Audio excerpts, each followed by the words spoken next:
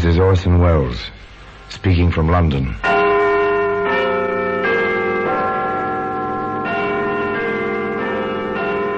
The Black Museum. The repository of death. Yes, here in the grim stone structure on the Thames, which houses Scotland Yard, is a warehouse of homicide, where everyday objects, a skillet, a screwdriver, a photograph, all are touched by murder.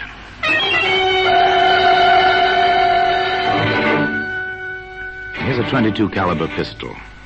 It's a familiar object. You've seen one or its picture. You've never touched one. An elegant little weapon.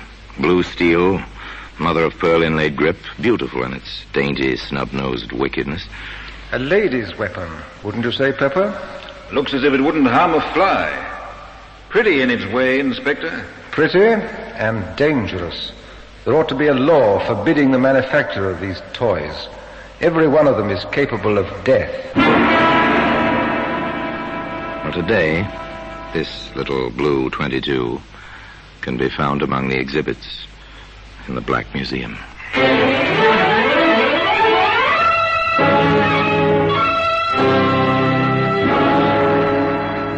From the annals of the Criminal Investigation Department of the London Police, we bring you the dramatic stories of the crimes recorded by the objects in Scotland Yard's Gallery of Death, the Black Museum. In just a moment, you will hear The Black Museum, starring Orson Welles.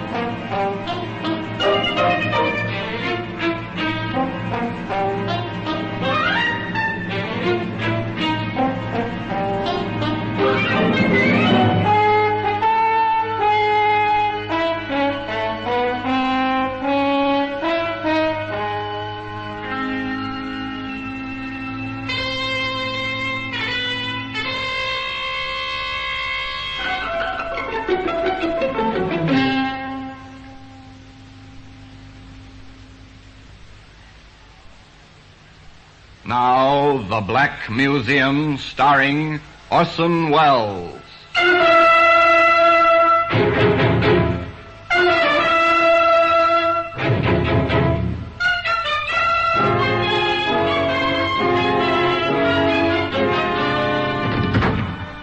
Well, here we are, in the Black Museum.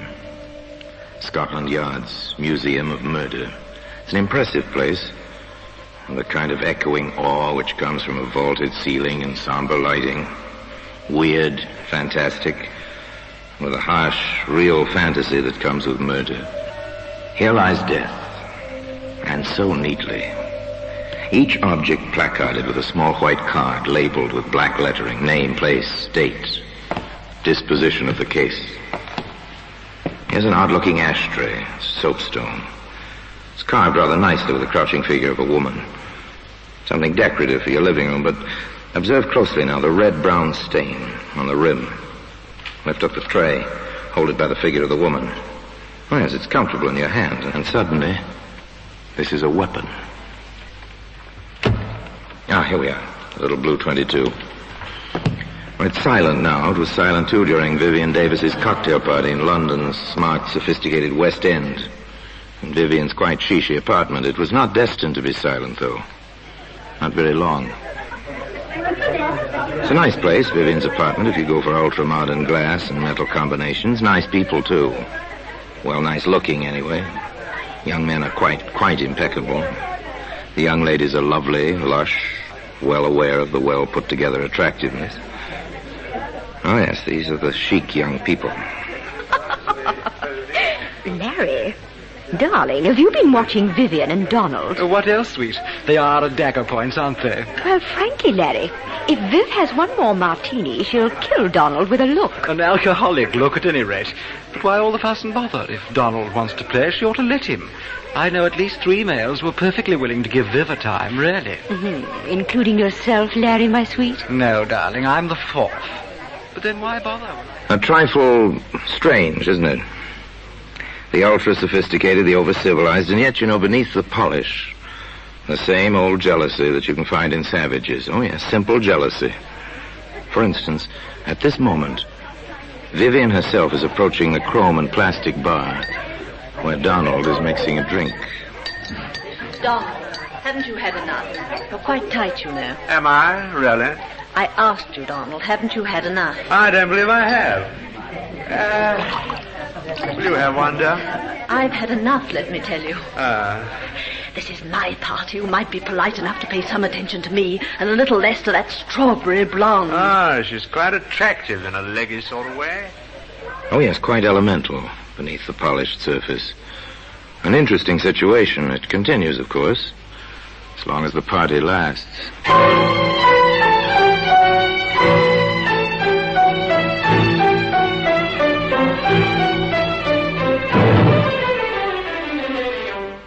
It continues, as a matter of fact, well past the end of the party, even to the moment when May and Larry are making their farewells. The last of the guests to go. Oh, it was simply marvelous, Viv, darling. Just delightful. I always adore your parties, Viv. The liquor flows like water. Oh, thank you both for coming. My little parties wouldn't be the same without you. Isn't that so, Donald? Huh? Yes, yes, of course. Coming, Donald, old son? Well, I don't exactly Oh, know. Larry, please. What? Oh, put my foot in it, haven't I? I'm sorry, old man. Au revoir, Viv. Let the martinis run again sometime soon. Bye, darling. Ring me, won't you? Oh, soon, darling. Quite soon. Donald's for it now. Did you see the look in her eye? Come along, dear. Don't be catty. Oh, I don't know. The party's over now. Silence descends on the carpeted hallway. For a moment or two. And then, through the muffling walls... You stupid little, silly little beast on that woman. Oh, stop it, Viv. I'm not interested in her. I Don't you make me look such a perfect idiot. Man versus woman. A jealous woman. Where does it go? Isn't it obvious? Of course. Somebody's bound to be hurt.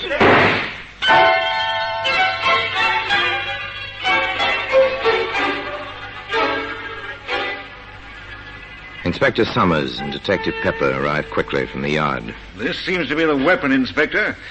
A .22. Blue steel, mother-of-pearl grip. A lady's weapon, wouldn't you say, Pepper? Looks as if it wouldn't harm a fly. Pretty in its way, Inspector. Pretty and dangerous. There ought to be a law forbidding the manufacture of these toys. Every one of them is capable of death. Funny, What is? the body out here on the landing. Yes. Well, we'll find the reason for that shortly. Not much blood. 22s don't make much of a hole. Stay here, Pepper. I want the pathologist to see the body before it goes to the morgue. You know the procedure. I'll be inside with the prime and only suspect. Yes, sir. I understand.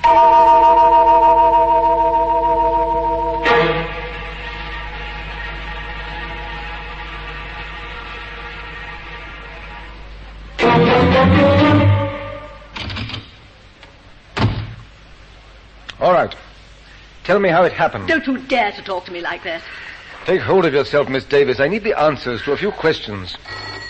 I'll answer that. Don't you dare. That's my telephone. Yes? No. This is Inspector Summers of Scotland Yard. I see. I'm sorry, Lady Munsey, you can't speak to your daughter just now. Yes, she'll be coming down to the yard. You can come there if you wish. Goodbye. Now will you leave me alone? You know who my mother is. Which do you prefer, to answer my questions here or to come down to the yard? I refuse to answer anything. That won't look well in the report, miss. Oh, get out of here. Get out. Take now. hold of yourself, Miss Davis. I've told you and told you. Donald and I were arguing. I suppose I grabbed the gun from under the pillow where I keep it. He tried to take it away from me. And next I knew there was a shot and he was mumbling something about his doctor. And then he was dead. No, now leave me alone. Leave me alone. Inspector Summers felt that further questioning was indicated. The location he chose was his own office at the yard. Where did you get the gun, Miss Davis? My husband gave it to me several years ago. Are you married? I was. I'm divorced. Inspector Summers thought of many questions. Where did you struggle over the gun? In the bedroom. I see. Why do you use linoleum for a floor covering in the bedroom? Oh, because it's easy to keep clean, and because it's chic, and because... Oh, what has that to do with Donald? I'm asking the questions, Miss Davis. Oh, yes, there were many, many questions. How long have you lived at that address? How long did you know Donald Martin?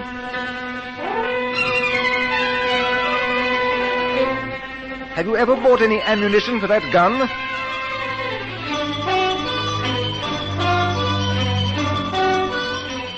What were you quarreling about? It went on and on. And finally... Very well, Miss Davis. We shan't hold you. But don't leave London. And your mother is waiting for you. You better go home with her. We're sealing your apartment.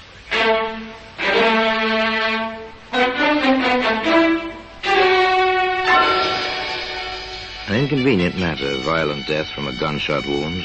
Apartments are sealed, people investigate. One's whole life is turned inside out. And then there are the experts. The scientific facts contradict some of Miss Davis's statements, Inspector. They do? For instance? There's no evidence of any scorching of the clothing round the bullet hole. From that fact and the spread of the smoke stain, I deduce that the gun was held from 3 to 6 inches from Martin's chest. As the blood ran down the chest, he must have been standing at the time. It would be practically impossible for him to hold the weapon himself in that position. Could he have clutched the barrel, say, in an attempt to take it away from Miss Davis? In that case, his fingers would be singed, or at least blackened. They're not. I do not believe that the man was touching the weapon at all when it was fired. An embarrassing conclusion, to say the least. There were other things. I've checked Martin's shoes at the morgue, Inspector. Well? If they struggled in that bedroom, on that polished linoleum floor, his shoes would have had to scratch the floor. They're leather-soled, and they have metal taps on the tips. Very good. Another discrepancy. Now, Pepper, I think we'd better have a bit of a talk with the neighbors. Are you certain of that, Mrs. Merritt? I am positive. It's not the first time they yelled at each other, those two, and the walls are thin. Do you have it down, Pepper? Yes, sir. They had a quarrel about 2 weeks ago. He left. She leaned out of the window, only half-dressed, and shouted at him, "Laugh, baby, laugh for the last time." And then she fired a gun at him. Thank you. Now then, Mrs. Merritt, before the shot last night, did you catch any of the words they said? His? Oh, no, sir. But, well, her bedroom is next to mine, and I heard her say, as clear as day, and at the top of her lungs, "I will kill you." Thank you, Mrs. Merritt. Anything else? No, sir. Very well. Let's go, Pepper. All right, Pepper. I think we have the makings of a case. Pick her up. We'll book her for willful murder. And today, the little blue 22, which was to play such an important part in the case, can be seen among the other exhibits in the Black Museum. In just a moment, we will continue with The Black Museum, starring Orson Welles.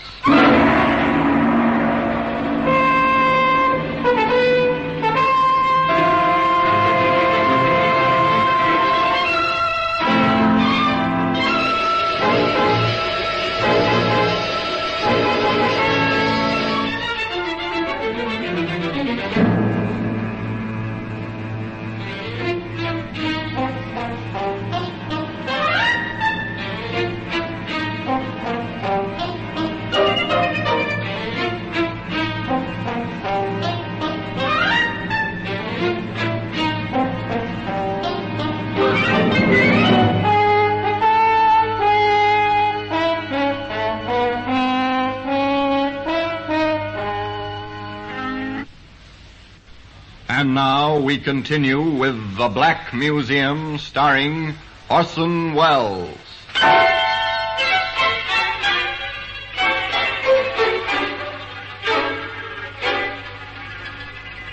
As the inspector said, they felt they had a case. The evidence was piling up.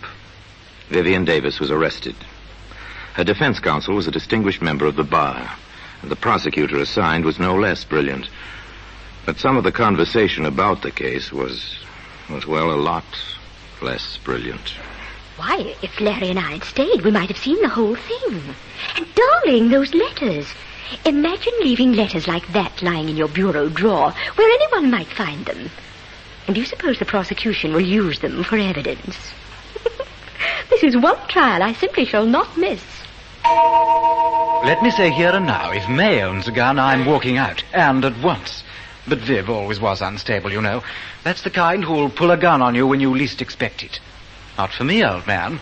Not for me. I always said she was no better than you'd think.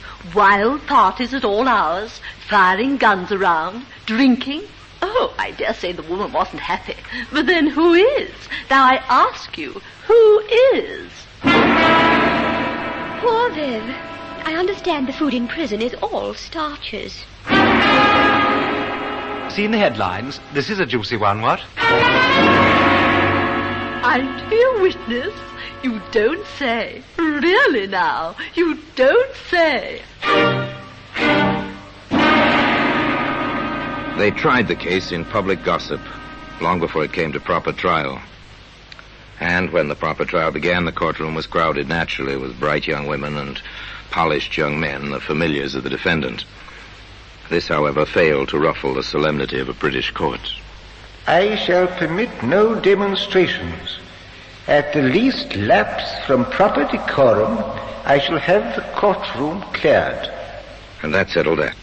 The trial proceeded. Vivian Davis, in simple black, sat in the dock between the two wardresses assigned to guard her. On the witness stand, the pathologist repeated his evidence and his conclusions for the prosecution. There was no cross-examination. With Inspector Summers, it was another matter.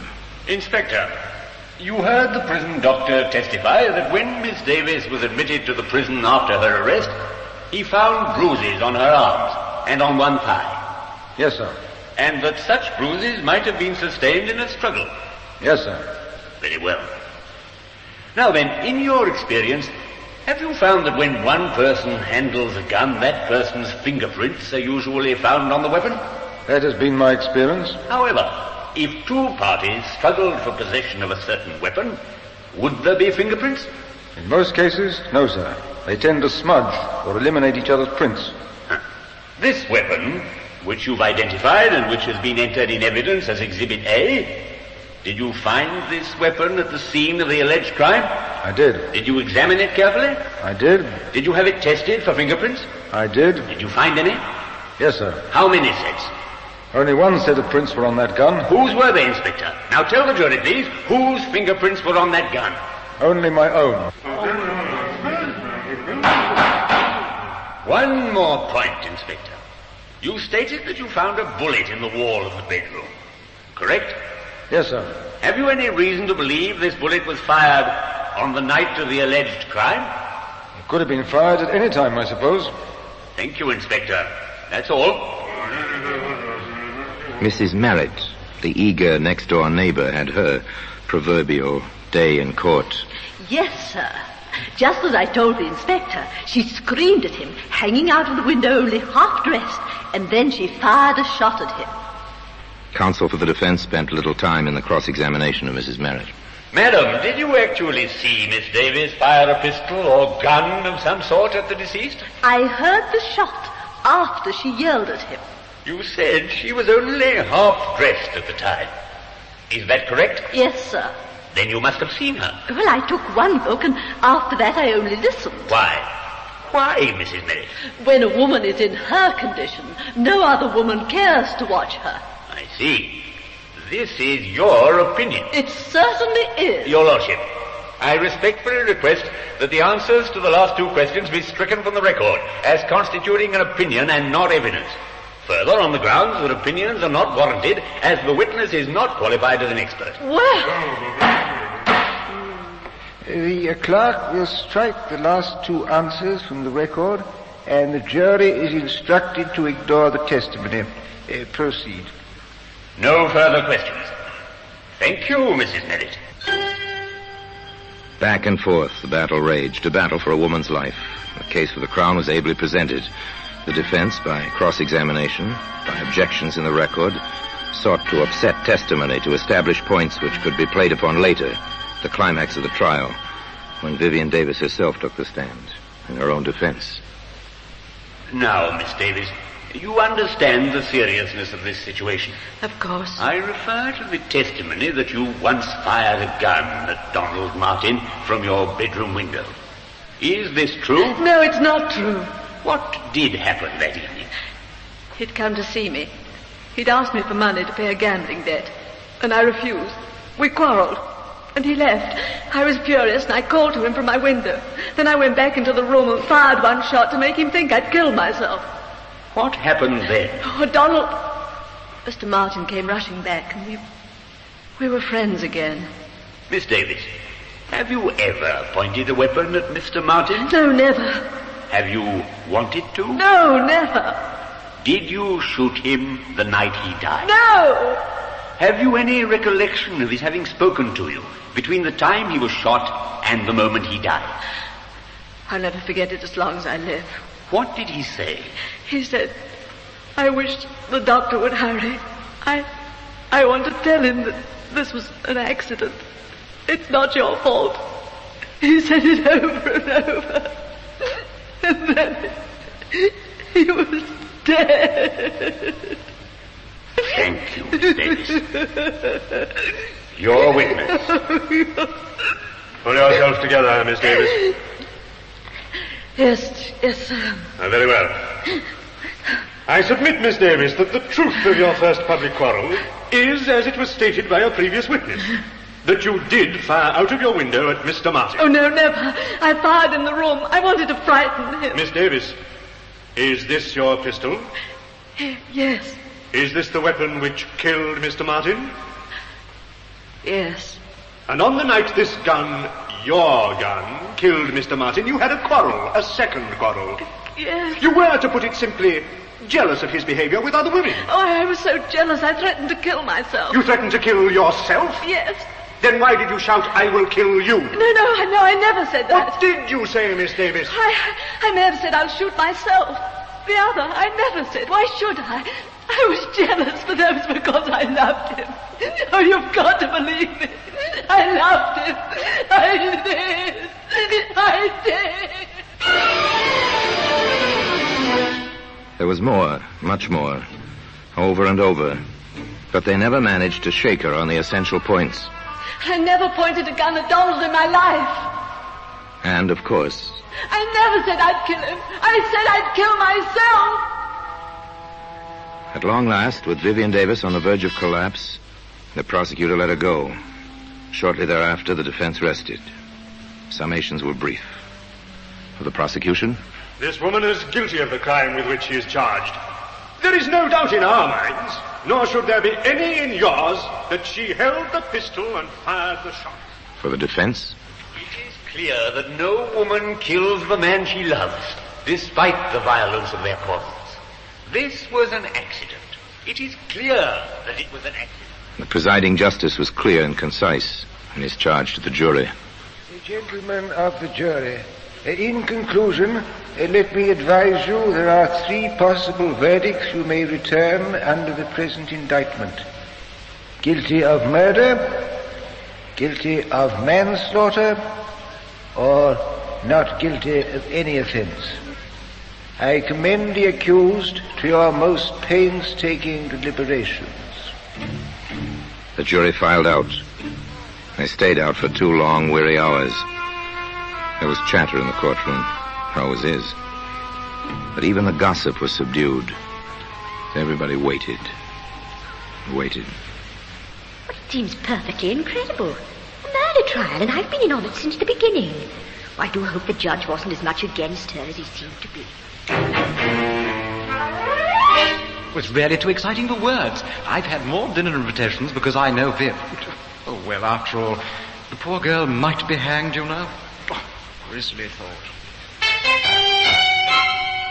Well, for my part, even if she gets off, there'll be one advantage. She'll never be my neighbor again, and that will be an improvement, I'd say. And at long last, the waiting was over. The prisoner arose in the dock at the judge's request. The foreman of the jury faced the prisoner in the court. The age-old formula was intoned by the clerk. Members of the jury, have you agreed upon a verdict? We have. Do you find the prisoner guilty or not guilty of murder? Not guilty. Do you find the prisoner guilty or not guilty of manslaughter? Not guilty. Yet, despite that verdict, the little blue 22 can be seen today among the exhibits in the Black Museum.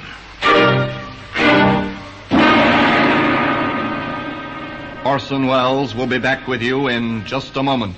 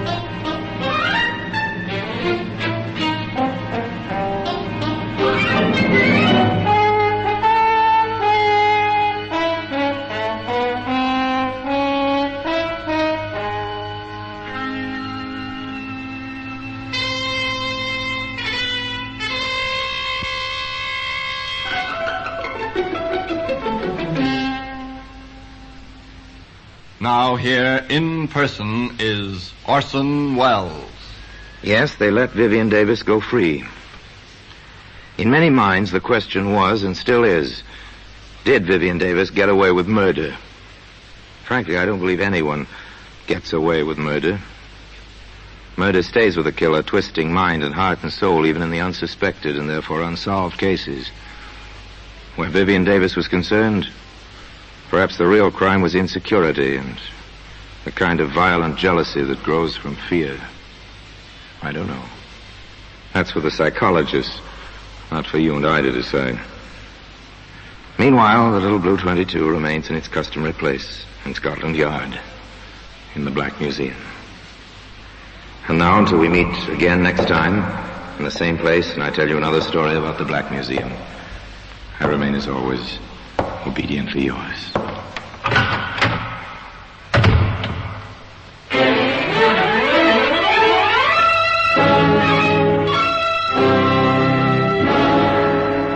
The Black Museum, starring Orson Welles, is presented by arrangement with Metro-Goldwyn-Mayer Radio Attractions.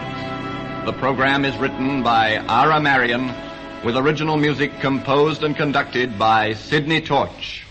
Produced by Harry Allen Towers.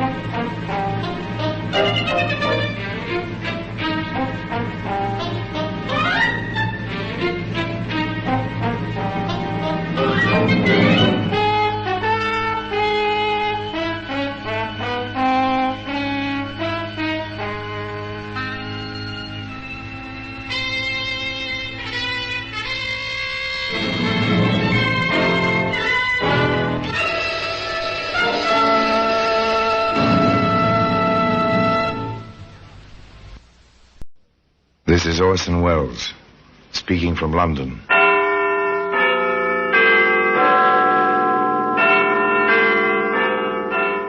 The Black Museum, a repository of death. Yes, here in the grim stone structure on the Thames which houses Scotland Yard, is a warehouse of homicide, where everyday objects, a kitchen knife, a roller skate, a violin string, all are touched by murder.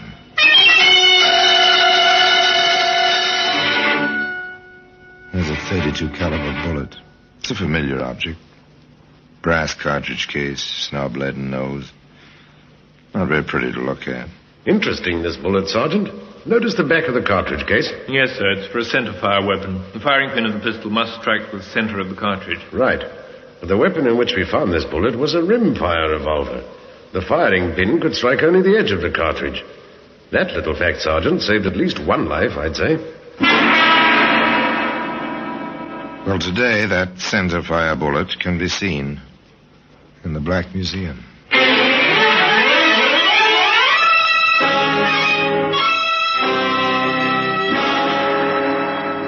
From the annals of the Criminal Investigation Department of the London Police, we bring you the dramatic stories of the crimes recorded by the objects in Scotland Yard's Gallery of Death, the Black Museum.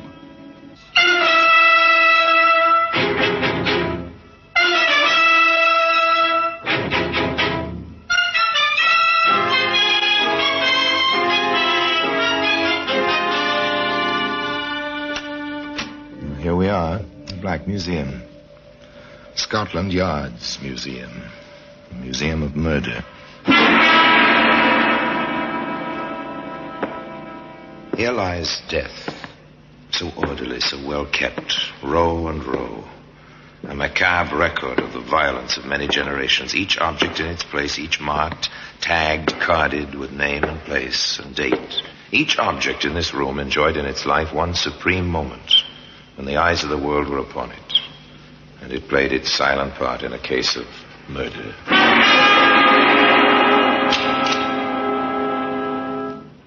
And here we are. Here's a jeweled ring, fit for a princess, but born of a mind like the Borgias.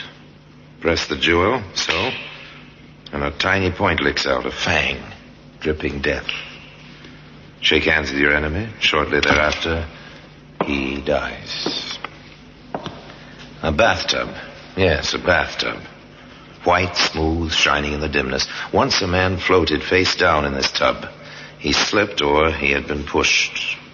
Was the mark on his skull caused by striking his head as he slipped, or by a blunt weapon? In any case, he drowned. I see. The .32 caliber bullet. Even here, lying so quietly, so somberly, it's ugly. This object was made for killing. As a matter of fact, it never did kill. That's the story. It began on a London street. A dark sedan drove slowly into the stream of traffic. And 3 young men in it. One seems quite a bit younger than the other. Even so, the car continues to cruise along.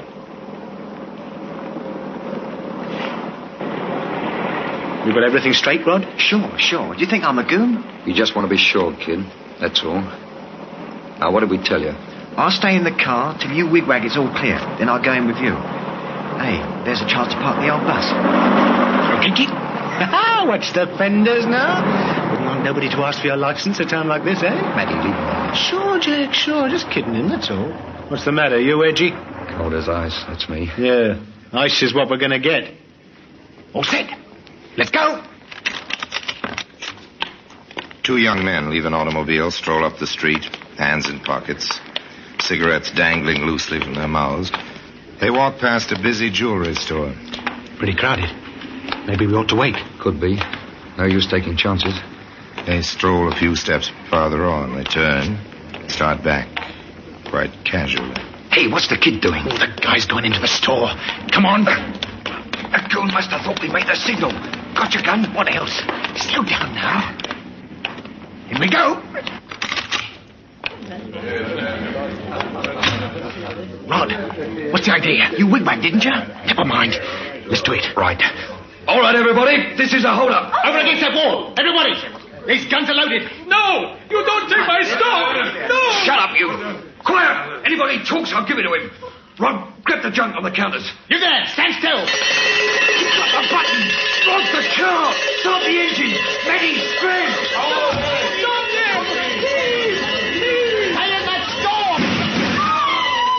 Jack, the truck. It's double parked. We can't get the car out. We're stuck behind that truck. Run for it, kid. That way. I can't get the car out. I can't. Come on, Jack. Keep moving! Stop, you! Stop! Stop! You're the thief! Stop! Get out of my way, you! I've got you! I've got you! Please! Now it's in the fire! Run, ready!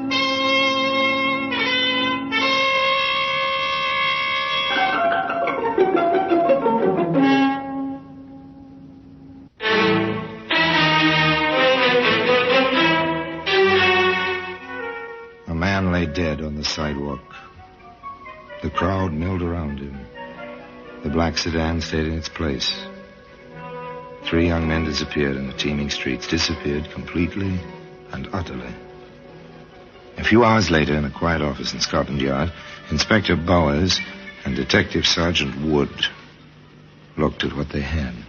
Not very much of anything, have we, Sergeant? No, sir. Descriptions which could be any of 100 men and 2 bullets. A 45 bullet from the woodwork in the jewellery store, and the 32 which killed that fellow. With no guns to go with them. Well, if those boys were smart at all, they've ditched the guns. Funny, you'd expect a lot more shooting in a thing like that. They were conserving ammunition. Oh, well, I don't know. Circularize the descriptions, what there is of them. That's about all for the moment. Yes, sir. 3 men, youngish, white handkerchiefs over there. And that was all. Now, where do you start among 8 million people searching for 3 youngish men who may be miles away by now? Well, the answer is you don't start. You wait. You have patience. And sometimes your patience is rewarded. Sometimes sooner than you expect. This is Wilson, Inspector. He's the cabbie who called in this morning. Ah, how do you do, Wilson? Sit down. Thank you, sir. Thanks very much. Wilson may have something on the jewellery store killing, sir. Yes, well, let's hear it, Wilson. Well, sir, I never thought about it till I seen the papers this morning. All about the hold-up and that poor fellow who got himself killed yesterday. Yes, go on, Wilson. Well, sir, I was taking my cab along Queensbury Road, about a block from the place where it all happened, when a fellow with a white thing round his neck hops on the running board. I've a fare, so I waves him off. Then I see him go into that big building, the Brook Building, I think it is, sir. Corner of Queensbury and Maidstone. You're certain of this, Wilson? Oh, yes, sir. Anything else? I'm not so sure of this, Inspector, but I think I saw another fellow run in the building after the one what jumped onto my cab. Oh, very good, Wilson. Well, you may have been quite helpful. Thank you very much. Thanks. Get your hat, Sergeant. We're going exploring. The reward of patience.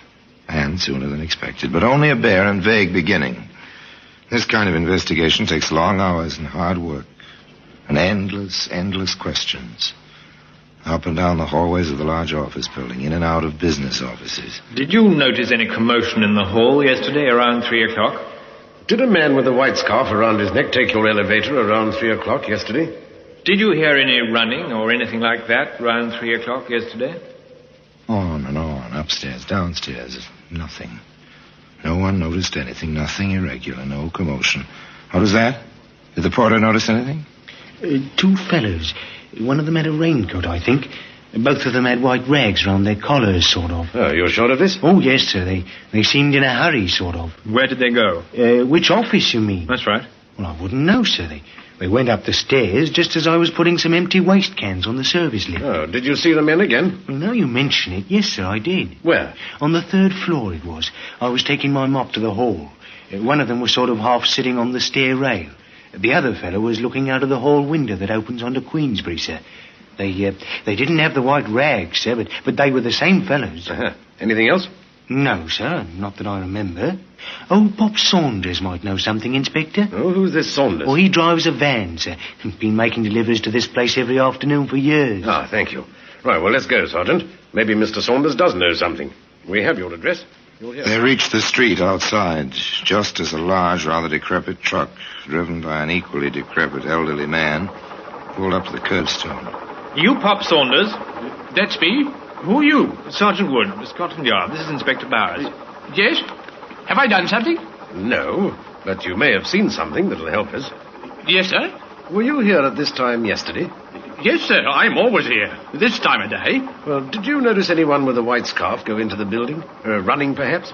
Oh, those 2. Yes, sir, I did. Funny thing, they seemed in such a hurry. One of them had a raincoat. They came out later. No scarves and no raincoat.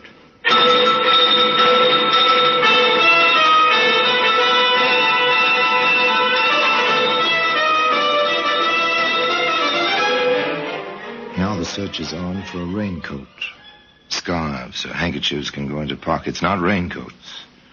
The Brook building swarms with police. Every nook and cranny is inspected.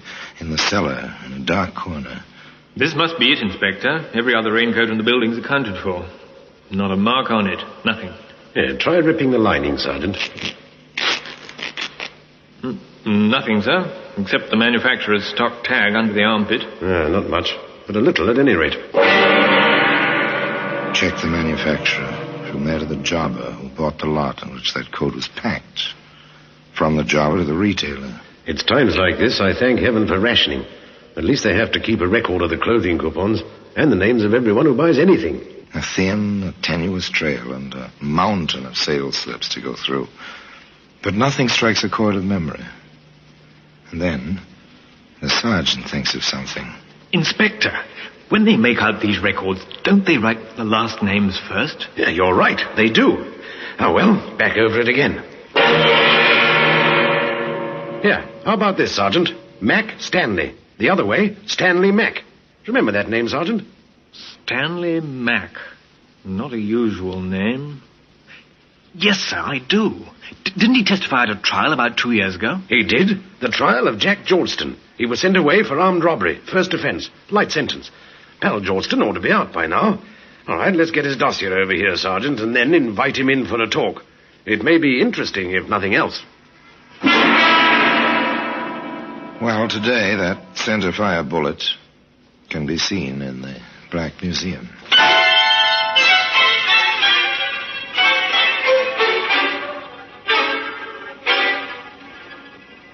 It was a long chance.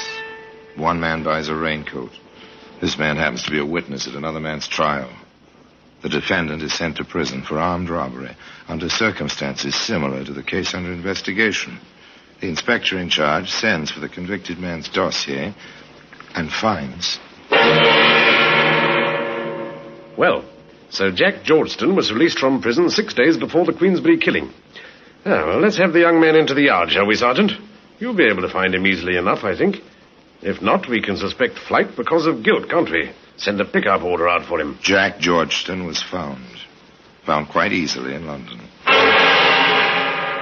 Look, you haven't that thing on me, Inspector, and you know it. Maybe, maybe not. Sergeant, show Mr. Georgeston the garment. Here it is, Georgeston. Do you recognize it? There's a million raincoats like that. Yes, but not bought by Stanley Mac. That coat. You know it? Yeah. Yeah, I didn't have nothing against the rain last week when I got out. So Stan gave me the coat. Oh, where did you lose it? I didn't lose it. I never lost nothing. Except a little time recently. Yeah, we know about that. I figured you did. Keep a civil tongue in your head, Georgeston, understand? Okay. Okay, I said. Right, now, since you didn't lose this raincoat, how is it that we found it? I loaned it to a fella. How should I know what he did with it? Oh, who had it? I don't remember. No. You receive a raincoat as a gift against the rain. Within a matter of days, you loan it to someone, but you don't remember to whom. That's right. I don't remember. You try him, Sergeant. Yes, sir. Speak up, man. Who had that coat? I don't remember. Well, maybe I can refresh your memory. The coat's hooked up with a murder. Now, who had it? I don't remember. I don't remember. That was Take the it or refrain. leave it, I don't remember. Nor could they make him remember. Finally, they let him go. There was nothing to hold him on. But Inspector Bowers said... I want a tail on him, Sergeant. 24 hours a day. We'll pick up his friends one by one and see where he leads us. One of those friends was a boy named Rodney Hamilton. Let me alone. I never did nothing. How old are you, Hamilton? 17, and you got no right. We happen to know that you've been away to a reform school, Hamilton. You were caught snatching ladies' purses 2 years ago. So what? I did me time. You don't keep very good company, son. Georgeston has been out of prison about a week. Well, we like each other. I'll pick my own friends. Where were you day before yesterday, about 2:30 in the afternoon? Home, in bed. Sleeping late, huh? Well, I was sick. Had a fever. We can check that, you know. Go ahead, check it. I was at home in bed. All afternoon, all morning, and all night.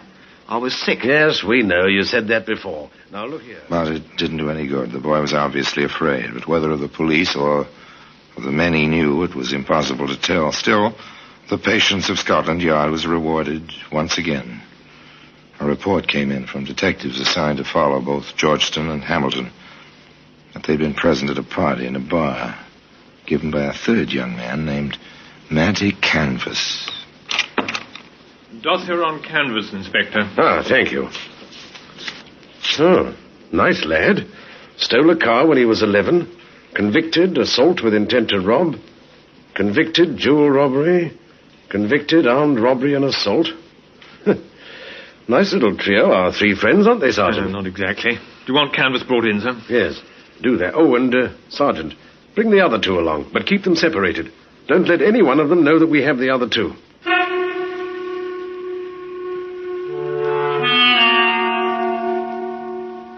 Nothing highly dramatic, merely routine, Scotland Yard routine, recognizable as standard practice by any policeman in any large city. Bring him in for questioning. And it always helps to have a few facts on which to base the questions. With this in mind, and knowing their underworld, Inspector Bowers and Sergeant Wood repaired to that certain bar where Matty Canvas held parties for his friends. Nothing much here. Well, there may be. Keep your ears open. Another pint of ale, please. Right you are, sir. Oh, here now, Larry. Let me wait on the gentleman. Seat yourself, Miguel. Seat yourself.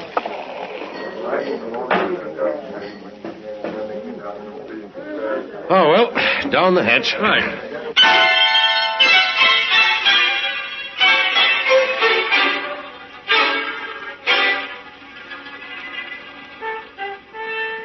Patience. Frequent the bar. Wait. Keep your ears open. Don't talk. Just wait. Say, Larry, you hear they picked up Matty? Yeah, and the other two. Rod, too? That kid? Well, I, for one, ain't sorry. Gives the place a bad name having kids around with guns in their pockets. Not bright. Canvas ain't bright, that's for sure. That's it, he'll get bunked out of 5,000 quid's worth of stuff. Gets mad and works the kid like that there, Rod. Oh, well, so it goes, I will say. Another couple of pints, please, miss. Oh, yeah, sure.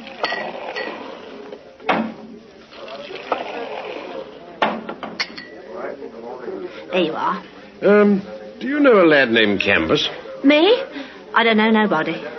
How about a kid named Hamilton? You think I'll keep track of everybody comes in here? Yeah, that would be difficult. I thought I heard you mention Mr. Canvas by name. So did my friend here. Then you thought wrong. We don't encourage conversation with the elder. No, I don't suppose you do. Care to have a drink on us? I'm not certain that I drinks with cops, mister.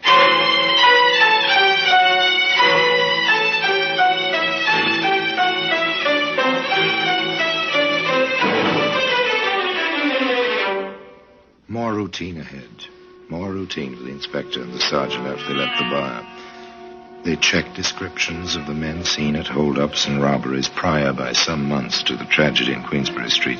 In one case, a description tallied with Matty Canvas.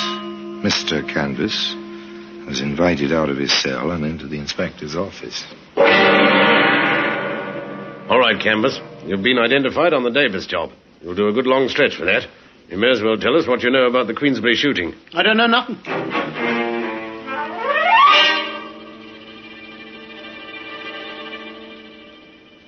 Turn King's evidence, Canvas, and you'll get off easily. Otherwise, it's a hanging matter. You can't pin that one on me. I was miles away. I can prove it.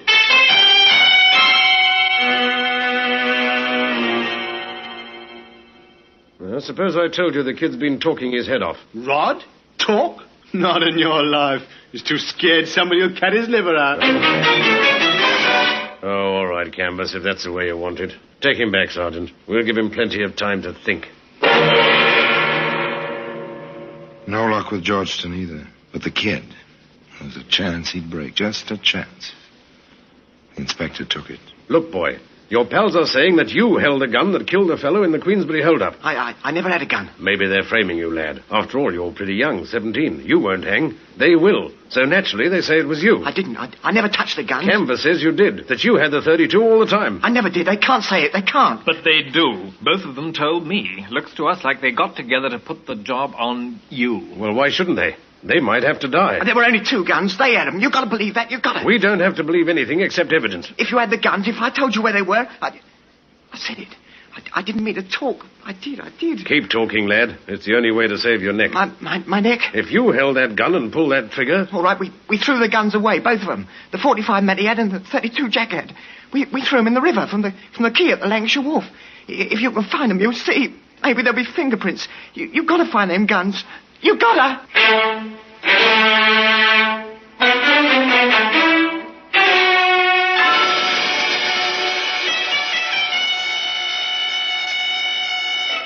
Ballistic report, Inspector. The 45 fired the bullet we found in the woodwork. The 32 killed the man in the street. And it's funny, half the cartridges in the 32 were rimfire. The other half was centerfire. Those didn't go off. If they had, chances are there'd have been a lot more murder. And today, if you're interested, you can find that centerfire bullet in a place of honor in the Black Museum.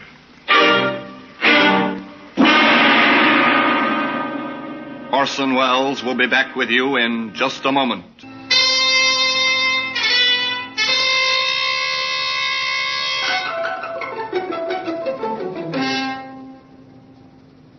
It's an accepted fact in police work that 80% of the occupants of our prison either were taught there or talked themselves there.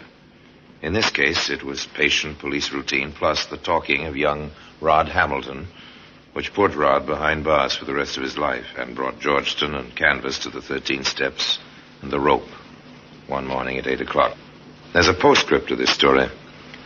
The use of a gun by an English criminal is rare. Nor in England do the police go armed in their normal course of duty. The Hamilton case was one of the more obvious symptoms of a post-war disease of violence. The death of Georgetown and Canvas was not without its effect on this disease. For days, weeks, and even months after their execution, pistols, guns, knives, many of them perhaps innocent wartime souvenirs, others of more dubious origin, were found by the police on rubbish heaps, disused gardens, on the mudbanks of the River Thames. The criminal world of London had come to terms with their traditional enemies at Scotland Yard. And perhaps, after all, the innocent man had not died in vain. The bullet that killed him, the centerfire bullet, remains in its customary place in the Black Museum. And now, until we meet next time in the same place, I tell you another story about the Black Museum. I remain, as always, obediently yours.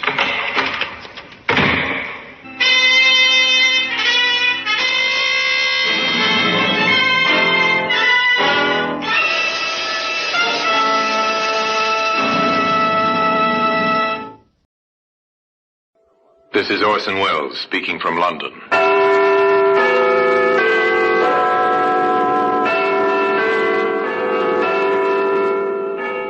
Here in the grim stone structure in the Thames, which houses Scotland Yard, is a warehouse of souvenirs. A warehouse where everyday objects, a hammer, a suitcase, a shirt button, all are touched by murder.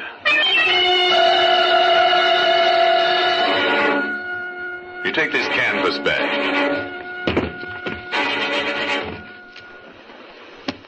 This canvas bag might give us a lead, sir. What's that writing on it, Sergeant? It's the name of a local merchant, J. Gregory, Northampton. Well, today that canvas bag can be seen in the Black Museum.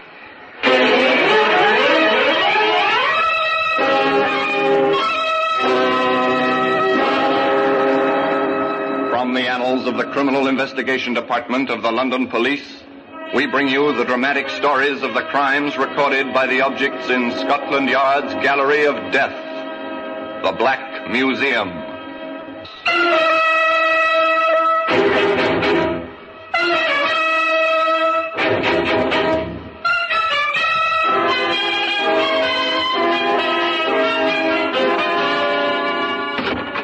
Well, here we are. In the Black Museum, Scotland Yard's Museum of Murder.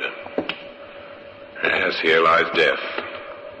All the ways and means of death. Guns, of course, abound in plenty, but there are other simpler objects, things that were never meant for murder. Now, this gold trophy. A famous sportsman climaxed a great career by winning this. Later, it was an exhibit in his trial. It was proved he had used it to batter a man to death. Here's a knitting needle, perhaps used to knit for absent friends, for children not yet born. Then it was put to more lethal use, to end a life. Here we are. Here's the canvas bag. It was once a bag used to hold provisions in a Northampton grocery store. Later on, it became more famous, but we anticipate. Let's begin the story not with a canvas bag, but with a certain young woman who at her home in Birmingham was packing her suitcases.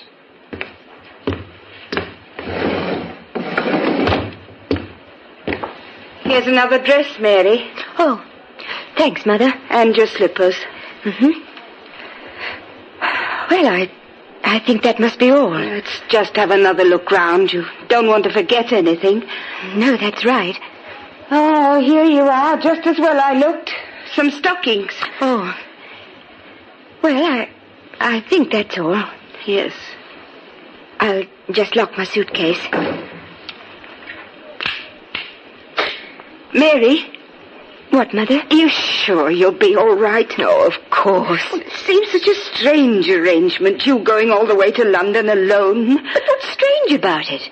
Tom's working in London, saving for our passages to Canada. He can't come to fetch me. Travel all that way alone. Oh, Mary, let me come with you. No, Mother. I'm not a child. You're an almost married woman, but that doesn't mean your mother still can't worry about you. Mother, really? Look, I'll be perfectly all right. Tom and I are getting married when I reach London. A month later, we'll be on our way to Canada. And we'll lose you. It's so sad.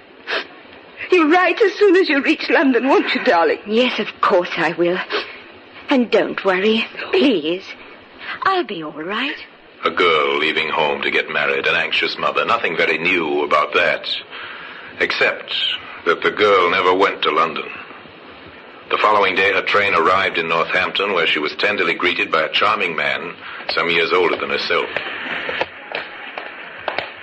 Hello. Hello. Here I am, Mary. My dear Mary. Oh, darling. I've been waiting here for a moment. I thought you... What, that I might have deserted you? Hardly, my sweet. Did you have much trouble with your family? Yes, a little. Dad was anxious, and you know what Mother is. She worries terribly. Yes. You told them the story about meeting Tom in London. Uh-huh. And they believed it. Oh, good. Oh, darling, it's wonderful to be with you. Come, Mary. I found lodgings in St. John's Street. Oh, good. But listen, since you've told your parents you were meeting Tom Reynolds in London, we might as well continue the deception, eh? How? Well, to the landlady, you'll be Mrs. Reynolds. And I, of course, shall be Mr. Reynolds. It might be better if you called me Tom.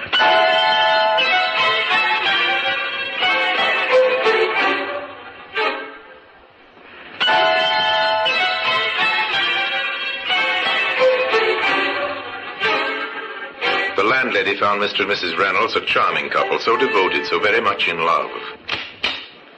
Good afternoon. Good afternoon. I'm Mr. Reynolds. I wrote to you about a room. Oh, yes, Mr. Reynolds. I was expecting you today, just like you said in the letter. And this is my wife, Mary. Pleased to meet you, Mrs. Reynolds. I expect you'd like to see the room right away. Yes, I would. Well, if you'll just follow me. There's only one flight of stairs. Let me carry the bag, dear. It's too heavy for you. All right. Have you any idea how long you'll be staying, Mr. Reynolds? Well, I can't tell you at the moment. It depends on circumstances, doesn't it, sweetheart? Yes, dear.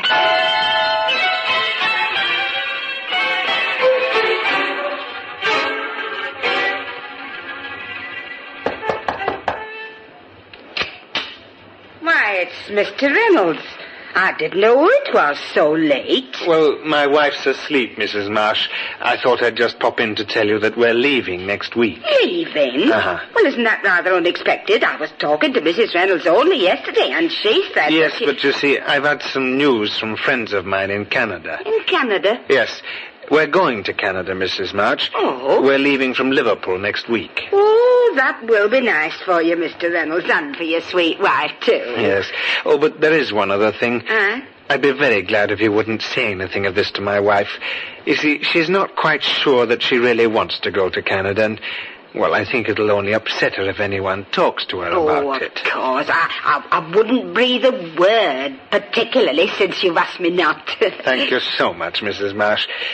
We'll be giving up our room on Friday. I'll arrange for a car to call for the luggage early in the day. So considerate, the landlady thought. Such a gentleman. On Friday morning, she said goodbye to the couple with reluctance. At least she said goodbye to Mr. Reynolds, who explained that his wife had gone ahead to the railway station. But even the nicest of lodgers are only a passing memory in a landlady's mind, and she might never have thought of the young couple again if it hadn't been for the events that occurred some weeks afterwards. On the high road from Rugby to Northampton, two men were walking home after work. Well, Bat, what do you think of the team's chances on Saturday? They'll want to be better than last week, eh, Sam? Yeah, I should say so. Hey, look down there in the ditch beside the road. What do you see? Oh, wait a minute.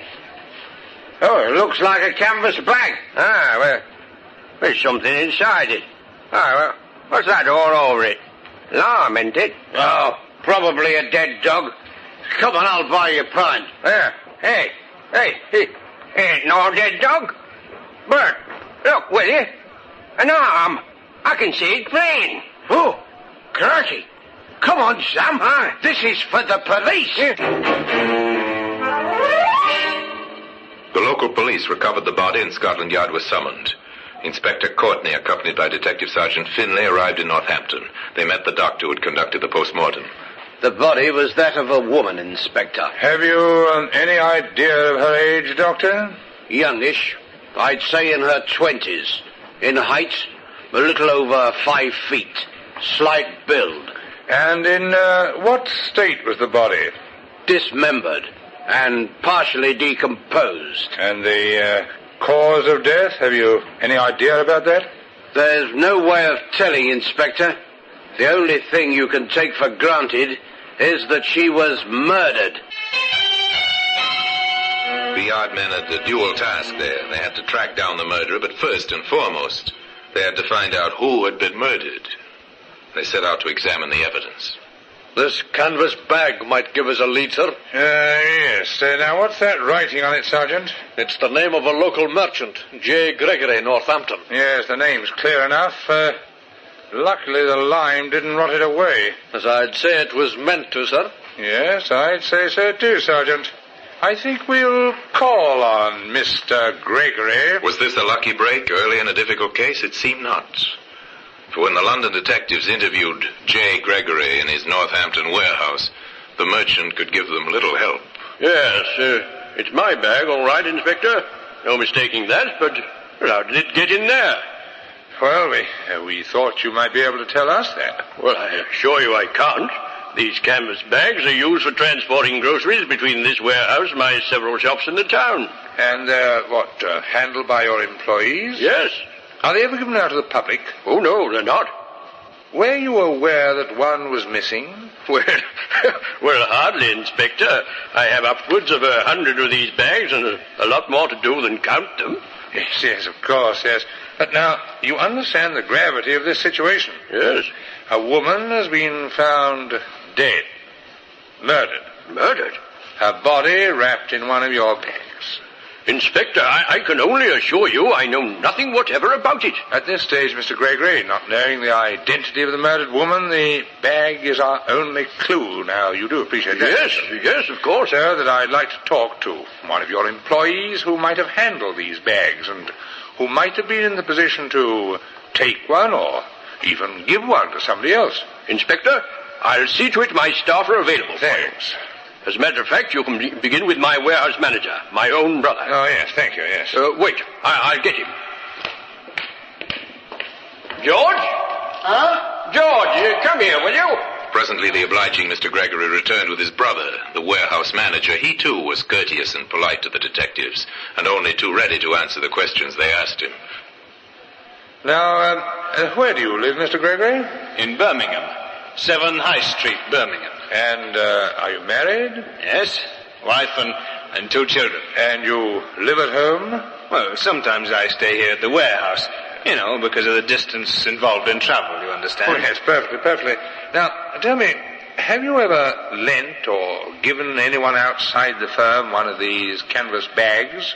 Well, I don't like to mention it, but... Well, go on, George. Tell the inspector whatever he wants to know. Did you give away one of these bags? Well, yes, as a matter of fact, I did, John. I know it was against regulations, but...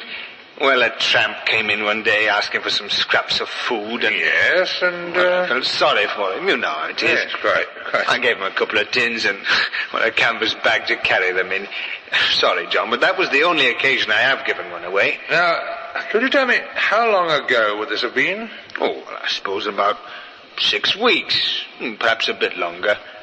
I'm afraid I can't remember the exact date. Well, thanks very much, Mr. Gregory. I don't suppose you can help us in this matter of the murdered woman. I mean, you've no idea who it might be. Well, none whatsoever, Inspector. I'm sorry. Well, thank you very much indeed, gentlemen. Good day to you. Good day. The inspector left the warehouse deeply disappointed. It seems that the trail led nowhere. For the inspector believed this story of the tramp that George Gregory had told him. There's no reason why he should not have believed it. But today, evidence that proved the lie can be seen in the Black Museum.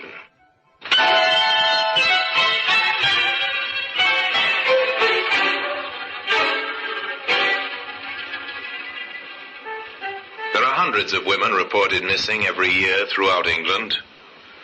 Now to the local police stations throughout the land, the messages went out in a long and slow search to find the identity of the murdered woman. Desire information on any woman reported missing within past 2 months. Special attention to young woman about 5 feet in height, of slight build, well dressed.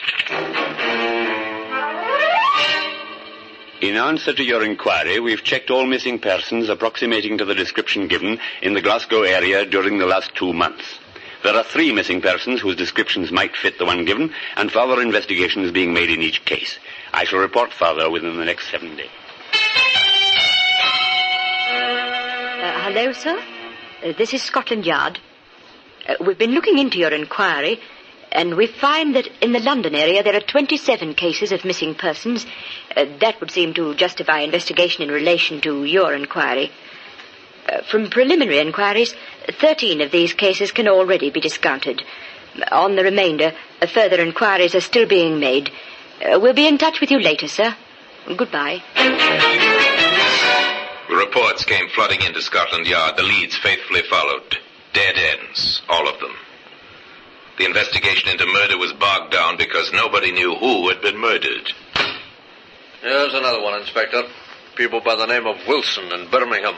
Worried about their daughter. Oh, I never knew there were so many youngsters who run away from home. Well, still, have it checked, Sergeant. Right, sir. Another patient inquiry begins. When did your daughter leave home? Where was she going? Have you heard from her? The questions were asked, the answers were written down, and the result was sent to Scotland Yard. Wilson, yes. Number 9 High Street, Birmingham. Left for London to marry a young man named Tom Reynolds. Seems like she didn't get there, sir. Yeah. The family had a letter from Reynolds, just a sort of friendly note, no mention of the girl. I understand young Reynolds went to Canada, sir. He was once engaged to the girl, but they broke it off. Oh, yes? The next thing, when he was in London, the girl had a letter from him asking her to marry him and go out to Canada. Yes, but did the family see the letter? No. It was all pretty hurried. They were upset, but she seemed to be able to get her own way. Oh, I've heard this kind of thing before. Now, I wonder who the man was. Not Tom Reynolds, that's certain. His letter to the family is enclosed there, sir. Oh, let's see it, Rev. Yes, wait a minute. Now, rough crossing, how is everyone? Misspelled neighbors. No, he doesn't mention her. Now, what was her name? Mary, sir. Mary Wilson, 9 High Street, Birmingham. Sergeant, that seems familiar. To me too, sir. I can't quite place it, Wait a minute, I've got it. What, Inspector? George Gregory, that warehouse manager. His address is 7 High Street, Birmingham. Number 7? Well, that means he lives next door. Patience had paid off again. Careful and painstaking methods had given them a new lead, or rather, the renewal of an old lead. For the canvas bag had first led them to the Gregory warehouse. The detectives went back to Northampton, back to interview George Gregory. Mary Wilson, Inspector? Well, of course I knew Mary Wilson. Now, tell me, when did you last see her, Mr. Gregory? Oh, some time ago. She went to Canada, you know. She married a young chap named Reynolds. Yes, but did she marry him? Well, to the best of my knowledge, she did. You said, I knew Mary Wilson. Mm-hmm. Why the past tense? I don't know.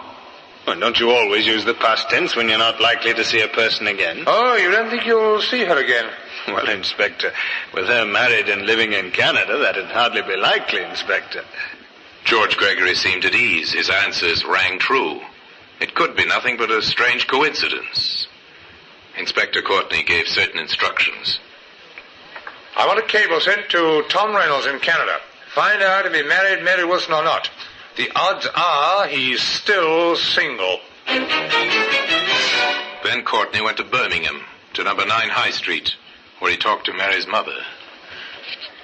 I don't want to alarm you, Mrs. Wilson, but I'm from Scotland Yard and I want to make certain inquiries. Scotland Yard? Oh, my Mary's done nothing wrong, has she? Of course not, no.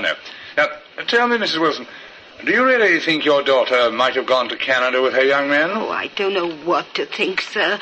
I was always puzzled. I mean the way she seemed to patch things up with Tom. Yes, did you question that? No, I didn't say much. I was glad, really. About her marrying the young man? Yes. Well, you see, for a while I was worried there was another man she seemed to like, but too much, if you know what I mean. Oh, you disapproved? Oh, Mary was never one to take criticism, but I didn't like it, I can tell you. Was the other man older? He was, old enough to know better. Him with a wife and 2 children of his own. I tell you, I was relieved when I thought Mary was going away to marry Tom Reynolds. Now, there's one more question I must ask you, Ma'am. Yes, Inspector? The name of this attentive gentleman. Well, I don't like to make anything of it, mind. No, but I'd like to know his name. Well, he happens to live next door, and his name is George Gregory.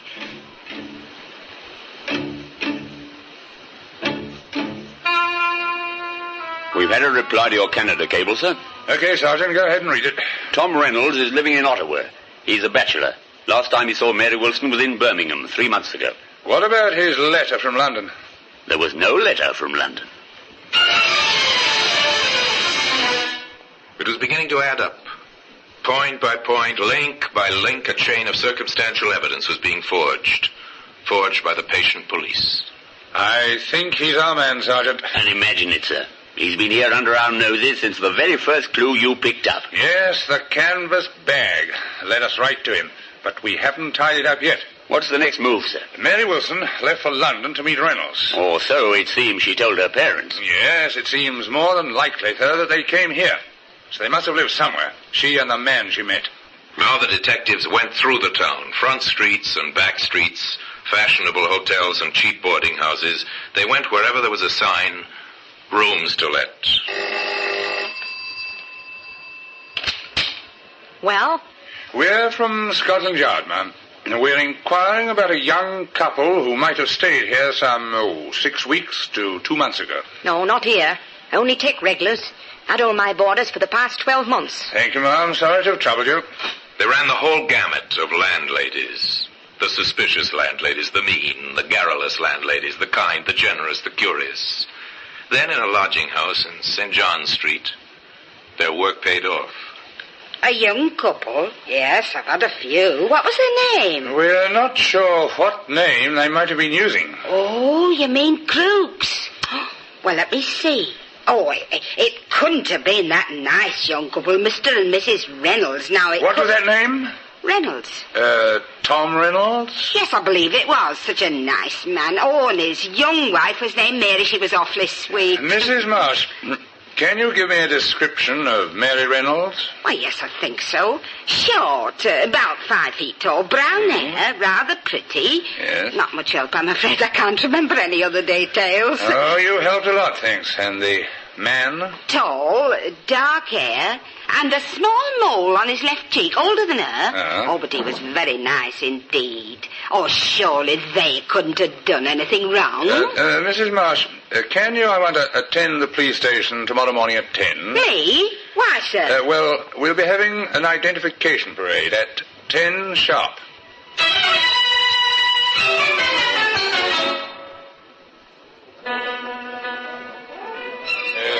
All right, quiet, everyone.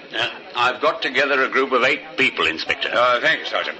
Mrs. Marsh, I want you to try and identify the man you knew as Tom Reynolds. All right, Inspector, but really, I know he and his wife went to Canada. Nevertheless, if you don't mind, just walk slowly down the line and examine each man. Eight men. A couple of detectives, 2 men taken out of the cells, 1 recruited off the street, and in the middle of them, a protesting, indignant George Gregory. It's not this man. Nor this. No, not him either. Why, Mr. Reynolds! Gregory, grab him, man! I got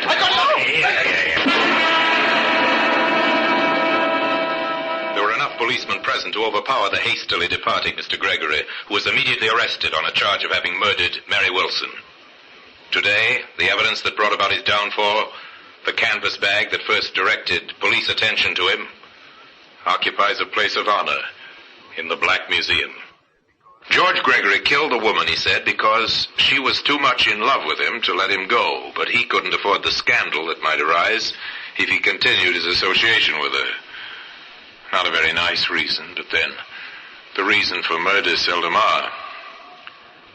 Anyway, George Gregory was tried and convicted, and paid for his crime one morning at 8 o'clock.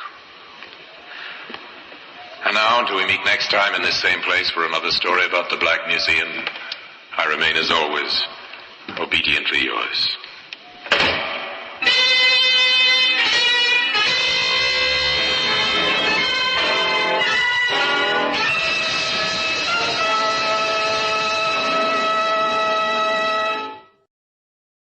This is Orson Welles, speaking from London.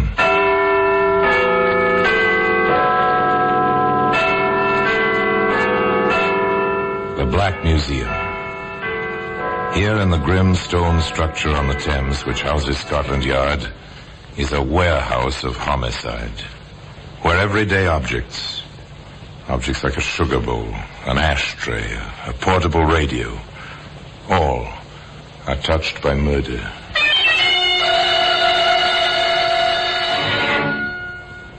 There's a hammer. A hammer, that's a familiar object. Everybody's used one at some time. To drive a tack, or pull a nail, or loosen a window sash, or what have you. Nearly everybody has, at one time or another, taken part in a conversation like this. Beg pardon, ma'am. Could you pass me my hammer? Your hammer? Oh, yes, of course. Thank you, ma'am. You're not going to use that hammer on the tiles over my fireplace. No, ma'am. Not on the tiles over the fireplace. Well, today, a hammer, an ordinary hammer, but with a very strange story attached to it, can be found in the Black Museum.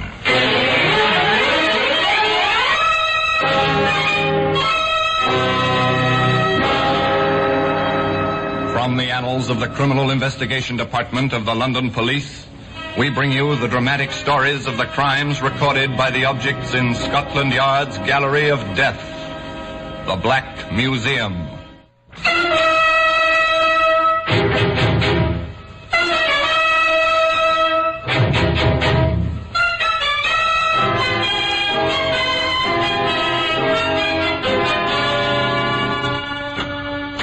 And here we are, the Black Museum. Scotland Yard's Museum of Murder. Yes, within this room is proof that anything and everything may be part of homicide. Yes, here lies death. Death entombed in glass. Death on endless shelves. Murder on exhibition. Tabulated, indexed, guarded, filed. Here's a length of wire. Wireless antenna, sleek, shining, coppery, designed to bring pleasure to the human ear. This wire missed the ear. Instead, it was wrapped around a soft, white neck. Twisted. Perfect garrote. Here's a cigarette lighter. It's dainty, jeweled, monogrammed, stolen from its proper owner, and then flicked, lighted, applied to no cigarette. The victim had a bad heart. Who was to know this? Question. Was it murder? Answer. Yes. Here we are. It's the hammer. It's a claw hammer with two curved blades designed for pulling nails. It's heavy, well balanced, perfect tool. One Saturday morning it rested in a canvas bag. The owner rang a doorbell in Oxford.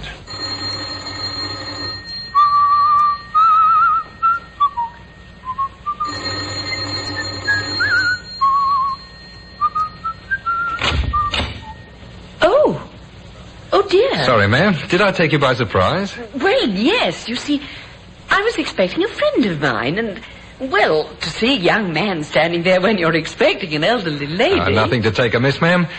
My card. Oh, thank you. James Knight, house repairs while you wait. Oh, well, thank you, but there's nothing wrong with my house. That's what everybody says. Only I don't mean the house itself. I mean the household. Furniture and the like. It's the little things gets people talking. Well, I'm sure I don't need anything done. Now, you take your doormat, ma'am, right there. Look, along the edges. The binding's going. You notice it now? A stitch in time, as the saying goes, and you'll not be needing a new mat in 6 months. Well, I do declare. You're right. Now, ma'am, if you'd just let me check your house, I'd be willing to bet I'd found a dozen little items. Cost you a few pence now, help me to earn my living and save you pounds later. Now, can I come in, ma'am? Thank you. You are a smooth talker, aren't you, young man? Oh, I need to be in my business. Now, if you'd just show me your living room... Through the portiere, right there. Yes, a very nice room. Blends with your personality, if I may say so. Now then, right to work. Tools down. Well, we'll just look about. I'll bet anything you want, I'll find a dozen things need fixing. Now he's inside. He notes the room. He's well aware of the brass crucifix on the mantel shelf, the prissy draperies at the windows, the antimacassars on the mahogany-framed horsehair chairs. It's almost a museum. Now, you take this chair, ma'am. The leg's loose. Bound to be. The glue dries out. The wood shrinks. Well, you know. Well, I never noticed it. You wouldn't, ma'am. Takes an expert's eye. A drop of glue today saves a new chair tomorrow. And they don't build furniture like this nowadays. No, I dare say they don't. Oh, dear, it's my telephone. No one to answer it? Well, the girl who stays with me has gone to the country. Bank holiday weekend. She won't be back till Monday night. Well, you just answer it. I'll be all right. Oh, beg pardon, ma'am. Mm-hmm. Could you pass me my hammer? Your hammer? Oh, yes, of course. Oh, thank you, ma'am. You're not going to use that hammer on the tiles over my fireplace. Oh, no, ma'am. Just tap them with the wooden handle. See if they're loose anywhere. Oh, you can trust me, ma'am. You just answer your telephone. Oh, dear, yes, of course, the telephone. Hello? Why, Caroline.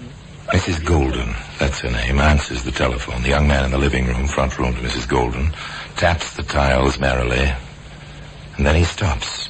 He looks around, looks at things, and quickly in a few things. He shuts the desk just as...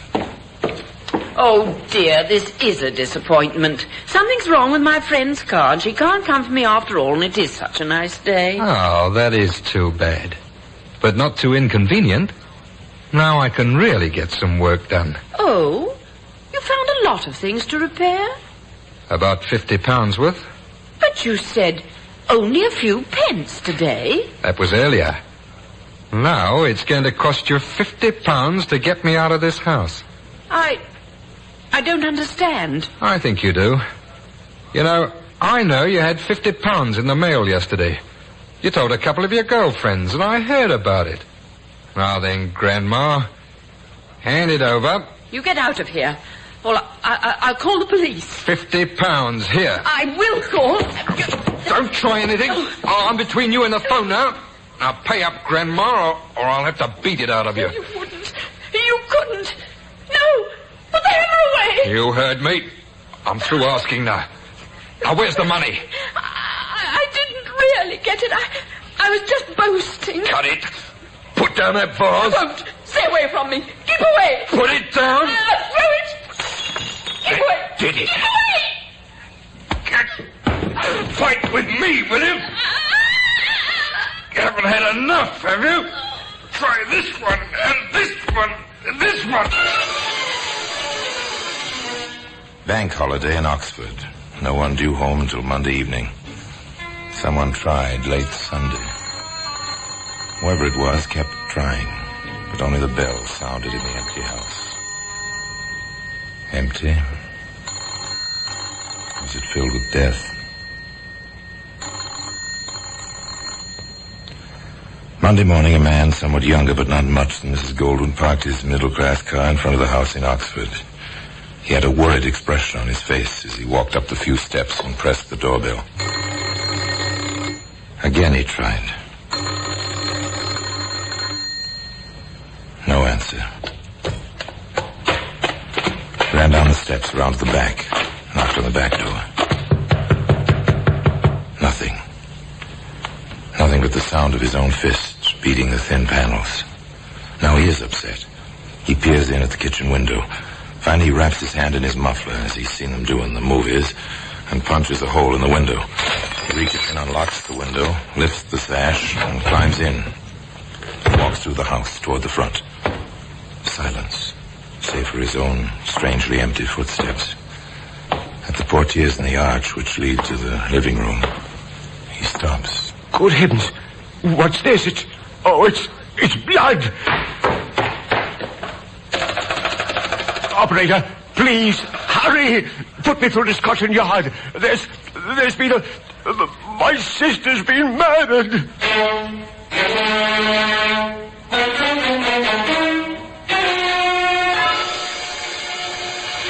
Well, that's how it comes, you know. First the bitter shock, the cry on the telephone, the hurried, incoherent report, and then the cars racing through the streets, pulling up, the men piling out, invading a once peaceful home. Mrs. Golden was your sister, Mr. Bevan. That's right. I can't understand it, Inspector. I just can't. I know how you must feel, and you want to help us all you can. Of course, of course. Well, then, time is very often the essence. I'll have to ask you a few questions right away. I'll try to answer them. You told us you broke the back window yourself, right? Yes, that's right. When she didn't answer the phone Sunday evening, I began to worry. I drove here this morning. The doors were locked and no one answered the bell. I broke in. I suppose I should have called a constable, but I didn't... I understand.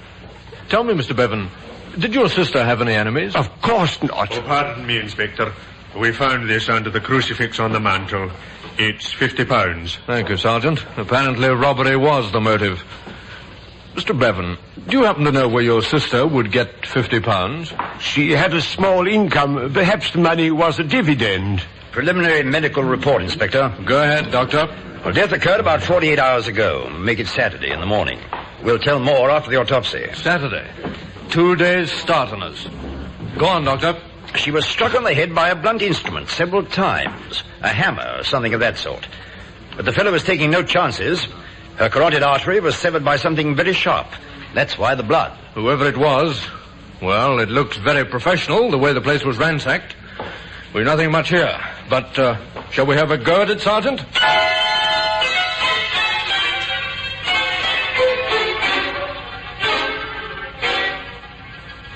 Well, they had a go at it, the inspector and the sergeant. There's nothing in the woman's house. Not even a smudged fingerprint. But, as Sergeant Marshall put it... I've seen this sort of thing before. Looks like a house-to-house canvasser to me, Inspector. It has that familiar feel about it. Routine, Sergeant. Routine. Door to door, up and down the street. Questions. Did a canvasser call here Saturday morning, ma'am? Leave a card or anything? Do you remember anyone ringing the bell to leave a card, sir? Wanting to do repair work? Thank you, miss. Yes, you've been quite helpful. 5 houses up the street, 5 down the street. And strangely enough, results. A bit too careful, Mr. Knight. Too careful, Inspector? And too smart for himself. He left his card at all the houses on the street, and this one in the middle, he picked up the card before he left Saturday morning. Foolish. Bound to attract attention to himself. Knight. James Knight. It's familiar. Joe Knowles. His favorite alias is James Knight. Oh, I remember now, sir. 2 years in Dartmoor. Assault and battery on an elderly lady. Right. Well, call for a car, Sergeant. We may as well check the address on this card. Mr. Knight? Oh, yes. He used to live here. I see. Used to live here. Well, been packed up and gone these 2 months now. Quiet sort of fella, though I didn't cotton to him much. Thank you, ma'am. Thank you very much. Welcome, I'm sure. Not 2 days behind, Inspector. 2 months. We're not doing too badly, Sergeant. We know when and how he got in. We know how he committed the crime, and we've got a good idea who he is. Not too badly, Sergeant. No, not too badly. But the inspector forgot to mention the most important clue of all. The murder weapon. That selfsame hammer, which can be seen today in the Black Museum.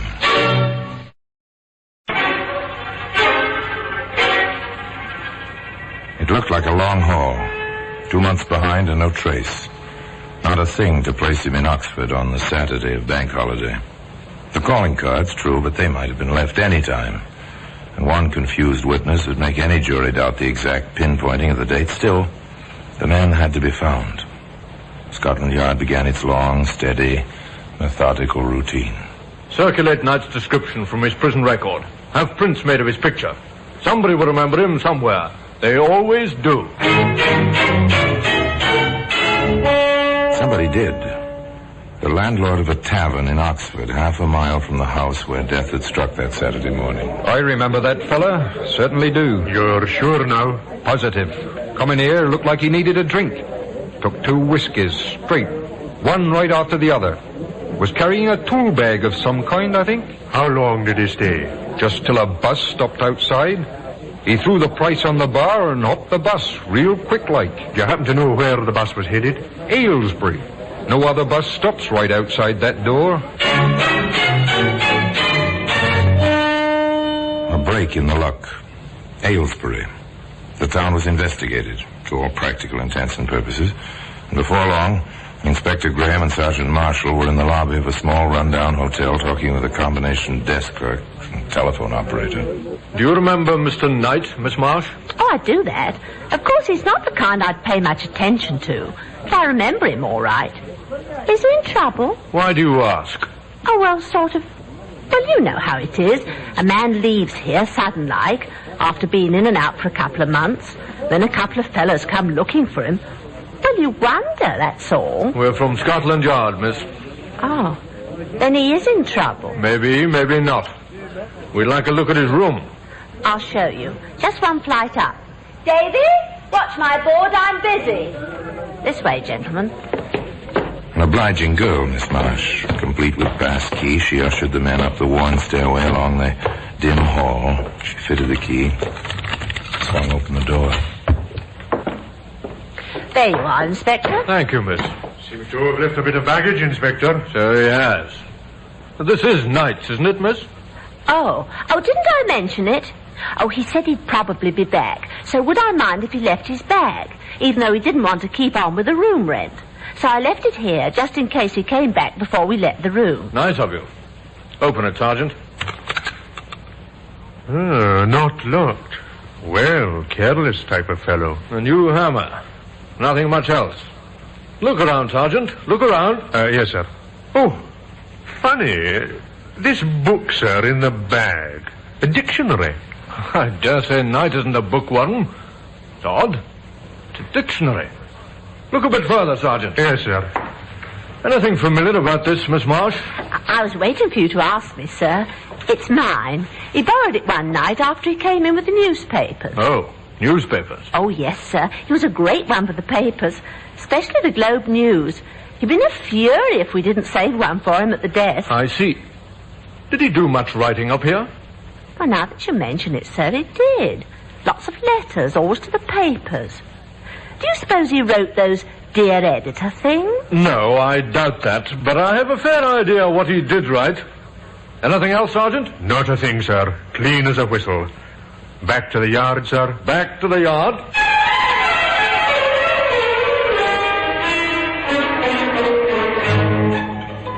Odd, the man said. Odd indeed. A hammer which may be a murder weapon side by side with a dictionary. A possible killer writing letters to the editor. Or were they letters to the editor? Inspector tackled the hammer first. Canvass every ironmonger and hardware dealer in Oxford. Find out which carries this make of hammer. Check their sales slips for that particular Saturday. Try to jog the salesman's memories. Find out where that hammer came from. And then the dictionary, the newspapers and the mail. Ever look into the Globe News, Sergeant? Sometimes, sir. I'm not much of a crossword puzzle fan myself. Yes, Sergeant. Our Joe Knowles, alias James Knight, is obviously a crossword puzzle addict. I think we're due for a literary detail at the Globe News, with samples of our friend's handwriting from his prison record. Hop to it, Sergeant, and keep your eyes open. It turned out to be quite a problem. 10,000 entries per week in the Globe News' puzzle contest with the average number. Not a pleasant prospect. Not at all. Stolidly, the crew from the yard started to go through 10,000 puzzles, checking against the photostatic copies of James Knight's handwriting. The second morning at the John. Inspector Graham here. Sergeant Marshall, sir, at the newspaper. You found something, Sergeant? Not in the file, sir. In the morning mail. From Brighton. An entry in the latest contest. Address 912 Leader Street. Name of John Kinder. But there's no mistaking the handwriting. They'll do it every time, won't they? Joe Knowles, James Knight, now John Kinder. Yes, sir, I noticed. Always the same initials on the aliases. J.K. this time. Bring the puzzle and the envelope. I'll have him picked up in Brighton. 912 Leader Street, you said? 912 Leader Street, Brighton, England. The order moved swiftly now on the teletype along the wires from the banks of the Thames across the North Downs to the South Downs, the famous resort city on the English Channel.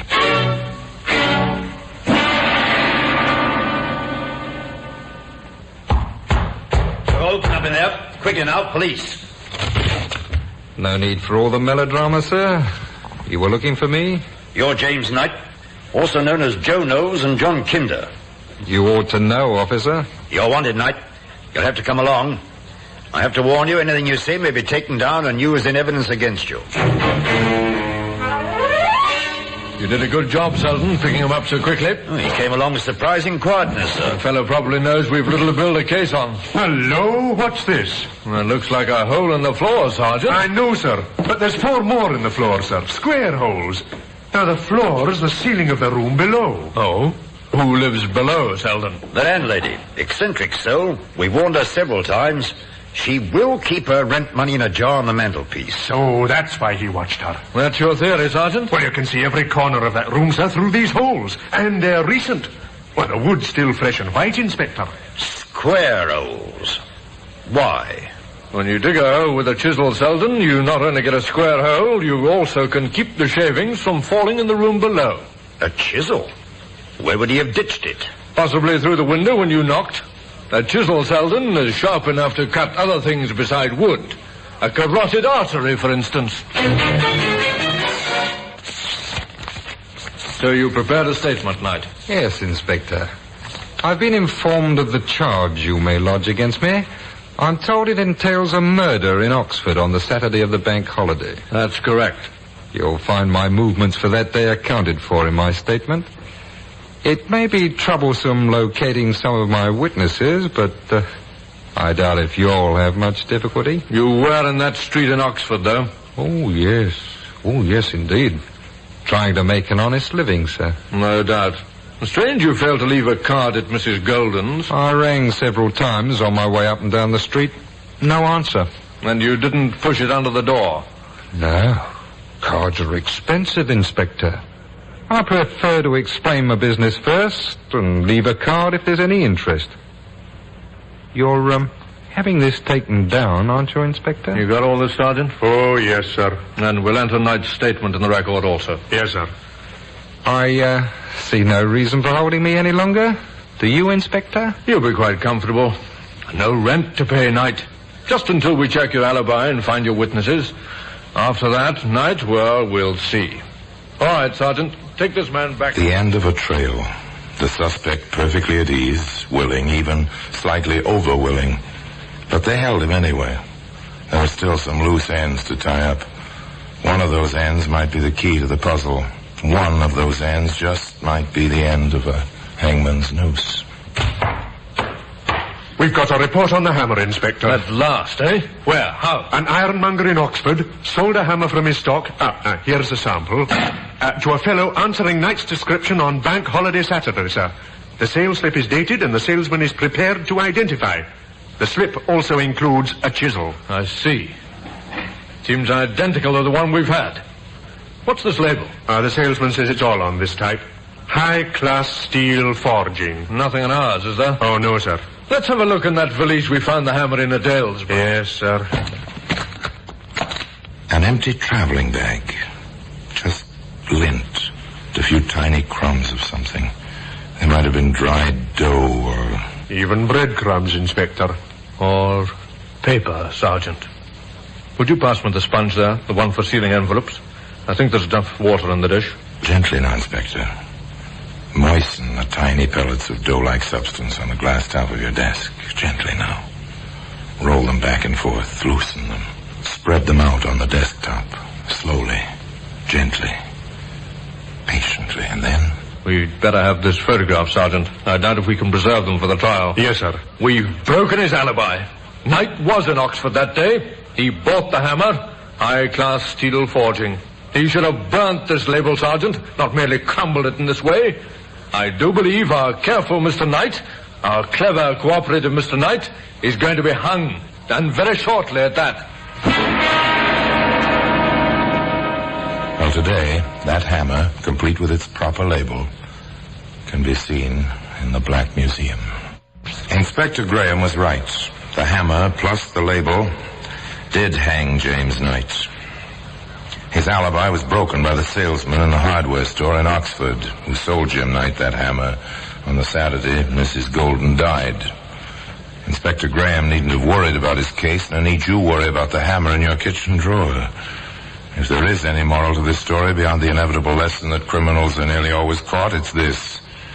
Be careful whom you let in your house when you're alone to demonstrate a new gadget or even to fix your furniture.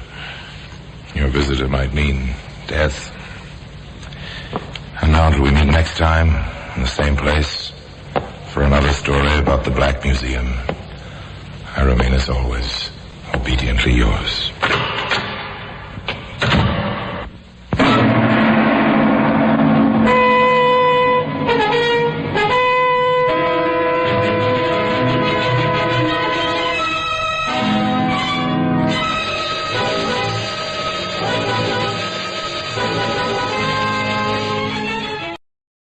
This is Orson Welles, speaking from London.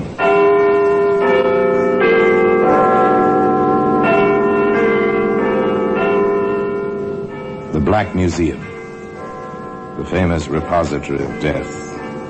Here in the grim stone structure on the Thames, which houses Scotland Yard, is a warehouse of homicide, where everyday objects, an earthenware pot, a silver shilling, a typewriter ribbon, all are touched by murder.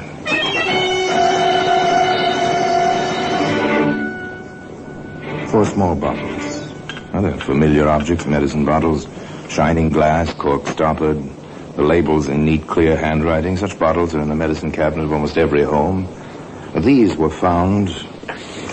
Found one, Inspector. 2-ounce size. Yeah, the others can't be far. Yes, here are 2 more. 1 ounce capacity, these. Here's the 4th. Innocent little things, aren't they, sir? Well, today, those 4 small bottles have a place, a very honored place, in the Black Museum.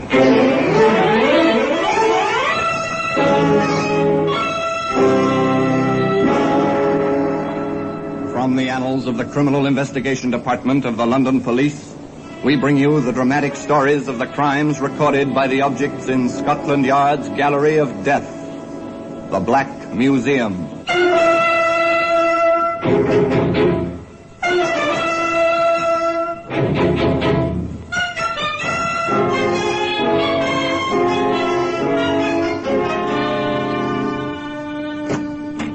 Here we are, the Black Museum. Scotland Yard's Museum of Murder. Yes, here lies death. In these hundreds and hundreds of objects, large and small, is the means to death, 1,000 methods of killing, all neatly labeled to indicate who and what and where and when. Here's a kitchen mop. Long handle. It's gray with use, gray where the red-brown stain fails to cover the grayness.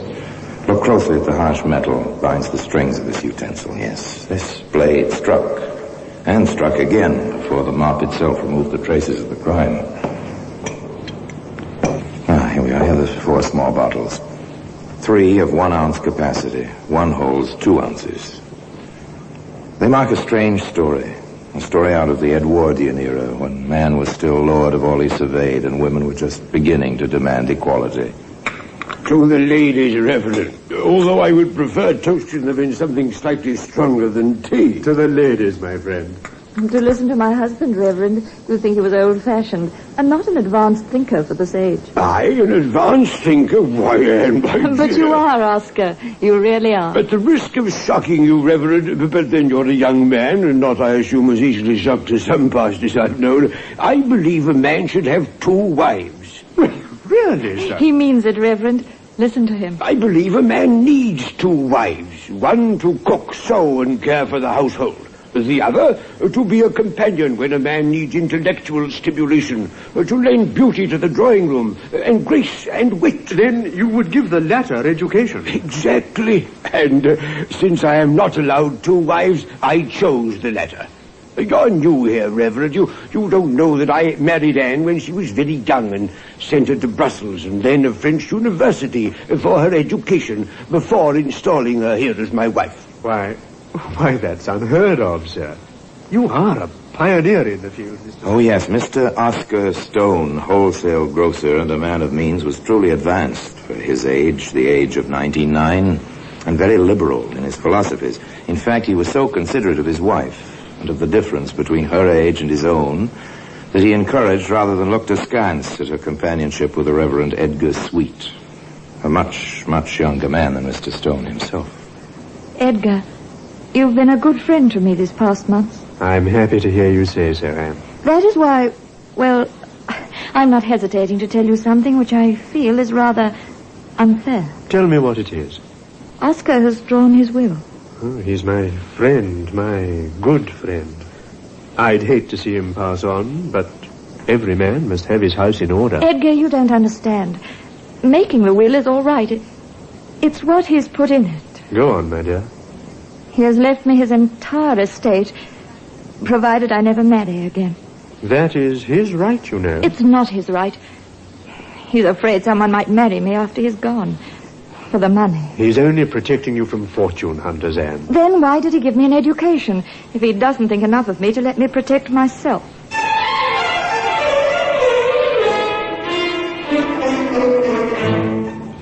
A serpent in Eden? Perhaps. Perhaps not. But it is clear that the young lady had a will of her own and wanted to control her own destiny. In any case, the friendship ripened, not only between the 2 young people, but between Edgar and Oscar as well. Edgar, my friend, I'm not well. I saw a doctor today and I am not well. I can't believe it. You look fine. Fine. The debilitation of age. But you're not old. Well, 55 isn't old. When you've worked as hard as I have for almost 50 of those 55 years. Well, in any case, I've decided to take a rest. Excellent, Oscar. That's what you need. An extended vacation. I've made arrangements to go to the shore. A month at the sea ought to practically, well, rejuvenate me. I'll miss you. Our talks have been a great stimulus to my work. And I thought that Well, even pastors have vacations occasionally. Occasionally we do. Of course. So I reserved accommodations for you, along with Anne and myself. But I can't possibly afford... As my guest. You don't know how much I appreciate this, Oscar, but I couldn't accept this. Oh, I'm sorry. I thought you were alone, Oscar. I'm glad you came in, Anne. I was telling Edgar we're going to the shore for a month. Oh, Oscar, how nice. I'm insisting that Edgar come along as my guest. How can I accept such an invitation? Tell him you will find him as welcome as I will, Anne. Of course I'll find him welcome, Oscar. Edgar knows that. They compromised. Edgar came for weekends. The ripening of a friendship. Or the growth of a triangle. A classic triangle. Husband, wife, and the young man.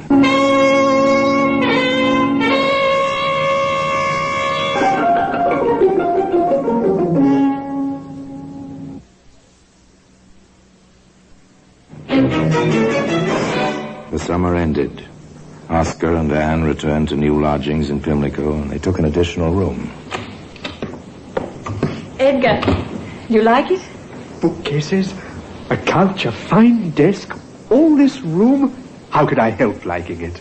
And in here, right next door. Edgar, my boy, welcome to your new lodgings. Now, we are not only friends, we are neighbors. Really, Oscar, I don't know why you... But there was more, and rather interesting. One afternoon, while Oscar was at his doctor's office. May I disturb you for a moment, Edgar? Oh, of course, Anne. What is it? Remember, months ago, I told you about Oscar's will. Oh, yes, I remember. Why? He took out that awful clause. If I want to, I can marry anyone I please one day. And you were the executor. Everything was quite smooth. Quite smooth. In fact, Oscar began to feel quite a bit better. At least he said so, and insisted that Edgar and Anne accompany him to a horse show. Why do you love horses so, Oscar? Perhaps because I always wanted to ride and never learned. Oh, there's a fine animal. He must be at least 16 hands high. Edgar, why don't you take Anne to the stalls to see her favorites? I'll just sit here a while. I guess I'm not as strong as I thought I was. Will you, Edgar, please? You think you'll be all right here alone, Oscar? It's a picture, isn't it? The elderly husband sitting on the bench watching the two young people stroll away. What are his thoughts as he sees them disappear in the crowd? What would his thoughts have been if he'd heard their conversation? I'm dreadfully worried about Oscar. He seems much better. Seashore did him good. Seems is the word. He's not really. Anne, what are you telling me? That his doctor has confided to me. Oscar may not live out the year. The next morning there were signs that Anne's words might become the truth. She sent for the doctor, a youngish man named Richards, who lived some half a mile from the lodgings. I don't like this, Mrs. Stone, not at all. Oh dear. You stop frightening my wife, young man. The truth, sir, is the truth. You're not well. Your stomach's in very bad shape. Now I shall prescribe for you, and your wife will see that you take your medicine, won't you, Mrs. Stone? Oh, of course, Doctor. The young doctor was very certain, but not Oscar. His pain continued. Anne was obviously very upset. She took Edgar aside. Edgar, I want you to do something for me. If I can. I cannot see Oscar suffer the way he does at times. I know a way to ease his pain, but I need your help. Of course. I want you to buy me some chloroform. Chloroform? Yes. A few drops on a handkerchief and he will sleep easily. I learned about it in the practical nursing classes in Brussels. But Dr. Richards will get you some. No.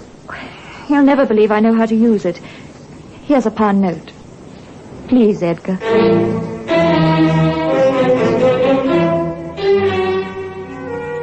Edgar went to the nearest chemist shop.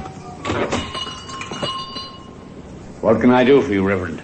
I'd like a little chloroform. Whatever for, sir?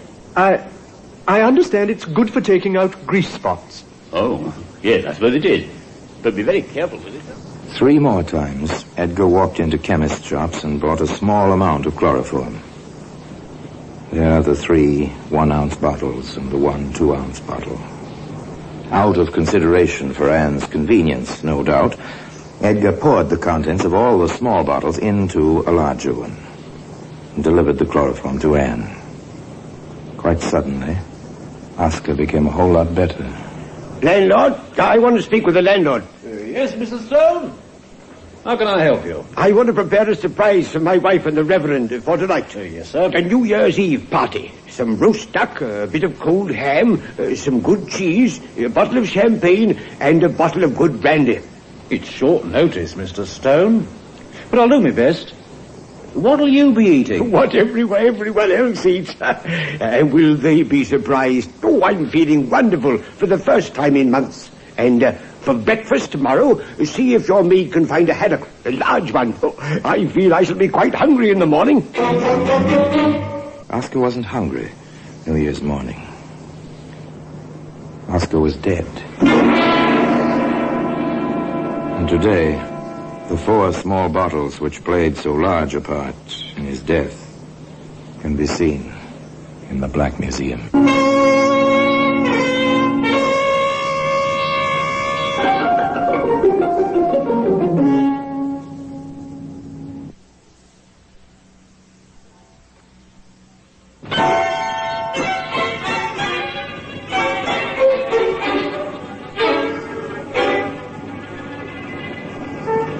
It was a sad New Year's Day for Anne Stone and a bewildering day for the Reverend Edgar Sweet. Oscar Stone, husband and friend, lay dead quite suddenly, and after what seemed an indicated quick recovery. But that was only the first event of January 1st, 1910. Onto the scene strode an old man, Oscar's 75-year-old father. Anne met him at the door to the Stone apartment. Oh, Father. Father. Yes, of course. So cry all you want. I want to see my son. He's in here, Father. All right. Who is this? Reverend Sweet, our good friend and pastor. Yes, I heard about you. Oscar wrote me. This moment comes to all of us, sir. We can only pray for courage. I've got courage. What I want is facts. I'll see my boy now. It looks as if he died in his sleep. He did. So peacefully. I didn't realize it until morning. You were a good boy, Oscar. I shouldn't be outliving you. Huh? There's a funny smell around his mouth. But the doctor said he had gastritis, Father. That's not what I smell. Are you having a post-mortem? Dr. Richards asked for permission to do one. Richards? Who's he? The family doctor, Mr. Stone, a fine young man. All right, if he wants to do it, all right. But I want my man there with him. Father, are you insinuating? I'm not insinuating anything. I just don't like the look of this. For his own protection, this Richards ought to have another man present, that's all. My boy's no right. The second doctor arrived, and forthwith, behind locked doors, the autopsy was performed. In the landlord's parlor, Anne waited, with Edgar to give her support and courage. Presently, the door opened. Mrs. Stone. Yes, Dr. Richards. We are ready with our report. Did you find out anything? We are not certain as yet. Dr. Fletcher, your father-in-law's man, suggests Mr. Stone swallowed chloroform. Chloroform? Yes. Will you come upstairs and hear the report, please? Anne? Yes? Did you... the chloroform I bought for you, that is... It's still in its bottle, Edgar. Don't worry, you don't even have to mention it. Shall we go upstairs now? The 2 young people went upstairs, but not hand in hand. There was a sudden reserve between them. In the room where the doctors and old Mr. Stone awaited them. This is Dr. Fletcher, my daughter-in-law, Pastor Sweet. How do you do? As Dr. Richards was in charge of the case, perhaps he's the one to give you our official report. Oh, please do, Dr. Richards. It's a simple report. We are unable to find any natural cause of death. The contents of the stomach are suspicious. We're holding them for the coroner.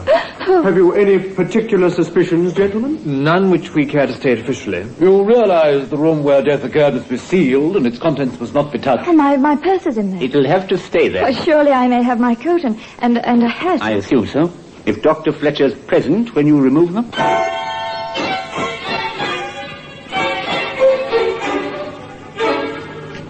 Anne went to stay with a cousin, a brief train journey away. The coroner's inquest was held and adjourned, pending a full report from a government analyst. That was all. But Edgar dispatched a note to Anne, and she met him as he requested in a quiet tea room in Pimlico. Edgar, what's the matter with you? You haven't looked me straight in the eye since we met today. I can't seem to help myself.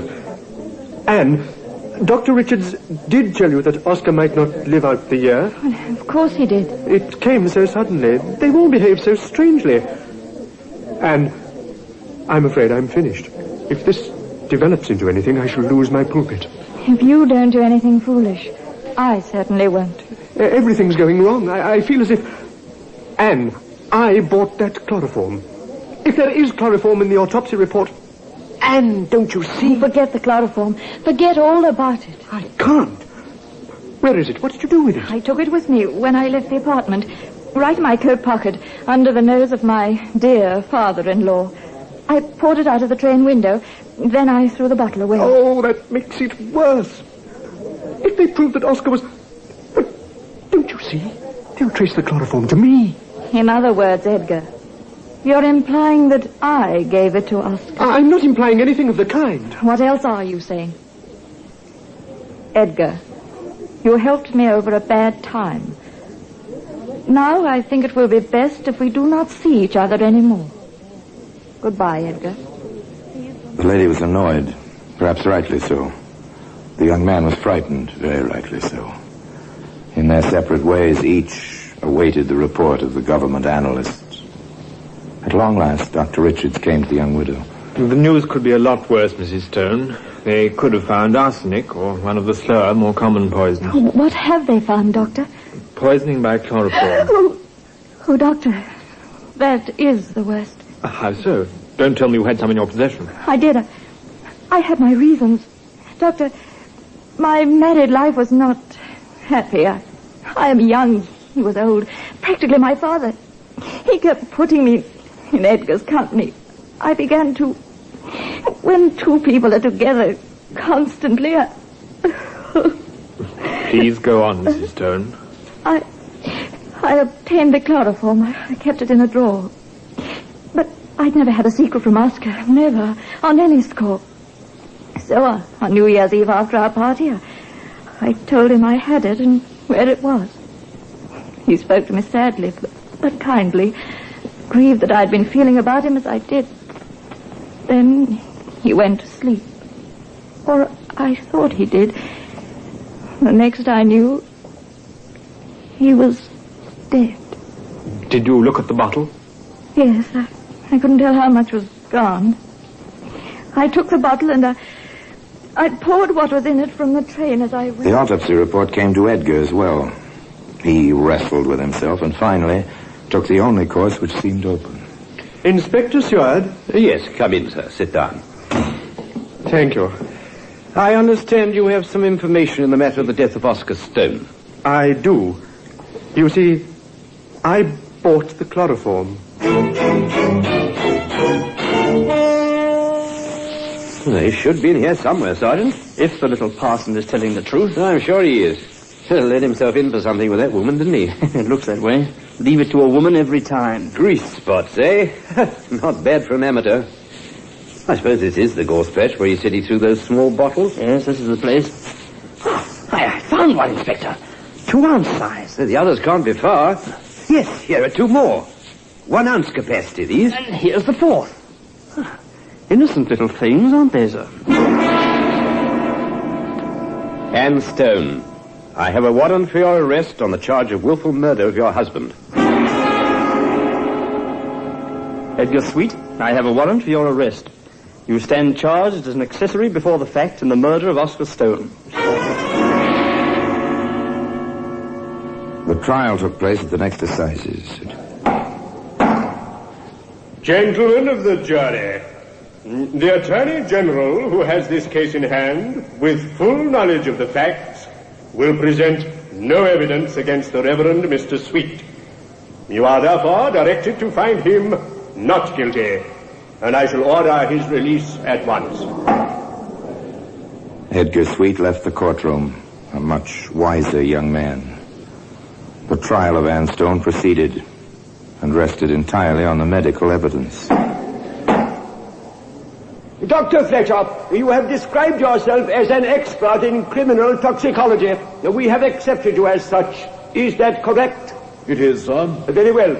Now, I call the particular attention of the jury to the answers you will give to these questions, as they will have great bearing on the evidence against my client.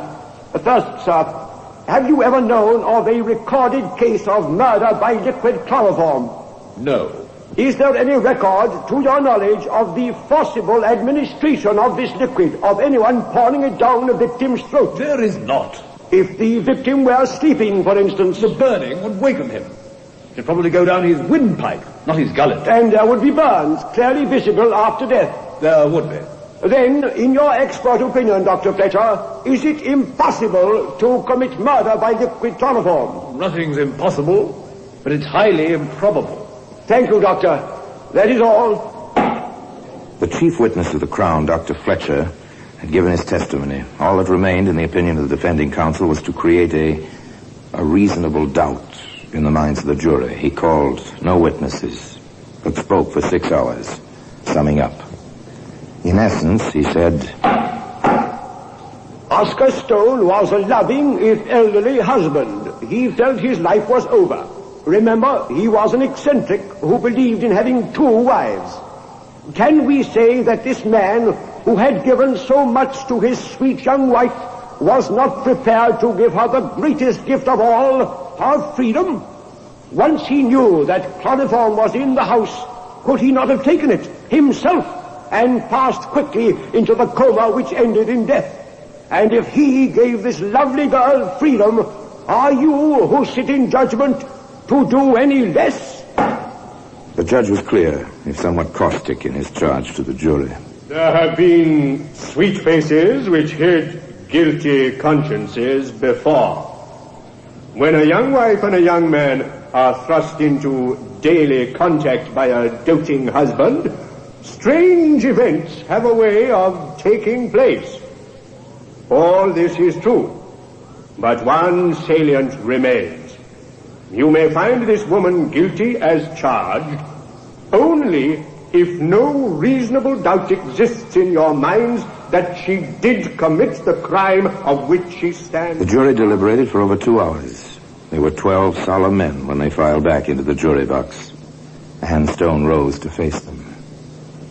The clerk asked for the verdict. The foreman rose and spoke clearly. We have considered the grave suspicions in this case, but find no evidence that would indicate who administered the poison to the victim. We find the accused, therefore, not guilty. But despite that perhaps surprising verdict of not guilty, the 4 famous small bottles can be seen today in the Black Museum.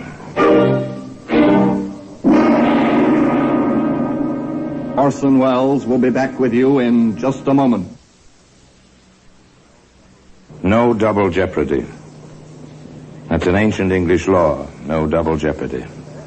One cannot be tried twice for the same offense. It was felt, therefore, that since Anne Stone had been acquitted, if she had committed this crime, she ought to tell the world how it had been done. But no. All that was heard thereafter from Anne Stone was a letter addressed to her defending counsel. It read as follows. Dear Sir Edward, I feel I owe my life to your earnest efforts. I have not been a good woman, and my temptations have been terrible. But though I have not kept my vows, you will judge me mercifully. And there the case rests. And now until we meet next time, in the same place, and I tell you another story about the Black Museum, I remain as always, obediently yours.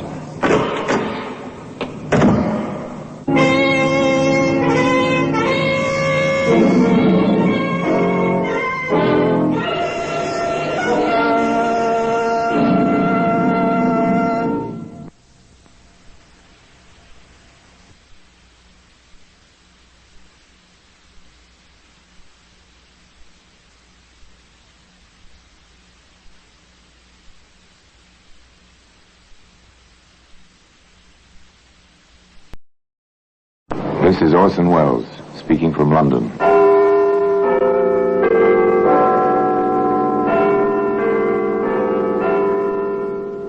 The Black Museum.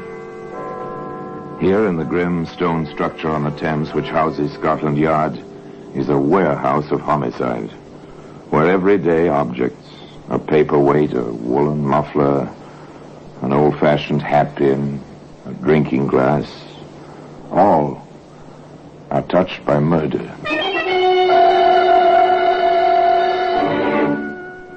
Here's a bit of frosted glass. It's a familiar object. You've seen such glass before in the upper panels of the doors of older houses, and perhaps the one in which you live. Let's in more light, the owner used to say. One man climbing to his old-fashioned apartment said to his son, Hello, what's this? Glass on the landing? From the door, Dad. It looks like the frosted panel fell out. Yes, and pretty jaggedly. Be careful, son. Those shards are sharp. Well, today the glass shards can be seen in the Black Museum.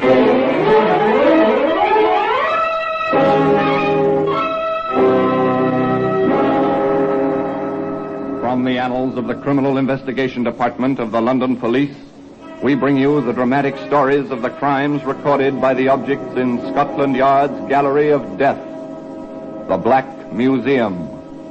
In just a moment, you will hear The Black Museum, starring Orson Welles.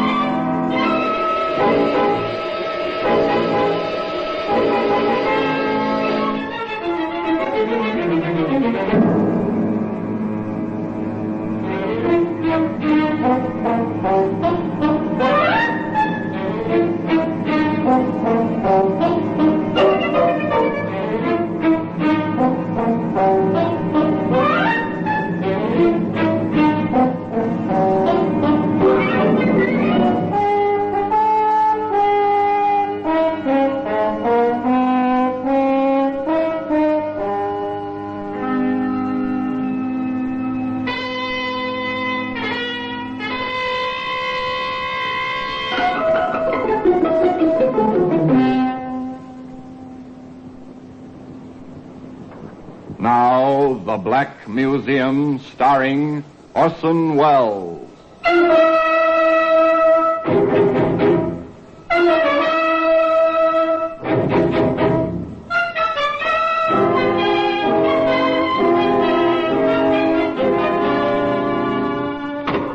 And here we are, in the Black Museum. Scotland Yard's Museum of Murder. Yes, here lies death. And here's a pacifier. Nippled end, ivory ring. This in the Black Museum? Oh, yes. Because it seems there was a will. And where there's a will, there's a way. Even to infanticide. Here's a pair of andirons. Brass, graceful in pattern, clean in execution. Execution. Observe the shining brass of this one, the ugly blotch on the other. A woman is pushed violently. Her head strikes with malice aforethought. This was murder. Nice, here we are, the glass shards. They're sharp, pointed. Dangerous to life and limb, even in themselves. Here they are, glistening, gleaming in their whitely frosted danger. Once they were part of a whole. The glass panel, as I told you, of an apartment door. But we'll come to that. Let's begin this tale with the ringing of a doorbell.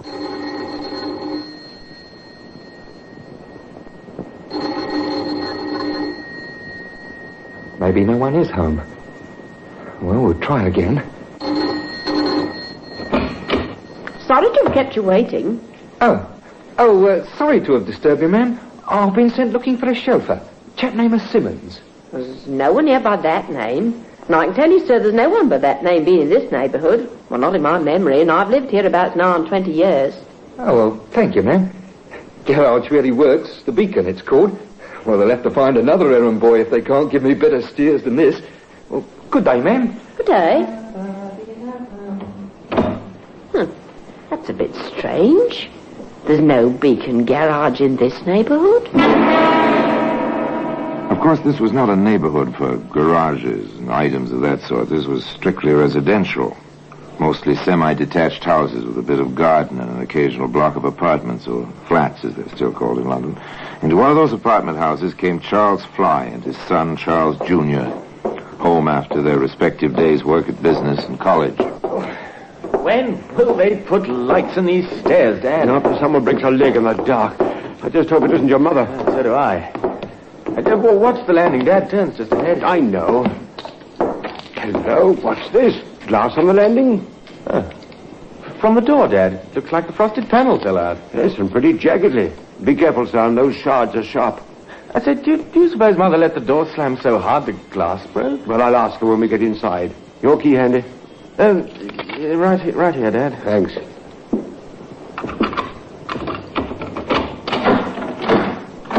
Funny, I've never known your mother to use the chain on the door in her life. Oh, with the glass broken like that? What good's the chain? I can reach in and flip off the chain from me with the broken glass. Dad, there's someone in there. Oh, your mother, probably. No, it's not. It's a man. A little fellow. Junior, get on down to Riverdale Road. There's a police box there. Call him, quickly. What about you, Dad? Go on now. I'll stay here and watch him. Hurry. Yes, all right, if you say so.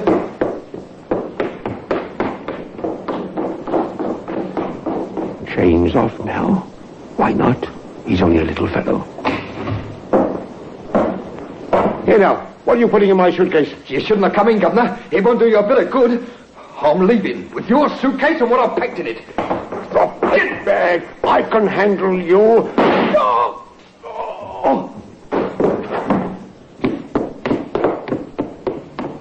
So foolhardy. Mr. Fly should have stayed outside. He might have stayed alive. As it was, when the police did arrive with Charles Fly Jr., Senior was very dead.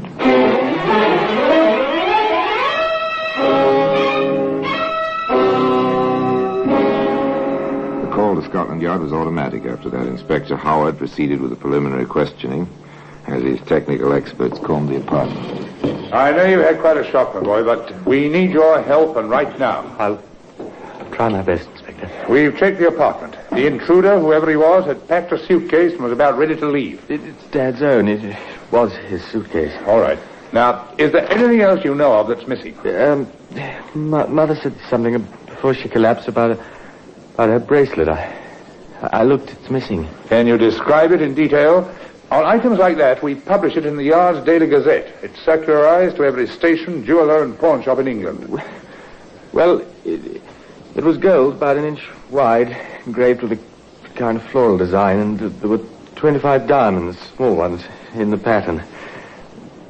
Dad gave it to Mother on their 25th anniversary. I see. Very good. Now, you've been an excellent help, and you're certain he was a short man. Well, I saw him through the broken pane. He was just about 5 feet tall. Quite a little fellow. I guess that's why Dad went in after him.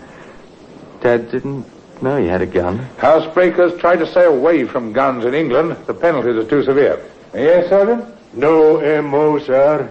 Just the broken pane of glass. Thank you. Anything beyond that first shell? Not a thing. One shot was fired, that's all. No M.O., sir? Means of operation. Anything that's recognizable. Most of these people have a kind of trademark. Completely subconscious, but it helps us to find them. Too bad there's nothing, then. We'll do our best. All right, Sergeant. I want the neighborhood canvassed. Did anyone notice a small man sounding the drum? Did anyone see a small man leaving the premises? And check every carnival, fair, and circus for a small fellow who's a sharpshooter. 1 cartridge, 1 shot, and bullseye. Got that, Sergeant? Aye, sir. We can make a start anyway, and here's hoping... Police routine. Sounding the drum. It's a new term. What does it mean? Listen to the sergeant as he canvasses the neighborhood. Tell me, ma'am, in the past day or so, has anyone rung your bell and asked for someone who doesn't live here and left in a hurry? Do you follow the term now? It's what Americans would call casing the joint. Find out if anyone's home by ringing the bell. If there is, make an excuse and get away fast. If there isn't, find a way to break in and steal whatever may be lying about within easy reach. It's simple, effective, very professional. But the police are professionals, too.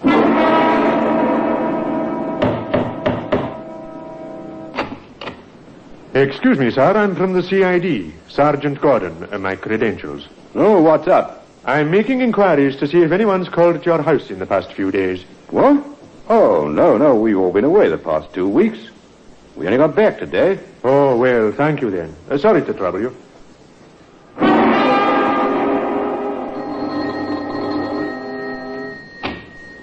Yes? Forgive me for troubling you, ma'am. I'm Sergeant Gordon, CID. My credentials. Oh, what's happened? We aren't in any trouble, are we? Now, calm yourself, ma'am. No trouble for you, at any rate. It's just that I wanted to ask you a question or two. Oh, yes. Could you tell me if anyone has called at your house during the past few days and asked for someone who doesn't live here, and if they were in? What a silly question. No, ma'am, it's a very serious question. So, will you put your mind to it? Well, no. I'm absolutely sure. Nobody.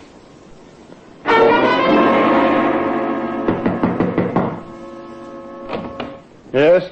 Sergeant Gordon, CID. My credentials. Yes? Has anyone rang your bell in the past few days and asked for someone who doesn't live here? No. Thank you.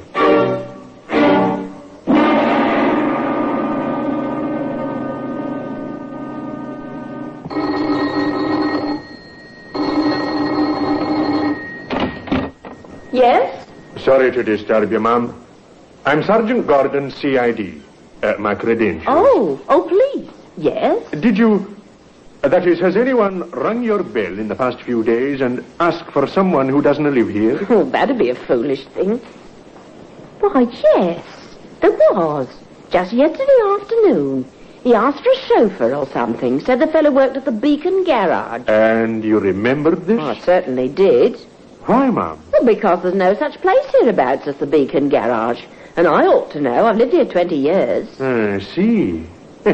Rather a foolish error. Now that you mention it, I'm not sure that it was an error. He seemed rather a nasty little man. Oh, is that so? Why? Too dapper, too quick. Much too little for a man. He was shorter than I am, and I'm only 5'2". Could you describe him in more detail, perhaps? Well, he had dark hair, grew very low on his head, and his eyes were sort of shifty. Blue, but shifty. Uh-huh. The kind of thing you see in the cinema. You know, in those pictures about bookmaking and that. Anything else, ma'am? Well, not that I remember. Not offhand, at any rate.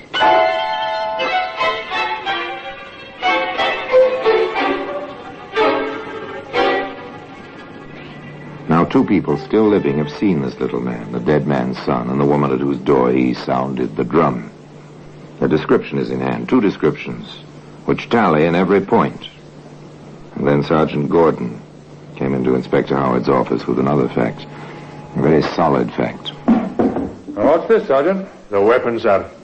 Found it behind the hedge of number 21, 3 houses up from the flats where Flyer was killed. How'd you get onto it? We found a young fellow who'd been walking his girl past the flats on her way from the bus. This little man ran out of the flats, almost knocked the girl over, but he kept going. Our young fellow turned around to protest, saw him throw something over the hedge. We looked. There it is. Nasty little gun. Well, shell jammed in the chamber. Oh, no wonder he fired only 1 shot. But he pulled the trigger twice. Well, we can drop our search in the circuses, Sergeant. I doubt if this fellow is the sharpshooter we thought he was. I think now we'll concentrate on classification by size. Shall we get to it, Sergeant? We seem to have our work cut out for us again. Slowly the picture takes shape. Dim at first, as if seen through frosted glass. Like the glass shards to be seen today in the Black Museum. In just a moment, we will continue with The Black Museum, starring Orson Welles.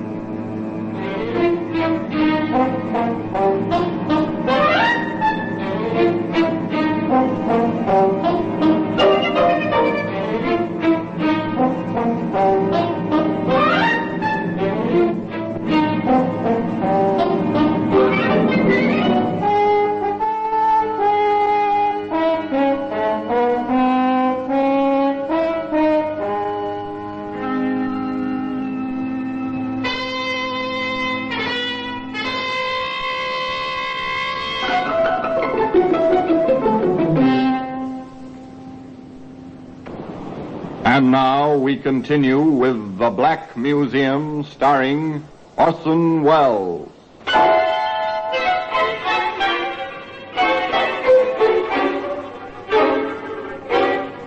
Again, it's compounded of hard work, good police training, and a little luck.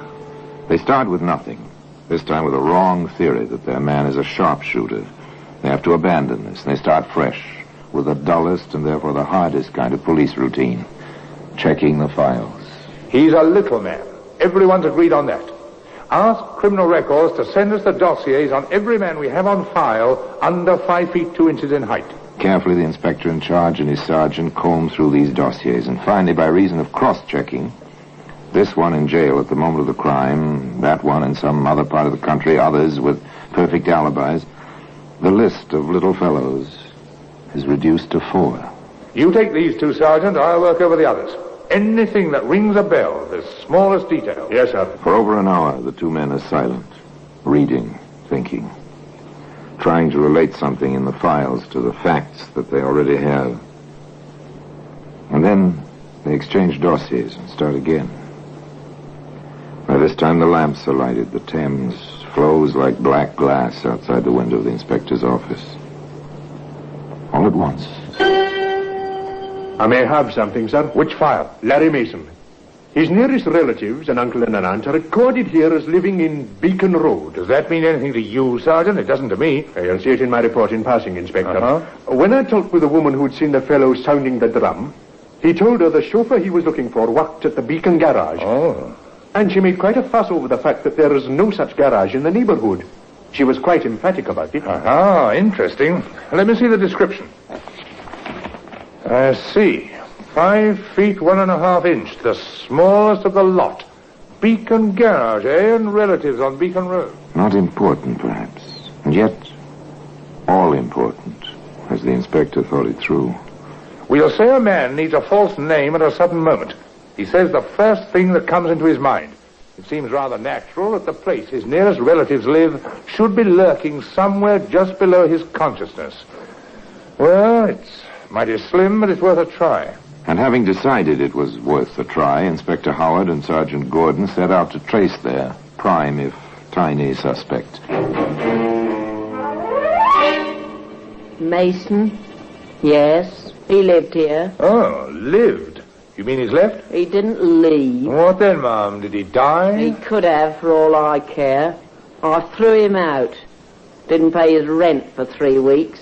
I can't afford deadheads, I can't. Have you any idea where he's gone? No. What's more, I don't care. Next point of inquiry was the Beacon Road address and Larry Mason's uncle. About your nephew, Mr. Mason.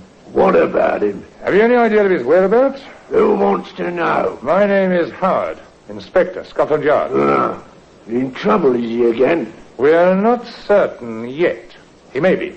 We'd like to talk to him. Well, if you find him, I'd like to talk to him too. Long enough to tell him not to come round for me for help. Sergeant Gordon visited the pubs and hangouts where Larry Mason had been known to spend his time. In one of them, he found a friend of Mason's. Larry? I ain't seen him in a long time. Not since he was sent away for breaking and entering. He hasn't been round at all. And I can't say I'm sorry. No? Why not, friend? He worked for me when I had my license and was making a book legitimate. He was my clerk, see? Then one day he walks off, just like that, with 10 quid. I don't expect to see him again. He knows that little job cost me my license. And he knows what'll happen to him if he shows his face in here again.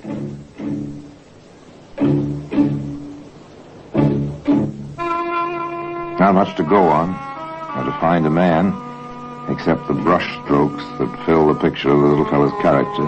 Unreliable, a thief, where his friends are concerned. Now, think back a minute. Remember the Daily Gazette, the Yard publishes, with descriptions of stolen goods, missing persons, and so on.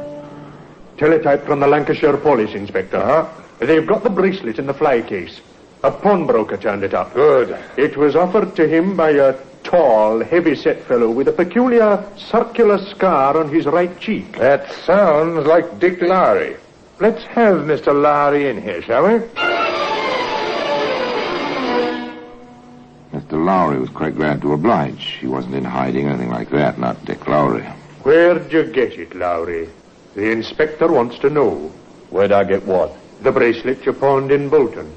I found it. You found it, did you? That's what I said. Anything wrong in that? If you found it, no. We think you bought it. Oh, now, what would I buy a bracelet with sparklers in it for? My girls don't go for that sort of thing. You sold it, didn't you? Oh, of course. Why not? Fellow can do with a spot of cash. Lowry. Yes, Inspector? You may want to know that bracelet is involved in a killing. A killing, is it? Why, that dirty little... Oh? Go on, Lowry. Start talking, Lowry. Accessory after the fact in a murder can be very nasty, you know. All right. I bought it. I paid a good price, too. From whom? Lowry, from whom? Larry Mason. Well, at last. Where'd you see him, Larry? Oh, the usual place. Dog track. With him, it's horses or dogs when the nags aren't running. Finally, the patience was bringing results, as it almost always does. Canvass a whole neighborhood, comb through hundreds of files, slowly, narrow the possibilities, and finally, a direct relation is established between the crime and some person who may have committed it. After that, find the person. In this case, it was the dog tracks. South End. He's not here, Sergeant. The White City Raceway. Not a sign, Inspector. Wembley. They know him here, but he hasn't been around in weeks. And back to South End. No luck again, sir. No luck is right. Tell me, Sergeant, do you suppose a pint of ale will help our patients any? Aye.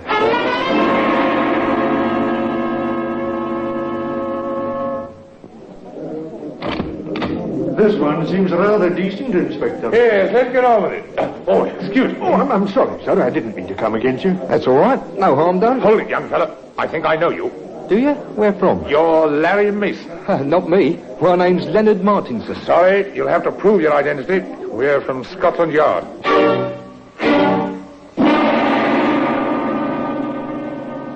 A twist of luck, a turn of chance. Two weary policemen in search of a relaxing moment run across the killer they've been hunting for weeks.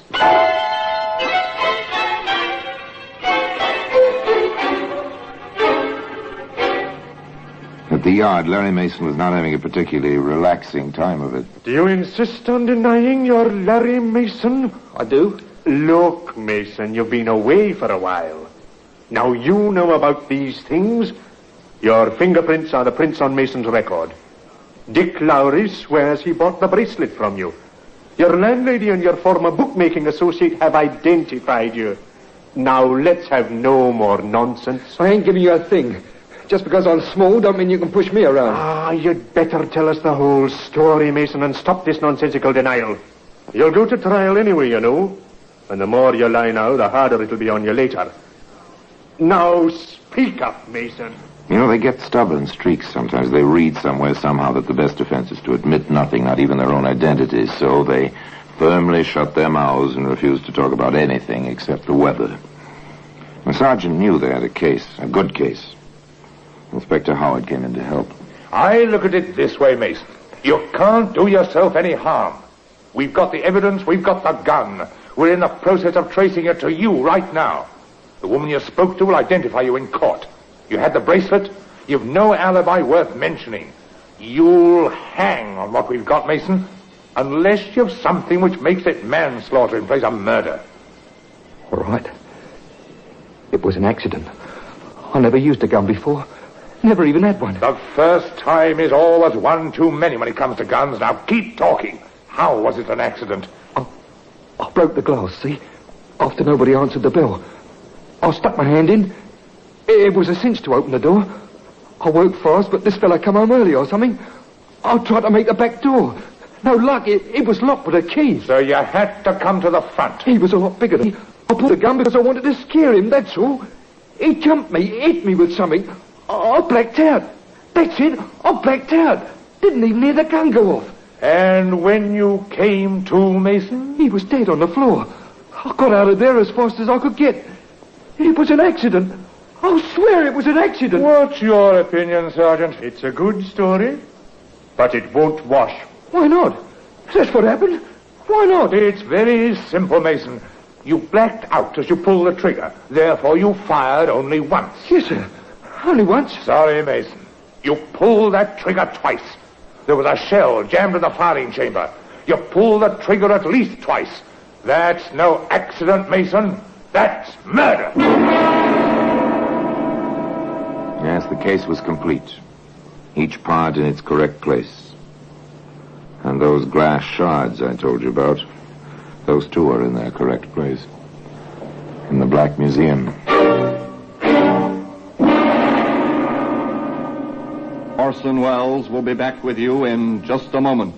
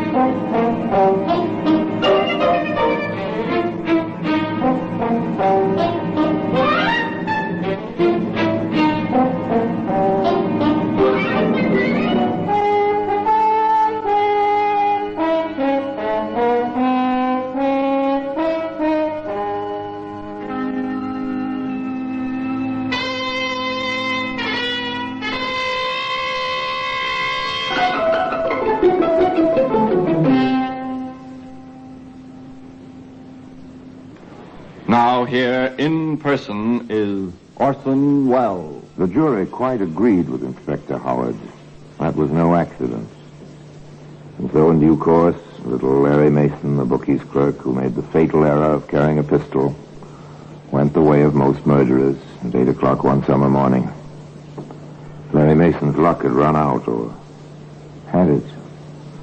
It was reported, you see, that as he walked to the scaffold with its 13 steps and waiting rope, Mason murmured to his guards, they had to do this now on June 6th. Derby Day. And me with a few shillings riding on Armstrong in the big race. Curiously, although Mason wasn't available to collect on his bet, Armstrong was the winning horse at 53-1. And now until we meet next time. We'll meet in the same place, and I tell you another story about the Black Museum. I remain, as always, obediently yours.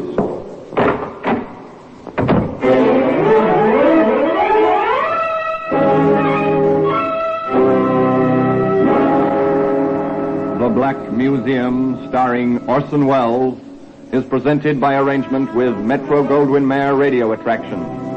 The program is written by Ara Marion, with original music composed and conducted by Sidney Torch. Produced by Harry Allen Towers.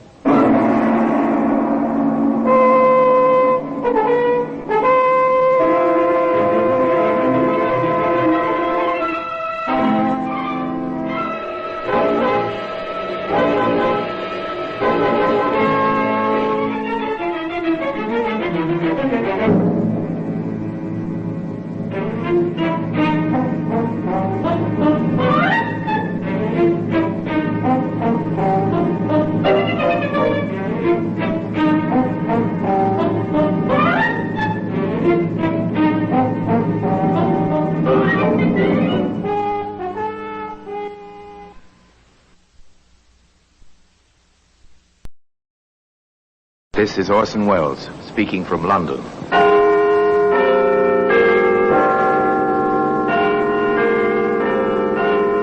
From the Black Museum. Here in the grim stone structure on the Thames, which houses Scotland Yard, is a warehouse of homicide, where everyday objects, a picture frame, a coat hanger, a file folder, a baby buggy, all are touched by murder.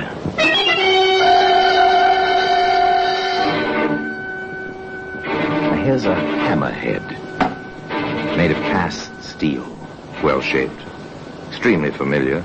The front end blunt, solid, designed for driving nails. The clawed prongs at the rear for pulling nails. Very practical, very, very, very familiar. And so very, very, very lethal. Odd one, this, wasn't it, Inspector? Just a little extra patience, a little extra routine work, Cross? Well, that's one way to look at it, sir.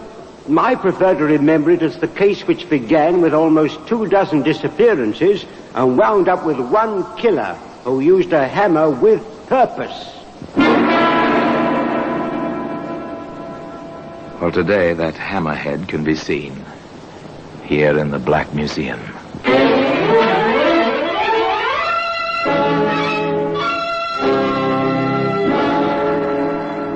From the annals of the Criminal Investigation Department of the London Police, we bring you the dramatic stories of the crimes recorded by the objects in Scotland Yard's Gallery of Death, the Black Museum. In just a moment, you will hear The Black Museum, starring Orson Welles. Now, The Black Museum, starring Orson Welles.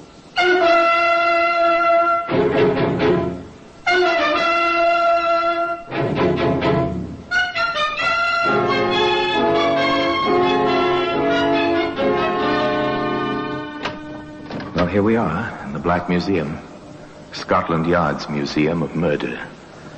Beyond these walls, the Thames seethes with a commerce which is life to London. Within these walls, where some of the river's dampness exudes from vaulted stone, there is quiet, very sinister quiet, a kind of silence which inevitably surrounds objects touched by horror and fear.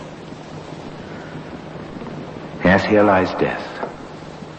Behind glass doors, peaceful, inanimate objects on deal tables. The authorities have provided suitable identification in labels and neatly lettered cards. The motives, actions, and the reasons why these objects rest here now were all provided by murderers. Here's a calendar, the usual 12-page printed piece with a picture of a pretty girl to decorate it. The holidays are marked as usual in red. One other day is marked as well. The day and date of a murder. Strangely, that red circle led to capture and conviction, of course, to execution. Ah, here we are. Here's the hammerhead I told you about. It's an efficient tool. It's hammerhead, type used by generations of carpenters, by millions everywhere for work around the house. Hardly a home is without one. And one would expect that a story involving such a tool would begin in somebody's home. On the contrary, this tale begins in the direct antithesis to a home. It begins in a London railroad station. Let me have my bag, will you? Yes, sir. Your check, please. Right you are. Thank you, sir. Here it is, sir. Hey, that's not my bag. Mine's a Gladstone. I'm sorry, sir. Just let me see the checks. Oh. What's wrong? Are you sick? No, sir. It's just my hand. You cut yourself? That's blood. Yes, I know. But it's not a cut, sir. It's from the bag. Well, open it, man. Don't stand there. Yes, sir. It doesn't seem like much of a lock on it, sir. Oh. What does one do now, sir? When you find part of a body in a valise, you call the police, of course. What else? Yes, please wait, yes, I'll call them. Yes, call the police. Start the wheels moving, the wheels of police routine, which grind slowly but inevitably toward discovery. In this particular situation, the call led eventually to the office of Inspector Church at the yard. Information, Cross. The contents of that valise at Charing Cross belong to a torso found in Brighton. Another one in Brighton, sir? Number 23. 23 girls missing. Just unreported. Photos available, sir? In most cases. Here's the assembled composite of the latest. Pretty little thing.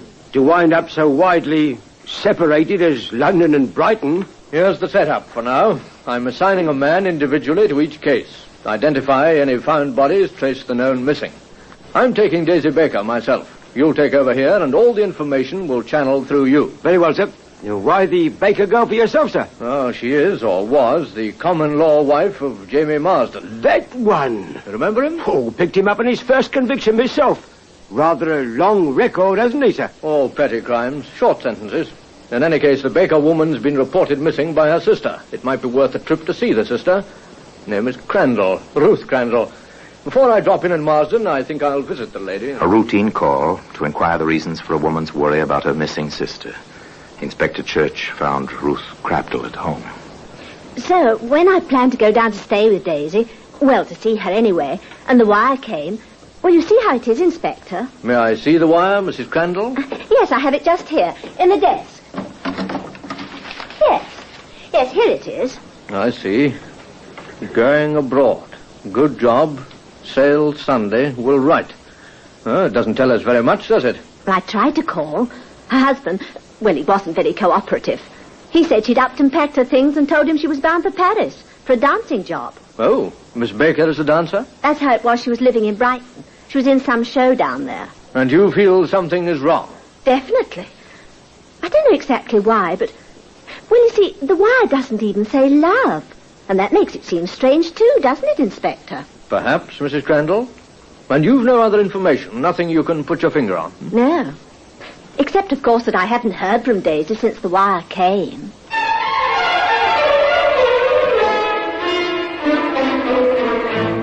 The inspector was puzzled. None of it felt right. None of it conformed at all to the usual pattern. Ruth Crandall had nothing factual to go on, and a woman's instinct is never evidence on which to base an arrest or a conviction. Still, the inspector took the train to Brighton and called on Jamie Marsden at 35 Park Row. Yes? You remember me, Marsden? Copper, ain't you? Yes, Chief Inspector Church, CID. Well, come in, Inspector. I don't suppose this is a social visit. No, I'm a bit busy for that sort of thing. Oh, well, sit down anyway, Inspector. Just a few questions. Well, go ahead. I hear you married since we last met. Yes, I did. Nice girl. She home? Well, no, as a matter of fact, she's gone off to Paris. Her job as a dancer over there. So her sister told me. Yeah, well, she wired her sister. Nothing much my sister-in-law would want to see me about, so, well, there wasn't much sense in her coming all the way down to Brighton when Daisy wasn't here.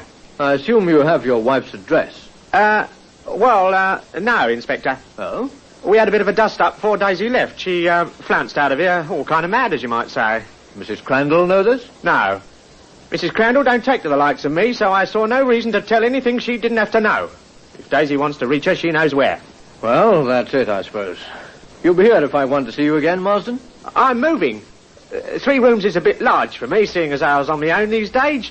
The new place is at Maitland Street, number 26.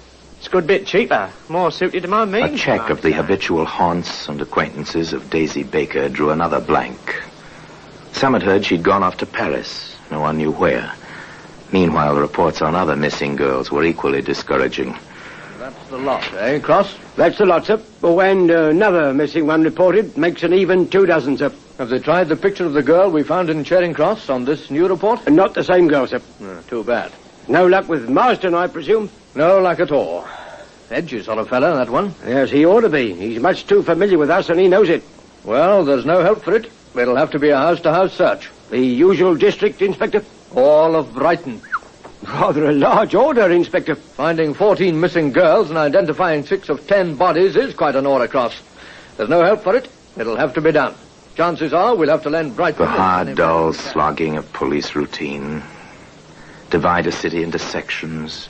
Assign groups of detectives in pairs to each section, then walk from house to house, from cellar to attic, pausing for the questions. Try to locate someone who has seen something, who may know one of the missing persons by sight. Try. Keep trying. Well, there was nothing there. It's jobs like this, Inspector, that make me wonder why I wanted to be a policeman. It's jobs like this, Shaw, that make good policemen out of ambitious young men. Well, next address. 26 Maitland. I expect Jamie Marsden won't be looking for me this quickly. Marsden? Who's that? Oh, petty criminal. His wife was reported missing by a sister.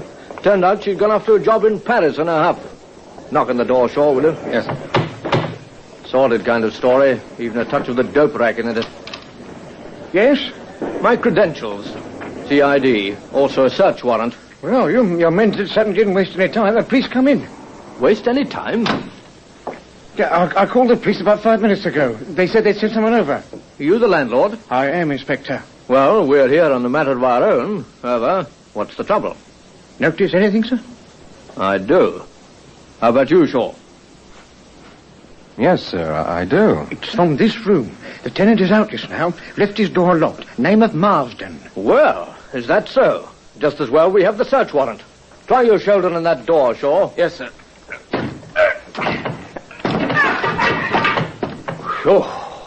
We've never had anything like this before, sir. There's nothing much here unless it's on the walls. There's a trunk in the closet, sir. Drag it out. Cut those cords. Yes, sir. Good Lord. May I stay outside, Inspector? Yes, of course. I wonder Marsden isn't home. Well, Daisy Baker didn't go to Paris after all. Took quite a beating, didn't she? Looks like a blunt instrument did the job. Call headquarters, Shaw. Pick up order for Jamie Marsden. Well, today, that hammerhead can be seen here in the Black Museum. In just a moment, we will continue with The Black Museum, starring Orson Welles. And now we continue with The Black Museum, starring Orson Welles.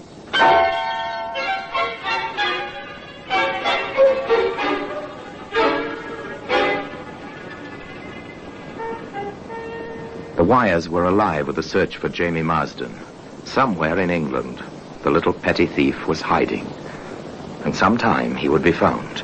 According to Chief Inspector Church, the man almost undoubtedly killed Daisy Baker. And there's no question that he had her body in that trunk, moving it with him. An inquiry into the whereabouts of missing girls had blossomed into a full hunt for a murderer. The premises at 26 Maitland Street, Brighton, were given a thorough going over. Detective Shaw reported, Nothing, sir. Not a trace of anything except that trunk and the body. To which Inspector Church replied, Very well. Now give the same treatment to 35 Park Row.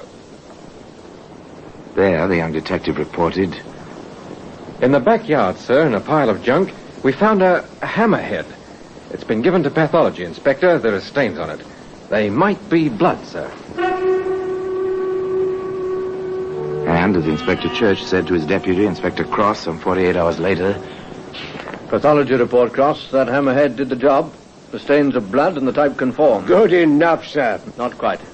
Good enough. The handle is gone. There's no proof who used the hammer. And pathology also reports that the autopsy shows enough morphine in the Baker woman's body to establish unconsciousness before death, if not death itself. Any record of dope handling in Marsden dossier, sir? Nope. We haven't been able to tie him into that yet. Well, we'll see after we find the gentleman in question. Meanwhile, have them get me Brighton on the wire. I have a routine job for Detective Shaw. Too many loose ends in this one. The call was made to Detective Shaw in Brighton. Armed with a postcard, a file number, and a hand-lettered menu, Detective Shaw invaded a certain telegraph office in Brighton. Yes, I'm always glad to cooperate with the police, sir. Can you find me the original of this wire? I think so, sir. Just a moment, please. This is it, I assume, sir. It has the same file number. Yes, that's it. Going abroad, good job. Thank you very much. Now, if you'll just let me compare the writing on the blank with these samples I have with me. Detective Shaw noted his comparisons and went to the telephone. A few moments later, he put a call through to Inspector Church at the yard. Go ahead, Shaw. What have you got? They had the original, sir. I compared it with the postcard with the Baker woman's writing on it. I'm no expert, sir, but it's obvious the two writings are absolutely different. That's that, then. I had a specimen of Marsden's writing, too, sir. Where did you get that? From a restaurant where the man worked for a while as a waiter. The menus there are handwritten. It was part of his job to write them out. Good man. There's no question about it, sir. Marsden wrote that wire and signed the Baker woman's name to it.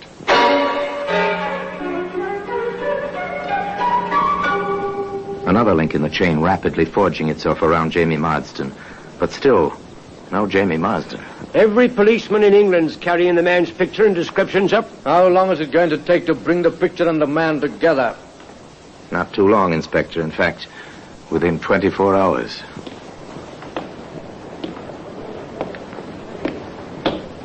Here, you. Just a minute. You want me, Constable? Stand over there, in the street light. Very well. No weapons? Now, why should I be carrying a weapon, Constable? I'm just an ordinary citizen. Let's have a close look at you. Yes, I'm sure of it. You'll have to come along to the station house. You're being taken in charge. What for? You're Jamie Marsden, unless I miss my guess by a mile. Don't you know there's an all stations broadcast out for you? You're the most wanted man in England this minute. That was in Manchester. Very shortly thereafter, Jamie Marsden faced Inspector Church and Deputy Inspector Cross in their office at the Yard. All right, Marsden, let's hear it. All of it. I didn't kill her, Inspector. I didn't kill her. But you knew she was dead. Well, if you mean, did I put her in the trunk? I did. But you didn't kill her. No, sir.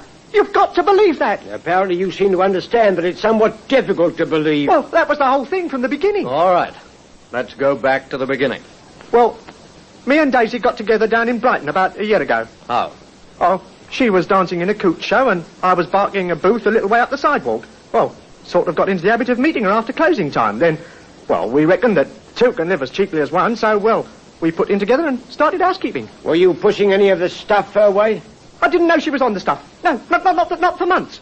Inspector, you've got to believe it. Yes, it seems that a lot of things we've got to believe. You heard, Cross, Marsden. I'm, shall I say, sceptical, too. Keep talking. I'm honest with you, sir, I am. Keep talking. Well, Daisy's sister came to visit. We didn't get along. If I'd have killed anyone, it'd have been that sister.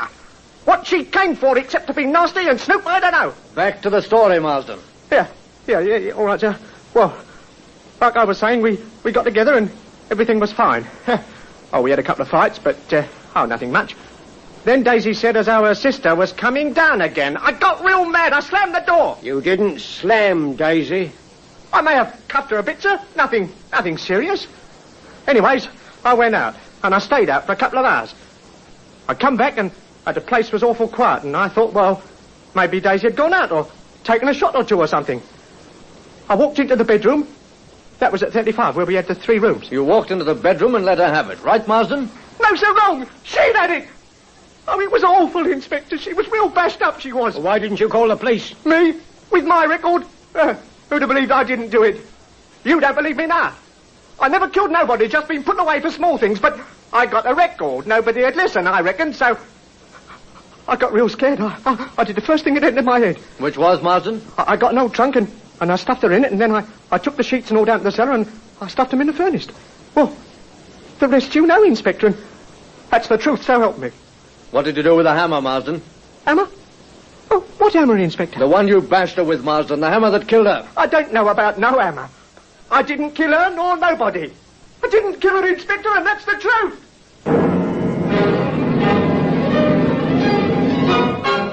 They worked on Jamie Marsden for 3 days. They tried every trick, every question they could think of, but no one could shake his denial. Jamie Marsden insisted he had not killed Daisy Baker, and that was that. Weary and exhausted, Chief Inspector Church faced his deputy. You know, Cross, I'm almost beginning to believe Marsden myself. If he did kill her, it's completely out of the pattern. His kind of criminal almost never kills. I know, but somebody killed her. Even granting Marsden's story, somebody killed her. Well, then, where do we go from here, sir? Where would you doubt there were? There had been other men in this woman's life. Have you any doubt about it, sir? Do you suppose the sister would have any ideas? Well, it's a place to start in any case. Check. Then let's get on with it, Cross, and ask the Brighton police to work in that angle. The sister, Ruth Crandall, place to start on a new angle at any rate. The 2 CID men paid their second visit to Mrs. Crandall. I suppose, Inspector, you've come to ask me to testify at Marsden's trial. Nasty little man. As a matter of fact, we haven't. We don't have enough evidence yet to send Marsden to trial. We're booked on suspicion, that's all. Not enough evidence? Oh, hardly seems possible. The papers were full of it. The newspapers aren't the police, ma'am. Of course not, Mr. Cross. But after all, he did keep my sister's body with him. He did run away. I know, Mrs. Crandall, but there's been no weapon that relates to Marsden. No weapon? The hammer's head? Well, after all, that's a weapon. Did you say a Mrs. hammer, ma'am? Crandall, we came here to ask you about another man in your sister's life. Have you any ideas? I know this much, Inspector, that my sister was no better than her reputation. Heaven knows I tried. All my life I tried. When my husband died, I offered her a home even. No, she persisted in the disgraceful kind of life she was leading. She even boasted to me once that she liked it. As for knowing the kind of men she went around with, Really, Inspector, you've seen how I live. How would I know anything about things like that? I see. Well, Mrs. Crandall, if you think of anything which may be of help, we'll appreciate your letting us know. 2 men with a purpose left the neat suburban residence of Daisy Baker's sister.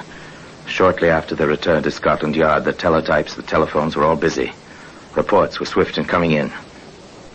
Here's word from the hardware store, sir. A hammer was bought. The janitor at 35 Park Road did see someone that day. They found a taxi driver in Brighton who remembers. One of the neighbors places the date exactly. Says she remembers the house was empty because a little boy was ill and she wanted to borrow something. Here's the final touch. Local bus driver remembers the trip from out there to the railroad station. The final touch. And once again, 2 men from the CID went visiting. We've traced your movements all that day, Mrs. Crandall. Your neighbor remembers your house was shut up. The bus driver remembers how you asked if you'd reach the station on time. A taxi driver in Brighton remembers taking you to 35 Park Row. The janitor saw you there. And the hardware dealer right round the corner from here has a record of his sale of a hammer. To you. You shouldn't have mentioned that hammer, Mrs. Crandall. We never told the newspapers about finding it in the backyard at Brighton. I was right. She wasn't fit to live. Everyone pitied me on account of my sister. They looked down on me. I never felt better in my life than when I hit her, and then broke the handle off the hammer and burned it in that furnace at that awful house.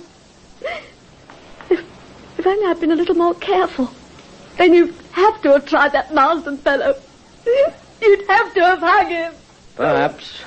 Now then, Mrs. Crandall, are you ready to come quietly? And today, that hammerhead can be seen here in the Black Museum. Orson Welles will be back with you in just a moment. Now here in person is Orson Welles. In due course, Henrietta Crandall paid the usual penalty for premeditated homicide. The purchase of the hammer was sufficient evidence of the intent to kill. As for Jamie Marsden, product of the London slums of bad company and evil ways, Jamie went free. But not for long. 6 months had barely passed before Marsden was picked up for possession of a deadly weapon and sentenced to serve 90 days for simple theft. And as for the hammerhead, well, here it is, in its usual place, in the Black Museum. So until next time, till another story about this same place, I remain as always, obediently yours.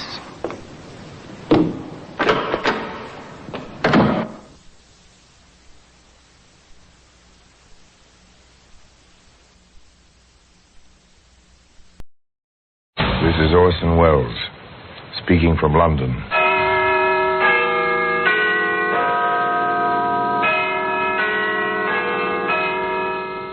The Black Museum.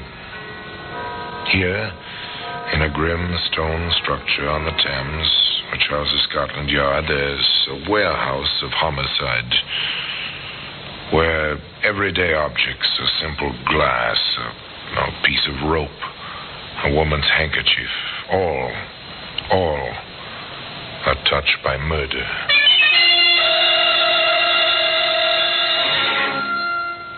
You take this iron bar. It's a familiar object. The handle of a jack. If you own a car, you have a jack handle. Maybe you've used it, but never, I trust, like this. Gracie, quick, give me the jack handle. Here, let me go. What do you want? No, don't hit me.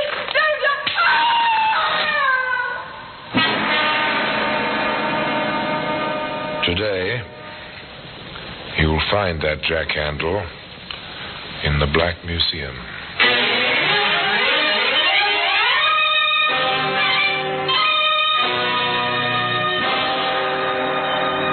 From the annals of the Criminal Investigation Department of the London Police, we bring you the dramatic stories of the crimes recorded by the objects in Scotland Yard's Gallery of Death, the Black Museum.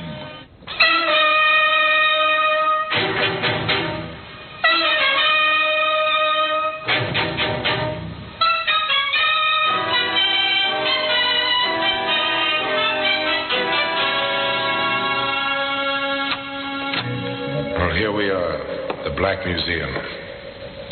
A few yards from here, the Thames laps at the riverside of Scotland Yard. But you never know it in here.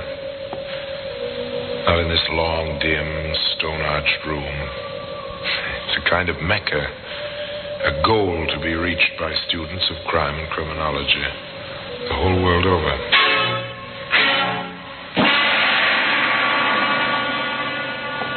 Yes, here in this room lies death and the mementos and souvenirs of death on these shelves, in these cabinets, under this well-dusted glass.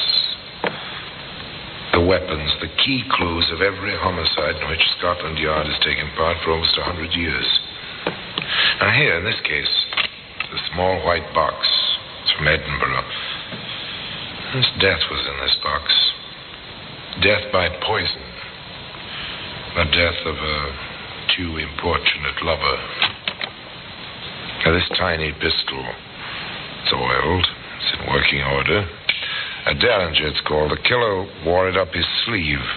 One morning at 8 o'clock, in the British tradition, the trap was sprung. The killer walked on thin air. The executioner received the customary £10. Now, here's something more familiar. A jack-handle. It's intriguing. Once, according to the case book, yes, that's the story, a tale which begins innocently enough when London lived in the blackout, and many American men found their after-dark amusement in tiny, hole-in-the-wall cafes. Think of me always, though we're far apart. Keep a tender memory within. Well, look around. Small tables crowded together, not much light. Pretty stuffy. The blackout curtains, the double blackout door don't help the ventilation much. The girl singing is pretty in a tawdry sort of way, provocative in the manner of a cheap pin-up, but the two young men in the American uniforms don't seem to mind. How's about it, Tom? Not bad for a dive? Not too bad. 5 will get you 10. It's out of bounds. Yeah, not yet, son. Just opened. The MPs haven't cased the joint yet. Oh, good deal. Well, nothing to worry about, kid. Well, who's worried? What can they do? 6 months in the stockade, maybe? That's okay with me. Apparently, at least one of these gentlemen is over the hill. Now, their interest has shifted, and quite naturally, of course. You think she has to sing for a living? It can't be much of a living. She's not too bad. Maybe she dates. You wouldn't know what to do about it if she does. Says who? Says me. What were you stateside, anyway? A parson's son or a school teacher? I worked in a bank. So what? I got along. I did all right. Hiding in the army? Hiding in the... Oh, maybe. Could be. I get it. Still water runs deep and all that stuff. Now, look, Teddy. What you don't know won't hurt you, see? That apply to Gracie? Gracie? You mean the babe? Well, who else? Grace Harwell, the London thrush, who don't sing half as good as she looks. You know her? Well, I met her a couple of times. You want to knock down? Well, why not? Now? Well, sure. Gracie, let's see your speed, son. You got a ringside seat. Well, pity. The Yank who thought he'd take Soho single-handed. Sit down, Gracie. What'll you have? My regular. Who's your friend? Oh, meet Private Tom Bennett, Gracie Harwell. Hi. Hello, soldier. Let me get your drink, Gracie. Faster that way. Hey, what about your ringside seat? I'll be back in time. That fast you can't work. Grace? Yeah? How would you like to help me win a bet? Well, this is a new approach. Good. Now, look, all I need to win is a date with you, see, for tomorrow night. Well, how about it? After the show? You on furlough? Maybe. Maybe not. I'll be in town tomorrow night. Got a car with petrol? No, but I will have. You say that like you meant it. I will have a car and gas. When and where? Well, I'm not saying for sure, but be outside at 1 o'clock in the morning. You may win your bet.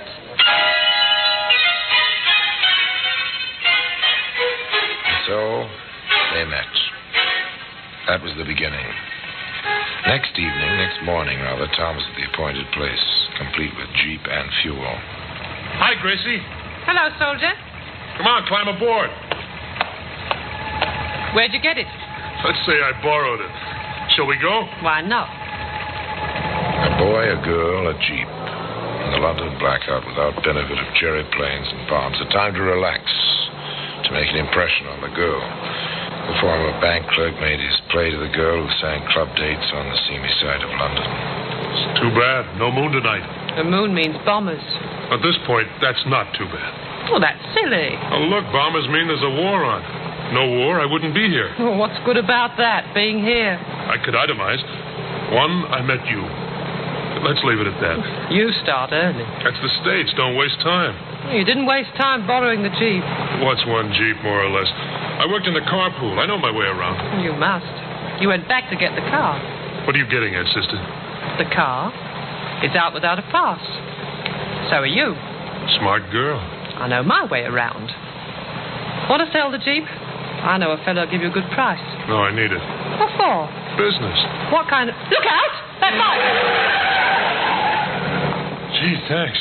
Oh. That's no place for a bike this time of night. Nor the girl on it. What kind of business? I have a small problem. Being out without a pass, I don't get paid. Oh. Money's necessary even in wartime. I had my ways back in L.A. Mm-hmm. Los Angeles to you. But I need a car. You get it, Gracie? Now, if you'd like a small demonstration, we can begin. You know, a man boasts to a girl and decides to make good the boast. This very modern variation on that theme consisted of stopping the Jeep at the side of the road, cutting the engine, waiting. Half amused, half interested, the girl sat quietly as the soldier climbed out of the car and stationed himself in the shadows. Along the road came the bicycle, the girl on it pedaling swiftly, her thoughts 1,000 miles away. She drew alongside the parked, half-hidden Jeep. Okay, sister, I'll take that bike. Hey, what's the idea? I'm going to get home. I want that bike, you hear? Oh, I won't give it. Shut up. You want one across the mouth? Oh, no. You leave me alone. You leave me alone. You leave me alone. How was that, Gracie? And she left her bag. There ought to be enough left in it for a couple of beers. So that's the way you do it in L.A. Yeah. You're all right, Tommy. Only next time, let's crack it for more than the price of a couple of beers.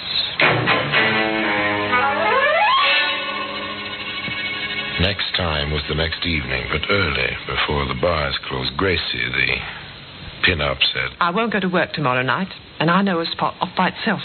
With a Jeep, we can get away fast, like you did it in L.A. And they drove up to the spot, a small pub on a side road, and Gracie said, Let's get to it, Tommy. They've got customers. That means money in the till. But Tommy hesitated, and he said, Too many. Scared? Oh, why take chances? There might even be a cop in there. Maybe later. You promised. You said I'd be the lookout while you went in and collected. Maybe later, not now. Well, let's do something, Tom. We'll find something. You want a thrill, we'll find something. They drove away. A well-lighted, well-populated pub was not to Tom's liking. He preferred the dark roads, the byways, the lone victims. But Gracie wanted her thrill. Tom found it for her. Hop in, miss. Oh, it is really awfully nice of you. But, Tom... You wanted a thrill, baby. Well, you'll get it. Where are you headed, miss? Well, out to Kingston, if it's on your way. Yeah, it's on our way. You all set? Let's go. Two girls and a boy racing along the unlighted road toward Kingston. Not much conversation. There never is, with a hitchhiker in the car.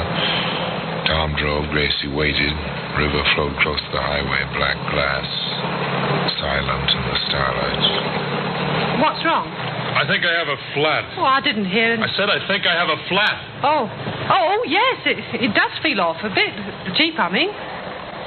Felt like the left rear. Can I help? If you'd get out, miss. You can leave your suitcase. The tools are under your seat. Oh, of course. What can I do? I'll need the jack. The handle is on the floor, Gracie. Yeah, I've got it. You, miss. I want your handbag. What? Oh, no. No, you keep away from me. Give me that bag. Oh, help, somebody. Help. Oh, no, get away from me. Get away. Pick up my dress. Go on, Tubby. Grab her. Rough her up. No, I won't.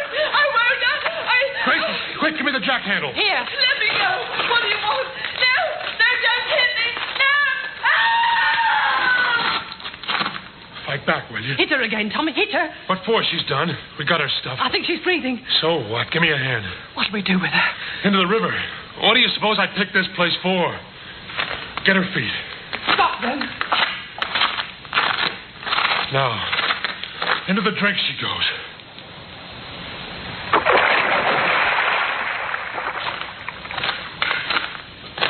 Oh, Tom. Well, did you get a thrill out of that, baby? That's the way we do it in L.A. Knock them over and dump them someplace where they won't be found. Okay, let's get going, Gracie. We got places to go and things to do tonight. Nice, clean fun. The end of that night's work was a jack-handle. A jack-handle. It lies today in the Black Museum. In just a moment, we will continue with The Black Museum, starring Orson Welles.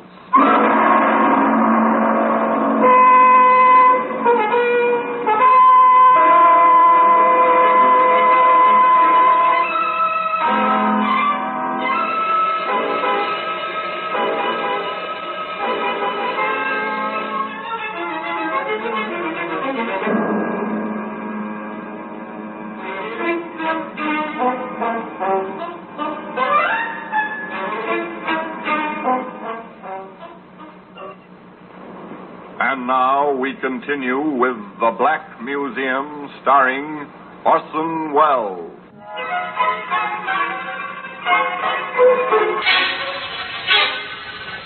It was to be some time before the jack-handle came to rest in the Black Museum. A trail of blood and misadventure was yet to be blazed through wartime London. Tom and Grace were amateurs at crime like this, but they knew enough to cover their tracks. They ditched the Jeep, parking it in a rubbed street. They took cover during daylight, but night and the blackout were their cloak as they prowled for further victims.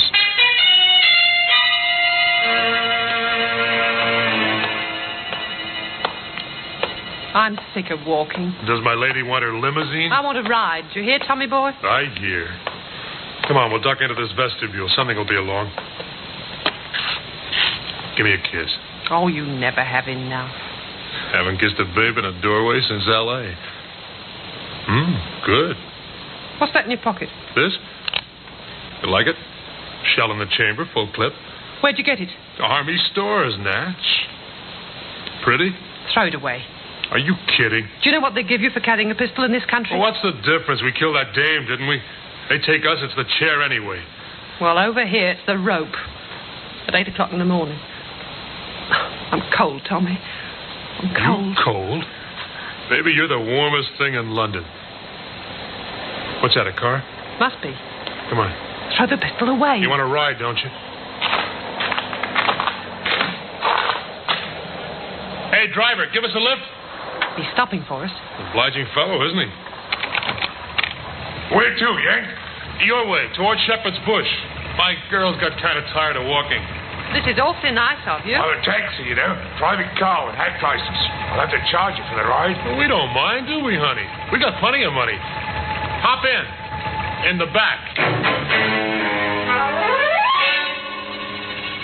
Private car with hack license. Driver James Carter.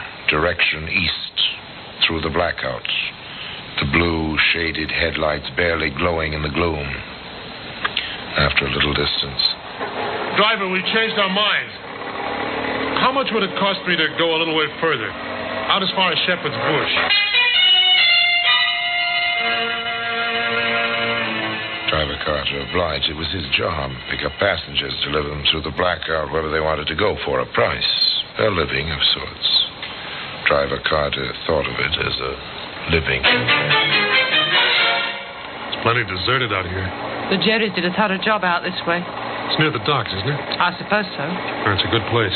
Perfect. You think he's got any money? All right, driver, stop here. Yes, sir. Nothing here but the rubble. You heard me. Stop. You know what this is? Service pistol. You hold it, Gracie. Got it. Don't move, driver. She's got an itchy finger. You can have my wallet. Keep him covered, Gracie, while I open the front door. Give me back the gun. Hurry, Tom. All right, you, driver, get out. On this side. You can have a car, too. Just leave me alone. Gracie, did you ever see the hole a 45 makes in a man? No, Tommy. Never. No, don't! Big enough to put your fist through at the back where it came out. Let's toss him in the rubble. That'll do it. Now we can ride anywhere you want to go. It doesn't take much to kill a man. You pull the trigger, the firing pin strikes the cartridge, the powder explodes, and the bit of lead tears into the man, that's all. Nothing left but a few chemicals, which once were living flesh, a few rags of clothing. Toss it into the rubble. Dust to dust.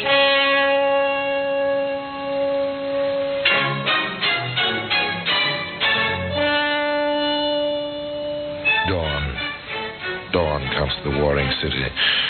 The sun touches the rubble. The sun moves warmly over the cold rubble, over the dead. The night watchers start home. The fire wardens, weary but relieved after a quiet night, take a shortcut toward their breakfasts. A few hours sleep. Margie, there. What's that? Body, seems like. This area was cleared out months ago. He's fresh, that one. Let's have a look, shall we? They had their look. It wasn't pleasant. Shot through the chest. Stay here. I'll find a call box. The fire warden placed his call. He rang straight through to Scotland Yard. A short while later, a man picked up the telephone on his desk. Inside the Greystone building on the Thames. Inspector Mason here. Sergeant Davis, sir. Go ahead, Sergeant. The body found in the East End, sir, shot to death. Large caliber from the size of the wound. Probably a service pistol. Identified as yet? The identity papers are still on him, sir. James Carter, taxi driver, private car registration, tag number RD7445. The car? No sign of it, sir. Tire marks in the road. It's a thoroughly bombed area, sir. Very little traffic. Another one. Very well. Send out the usual teletype. Description of the car. You know, check for relations, friends of the deceased. Well, that's all we can do for now. Routine. The teletype to all police stations. The constables memorize the details while they go on patrol. London is a big, sprawling city. The blackout isn't any help. That's all for now.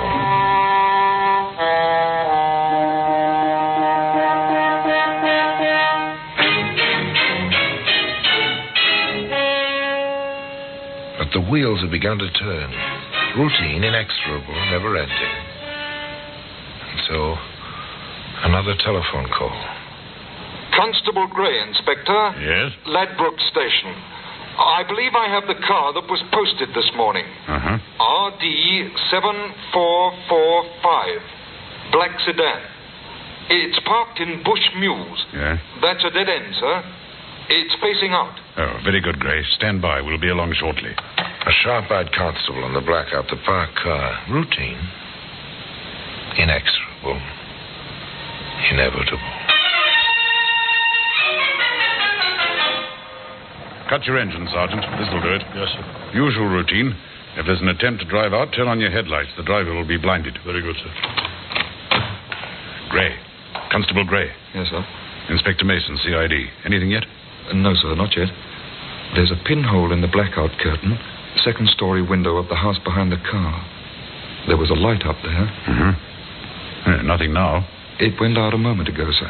I'd take post behind the car, Gray. Accost anyone who approaches it. The area's covered. There'll be no escape. Yes, sir. The constable's footsteps fade and stop. Silence. Darkness. The trap is set. They wait. No movement, no sound. Not even the glow of a cigarette.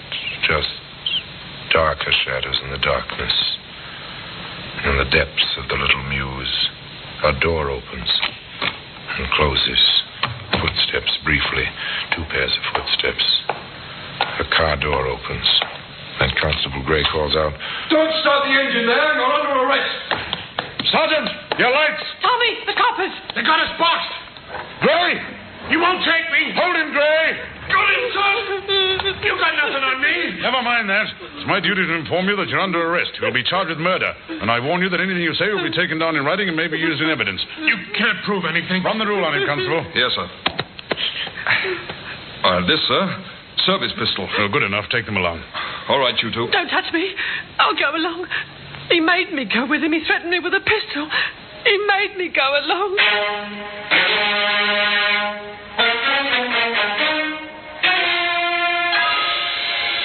That was her cry. All through the trial, which followed swiftly. That was the plea of the tawdry little pin-up from the seamy side of London. He made me do it. He hit me, showed me his pistol. He made me do it. In front of the robberies, the cheap, shilling-sized robberies. Yes, I took that girl's purse. I went through the driver's wallet before we left his body, but he made me do it. You've got to believe me. He made me do it. There were other, far less hysterical witnesses, men who spoke with a calm certainty of truth. There was the ballistics expert.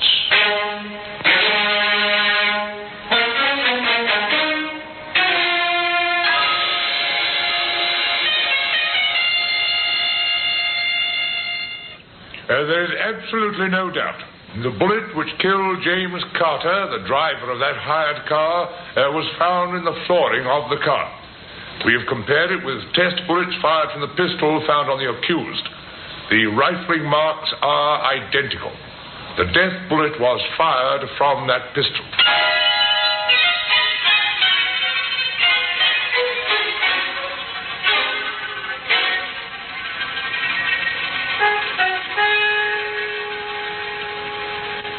Tom Bennett, accused of murder, wanted for desertion by the United States Army, former bank clerk. He played his role defiantly. I tell you, she's framing me. This whole deal was her idea. You should have seen the bang she got when she watched what was going on. Now she's trying to pass the buck to me. And with customary thoroughness, Scotland Yard turned up a surprise witness. Yes, those are the two. She gave him the jack handle and he hit me with it.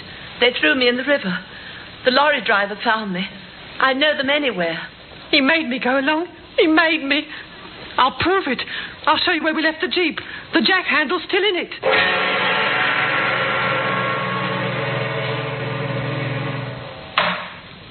Gentlemen of the jury, have you reached a verdict? We have, my lord. Let the prisoners face the jury. What is your verdict? We find both defendants guilty of murder and add a recommendation of mercy for the female prisoner.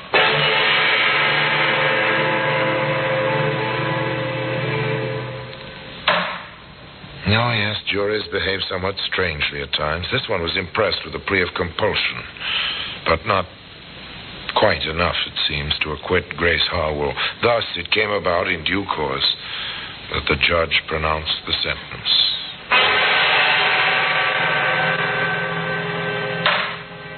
Thomas Bennett, you have been found guilty of murder. The sentence of the court is that you be hanged by the neck until you are dead. And then may the Lord have mercy on your soul.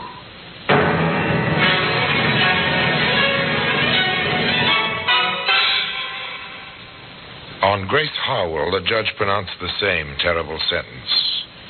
But the jury's recommendation for mercy led the Home Secretary to commute this to penal servitude for life. A lifetime for Grace Harwell to remember. He made me go along. He made me go along. No jack handle. It lies today in the Black Museum. So much for the story of Grace and Tom. Tom's life ended on the scaffold.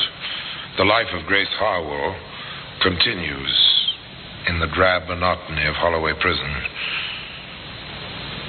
The service pistol, of course, and the jack handle remain in their places, their special places of honor, on a shelf in that curious room which is known in Scotland Yard as the Black Museum. And now, until next time, till we meet again in the same place, and I tell you another story of the Black Museum, I remain, as always, obediently yours.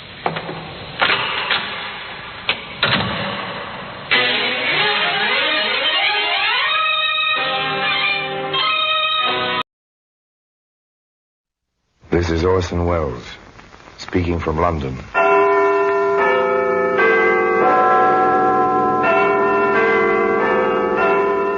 Black Museum. A repository of death. Yes, here in the grim stone structure on the Thames which houses Scotland Yard is a warehouse of homicide, where everyday objects, a teapot, a sewing needle, a folding camera, all are touched by murder. Now, here's a handkerchief. A khaki handkerchief. Soldier's handkerchief. It's a common enough sort of thing during the war. A handkerchief, Stark. Fairly clean, if a bit moldy. That would be from exposure, Thompson. Looks like army issue. It is, but no hero used it. You can bet on that. Well, that handkerchief can be seen today in the Black Museum.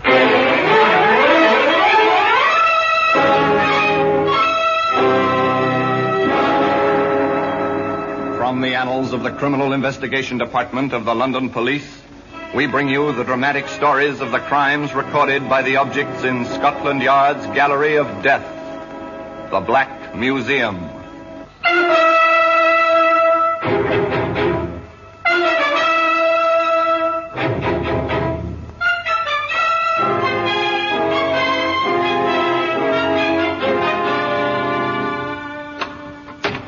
Here we are at the Black Museum in Scotland Yard. Just come to this silent room.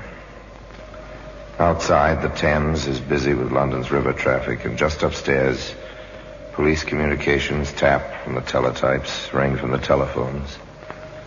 But here, as I say, is silence.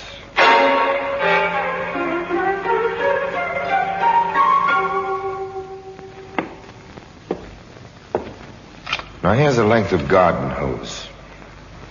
Once it was connected to an exhaust of a car. From there up through the floorboards. The time was winter. The driver rode with all the windows closed, and the car crashed. The man died. It wasn't exactly an accident, no, it was murder. Here's a German Mauser, war trophy heavy gun. Strange, a tiny woman held it with two hands, smudged her own fingerprints. She was found out. Her hands gave her away. The paraffin test, you know, for gunpowder smoke. Ah, here we are. Here it is, the khaki handkerchief. Originally, it was intended for camouflage. Fairly shouted for recognition at the right time in the wrong place. Yet the trouble first appeared as the commonplace ringing of a telephone.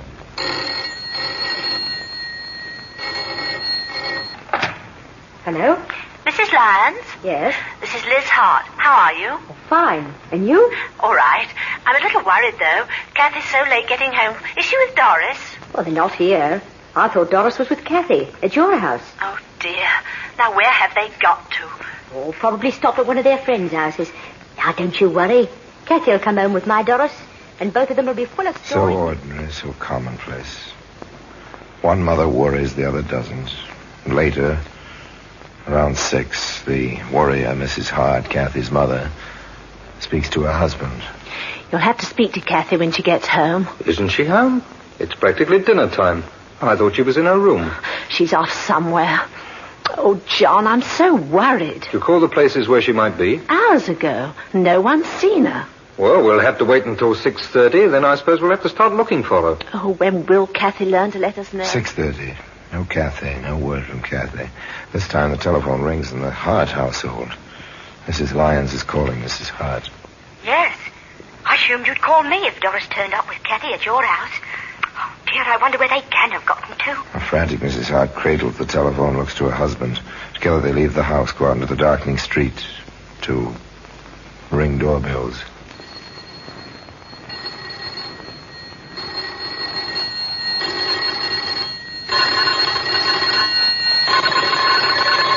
I'm sorry to disturb you, but I'm trying to find my girl. But the Carters haven't seen Kathy. Excuse us, old man, but our Kathy seems to be among the unaccounted for. No, the Bradleys haven't seen Kathy. Sorry to bother you. Have you seen anything of our girl? No. The Corbetts haven't seen Kathy.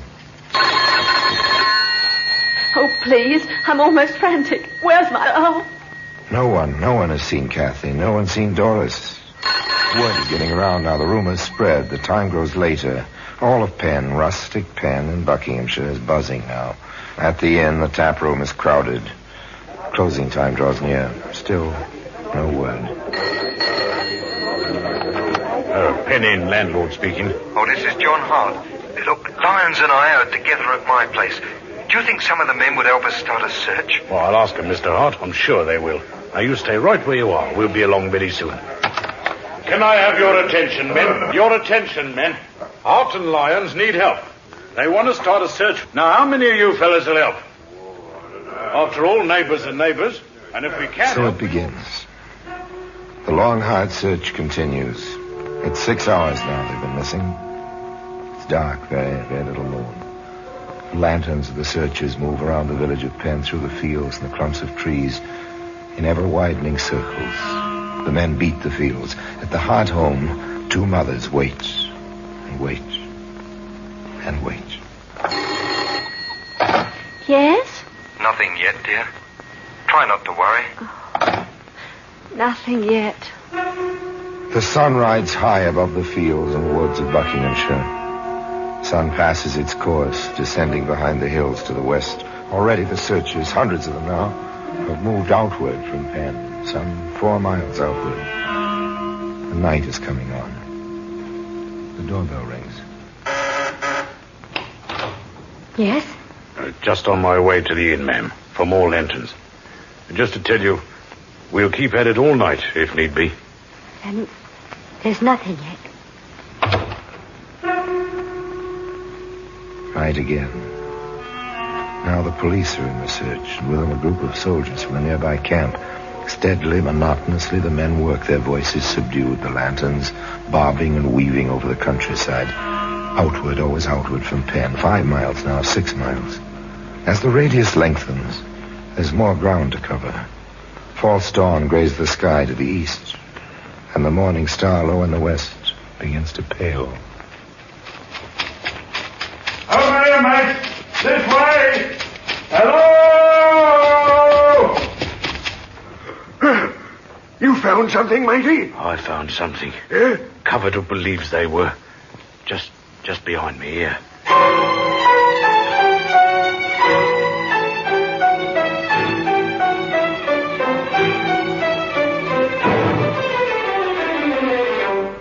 Found. The weary men brought the terribly tragic news back to Penn.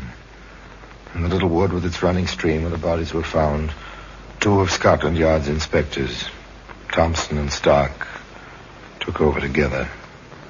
Now was the time for professionals at manhunting.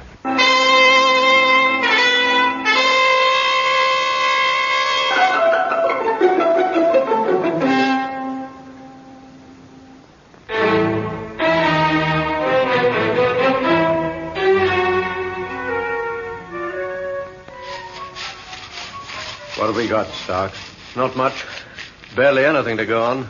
Gas mask container, wooden, out near the road. I don't think they were killed here, do you? No, chances are against that. One of the men brought me this. A handkerchief, Stark. Fairly clean, if a bit mouldy. That would be from exposure, Thompson. Looks like army issue. It is, but no hero used it. You can bet on that. There are tire marks and an oil patch over to the right. Truck tires. Double rear wheels. Army truck, it looks like. Plaster casts. The men are making them now. Army truck, army handkerchief. Anything else? Not yet. All right, let's get out of here. We've got a killer to find.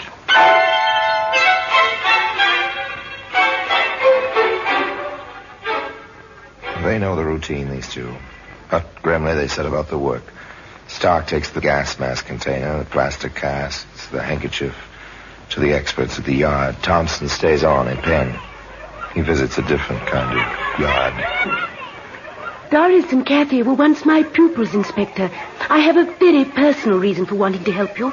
But just how can I? It doesn't need me to tell you, miss, how observant children can be.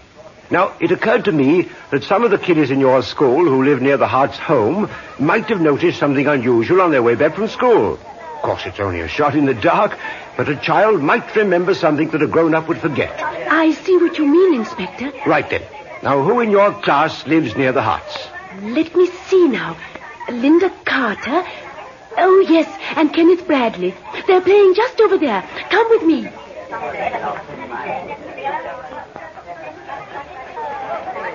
Now then, what's your name, young lady? Linda Carter. And yours, my lad? Kenneth Bradley, sir. I understand you two both live in the same street as the Harts. Yes, sir. I live next door. Kenneth's a couple of houses down. Right, Kenneth? Yes, sir. Now, I know you'd like to help me if you could. I think your teacher told you I'm from Scotland Yard. She sure did.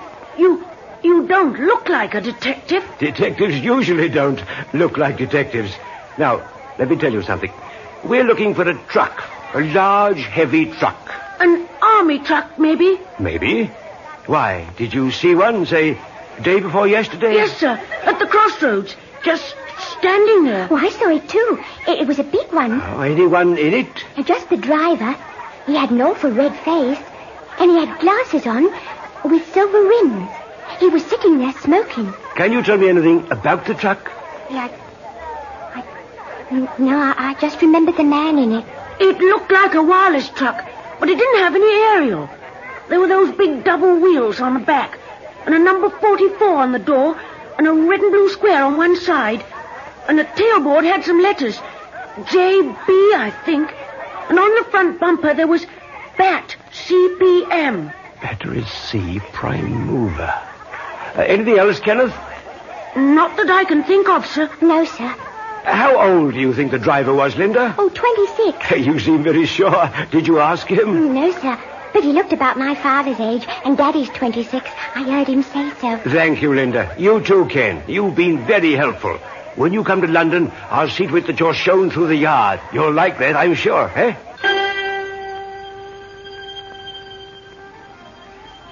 Inspector Thompson sought out his colleague Stark at Scotland Yard. I've got good descriptions. The truck and the driver. How about you, old man? Laundry mark and the handkerchief. Print on gas mask container, that's all. Anybody seen them in the truck? A man and a woman, about a mile apart, along the line from the school towards where they were found. Any numbers in the truck? Battery, regiment, and division insignia. That laundry mark's going through the mill. H2503 has been checked in every laundry in the county of Buckingham. Good. I'll get on to Army Intelligence. We'll find that truck, the outfit that uses it, and the man who drives it. A leaky axle drips oil, does it? We'll see about that. Well, that handkerchief can be seen today in the Black Museum.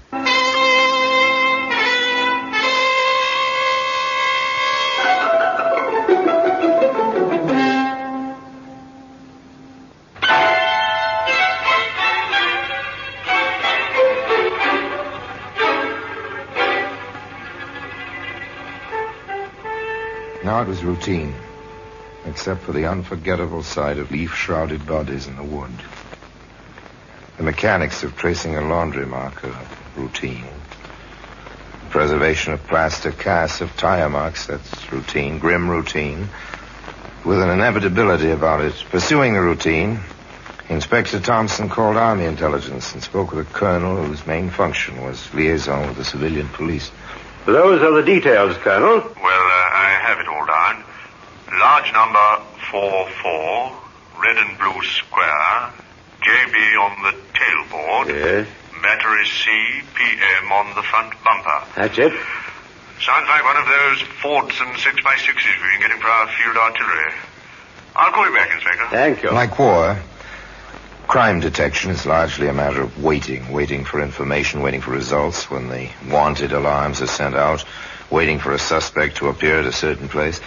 And now Thompson and Stark waited for answers to their inquiries. In a matter of hours, the answers began to come in. There's a report on the laundry mark, Thompson. Ties in with a series given an army outfit stationed about 5 miles outside of Penn Village. It begins to fit. Patiently, grimly, the two men went on waiting. Once again, the telephone. Inspector Thompson here. Colonel Gardner, Inspector. I have your information. Here he comes, Stark. Good. Go ahead, Colonel. That truck apparently belongs to the 44th Battalion Devonshire Blues. A Battery C prime mover. Where is that outfit, sir? They've been in camp 5 miles outside Penn Village. They've just been moved to Yoxford on the south coast for further field training. Thank you, Colonel. Shall I advise the CO down there to expect you? If you would, it should take us about 2 hours. You move fast, don't you? I'll tell him. And good hunting. Hope you get your man. Thank you again, sir. If he's still with that outfit, we'll get him. If he's still alive, we'll get him. Yoxford, Stark. Get a car and a driver. We're going to the country. Traffic was light and gasoline rationed England. Some 2 hours later, Thompson and Stark conferred with the major commanding the battalion. Yes, we do have a prime mover with a leaky axle, gentlemen. As a matter of fact, it's in the shed just outside. May we see it, Major? Yes, of course. This way.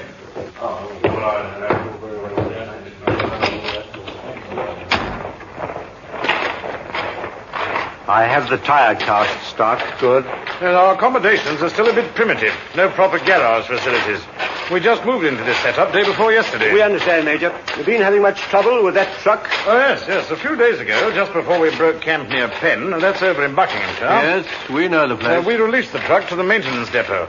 Apparently, there isn't much they can do with it. The main differential is a problem. Well, there we are. JB on the tailboard. Have a look at the inside, will you? I'll take the tires and the markings. Check. 44 on the door, yes. Big enough. The lad could hardly miss it.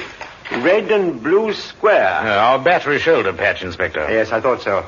Markings all checked. Let me see now. The tires. Fallen in here, Thompson. Yes, tires checked with the cast stock. Well, we expected that. Here's something on the tarpaulin. What do you make of these stains? Want to guess, old man? Well, your guess is as good as mine, and it'll be confirmed by pathology. Blood. I think we're through here, Major. Maybe go back to your office, please. Blood on the tarpaulin, crumpled up and tossed into a corner of the truck. I don't think they were killed here, do you? No. Chances are against that. No blood around here. But blood on the tarpaulin in the truck. The two detectives and the major went back to the orderly room. I think we'd better see the driver of that truck, Major. Oh, yes, of course. Sergeant Carroll. Do you know who drives the prime mover for Battery C? That'll be Driscoll, sir. Oh, where is he now? I expect he's in the battery day room, sir. Oh, bring him over, will you?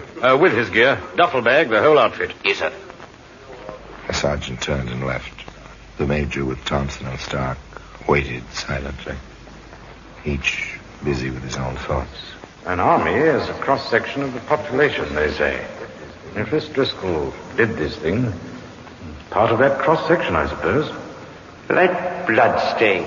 I hope there's enough for pathology to type it. Laundry marks. His shirts and underwear ought to have the same mark as the handkerchief, if he's the man. In the day room of Battery C, the situation was normal. The sergeant walked in without attracting too much attention. Oh, here you are, Driscoll. What's up, Sarge? You are. Major wants you. Well, what's wrong now? He didn't tell me. Let's get over to quarters first. Well, what for? Major wants to see your gear. All of it. Oh. Let's go. Was the waiting over? Out of the seeming anonymity of the army, had they found their man, and so quickly? In my office, Sergeant. Yes, sir. Oh! Colonel Driscoll, Major. Thank you, Sergeant. Dismiss. At ease, Driscoll. Thank you, sir. This is Inspector Thompson and Inspector Stark, Scotland Yard. They have some questions, Driscoll. Answer them. I'll try, sir. Well, he's all yours, gentlemen. May I examine your duffel bag, Driscoll? Of course, sir. The blouse is rather wet, isn't it? Caught in the rain, sir. Must have been quite a rain to go through the pockets like this. It was, sir. You're sure you didn't wash it yourself and pack it before it was dried? No, sir. It was the rain, sir. How do you explain the shirt? The cuffs cut off like this. Came back from the laundry with the cuffs all frayed. I cut them off. Only used a shirt round the trap, sir. I see. Driscoll, does this handkerchief look familiar to you? Like any other handkerchief, Inspector? Thompson, the laundry marks. Here, collar of the shirt. I see it. We'll try again, Driscoll. Look at the laundry marks on the shirt and on the handkerchief. Seems to be yours, doesn't it? I wouldn't know about laundry marks. They're identical, aren't they? Have you had a handkerchief like this recently? All the army issue is the same, sir. We get a lot of trouble getting things back from the laundry.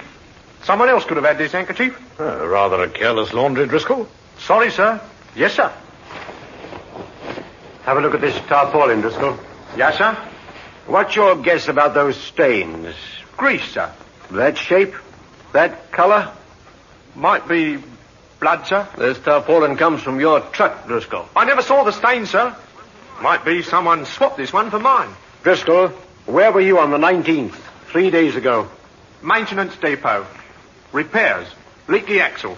Did they repair it? Well, they couldn't. Not in the time we had before we moved down here. I see. Anything else, Stark? Not at the moment. Major, we'd appreciate it if you'd hold this man under escort. There are still a few inquiries to be made. Yes, of course, Inspector. Oh, Sergeant, in here, please.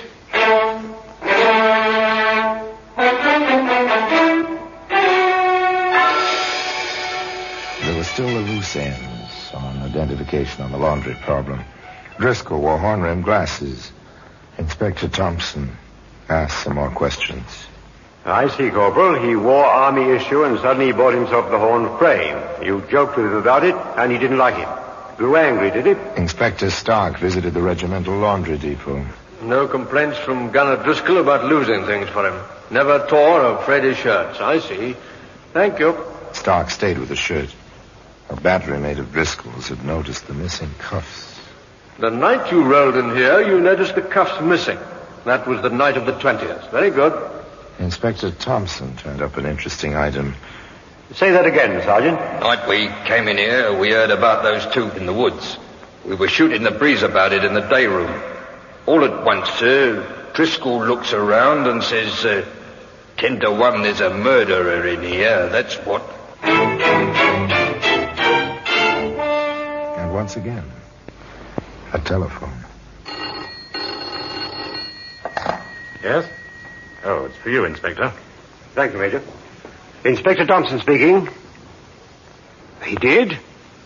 I see. It's been checked at criminal records. Good. Very good. Yes, of course I wanted the word at once. Thank you very much. They found something? The crew we left at Payne turned up the second gas mask container. Metal, this one. Had a print on it. They checked in criminal records. The fingerprint belongs to an Oscar Driscoll. Served a term 8 years ago for molesting and impairing the morals of a minor. Oscar Driscoll, you're under arrest. The charge is willful murder of Kathy Hart and Doris Lyons on the afternoon of October the 19th. Well, that handkerchief can be seen today in the Black Museum.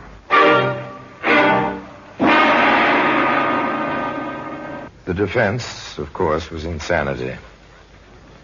The defense tried to prove that Driscoll suffered from schizophrenia, split personality, that he had no recollection of what he'd done and therefore no legal responsibility. The jury brought in its verdict, and finally, this man died at the hands of the public executioner. There was apparently no doubt in the minds of the jury that this man had known and planned exactly what he'd done. At any rate, the khaki handkerchief remains in its usual place in Scotland Yard in the Black Museum. And now, until next time, till we meet again in the same place, and I tell you another story of the Black Museum, I remain as always obediently yours.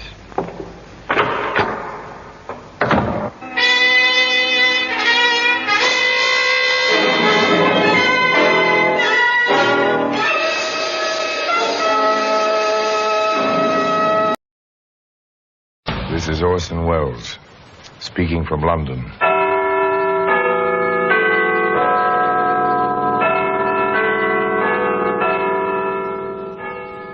The Black Museum, a repository of death, a repertorium of violence. Here in the grim stone structure on the Thames, which houses Scotland Yard, is a warehouse of homicide, where everyday objects, a teacup and its saucer, a lady's parasol, a surveyor's chain, all are touched by murder.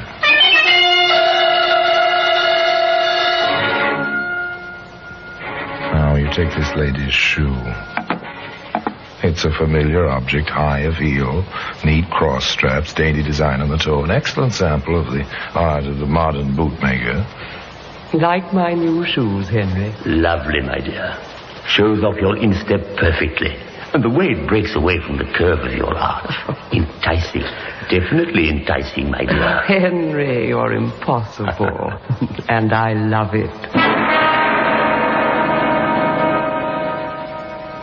A nice couple talking about a pair of shoes. You'll hear more about that couple and more about the shoes. One of those shoes, by the way, is to be found today in the Black Museum.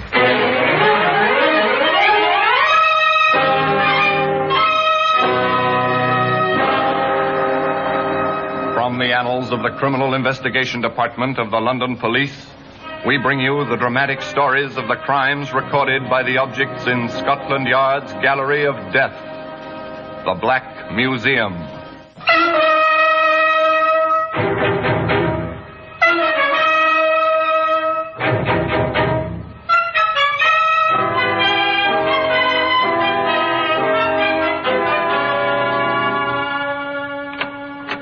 Here we are in the Black Museum, Scotland Yard's mausoleum of murder. Here lies death. Yep. Entombed neatly with printed labels, with records of names, places, times, each white card a kind of tombstone. Very interesting collection in this museum. Here, there's a gardener's clippers. If you have a hedge around your property, you own one, long, sharp, triangular blades. They're fine for clipping boxwood. Fine, too, it was learned, for clipping jugular veins. And here's a true weapon, a revolver, lady's gun. This little .22. But the lady who used this one summer evening made very sure of her victim.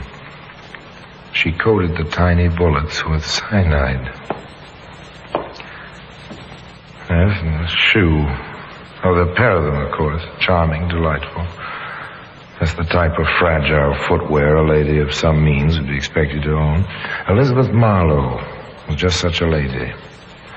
And she bought the shoes to please Henry Higley, who'd persuaded her that her age of nearly 40 was not too old for marriage. And she wore them as she drove through the stormy night, which marked the beginning of her honeymoon. The storm seems to be getting worse, Henry, darling. Don't worry, my dear. Here's the inn. The light's just ahead. Too bad the house wasn't ready for us tonight. Our first night in our own house. I'd have loved it, dear. It's so charming, so Elizabethan, from half timbers to the moat. Imagine a house with a moat. I wanted something Elizabethan, darling. After all, it'll be a setting for my Elizabeth. Gay, happy conversation, honeymoon talk. In spite of the rain pouring over the windshield. In spite of the dramatic lightning and the rolling thunder. Henry helped Elizabeth out of the worst of the rain, handed her a funny little terrier named Patsy, which Elizabeth had insisted on bringing with her, and then knocked on the door of Webley's Inn.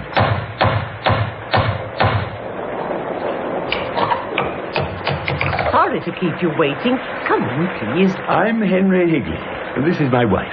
You're... Martha Webley. I've given you up, what with the weather and all. We wouldn't have missed this for the world, Mrs. Webley. The storm. Well, it's almost romantic. Oh, the little dog. Oh, isn't he sweet? Are our rooms ready, Mrs. Webley? Oh, of course. And a fire going against the storm. Oh, and may I take the opportunity, ma'am, sir, of wishing you all the happiness? The Hegleys stayed at the Webley Inn for several weeks until the house was ready. The Elizabethan house with the half timbers and the moat standing on the edge of the moor. As Martha Webley put it, they were so happy. Middle-aged, but happy as kids. If laughter and enjoyment of simple things is happiness, then Henry and Elizabeth knew happiness. They drove over to their house each day and each evening. They discussed its progress. Would you like the moat drained, dear? But the water is part of it. Without the water, it would be just a ditch. I thought perhaps you'd like to make a rose garden out of it. But there was a garden at the rear of the house, so the water stayed in the moat.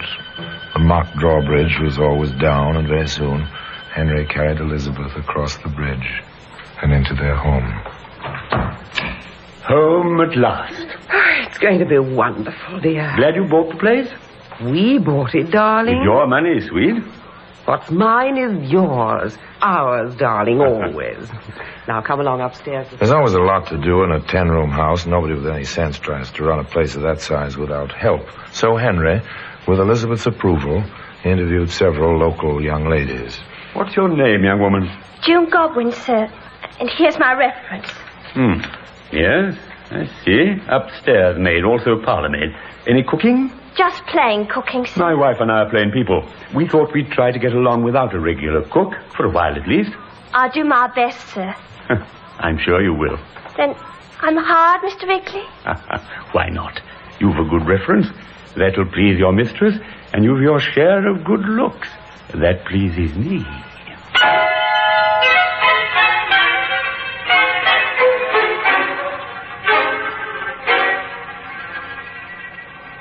So that was the way the wind blew, was it? And so soon after the wedding. Well. Little June Godwin went about her business, dismissing the remark as the pleasantry of a new employer who wanted her to feel at home. Now Henry established the custom in that household of giving his wife her breakfast in bed. June prepared the tray and took it upstairs. She'd been doing this for about a week. My, don't we look fresh and neat and beautiful this morning? Mr. Hickley, please, sir. Don't. Shy, are you, eh? With those eyes and that figure? Come here, little one. No, sir. Please. What do the boys hereabouts think of you? I wouldn't know, sir. If you'll excuse me, sir, I'll take the tray to Mrs. Higley. Handled herself well, didn't she, for a country girl? There's no nonsense about June Godwin. She needed the job. She was a loyal girl, loyal to her mistress and to herself in a way. Maybe that's why she spoke as she did. She deposited the breakfast tray in Elizabeth Higley's bedroom. Ma'am, if I can speak to you a minute. Of course, June. What's the trouble? It's about Mr. Higley, ma'am. Oh? Well, ma'am, it's not that I'm giving my notice or anything, but I'm a nice girl, ma'am. Of course you are. Mr. Higley, ma'am, he tried to take privileges this morning. Perhaps you'd better try to June tell me finally managed to tell her mistress the brief details. Elizabeth was hardly pleased, but she showed nothing of her feelings to Henry, at least on that score. Of course, there may have been something more than a slight edge to her tone later that day, as she said to him, There's a notice from the bank, Henry. It says my account is overdrawn. Oh? How much? Almost £300. This never happened to me before I added your signature to the account. Oh, but there was plenty there. Oh, I know. But there's a cheque here which I thought was for £30, and it turns out to be for £300. But I thought I told you, darling. It was £300. In any case, dear, your dividends are due in a few days, so let's not worry about it. A simple explanation, and very smooth. Just the type of explanation an infatuated woman can be expected to accept. But for Elizabeth, the infatuation and the honeymoon were over. They came to an abrupt end about a week later.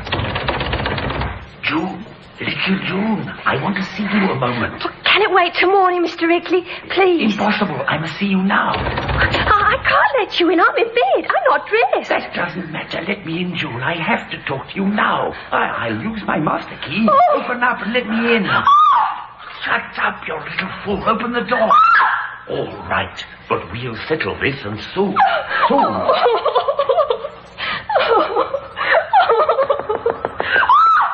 What's wrong, June? Are you ill? Oh, Mrs. Higley, Mrs. Higley. Oh, Mrs. Higley, I'm so frightened. I understand, June. It was my husband. Again. Wasn't it?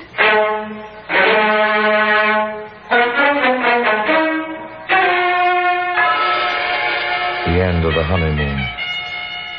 It came quickly after that. Elizabeth said simply. Henry, I'm leaving you. I'm going into London to talk with my lawyer. After your talk with him, you'll change your mind. Taking a servant's word against mine. Really, my dear. What train are you making? I'll drive you into town. A little while later, Henry dropped into the kitchen and told June quite coolly. I'm driving Mrs. Higley into the station. She's going up to London. I'll pick her up on the 9:45 tonight when she comes back. At 9:15 that night, Henry told the servant girl. I'm going in to pick up Mrs. Higley. We should be back a little after 10. And at 10:15, Henry came back. Funny. Mrs. Higley wasn't at the station. She must have missed the train and decided to stay in town for the night. And then, the next day...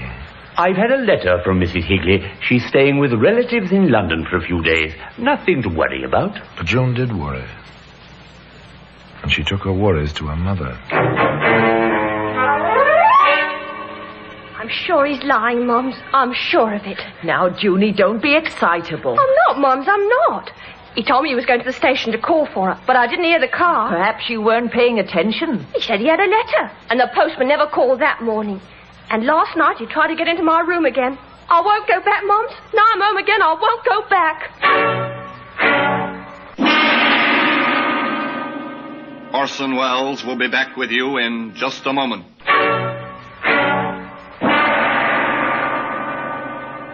This was gossip. Oh, yes, gossip indeed. But Mrs. Goodwin restrained herself for a while. After all, there was only one other person in the village who knew the Higleys.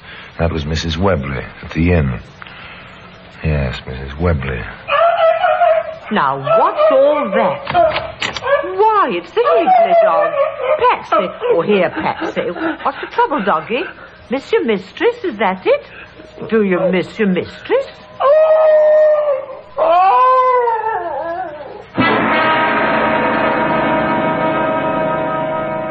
The shoe, by the way, reposes today in an honored position in the Black Museum.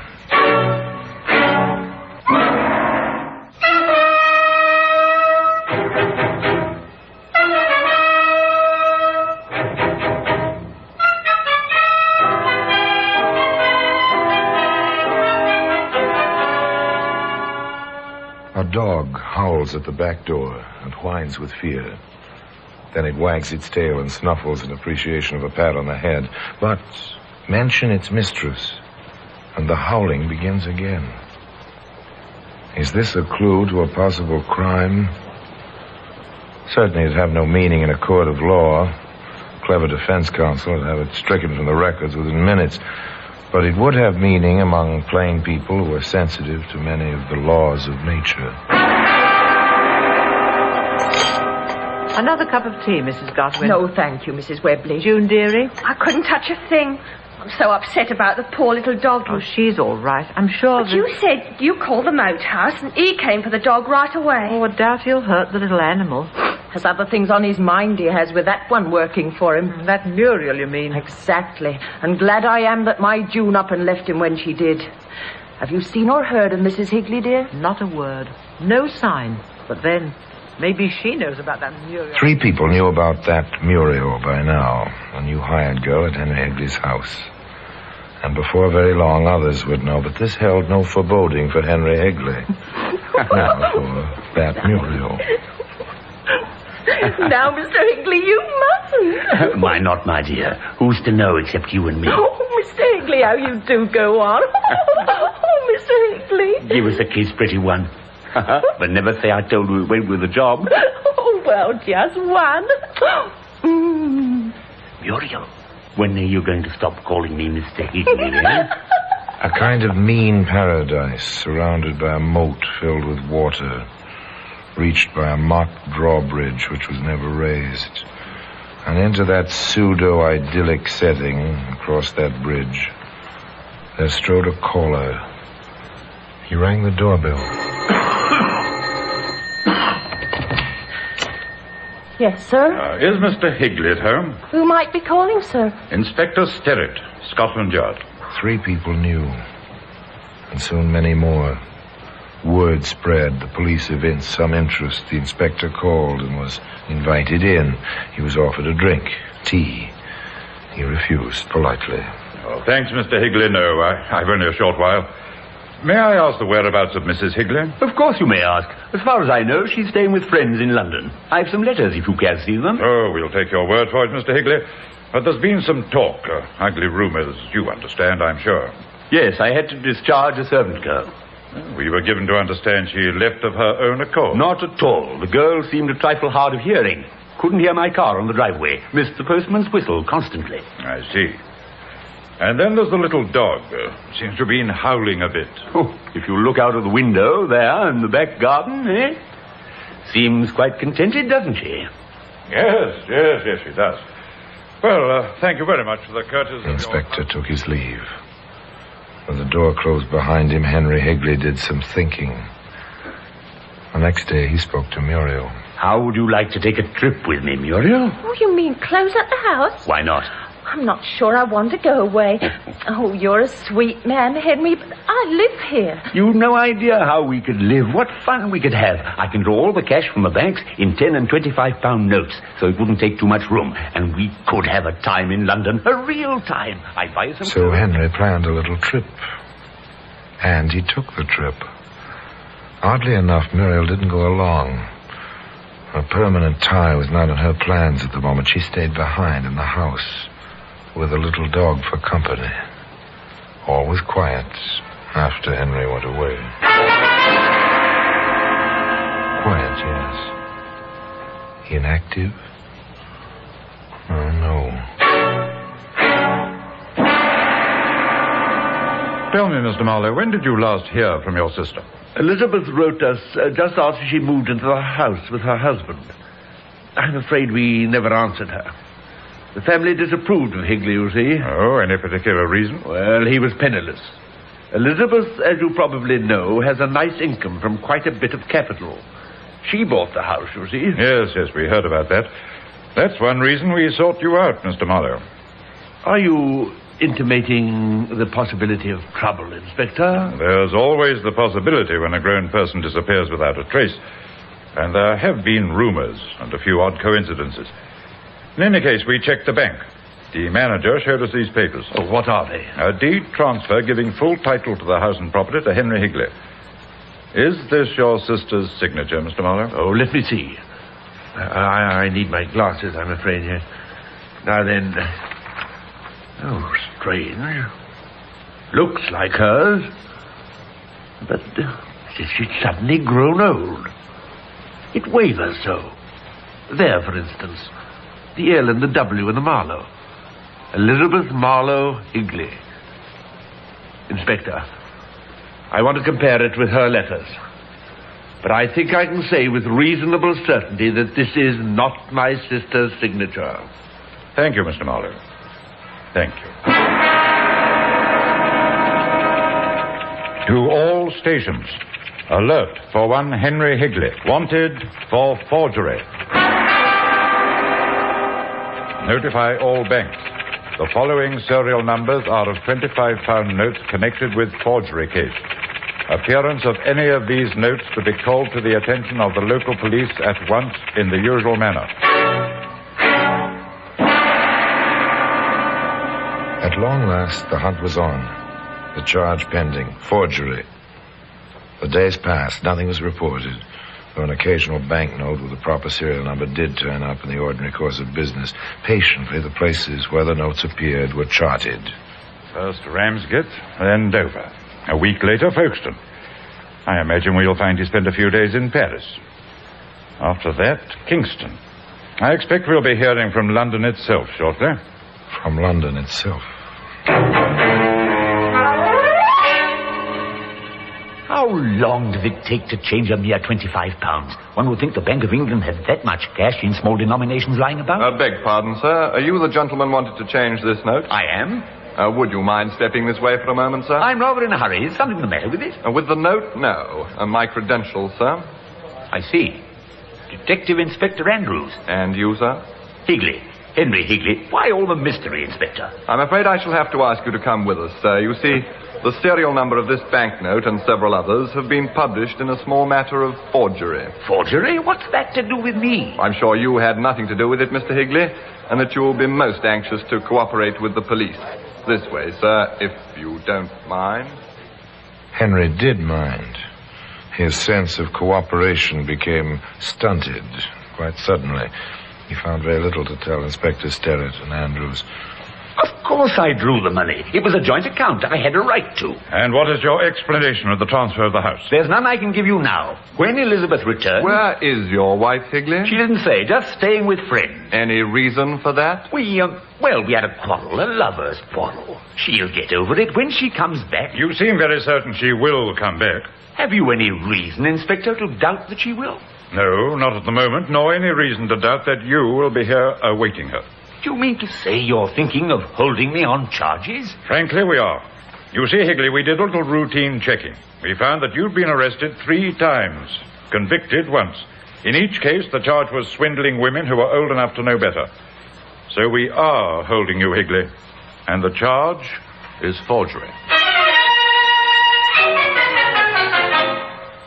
Now, the direction of the search changed somewhat. Henry Higley was safe, and he'd remained so until Elizabeth Marlowe Higley was found. You've no right to take the house apart like this. Mr. Higley will... I'm sorry, my girl. We have a warrant. I don't understand, sir. What are you looking for? Not what, my girl. Whom? We're looking for Mrs. Higley. In the cupboards and under the floor and... No. Oh, it isn't true. It isn't. She went away. They took the house apart and put it back together again. Nothing. They dragged the moat around the house. Nothing. Then they drained it. There it is, Sterrett. Dry as it ever will be, and nothing. Not a sign. Mud looks mighty deep. It's a quagmire down there. Watch this. Takes that stone as if it were nothing. He couldn't have thrown a body that far out, and there's no sign of anything on the sides. He might have waded out, Andrews. The water wasn't particularly deep. He'd have gone in up to his waist if he'd tried that. You know, it takes good soil to make mud like that. Yes, I noticed. Funny the way they let the garden go to seed. Oh, it's not too bad. Except for that patch of stunted bush over there, where the dog's lying. Yes, let's have a look at that, shall we? You never quit, do you, Sterrett? Human beings can't disappear without a trace. They just don't, that's all. Oh, that's a good dog. There we are. There.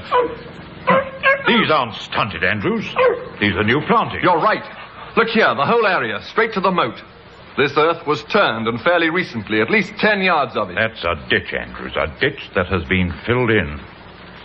I think maybe we ought to start digging hereabouts.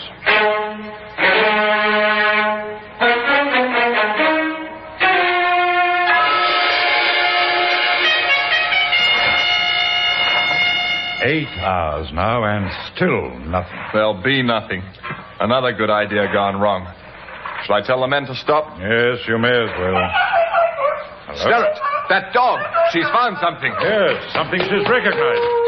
Get those lights over here, man. All right, they're coming up here. All right, get come on here. All right, you can start digging again, but carefully now. All around that spot. It's pretty obvious, Andrews. There's a body attached to that lady's shoe. And as I told you at the beginning of this story, that shoe reposes today in an honored position in the Black Museum. The medical examiner swore that a .32 caliber bullet had killed Elizabeth Marlowe. The ballistics expert testified the bullet had come from the gun in Henry Higley's possession the day of his arrest in the Bank of England. Another expert adjusted the noose, placed the white hood over Higley's head, heard the man whisper the admission of his guilt, and sprang the trap. Martha Webley has Patsy now, and the little dog enjoys the fields around Webley's Inn. A fit reward, I think you'll agree, for the faithfulness which brought her mistress's killer to final justice. And as I told you, the dainty shoe remains in its customary position in that big stone building on the Thames in Scotland Yard in the Black Museum. Now, until next time, until another story about the Black Museum, I remain as always, obediently yours.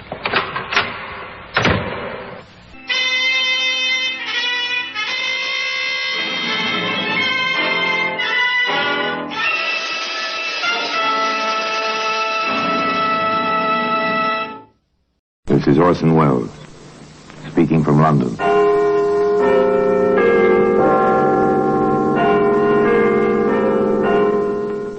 The Black Museum. Here in the grim stone structure on the Thames, which houses Scotland Yard, is a warehouse of homicide, where everyday objects, a magazine, a cigarette lighter, a student's lamp, a paperweight, all are touched by murder. Here's a letter. It's a familiar object, handwritten on a good bond paper. No imprint on the top, merely a date. A simple single initial for the signature. Do you notice the same thing about this letter that I do, sir? Rather a well-formed handwriting. More than that. This letter was written by an educated person. A very well-educated person. But for what a purpose? Well, today, that letter can be seen in the Black Museum.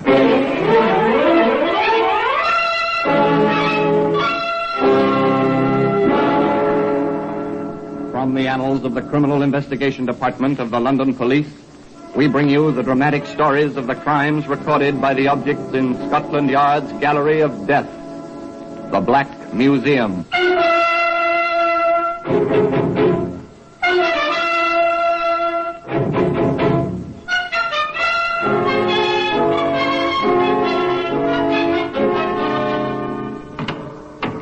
And here we are, the Black Museum. Scotland Yard's Museum of Murder. Yes, interred in this place are countless memories, represented by the objects on these shelves and these cabinets. Memories of terror, horror in the night, of the ultimate cruelty between man and man, the killing of one human being by another.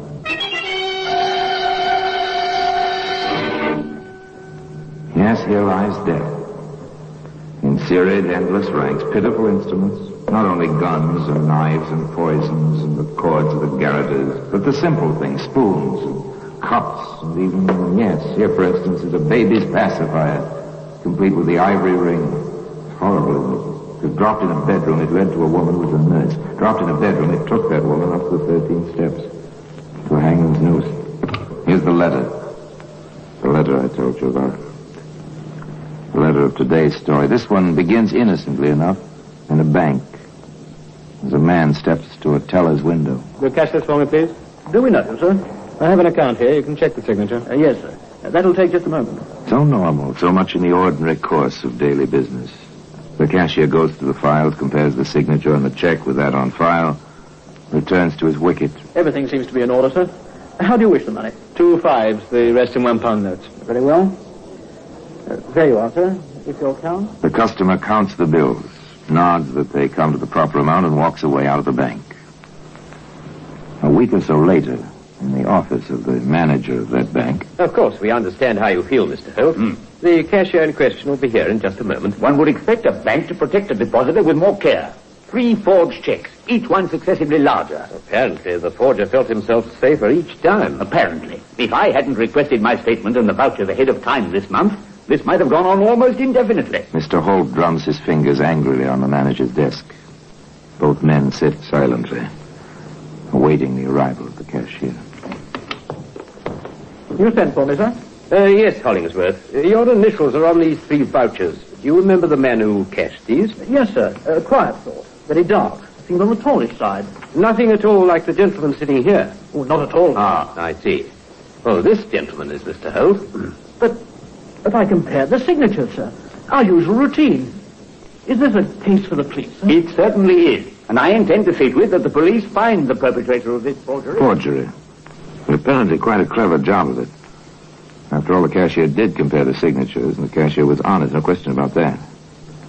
What then did Scotland Yard have to say about it? May I ask, Mr. Holt, if you've written any letters recently to anyone you don't know? I'm a solicitor, Inspector. I have a great deal of correspondence. Of course. Let me ask you something else. Have you made any debt collections within, say, the past 6 weeks? Well, now, let me think. Yes, there was that Mr. Arthur. He'd had a bit of a difficulty with Mr. Harris. Asked me to write a letter. A lawyer's letter, you understand, Inspector. Yes, of course. Go on, sir. I wrote the letter. Mr. Harris paid his debt at once. About £50 it was. I deducted the usual fee and remitted the balance to Mr. Arthur, that was all. But you signed the letter yourself? Of course. It's not a new trick. But it's been used quite often lately. That's where they don't follow, Inspector. That's how the forger obtained your signature to trace our copy. What? But that's... Quite simple. Yes. And the chances are that neither your Mr. Arthur, whom you saw, nor Mr. Harris, whom you did not see, neither one of them was the forger, as we've come to call him. Then you had similar cases? Many of them. And no trace of the culprit? Never a trace, nor any link. He knows what he's doing, this fellow. Clever, in a diabolical sort of way.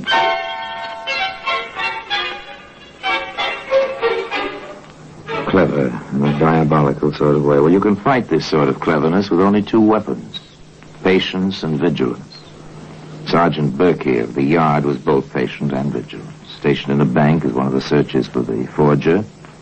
The sergeant heard... Will you cash this, please? The name is Forsyth.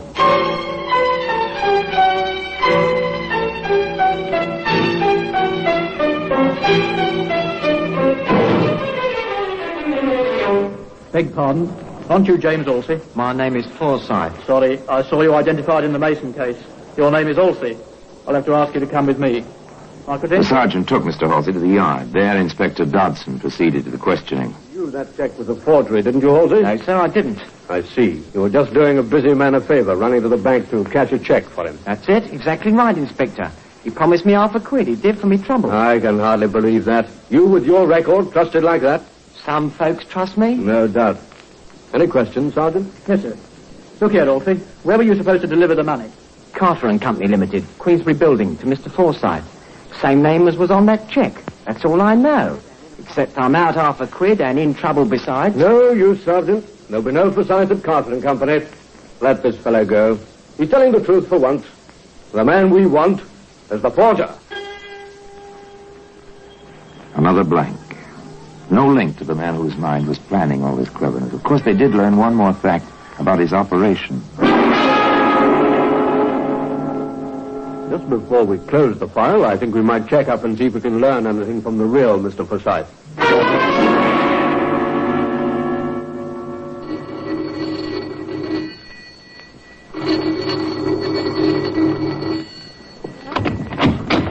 Yes? Oh, I'm a police officer. My credentials, ma'am. Oh, I expect you want to see my husband. Well, if you please, ma'am, we're making a few inquiries. Yes, come in. Thank you. We've had nothing but visits from the police ever since this forgery business. As if it wasn't bad enough already with the burglary last month and all that. What was that? A burglary, did you say, ma'am? That's right. There's a policeman for you there. Oh, good evening. What can I do to help you? Well, I think your wife has already supplied the answer to the question I was going to ask you, Mr. Forsyth. I understand you had a burglary last month. That's right, but there was nothing much stolen, just a few trinkets, nothing valuable. Oh, anything else? Why, yes. Don't you remember, dear? They took your checkbook. Oh, yes. Rather silly thing to do. No, sir. Not so silly as you'd think. Oh, here are the particulars, sir. Thank you. Have you compared them with the information we have already on the forgery case? Yes, sir. The check that Halsey tried to cash came from the stolen book. Who was this forger? This mind which covered all trails to itself? Somewhere, somehow, the correct thread which would lead to the center of his web must be picked up somewhere.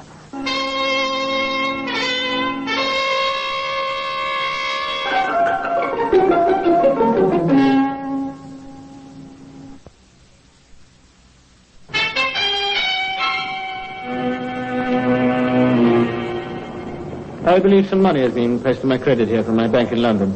The name is Harrison, Charles Harrison. I'll see Mr. Harrison. Just a moment, please. You know how this is done, of course. You deposit money in one bank in, say, London. Notice the draft is sent at the depositor's request to a branch of the same bank in another city. You arrive in that city, identify yourself, and receive your money. Usually it's a fair amount, too large to travel with. How much is this draft of yours, sir? £250. The amount's correct. It was deposited in our London office by Mr. Harris Thompson. That's right. With instructions to pay to him in person. I'm here. Wish identification? I have it. But you're Mr. Harrison. Charles Harrison. You said so a moment ago. I'm Harris Thompson. I see. Perhaps the London branch made a mistake. I'll get in touch with them and come back tomorrow. Sorry to have bothered you. I caught your signal, Barclay. Something wrong? That fellow there, sir. Just going out the door. Gave me two different names while he was trying to collect on this draft. Some kind of swindle? I can't say, sir. The order came down from London in perfectly good order. There are £250 up there. It's a bit strange. And he behaved oddly. gave his name as Harrison? It was quite simple. Quite simple, really. Money had been deposited in London. The man who was to draw it in Yarmouth would thereby acquire the appearance and reputation of wealth and honesty. When he returned with a new forged draft, it would be honored. A neat scheme. But the fellow mixed up the names. The Yarmouth Bank reported to the Yard. Inspector Dodson came calling. We'll get out a pickup order. It might be well worth our while to talk with this Harrison Thompson, whatever his name is.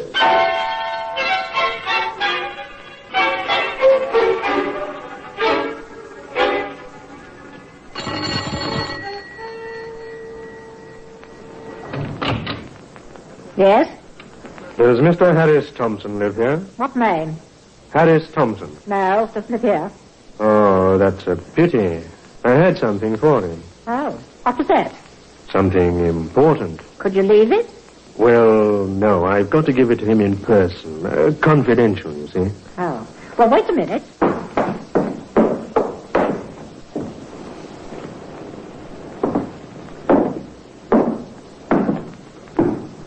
Yes? What do you want? Are you Mr. Harris Thompson? Who are you? Never mind who I am, Mr. Harris Thompson. I have a warrant for your arrest. My name isn't Harris Thompson. That's something we know already, Mr. Rafe. All right, Rafe. You took yourself. You know that now. My name is Harris Thompson. Stop it, Rafe. Your fingerprints are in file in criminal records. We know your name. My name is Harris Thompson. It'll go a lot easier with you if you admit the truth. My name is Harris Thompson. And that's all you'll say? My name is... All right. We've heard it before. Lock him up, Sergeant. The charge will be attempted fraud and lost. Come along, Rafe. Perhaps you'll change your mind. With Rafe Harrison Thompson safely away in the Yarmouth jail, Inspector Dodson, in company with several Yarmouth policemen and the manager of the bank, visited the man's lodging.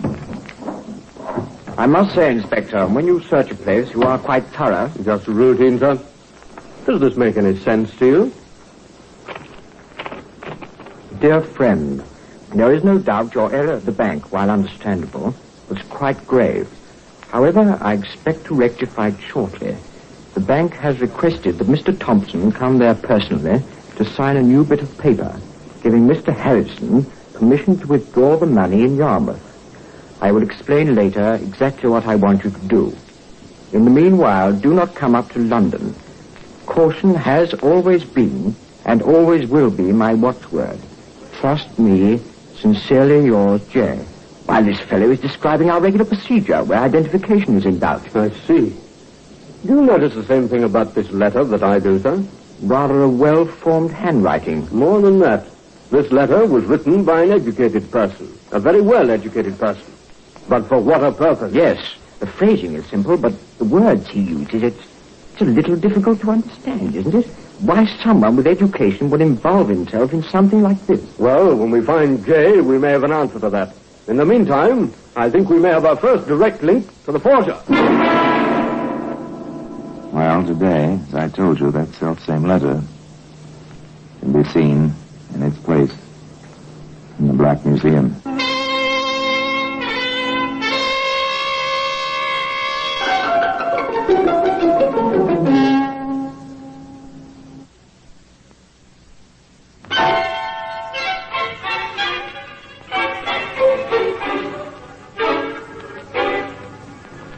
The words in the letter, signed simply J, told nothing new. The manner and style of its writing told many things.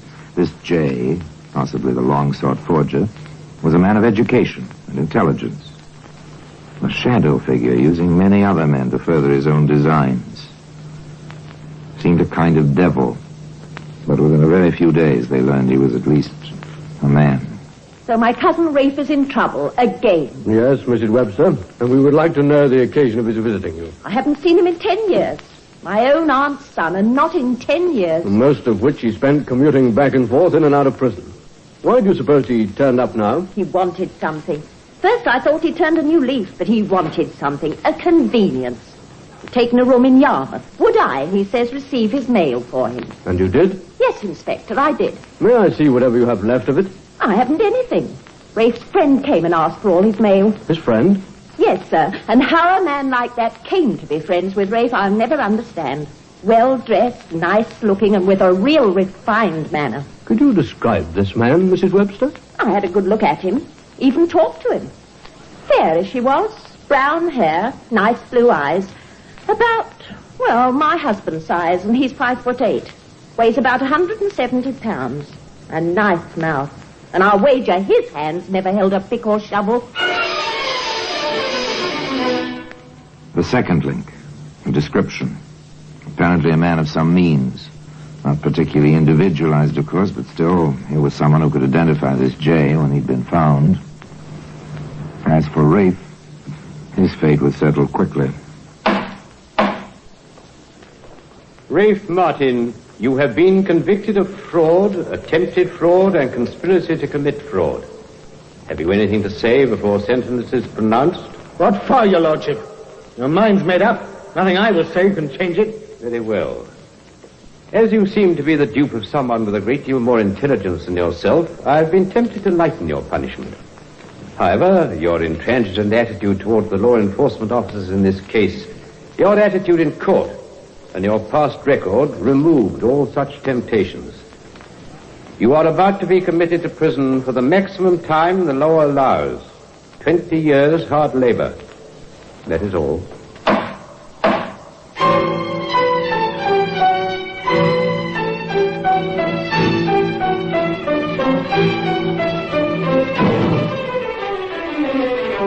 An underling, a dupe, went to prison.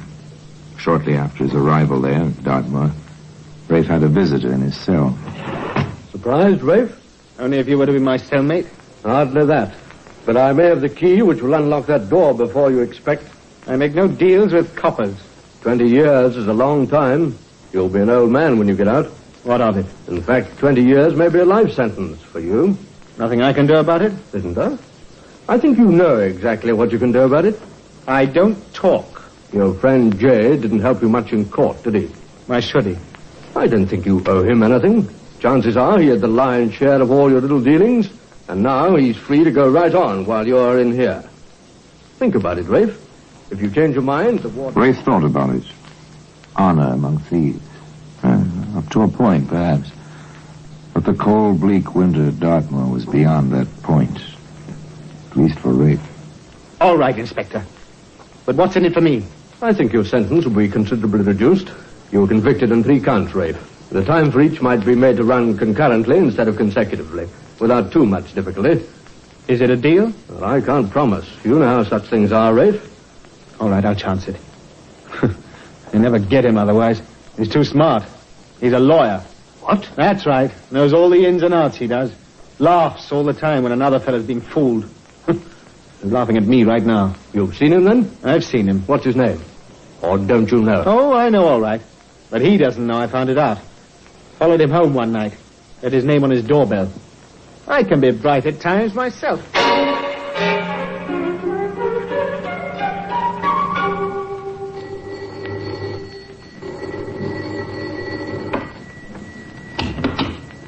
Yes? Mrs. Seaforth? Mrs. Joseph Seaforth? I'm Mrs. Seaforth. Is your husband at home? I'm sorry, no. Would you care to leave your name? We're from Scotland Yard, madam. We have a warrant for your husband's arrest. Arrest?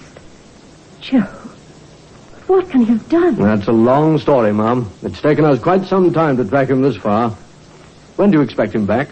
That's it, sir. I don't know. He went out of town on business a week ago. I haven't heard from him since. He's never done anything like this before, never.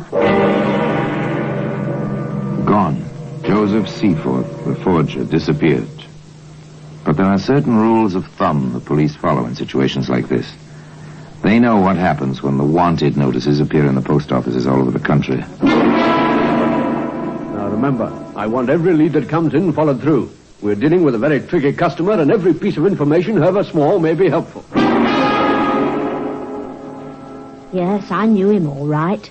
He used to come into the bar for a drink often enough. He was a real gentleman. Distinguished looking. Oh, have you seen him recently? No, haven't seen him for months. That's his face, all right. Recognize it anywhere. Took a room at our house for a couple of months. Not that we saw much of him. Oh, when did he leave? About 6 months ago. And you haven't seen him since? No. I know so far, William, I'm confident that somewhere, sometime, somebody who's seen that wanted notice is going to meet up with Seaforth again. Hello there, Mr. Seaforth. But my name's not Seaforth. It's Saunders. It's Seaforth, all right. And mine's Halsey. Jack Halsey. One of the fellas you put in there got into trouble, like you got Rafe Martin into trouble. I'll appreciate it if Don't waste your breath. Your picture's up, see? And a right good likeness it is, too. Oh. All right. I am Joseph Seaforth. And now that you know, how do you like to make some money with me? Money? How? I have a check. It's a good one.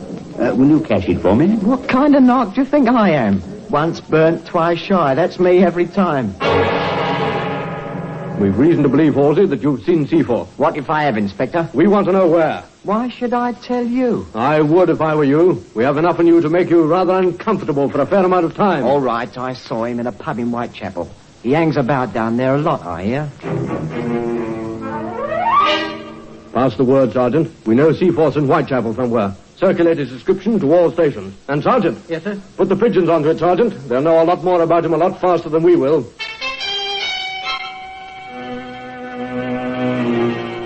Seaforth seems to frequent two places more than others, Inspector. The Dancing Bear and the Monument. Well, he's getting a trifle careless, isn't he? With all his cleverness, he ought to have known better than that. The search had narrowed now. 2 pubs in Whitechapel. The inspector and Sergeant Berkey dropped in at the Dancing Bear for a quiet pint. Do this again, will you, landlord? Very well, sir. We seem to be drawing a blank here, Inspector. So far, yes. We'll wait a bit. There you are. There you are. Thank you, sir. By the way, we happen to be waiting for a fella, perhaps you know him. Name is Seaforth. Never heard of him. We don't ask names in here. One man's money is as good as another, as long as it don't cause trouble. That's the only way to stay in business. The inspector and the sergeant finished their ale. They lingered briefly, then... All right, Sergeant. We'll go now. They left. Outside the door, the inspector turned back. Watch the landlord, Sergeant, through the window. I see him, sir. He's heading for the back room. Come along, Sergeant, before our man gets out of the back door. The far door, sir. On the right-hand side. Good enough. Thanks. I'll be on my way. How are you, Mr. Seaforth? You're barking up the wrong tree, copper. This man's name is Saunders. Stay out of this, landlord, if you want to stay in business. My name is Saunders, and if you are the police, it's hardly necessary for you to molest decent citizens. It's no good, Seaforth. I think you know that. We have a warrant, and your fingerprints from your own apartment. All right, Seaforth. It's finished now. Perhaps one day you'll tell us why you did it. The law can be very dull. When you know it and turn it on itself, there's excitement of a sort. Perhaps one day you'll tell me how you picked up the proper thread. It doesn't matter very much at the moment. And the silent witness to that whole story is today in the Black Museum. Orson Welles will be back with you in just a moment. The trial of Joseph Seaforth was swift. One somewhat strange incident did occur, strange in the light of the man's background, previous experience. Throughout the trial, he made no effort to defend himself. He seemed quite ready to accept whatever punishment was determined for him. And then, as the judge was about to pronounce sentence, Seaforth requested the record of his case. He wished, he said, to enter objections to what he felt was inadmissible evidence. The judge denied the request on the grounds that the objection should have been made before the verdict was announced. So Joseph Seaforth went to prison for 20 years. And it was never determined why the lawyer in him awoke, only when it was too late.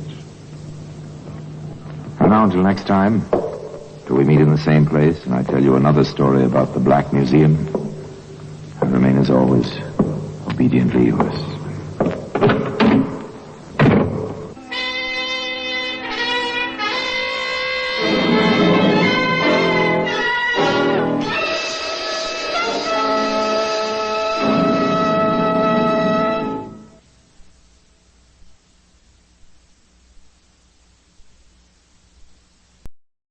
Orson Welles, speaking from London.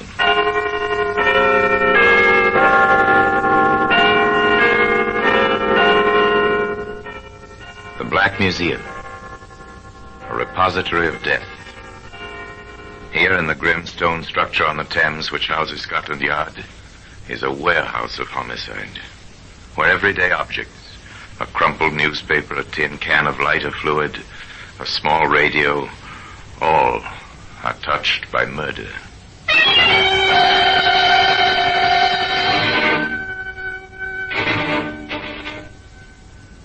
A mandolin string. Familiar object. I'm told, Inspector, that mandolins are mighty popular with young folk these days. Popular? Yes, they are. However, I'm rather happy to say their popularity is confined to music, not to murder. Today, this mandolin string can be found in the Black Museum.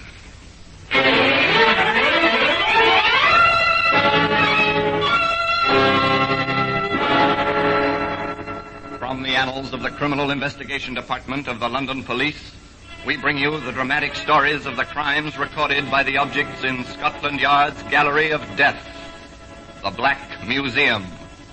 In just a moment, you will hear The Black Museum, starring Orson Welles.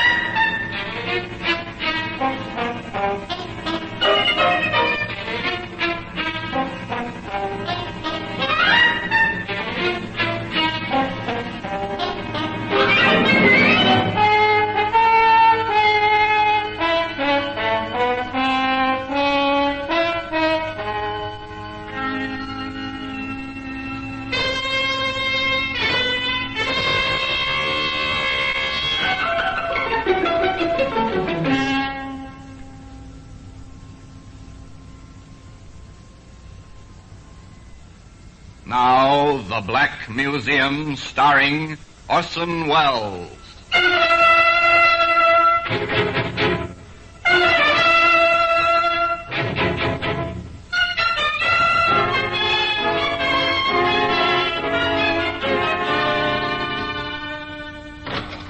Well, here we are in the Black Museum, Scotland Yard's Museum of Murder. Here lies death, arranged neatly on the shelves and tables open to your view. Now, here's a spoon. It's a simple household spoon. Our murderer was meticulous. With this, he measured out a careful dose of poison. That oar up there on the wall, that was used by the stroke of a famous rowing aid at Henley. Later, it was used in anger, swung at a man who stood on the edge of a pier, stunning him. The man drowned in the Thames very quickly. Ah, here we are, the mandolin string. Just a coil of rust-spotted wire now. String from a mandolin. A relic of another era. An era of polished carriages, well-groomed horses, simple, sedate living, Edwardian England. And Louise Evans. Louise, my dear. Stuart, darling, I'm playing for you. In more ways than one, she's playing for you, Stuart. Louise, you've got to listen. Go ahead, son. She'll listen. Just say the right words. Louise, I love you. You're adorable. You're getting closer, Stuart. You're doing better now. Louise, my darling, will you marry me? At last. That's the way, Stuart. You see? I told you she was playing for you.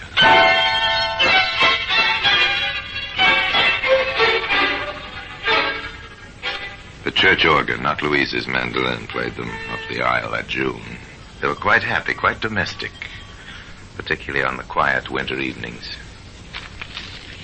You're looking very well tonight, Louise. Thank you, dear. Anything of interest in the newspaper, Stuart? No, nothing you'd want to know about. Oh, Stuart, darling, I wonder if you'd mind... Something you want, sweet? Well, Maisie's gone to her room. I hate to disturb her. Let me get it for you, whatever it is. Thank you, dear. It's just that... Yes? Well, you may think it's a little odd, but... Come well, now. I have this funny little desire for a glass of wine. Don't apologize, darling. There's nothing wrong in a glass of wine. Is there any in the pantry? Well, no, dear, that's just it. A trip down to the cellar. Not another word. My pleasure is to serve you, my dear. The husband gets up. He puts his newspaper aside and leaves the room where his pretty young wife sits by the fireside. Walks down the hallway to the cellar entrance, pausing on the way to pick up a candle from the table by the stairs. Lights the candle, opens the little doorway. The candle flickers, casting a fitful yellow light, darkening the shadows where its beams fail to penetrate. Stuart Mason starts down the stairs.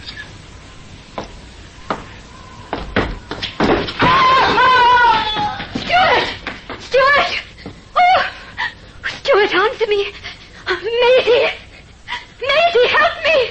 Help! Oh, what is it, madam? What is it? Oh, quickly! Run for Dr. Lipton. Mr. Mason's fallen down the cellar stairs. He's hurt. I'm afraid he's badly hurt.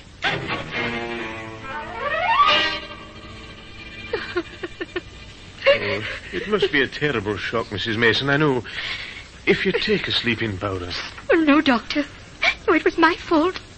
My silly wish for a glass of wine. If I hadn't asked him. Oh, Doctor, the least I can do is to face my grief.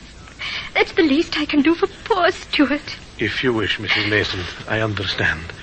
Death is a terrible thing. When it comes so suddenly to one so young, it is most terrible of all. Yes, it is terrible.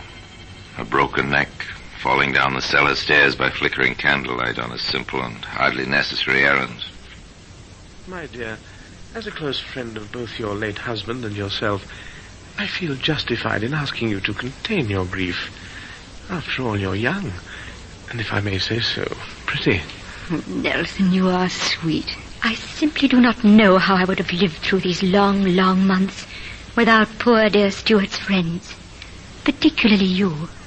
This brings me to a point, my dear. I've meant to discuss it with you. I begin to feel something slightly more than respect for you, Louise. If I may take the liberty... Nelson, watch your words. Look out, Nelson. A pretty blonde widow with wide blue eyes, so delicate and fragile. Watch your step. Oh, my loneliness in this house. At night, the floors creak. They seem to try to speak with me. Maisie does her best, but it's still so... Well, you know. You're lonely too, aren't you? I must confess, Louise, that I am. Now see here, young lady. We're going to start a new life for you. Oh, Nelson. Some cream for Mrs. Church, Maisie. Yes, madam. Oh, thank you.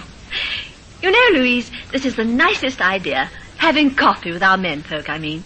I always hated the idea of the ladies withdrawing while the men had their port alone after dinner. Well, I can't say I mind when our hostess is as lovely a bride as Louise. Hey, Nelson, do you agree, old man? Of course I agree. After all, I married her. How you men do go on. Don't they, Alice? Let them, dear. It's one of their few pleasures. I have another pleasure I want to share with you, Alice. Friend? Yes, Nelson? Louise is absolute talent with the mandolin. Oh, Nelson, please. The mandolin, yes, I seem to remember you played very well, Louise. Oh, do, Louise, please. Well, really, my talent is so small. Oh, we won't take no for an answer, darling. Here it is. Now, what shall your first selection be? Oh, dear. One of the strings is missing. Oh, missing? Well, I was tuning it yesterday. One of the strings broke, and I didn't get downtown to buy a new one. Oh, I am sorry. Truly, I am. Perhaps next time you'll hear. Too bad. Really too bad. It would have been so nice. Recently married young lady with a gaily beribboned mandolin in her lap in a lamplit room. It would have been so nice. In fact, as they prepared for sleep, Nelson Carter said just that. Too bad about your mandolin string, dear.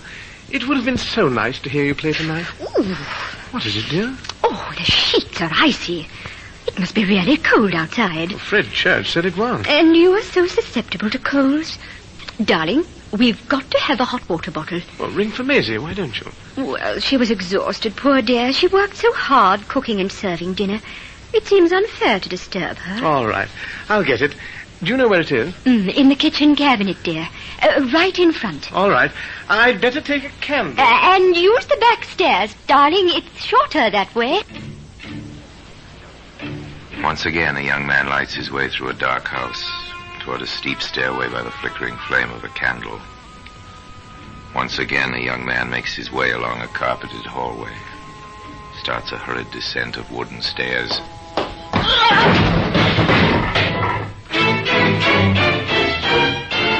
Nelson! Nelson! What happened?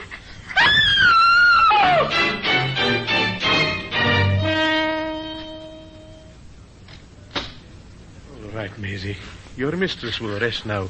I gave her a sedative. Oh, poor woman. Oh, poor child. Poor? This will be the second fortune she inherits. Hardly poor. 2 accidents like that. Oh, doctor, it's like the poor girl was a curse. Aye, it is. Well, things like this happen. As you say, 2 accidents and so much alike. I shall probably recommend that your mistress builds herself a new house with no cellar and all on 1 floor. Whatever for, sir? No stairs, my girl. No stairs for anyone to fall down and break his neck. Well, I'm on my way. No visitors allowed. No until visitors. tomorrow, Maisie. And no stairs in a new house. Well, perhaps. Certainly for another year at least the mandolin will be silent. I think that may be counted upon. That and the widow's weeds and the tearful glances from wide blue eyes. Of course, there was one item that no one counted on. You sent for me, Inspector? I did, Peck. What do you think of this? Anonymous, sir. Yes. Read it, will you? Inspector Higley, don't file this letter in the waste paper basket. I am not writing it without due thought and consideration. I cannot let you have my name as yet. But think of this. 2 young men of wealth and standing in the community have died via falls downstairs with broken necks as the consequences. Don't you think at least a perfunctory investigation is called for? Don't you think so? And it's signed An Anxious Friend. Yes. Well, Sergeant? Well, someone with an education, wrote it. Someone who hints he or she will come forward if we find anything. I cannot let you have my name yet. Yes, I noticed that, sir. Well, Sergeant, wear your best suit tomorrow. You and I are going calling on a young widow in Oxford Street. I understand she plays the mandolin. Rather well, in fact. Rather well. Yes, she played rather well. And a string of that mandolin on which she played can be seen today in the Black Museum. In just a moment, we will continue with The Black Museum, starring Orson Welles.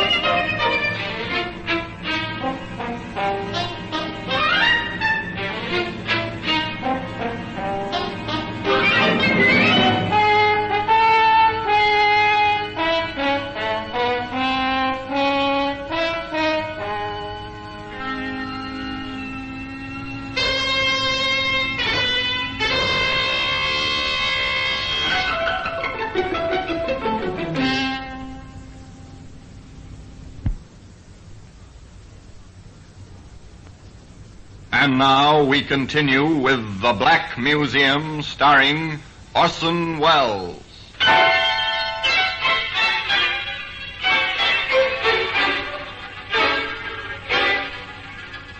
Two young men dead with broken necks. Both cases certified. Accidental death. And then An anonymous letter. Inspector Higley and Sergeant Peck paid their call. In fact, they paid 2 calls. The first on Dr. Lipton. I'm rather glad you dropped in, Inspector. I know there's been whispering. 2 unfortunate accidents like this, it would lead to rumors. Rumors? I see. Such as... the usual thing that Stuart Evans and Nelson Carter may have been, helped to fall down the stairs. You mean pushed? Something of the sort. And your opinion, Doctor? My opinion is certified on the death certificate, sir. Accidental deaths, both of them. I see. Well, thank you, Doctor. I'm glad you're so certain. Yes, the good doctor appears quite certain. Nonetheless, Inspector Higley and Sergeant Peck made their second visit. Oh, I'm so glad you came to see me, Inspector. Thank you. It's not too often that the police are welcome. No, I suppose not. But, well, I can't help hearing about the things that people are saying. Maisie brings home so many odd tales. I was wondering, Mrs... Sergeant, interested in music? Quite a good-looking instrument, ma'am. I shall never play it again. Oh? Why not? Both Nelson and Stuart loved the music. I cannot get over the fact that I took a mean excuse and refused to play the night that Nelson died. Oh? An excuse? Yes. You see, the Churches, Alice and Fred, were here. I see. Nelson was pressing me to play. I refused. Mm-hmm. I used a missing string as an excuse when I had a stock of strings on hand and could have replaced the missing one. I refused Nelson that last pleasure. Tell me, do you always keep a stock of mandolin strings on hand, ma'am? Yes, in the cold weather I do. I see. When the temperature drops, the strings seem to get brittle. Quite. They break quite easily. And where do you buy your mandolin strings, Mrs. Carter? At Murchison's music shop on the High Street. Oh, Inspector. Yes? Sergeant, I appeal to you as men of the world. Can't you help me scotch these dreadful things that people are saying? Can you? Would you? Please. The inspector and the sergeant said they'd try, and they did. Their business was facts. One fact turned up immediately upon their contact with Mr. Murchison at the music shop on High Street. He showed me the bill of sale, Inspector. Uh-huh. She bought the strings, sent the maid for him with a written order 3 days after this Carter fellow was buried. Interesting. Now, why would a woman who says she had a stock of strings on hand the night her husband died, and says further that she'll never play again, buy mandolin strings shortly after the funeral? An interesting contradiction in dates and actions.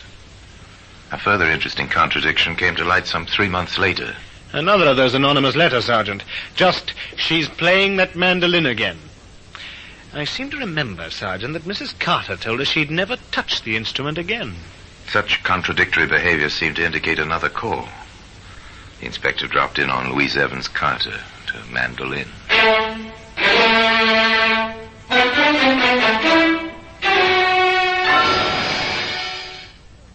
Inspector Higley. How nice. All right, Maisie. Yes, madam. Inspector, my friend Clifford West. How do you do? Inspector, I'm afraid you've caught me in a fib. Is that very bad? A fib? Well, it couldn't be bad. Not from you, Louise. I don't quite follow, Mrs. Carter. I told you some time ago I'd never play my mandolin again. And you've heard me playing. Yes, so you did. And so I have. But there must be a good reason, I assume. Oh, but there is. You tell him, Clifford, dear. As it happens, though, we are both very, very happy, and music seemed extremely apropos. You see, sir, Mrs. Carter, Louise, has just done me the honor to consent to be my wife. Number 3. The inspector sensed the tension in Midhaven. He waited. All of Midhaven seemed to be waiting with him. The first action came from an unexpected quarter. Inspector Higley, I demand you trace this letter for me at once. May I see your letter, sir? Here. I see. Mr. West, 2 men have died with broken necks. Are you the 3rd? Are you entering the den of the tigress? Tracing a letter like this is not the easiest. There was no question in the inspector's mind that the author of Clifford West's letter was the same party who'd written the 2 notes addressed to the inspector himself. A brief comparison of the handwriting removed what little doubt the inspector had. And Sergeant Peck dropped in on the small Midhaven post office. This your postmark? That's right, sir. Of course it is. You ever see this envelope before? Well, maybe not. Seen hundreds like it. You can buy that cheap kind in any stationery shop in Midhaven. Blank, Inspector. Nothing. I expected as much. Do you think that West fellow will be scared off, sir? I doubt it. Sergeant, take this copy over to the Midhaven Gazette, will you? I want it run in every edition for a week. Think you'll get an answer, sir? Well, remember the first letter. I cannot let you have my name as yet. Uh-huh. Perhaps the party concerned will feel now is the time to reveal himself, or herself, as the case may be. That promise of absolute privacy may do the trick. I saw your advertisement, Inspector. I came. I hope you can protect me if I'm wrong. I hope I'm wrong. I sincerely do hope so. Your confidence will be respected, Mrs. Church. Thank you, sir. I trust you don't feel there's any jealousy involved of any kind. My job is facts, ma'am. Do you have any? I don't know. You see, Stuart and Nelson both were young men of whom my husband and I were very fond. Uh-huh. And I remember so distinctly how disturbed Louise seemed when we asked her to play that night. She seemed upset over our discovery of the missing string on that mandolin. I guess that's all, Inspector. It's not very much, is it? No, it's not. But it seemed so peculiar. And the mandolin, always that mandolin. Inspector, how could a mandolin be used to kill anyone? I don't know yet, even if anyone was killed. But I'd like to find out. Mrs. Church, have you any idea of Mrs. Carter's social engagements? I mean, when, for instance, is she probably out of her house for a length of time? If you can advise us as to any such matter. It seems Mrs. Carter attended the ladies' auxiliary of the local church each Wednesday afternoon. An activity a respectable young widow would be expected to enjoy. And it was Wednesday afternoon when the inspector and the sergeant called. The mistress isn't in, sir. I doubt if she'll be too long. May we wait? If you wish to, sir. The inspector went into the sitting room. Sergeant drifted toward the kitchen. Maisie safely occupied by the good sergeant, Inspector Higley swiftly found the cellar stairs. Carefully he moved down, examining each step, each lift and tread, each section of the baseboard. Halfway down. Well, interesting to say the least. Upstairs now to the back stairway. Again the careful examination.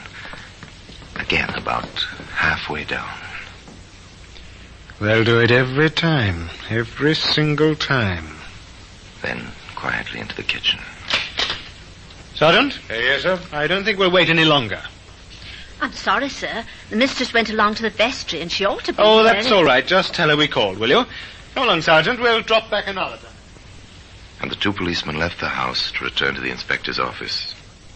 It's something, Sergeant. Not much, but something. It convinces me, sir. And me. But how about a jury? I don't know, sir.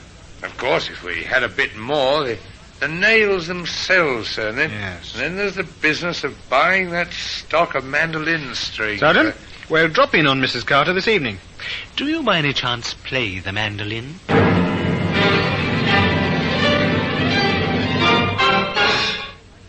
It was nice of you to come back so soon, Inspector.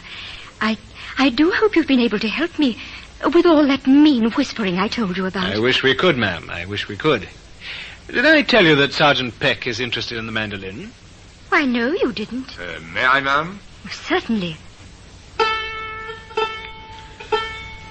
Yes, a lovely tone, ma'am. Yes, it has. Quite a romantic instrument, I believe. It goes back to the troubadours in France, centuries ago. Yes, I've heard. It certainly had its place in your life, Mrs. Carter. Yes, I dare say it has. I've been wondering about something, Mrs. Carter. I hope you can help me. Well, if I can, I will, of course. We checked with Mr. Murchison at his music shop. Oh? Yes, he tells us you purchased a stock of strings shortly after Mr. Carter's death, not just before, as you told us. Well, then I'd forgotten the exact date. It seems rather peculiar that you should forget that after you made such a point of it to us. Well, I was under a terrible strain. I'm sure... If you'd stop plucking that A string, Sergeant, my nerves are... Oh, I'm sorry, ma'am. I didn't mean to break it. I'll get you a new one. That won't be necessary, Sergeant. I have extras right here in this drawer. That was the A string, wasn't it? I'm rather surprised, Mrs. Carter. A woman of your obvious means keeping nails, and bent ones at that, in a drawer of a desk in her sitting room. I forgot to throw them away. Yes, I dare say you did. May I have them, please? No, leave them alone. I dare say also that they'll fit exactly into certain holes in the baseboards of your cellar and backstairs, just above the steps where someone unsuspecting would trip over a tightly stretched mandolin string stretched between two nails, like these, Mrs. Carter. You're taken in charge, madam. The charge is willful murder of your two husbands. I must warn you that anything you may say may be taken down in... And so, once and for all, the mandolin string was silenced. It can be seen today in the Black Museum. Orson Welles will be back with you in just a moment.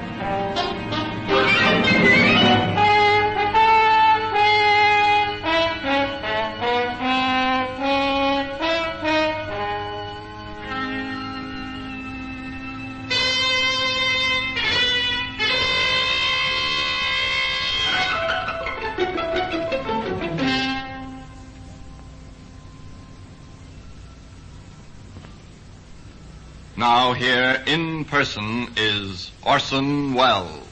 Louise Evans Mason Carter was tried for murder. The police stated facts and produced evidence. But Louise wept and lifted those blue eyes of hers to heaven, and the jury disagreed, and she was not convicted. Not in court. She was convicted by her neighbors and by her friends. They knew. And so, Louise Evans Mason Carter moved away, far north, to Scotland, alone. And there she died some 20 years later, still alone. And now, until next time, till we meet in this same place and I tell you another story of the Black Museum, I remain, as always, obediently yours.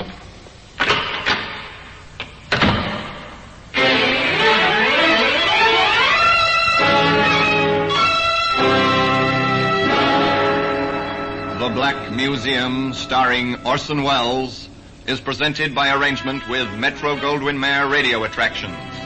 The program is written by Ara Marion, with original music composed and conducted by Sidney Torch. Produced by Harry Allen Towers.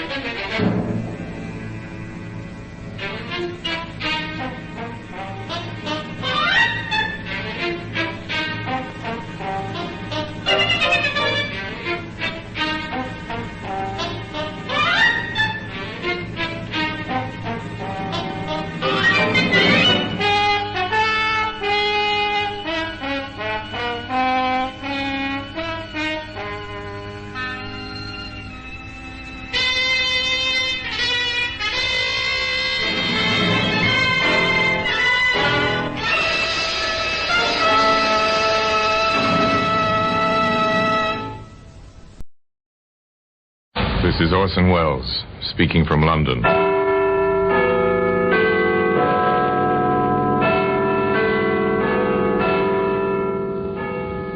Black Museum, it's a repository of death. Here in the grimy stone structure on the Thames, which houses Scotland Yard, is a warehouse of homicide, where everyday objects, a phonograph record, a postcard, a color photograph, a simple statuette, all are touched by murder.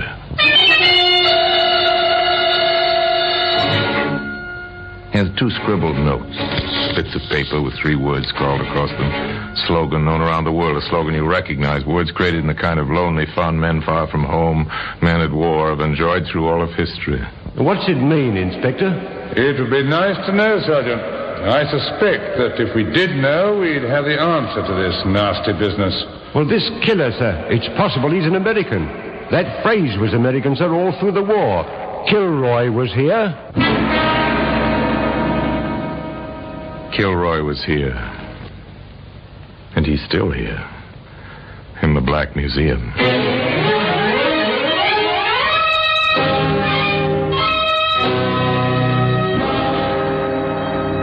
From the annals of the Criminal Investigation Department of the London Police, we bring you the dramatic stories of the crimes recorded by the objects in Scotland Yard's Gallery of Death, the Black Museum.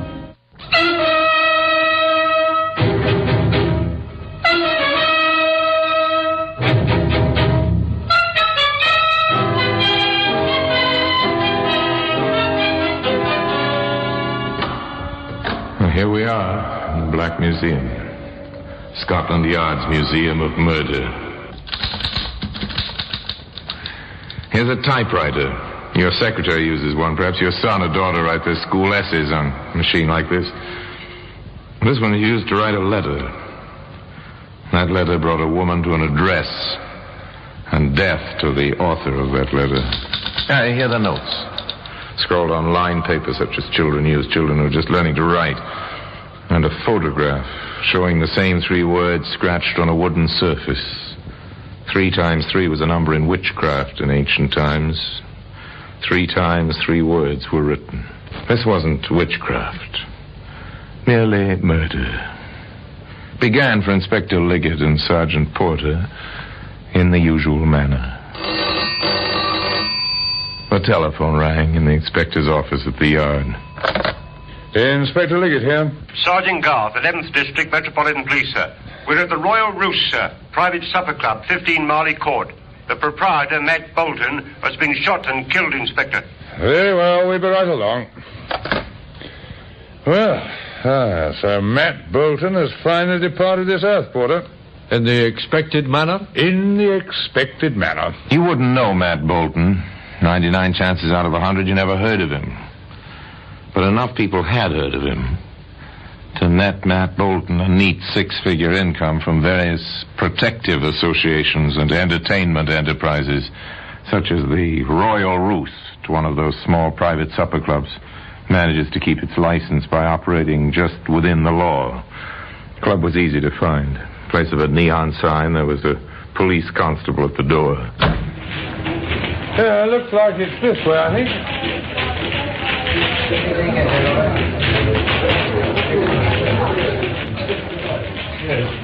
Coffee in here, Inspector? It always is in these places. Apparently a good many people prefer to amuse themselves breathing a combination of tobacco and poor liquor fumes rather than good fresh air. Quite a costume on those girls. Roosters in the Royal Rooster. Get it, Sergeant? I've never seen a rooster with so little on besides tail feathers. Neither have I. Look, we better get to work, Sergeant. The 2 policemen crossed the nightclub, skirted the dance floor, and quietly passed through the doorway near the bandstand. To their left, another door stood open, revealing a cubicle complete with mirror lights, another girlish rooster, a man, and a body. A body full length on the floor.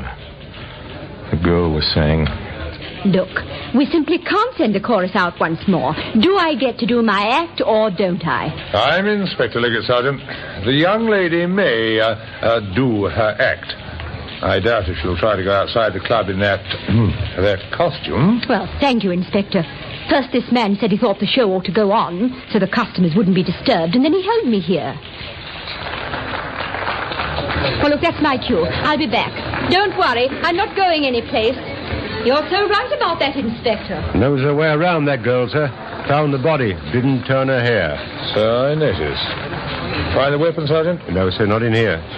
Porter, check the exits. Very good, sir. Oh, we've done that, sir. Only 2, the way you came and the back door, fire exit. No one in the kitchen saw or heard anything. We haven't touched the body. Waited for you and the medical examiner, sir. Very good. All right. Turn out his pockets, Porter. Yes, sir. Here's something, Inspector. Tucked in his breast pocket. Quite a touch. I take it you didn't see this, Garth? No, sir. We left the body strictly as it was. Odd. Almost a signature. It's a note. Kilroy was here. For a moment, memories of other days crowded into the tiny dressing room. A phrase which had meant chuckles once seemed incongruous in that atmosphere of violent death. And then Mabel was back with boyfriend. May I inquire who your escort is, Miss Martin? Larry King, meet Scotland Yard. Gentlemen. How do you do? Is this your usual practice, Mr. King? If you mean escorting Miss Martin home, that's correct. You are good friends? We're engaged. I see. Miss Martin, before you leave us to get dressed, during your employment here, have you ever had any trouble with Mr. Bolton? Do you mean, did he make advances? Yes. Well, naturally. I see. Mr. King, did you know about these advances? I did.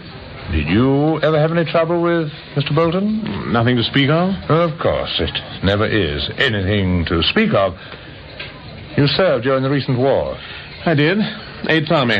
All the way from Tobruk to northern Italy. Does the expression Kilroy was here mean anything to you? The Americans, 5th Army, they used it. I've seen it many times. Very well. Leave your addresses, both of you, with Sergeant Garth here. And don't leave the city. We may need you. That's all for now. Now the routine begins. Inspector Liggett and Sergeant Porter return to the yard. The orders go out. Have them run a complete check on Bolton's pals. They'll all have alibis, but run the check anyway. That was a start. Now the patient waiting, putting together the few facts available. It's the hardest part of police work anywhere. So, Porter, no prints on that note except yours and mine. Correct, Inspector. What have you got on King and the girl? She's, remarkably respectable. Nothing remarkable, Sergeant. What about him? He's a lawyer in the city, rather successful. Good reputation. Ever cross Bolton's path in his work? Nope. He's a copyright lawyer. Deals with writers, mostly. Nothing there, then. Takes patience. Lots of it. Check and recheck. Wait for information.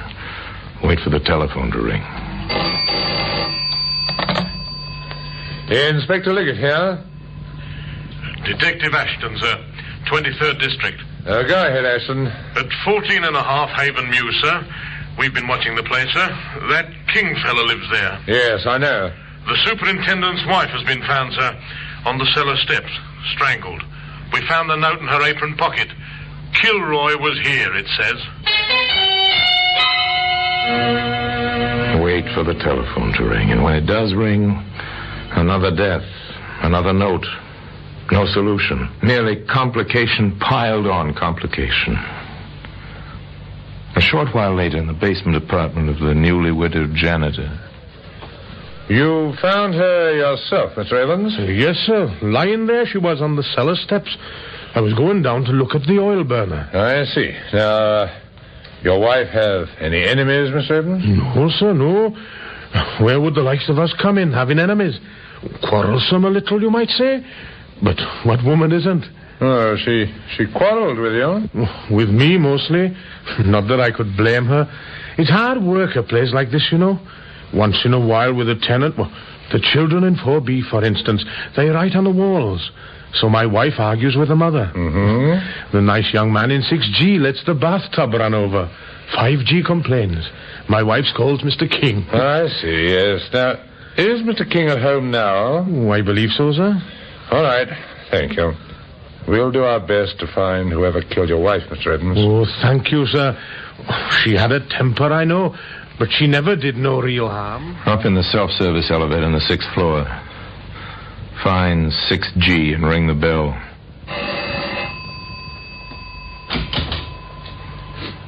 Have it opened, not by Larry King, but by Mabel Martin. Far more fully dressed than the last time the inspector saw her.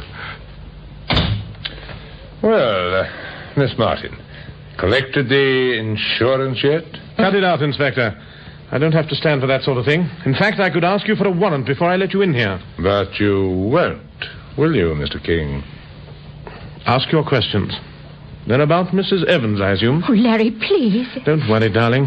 Ask your questions, Inspector.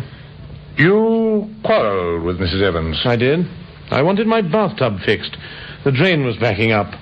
She told me to go to fix it myself, that's all. You're sure that was all? Murder seems to have a way of happening in your vicinity, King. Is that an accusation? What's all this to do with Matt Bolton? I don't know. But there is a link. Quite a clear link, Miss Martin. You see, on Mrs. Evans, we found a bit of paper, and on it was scrawled, Kilroy was here. Any ideas on that, ex-soldier, now Solicitor King? Solicitor King had nothing to say. His puzzlement, his lack of knowledge seemed honest enough. Inspector Liggett drew no conclusions. He waited. The routine continued. The reports came in. The Martingale is a new job. Same type of club. I've seen the act, Inspector. Same songs. More clothes. Nothing on Bolton's cronies. Every one of them has an alibi. Yes, King seems to follow a set routine, Inspector. To the office, back home, dinner, then calls for the girl. Even eats his lunch at the same time every day in the same restaurant. Nothing much to go on there, just a time of waiting. A week passed. The telephone rang once again. Inspector Liggett here. Detective Ashton, sir. We've another one for you. What? Yes, sir. A butcher this time. Name of Andrews. 2 blocks from the apartment house where King lives.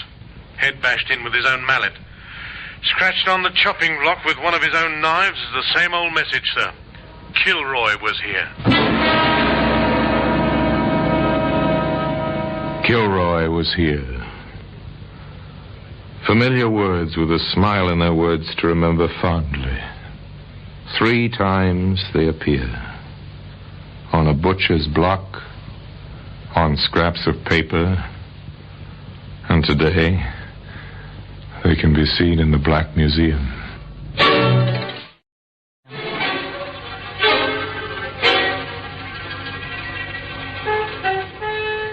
A 3rd killing, and signed exactly the same way. Kilroy was here. More, this murder had taken place within a few blocks of 14.5 Haven Mews, where Larry King lived. The same young man who was the secret fiancé of the singer, and whose dressing room the first body had been found. The same young man who lived in the house where the janitor's wife had been strangled. Inspector Liggett lost no time reaching the scene of the latest crime. Well, it's... yes, sir, well, I am... Ashton. Yes, sir? Anything fresh? Just the things I reported, sir. There's the mallet, the weapon. Yeah. The message was scratched with this knife. Any prints? The laboratory crew are trying to raise some. Nothing yet. Very well. Who's the woman? The widow. Mrs. Andrews, I really dislike bothering you with questions at this time, but you understand that speed may be the essence now. Yes. Yes, of course, Inspector. I understand that it was you who found your husband. Yes. I stopped here to get some money for a dress. It'll have to be a black one now.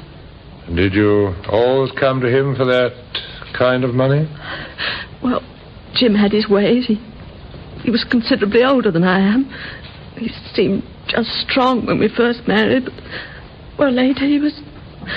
Well, it changed to domineering. I understand, but now, look, just a few more questions, please. Does the phrase on the chopping block mean anything to you? Kilroy was here? No. No, it's... Well, it's just a... Well, I think I heard it on the radio once or twice. From the way you described your husband, I'd say he was rather, well, positive in his opinion. A mild way of putting it. Positive. Domineering, a man who brooked no argument. As the questions went on, the picture became more clear of a large, almost brutish man who covered his deficiencies with bluster and bullying. Finally... just one more point, Mrs. Andrews. Did your husband ever argue with his customers? I mean, did he make any enemies among them? Well, some. Only over little things. Can you give me a specific instance? Well, last week. Mm-hmm. Yes, it was last week. A nice young man said Jim was overcharging him. They had words. The man, his name is Larry King, from the apartment house on Haven Mews, he swore he'd never buy here again. I see. Have I helped, Inspector? You may have. Just a little time will tell, I suspect. Just a little time.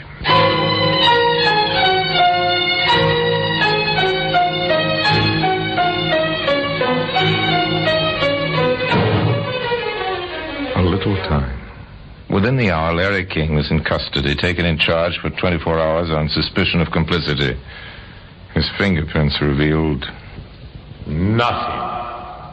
His answers to the barrage of questions revealed nothing. Wearily, the inspector and Sergeant Porter returned to the office to face unrelated facts and a no-progress report. Wearily, the inspector picked up the receiver of his office intercom. Yes, Sergeant?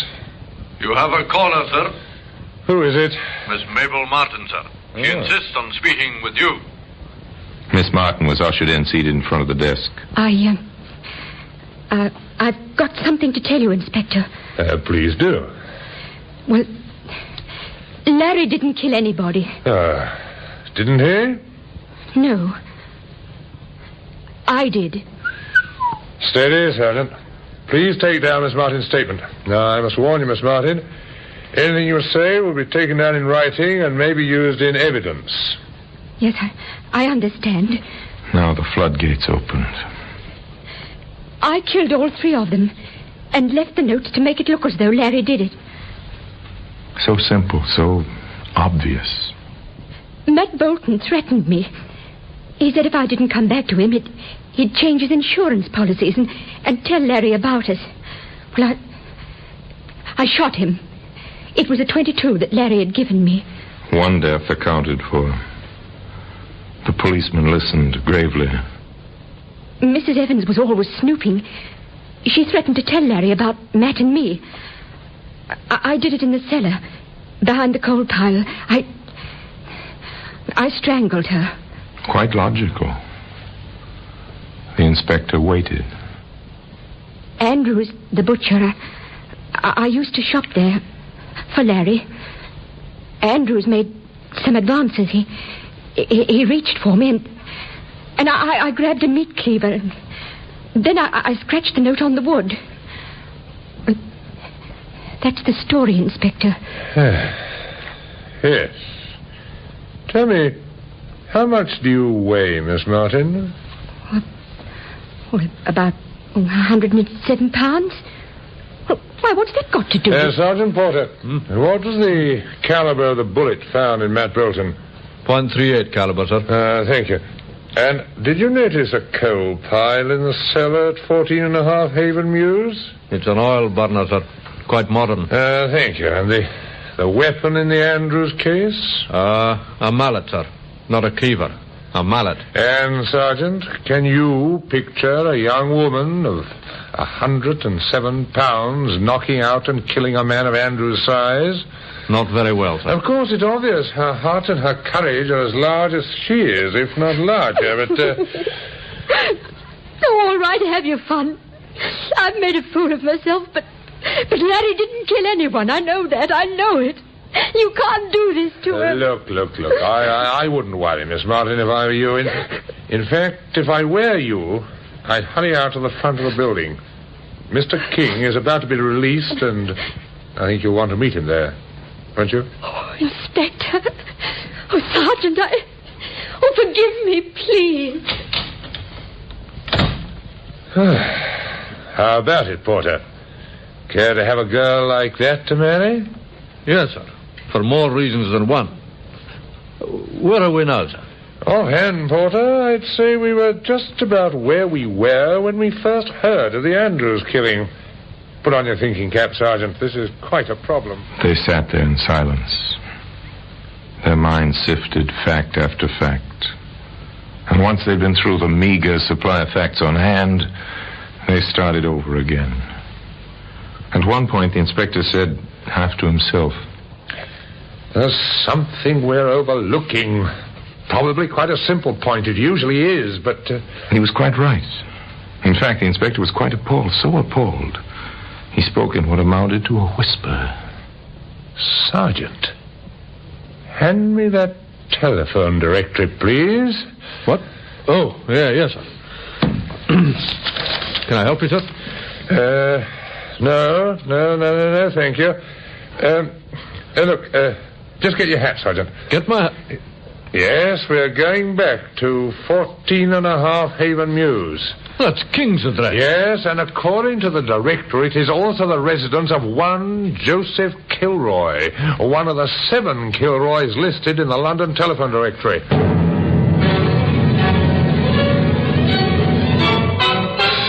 Doesn't take long from Scotland Yard to Haven Mews, not when you travel by police car with a siren going. It doesn't take long to race upstairs to a 3rd-floor apartment, ring the doorbell.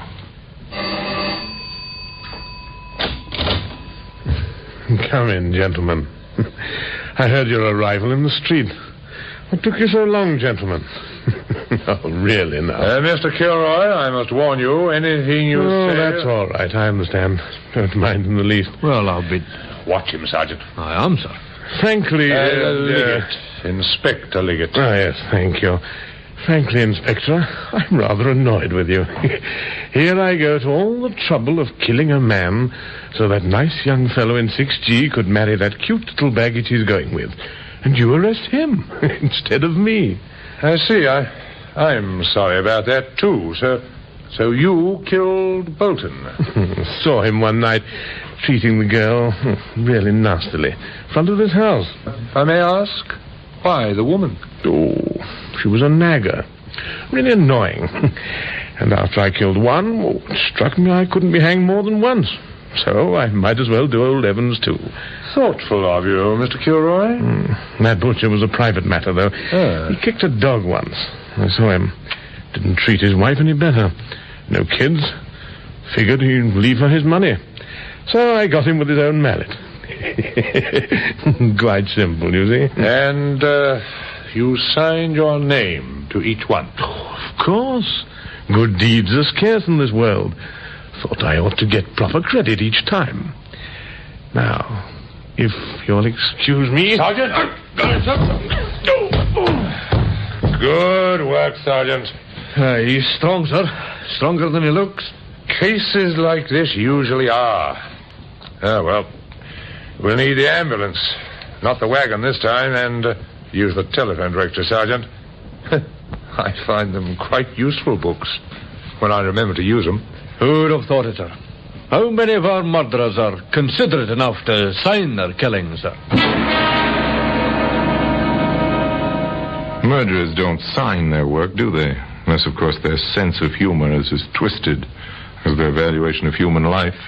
This killer did autograph his killings. And today those notes can be seen in the usual place for such things, in the Black Museum.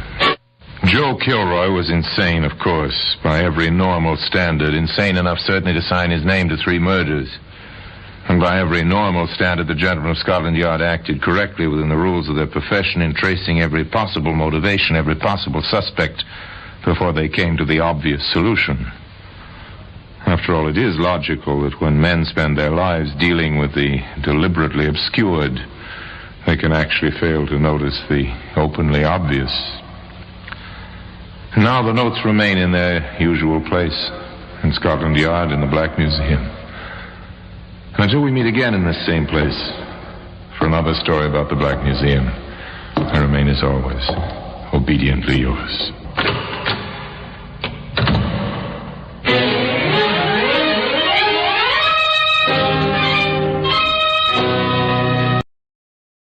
This is Orson Welles, speaking from London.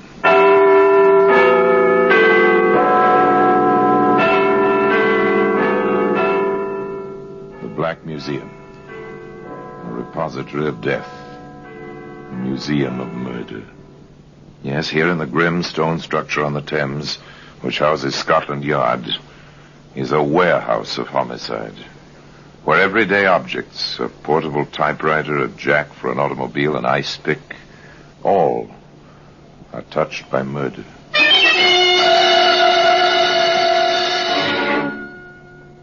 Here's a pair of spectacles. It's a familiar object. Neat, not too large, tortoiseshell frames with gold tops. You've seen them 100 times on girls who obviously have decided that they must wear glasses. They'll make the glasses as decorative as possible, but this pair... Women's glasses. Right on top in the suitcase. And pretty thoroughly smashed. Poor Daisy. Something, whatever it was, must have hit her awfully hard to smash her spectacles like this. Today, those spectacles can be seen in the Black Museum.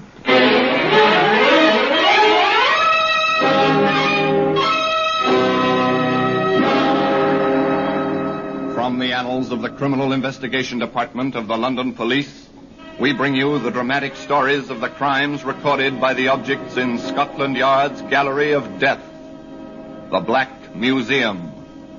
In just a moment, you will hear The Black Museum, starring Orson Welles.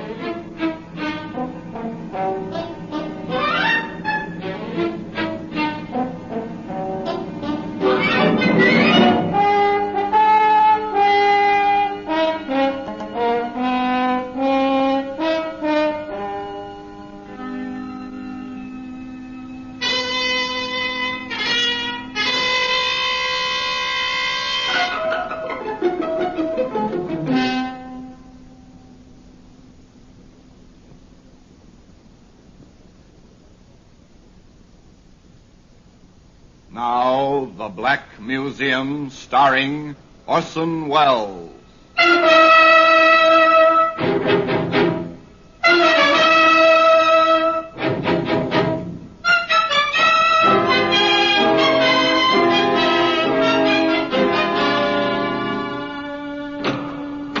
Now, here we are in the Black Museum. Scotland Yard's Museum of Murder. Yes, here lies death. Who died by these objects? The dead, named here on the white labels with the black lettering, or the killers, named in equal place, in equal size, wherever they are known. A mandolin string. Here we are. It's made for music, a mandolin string. Stretch it across the top of a stairway, see it blend and disappear into the dark carpet background. Stretch it ankle high and listen in the dark for the sound of falling. Sound of murder. Here's a French novel, romance, with a blackened perforation in the center of the pages where the bullet passed, which ended romance. Here we are, the spectacles. Rather pathetic spectacles. The lenses are cracked, the frame twisted and bent, the gilt tarnished. Many other things were tarnished, including a man's reputation, by the chain of events which began that morning when Mrs. Oliver came to see Inspector Laswell at the yard. I understand, Mrs. Oliver. Perhaps your daughter thought she'd let you know, but didn't after all. I wish I could believe that, Inspector. I can't. Daisy was so determined when she left that night. And since she went to the train, you've heard nothing? I wired Ron. I never liked him. Something, I don't know. I thought my Daisy do better for herself than a chicken farmer. Anyway, I wired, asked him if Daisy was there. I received this in reply, Inspector. Thought Daisy coming Saturday, not Friday. Went to meet her. Not there. Letter follows. Ron Smith. This was last Saturday? Yes. I wired on Monday. This answer came back the same day. The letter came in yesterday, Wednesday. Oh, thank you. Dear Mrs. Oliver, you do not know how shocked I am. Daisy missing since Friday afternoon. This is really terrible. She wrote asking me to meet her Saturday. I went to The heartsick words of a worried man, the tone and feeling of the letter, plus the fear and the tears of the mother, sent Inspector Caswell to Larkspur in Sussex, the nearest town to Wren Smith's chicken farm, the railway terminal for the area. He turned first to that prime source of all rural information, the local pub. Evening, landlord.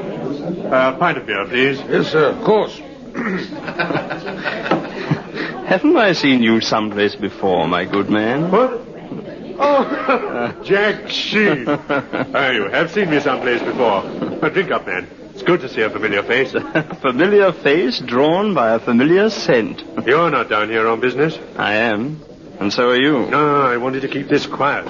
For a while, anyway. With that crowd?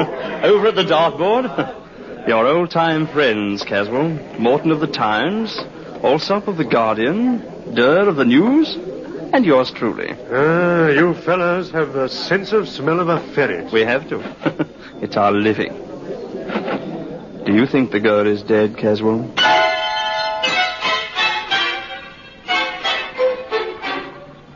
There it was, words of one syllable, literally one syllable.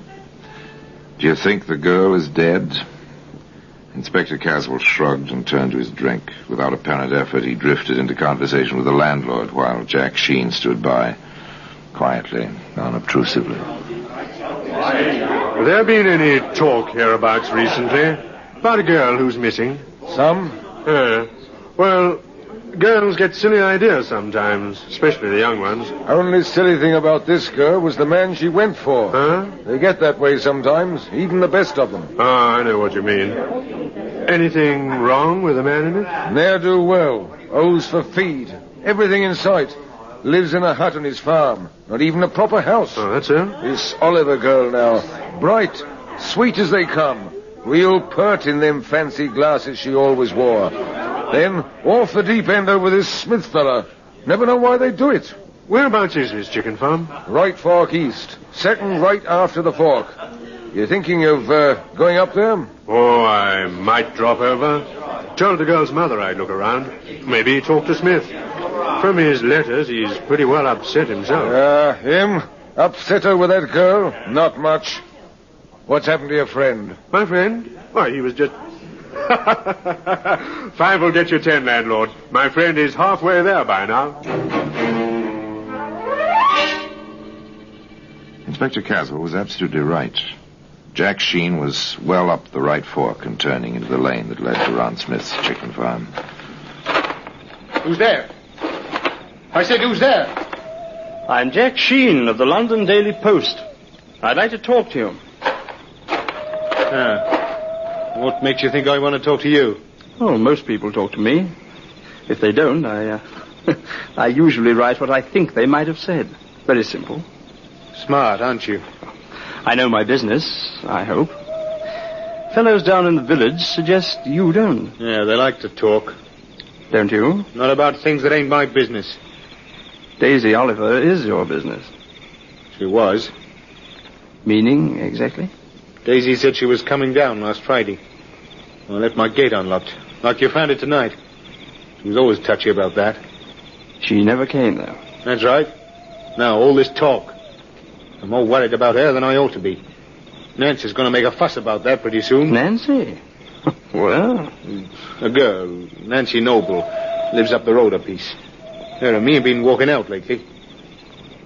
Daisy knew. I figured she'd be coming down like she wrote on account of... Apparently, Mr. Ron Smith, chicken farmer, was as garrulous in his way as his hands were in theirs. He clucked on at great rate. Finally, Jack Sheen got away, scribbled a bit in his notebook, and then off to sleep.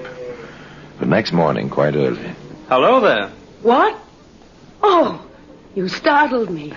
You don't look as if you scare easy. I don't. Who are you walking into a barn like this behind a busy girl's back? A fellow who thinks you'd make a better wife for Ron Smith than some frail little girl from the city. You know your way around, don't you? There was banter and introductions. Nancy was quite flattered, of course, over the visit of a reporter. She talked. Sure, I met Daisy. Like her? All right. If you go for milksops. I see. I heard Ron was going to marry her right after Christmas. Not if he could break the engagement, he wasn't. He's all set to marry me. Oh, so that's the way the wind blows, huh? It sure does. Or did. Now, with all the fuss over Daisy disappearing, well, Ron's too upset even to think, I guess. Upset, is he? He told me, night before last. He's afraid she's killed herself. So Daisy may be dead. And Ron is afraid she may have committed suicide. Well, Jack Sheen has turned up a fact or two, hasn't he? Of course, Inspector Caswell hasn't been inactive. Mr. Jeffrey, I'm told by our host, the landlord, that you think you saw the Oliver girl last Friday night. I think so. I was coming up the road, out past the fork. My place is out past Smith's. There was a girl ahead of me. She turned to look back. I thought I saw her wearing spectacles. Is that all? Well, she must have turned in at Smith's. She didn't pass my place. Reed here saw her real close. Did you, Mr. Reed? Yes, sir. I met Jeffrey on the road. I was coming down to the village after fixing the septic tank out to Jeffrey's place. Girl passed real close. The Oliver girl, all right, wearing her specs and carrying a suitcase. Ah, that's right. She had a suitcase like she walked out from the train. Why, the Smith fella didn't go in and meet her. Then there was the routine visit to the cottage where Daisy usually stayed when she was in Locksborough. Did you hear from Miss Oliver, ma'am, that she was coming down here this past Friday? She didn't, and she always stayed with me. If she'd planned to come down, well, you never know, what with young girls being so free nowadays. And she had spent all her savings on these trips. She told me that last time she was here. When was that? Oh, about 2 months ago. She seemed so nervous, poor thing. Even then, jumpy, always a little scared, like a rabbit, sort of. Oh, I don't know. I wish I didn't keep thinking. And finally, there was Edith Staple. Miss Staple had a friend in the outlying area, and Miss Staple had been crossing a field near the chicken farm, a kind of shortcut. Yes, Inspector. I'm positive I saw her. I saw 2 men on the road, too. One passed her. The men met, talked a little, and went on. By the time I passed the lane to Smith's place, she was in as far as the first shed. You saw quite a bit, didn't you? The road is on a little rise just there. I was coming up to it, and everyone was, well, sort of outlined against the sky. Well, thank you, Miss Staple. Thank you very much. There must have been a girl. 9 chances out of 10 it was Daisy Oliver. But how to prove it? Where had she disappeared to? Inspector Caswell and Jack Sheen compared notes. They stayed around Locksborough. That fact alone started the talk, which had impetus enough in any case. People don't just disappear, I tell you. She must be somewhere. She turned into Smith's place. Want to bet she never came out? Nice girls don't take chances going alone to men's homes, even when they're more decent than the hut he lives in. They'll get him, you'll see. He did the girl in. Want to bet? The talk reached Smith, of course. On the heels of the talk came Jack Sheen. Nice lot of chickens you've got here, Smith. You didn't come out here to talk about chickens. No? What then? You're trying to get more on Daisy and me. The town has plenty on you, they think. Yeah, long tongues. They wag too much. You can stop them, quite easily. How, I'd like to know? Oh, just ask Inspector Caswell to bring his crew out here to dig up your farm. They'll find nothing. That'll stop the talk. I'll do it. They can dig any place they want. Except I wouldn't want them to disturb my chickens. The remarks were duly reported to the inspector. His comment was, "We'll be glad not to disturb his chickens." I should think that's exactly what you would do. Oh, I don't know a thing about chickens, except roasted. Look, he was rather pointed about it, Don't disturb my chickens. If I were you, Caswell, I'd do some digging around that chicken run. Might save you a lot of extra trouble. You catch on, Inspector? The inspector caught on to the extent of asking Ron Smith to drop in at the police station while Jeffrey and Reed and a few of the others with Jack Sheen began their digging. Not much good this ground. Good enough for chickens. I got something? No, just a rotten stick. Nothing suspicious like. There's something here. Yes, I'd say you had something there. Lift out your shovel, Geoffrey. Okay. Now, look, I'm going to open it. I want you to witness that I neither take out nor put in any object. Ready? Yeah, all right. Okay, now just watch this. It's the girl's suitcase, all right. I'd know those specs any place. Well, today those spectacles can be found in the Black Museum. In just a moment, we will continue with The Black Museum, starring Orson Welles.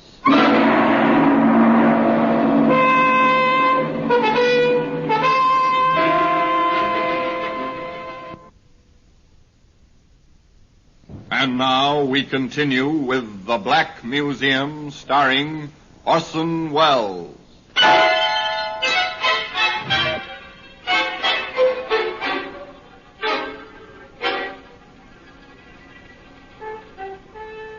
It was her suitcase. Yes, there it was, the earth of the chicken run clinging to its frayed handle, its shabby sides. Jack Sheen stopped the digging, sent Reed pell-mell for the inspector. Women's glasses. Right on top in the suitcase. And pretty thoroughly smashed. Poor Daisy. Something, whatever it was, must have hit her awfully hard to smash her spectacles like this. Shall we go on, Inspector? Digging? Oh, of course. But carefully. We don't want the edges of the spades to disfigure anything. The first thing they found was part of the torso. And the limbs wrapped in sacking. Finally, the head in a tin box, buried shallowly in the chicken run.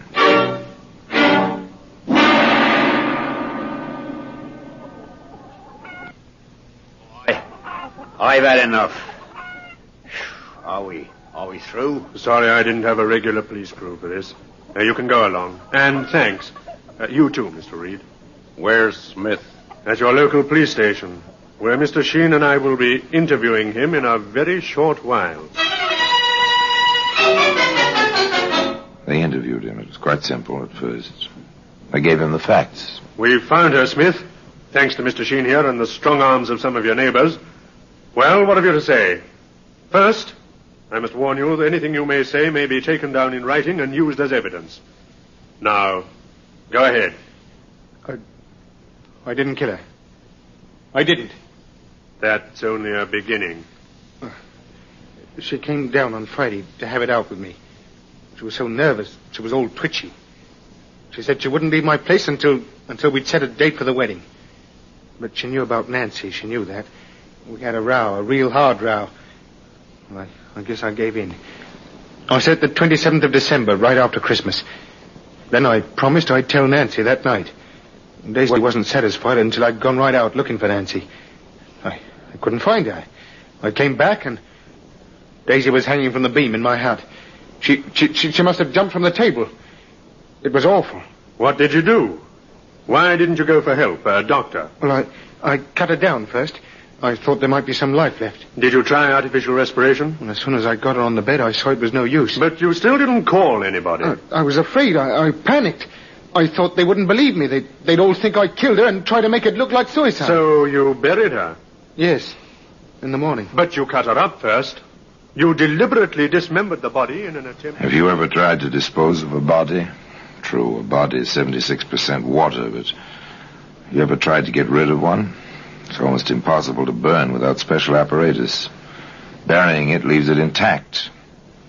What do? Find a lime pit? Even that isn't foolproof. What do you do?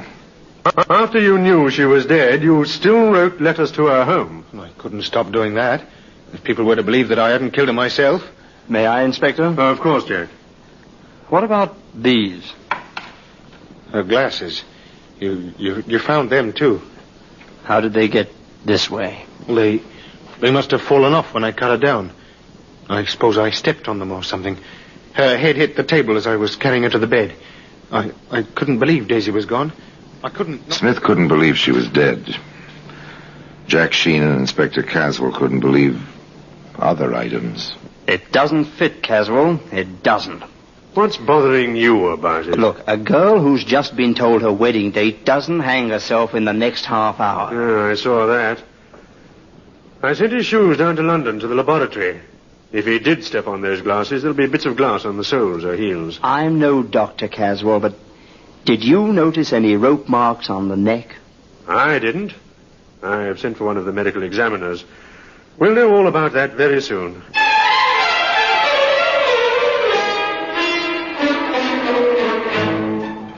They held Smith on an open charge. The least would be an illegal burial and failure to notify the proper authorities. Meanwhile, Sir Harold Hubert, one of the Yard's best medical men, came to Loxborough. He worked. He made his report.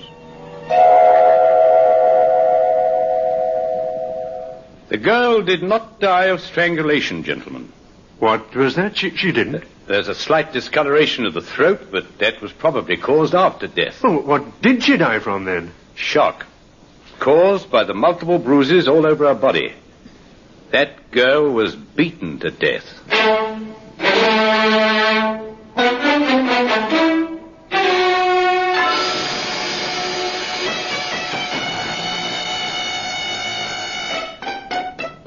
Now the questions descended on Sir Harold's head in a deluge. No sign of strangulation at all? She may have been partially hung. There's congestion of the blood vessels of the throat. But she didn't die up there. If she was hung at all, she was alive when she was cut down. What else could have caused the congestion in the throat? Manual strangulation. Or she could have been knocked down, as is a logical assumption in this situation. Did you knock her down and step on her throat, Smith? Of course not. How could I have when she was hanging as I entered the building? You're certain she was hanging and dead? I know she was hanging. I'm as sure as I can be that she was dead. All right. Take him back to the cell. There it was. The expert said no hanging. The man accused contradicted that statement at every turn. Once again, the inspector and Jack Sheen went out to the chicken farm. What are you up to? Give me a boost up onto the table. Okay. Now what? I'm not going to hang myself.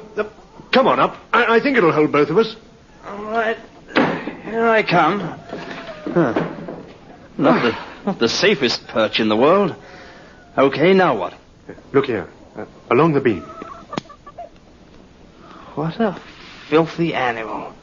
Didn't Smith ever clean his place? Maybe it's just as well he never did. Look, I don't get it. He said a dozen times he found her hanging. If a rope passed over this beam, as Smith maintains... The dust up here would show the marks. You see any marks, old boy? Not a thing. Not even a bit of rope fiber. Sir Harold is right. No death by strangulation. Not by any rope which passed over this beam. I wonder how friend Smith is... Smith did his best to explain the matter. In fact, he did a trifle better than his best. That's possible. The rope must have caught in the joists. She didn't weigh very much. And by the way, where is the rope? I burned it. It gave me the willies. What kind of rope was it? Ordinary hemp rope. Not sash cord? No, hemp. What did you intend it for? Oh, no special purpose. You always have rope around a farm. Inspector Caswell reminded Mr. Smith quite tersely. Hemp rope leaves its fibers caught in rough wood when it's passed over the wood. There's no sign of fibers, or any mark in the dust. Well, then the dust settled back after I took her down. How did you take her down? I lifted her with one arm and freed the rope with the other. Now, let's go back to the beginning, Smith. When did you first see her that night? Oh, she came to the gate. It was locked. She called. I let her in. We argued. Then we made up, and I went to tell Nancy. When I came back... Hadn't you better keep the story straight, Smith? That is the story. You said before you cut her down. You told Mr. Sheen you left the gate open because finding it closed upset her always. Then I made a mistake. Oh, you made a mistake, all right. You made your story much too involved. You see, the laboratory has reported on your shoes. Not only are there no bits of glass in them, proving you did not step on them, but there are traces of lipstick on one and traces of contact with human skin on both. I submit, and I shall so state to the jury at your trial, that you attacked the girl with force and violence, that you smashed her glasses on the table, that you beat and kicked her into insensibility and death. Your story tripped you, and the laboratory did the rest. I'd say, Smith, next time, keep it simple. But I doubt if there'll be any next time for you. Well, today, those spectacles can be seen in the Black Museum. Orson Welles will be back with you in just a moment.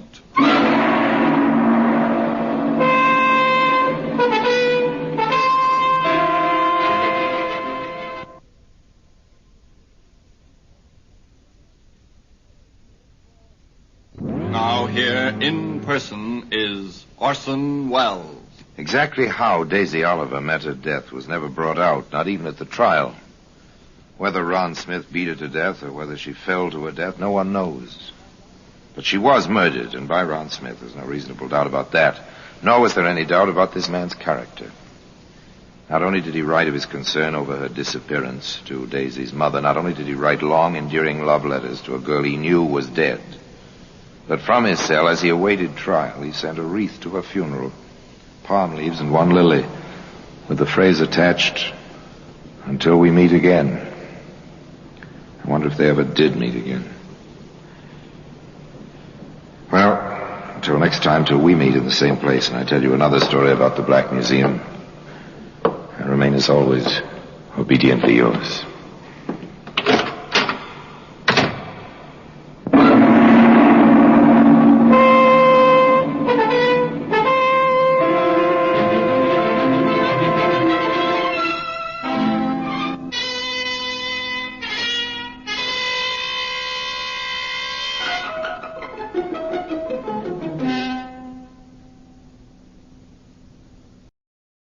This is Orson Welles, speaking from London.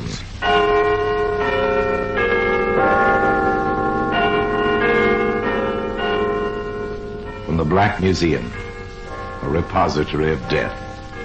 Here in the grim stone structure on the Thames which houses Scotland Yard is a warehouse of homicide, where everyday objects, a piece of carbon paper, a tin ashtray, a broken teacup, all are touched by murder.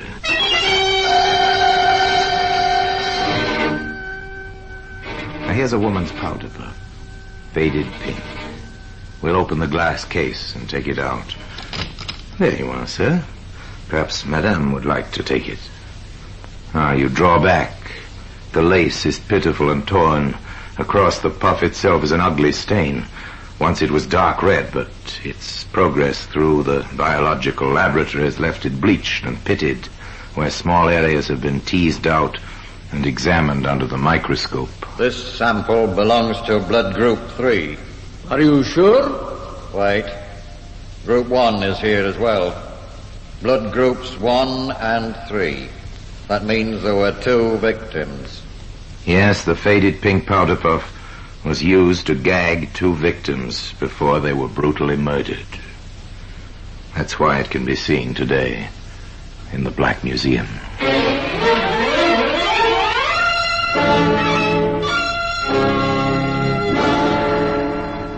From the annals of the Criminal Investigation Department of the London Police, we bring you the dramatic stories of the crimes recorded by the objects in Scotland Yard's Gallery of Death, the Black Museum.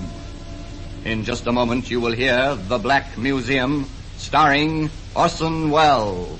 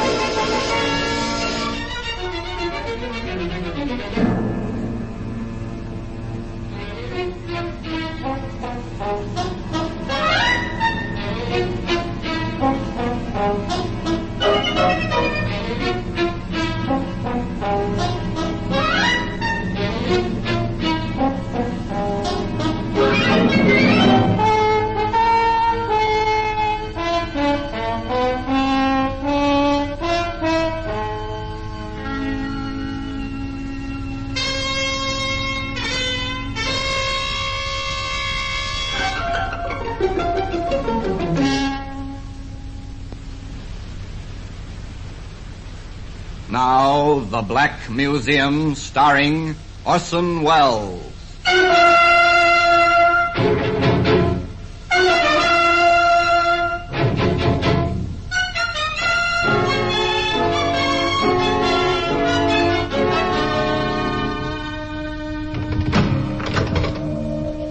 here we are, in the Black Museum. Yes, beyond these stone walls, London throbs and is alive, but within these rooms, there's silence and death. It's very quiet. Come with me. Under the frieze of death masks, the masks of criminals of bygone days, suspended grimly under the ceiling, we pass slowly along the rows of murder exhibits, not always frightening in themselves, but terrifying when considered in relation to their history. There, matchbox. Here's a nail file. Each exhibit marked with the names of the killer and the victim. But our objective now is the powder puff. As it lies on the palm of my hand, let's turn back the clock and meet the man who used it for a grim purpose. His name, Richard William Hyson. The time, dawn on the morning of Friday, October the 18th, 1946. The place, Pentonville Prison. This is it boys? Take it easy, Hyson. You've got about a couple of hours. Give me a cigarette. Oh, thanks. You're too kind. Oh, this is 20 days we've had in here, isn't it? Yes, 20 days. You won't forget me, will you? No, we won't forget you. Before I go, you must remind me to compliment the management. The food's been excellent. I can thoroughly recommend it to future guests. I've only one complaint. What's that, Hyson? The execution shed is too close. I'm sure I could hear the hangman practicing with a sandbag last night. Nonsense. Here, have a wash. After I've finished my cigarette. All right. No hurry. No hurry. 2 hours to go. 2 hours in which to reminisce. I think I was right not to see my mother and father. They wanted to see you. Oh, that's because they remembered me as I was. Big, blonde, and handsome. But they never really knew me. I nearly killed a girl when I was 16. Did you? Yes. It was at a kid's party. After playing Postman's Knock, we got tired of that. And I suggested we should play The popular parlor game of murder. Somebody commits a crime in the dark, and the rest of the party are supposed to discover the culprit. Young Richard Hyson entered into the spirit of the thing with zest. Jean, you come with me. All right, Dick. Let's go upstairs. What shall we do? Oh, never mind. I'll tell you. Let's go up while nobody's looking. Come on. Here's a box room. Let's go in. No, I'd rather not. Let's hide here. In you come. No, Dick. Don't be afraid. It's only a game. I'm putting this handkerchief in your mouth. Oh, let me go. Now I'm squeezing your throat. Shut up! Jean, where are you? Oh, there you are. Why, Dick. But, Jean, what's happened? Oh, he killed her. It was fortunate for young Dick Hyson the girl was not dead, but she was hurt and badly frightened. The warders in the death cell listened to Hyson's prelude to murder in silence, but perhaps their eyes betrayed their emotions. You're shocked, aren't you? Oh, give me the towel, will you? Oh, thank you so much. You make a good batman. Have you been in the services? I was in the Navy. Oh, interesting. That was the only service I was never in. I began in the Air Force. Yeah, so I believe. Yeah, better start dressing now. I enlisted as a pilot. Fighter pilot. They gave me a commission, of course. Of course. Here's your tie. Yeah, thank you. I had only one complaint about the Air Force. Yeah? What was that? The pay. So I volunteered to take over the mess funds. Well, that helped. So did the uniform. You better put on a clean collar. Oh, I'm allowed a collar, am I? Oh. That uniform certainly pulled them in. Pulled who in? Well, who do you think? Remember the case of the Air Force girl found in the burnt-out car in Suffolk? So you were responsible for that, were you? How did it happen? Now you're interested. Listen, boys, come on, gather round. I'll tell you about it before it's too late. Richard Hyson could never bear to be anything but the center of attraction. He could never tolerate a disinterested audience. Even in his last hours, he had to hold his listeners. But how much of the truth he told will never be known. Nevertheless, a pretty girl of 21 had been found dead in a car close to the station where he'd been, looking after the mess funds 5 or 6 years previously. And he told his warders how he had stopped her on a lonely road while she was driving a staff car.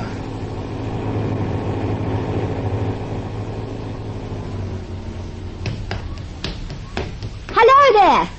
Want a lift? Oh, that's very nice of you. I'm going into Ipswich. Oh, so am I. Jump in.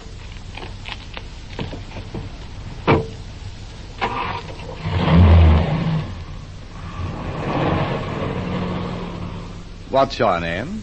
Parker, sir. And your first name? Joyce, sir. I'm Richard Hyson. You can call me Dick and drop the sir. Yeah, I think I've met you before. Oh, I've seen you too. At the Commandant. Yes, it might have been. Well, it was. I've been thinking about you ever since, Joyce. Oh, I don't believe a word of it, Mr. Hyson. Dick. Look out, watch that bend. Oh, I'm sorry. Oh, never mind, sweetheart. I've got nerves of steel. But I'd be happier if you let me take over. Yes, perhaps it would be a good idea. Thanks. Oh, don't bother to get out. I'll get out my side.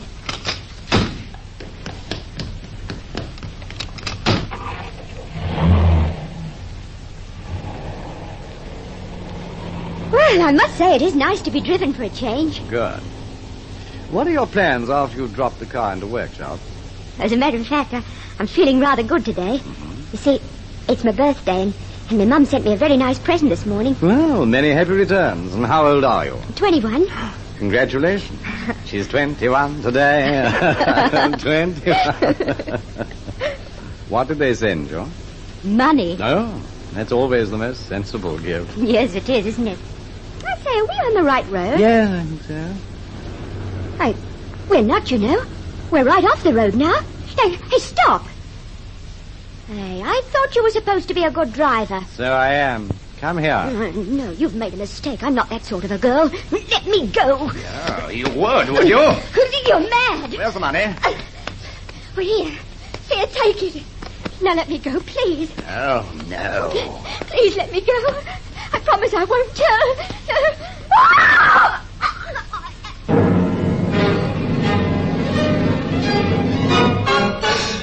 Hyson had no intention of giving his unfortunate victim the opportunity to tell.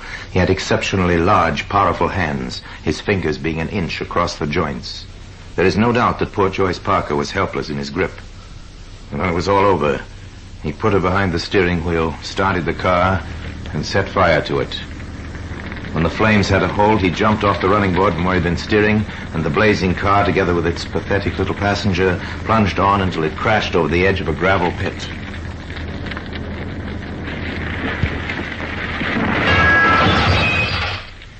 The crime had every appearance of being an accident, and Richard Hyson went to the picture alone that night, all expenses paid. He hadn't yet left behind any vital clues, such as might be seen today in the Black Museum. In just a moment, we will continue with The Black Museum, starring Orson Welles.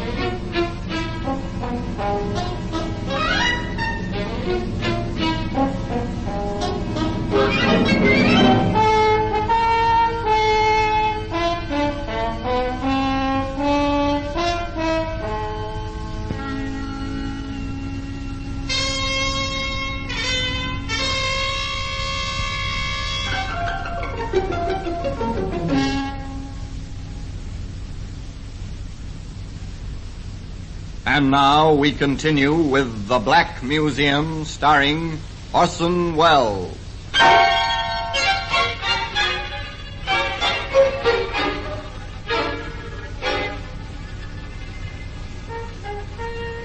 We return to number 2 death cell in Pentonville Prison. I was cashiered from the Air Force quite soon, and they found out about the mess accounts. So I joined the Army as Paul Colton. Yes, we know about that. I built up a new history for myself, and being a pretty useful type, I got a commission. That was in the early days of the war. Yes. I probably wouldn't have got a commission later on. They started going into too much detail.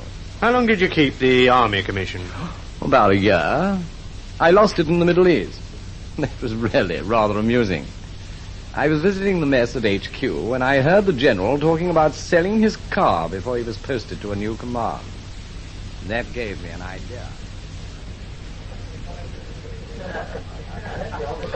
Excuse me, sir. Yes? My name's Colton, sir. I'm sorry to hear you're leaving the command. I wonder whether you might be thinking of disposing of that private car of yours. Do you want to buy it? Yes, sir. You'd better have a word with my ADC. Smithers. Yes, sir? Mr. Colton here wants to buy the car. Sort it out with him, will you? Of course, sir. And Second Lieutenant Colton, alias Hyson, wrote out a check for £100, which was exactly £100 more than he had in the bank. That check bounced quicker than a golf ball.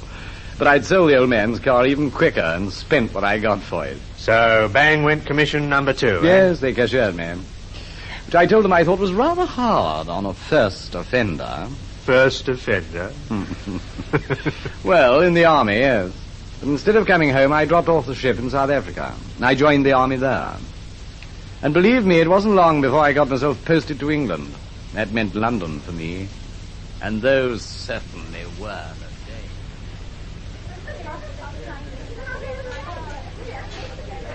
Don, I'd like you to meet Muriel. Donald Smithers, Muriel Gerton. Oh, hello there.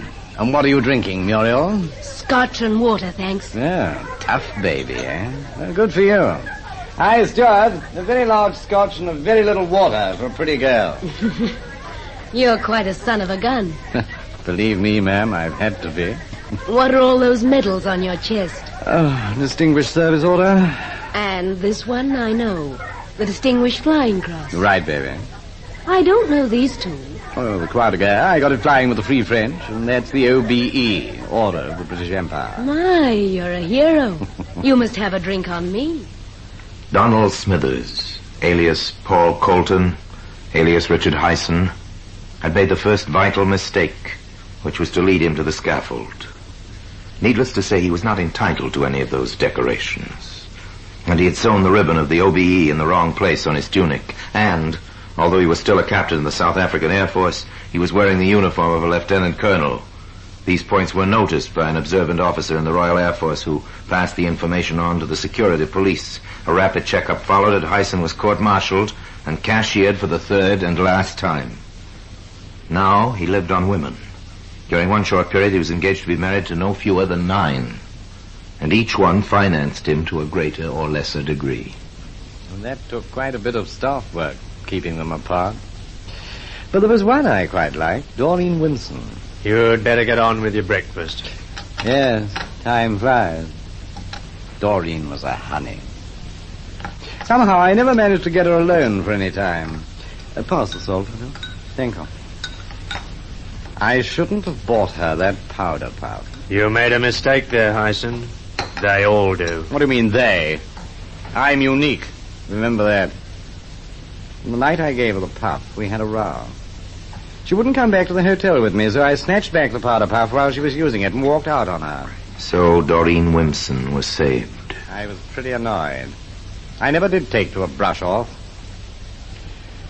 So I hung around outside the club where I'd met Muriel Gerton, and I didn't have long to wait. Muriel? Who's that? Why, Donald Smithers. Hello, honey. Come and have a drink. Okay. Let's go up to the club. Well, I haven't any money till the morning. That's all right. I've got plenty. Have you? I don't believe it. Then look at this. A handbag opens, stuffed with notes. The fate of Muriel Girton is sealed. Look, sweetheart, I'm not the type of man who takes money from a pretty girl. Not even from you. If you'll come back to my hotel, we can get all we want on my bill. So back to the hotel in South Kensington. And at the last moment, Hyson stopped abruptly, as if struck by a sudden idea. You'll have to go gently, honey. I just remembered.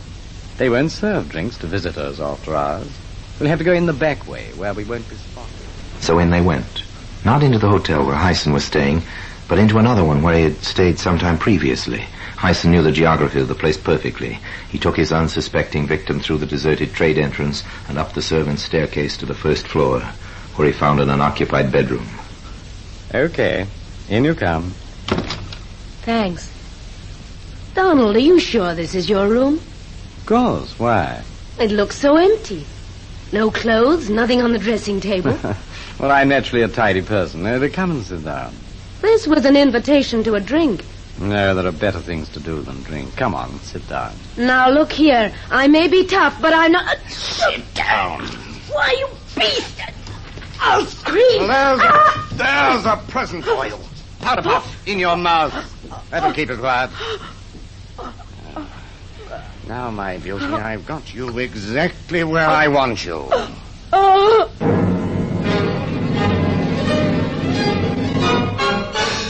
Again, those big, strong hands did their dreadful work.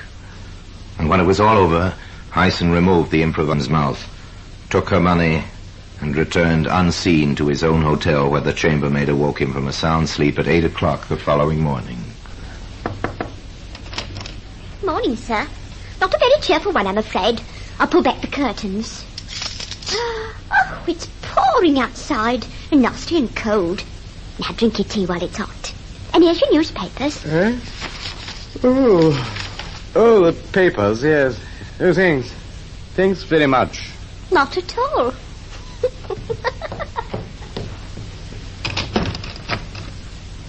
Papers.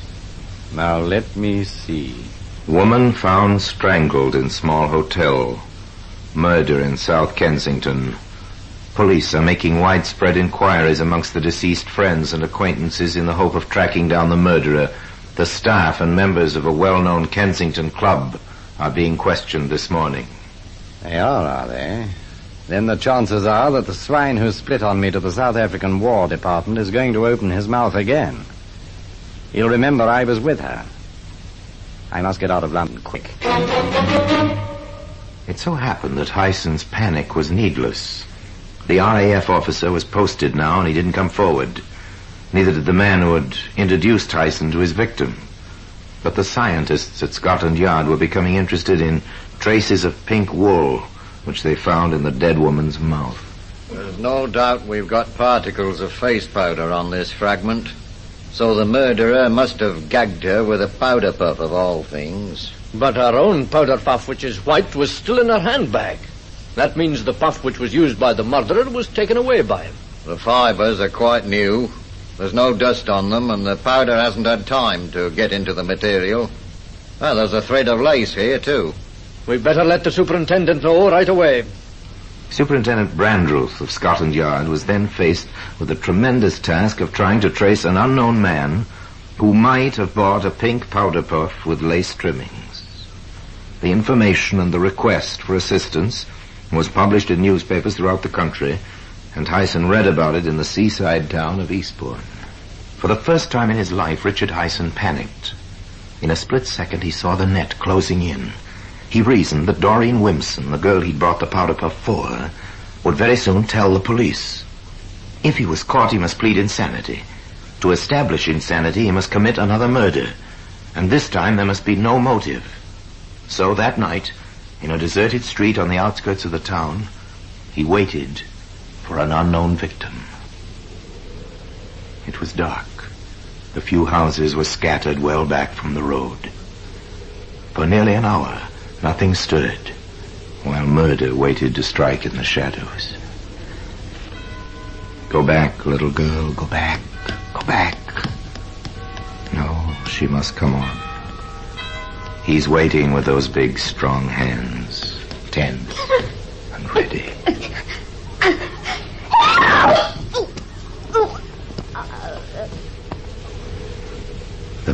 puff becomes a gag for the second time. The deed is done.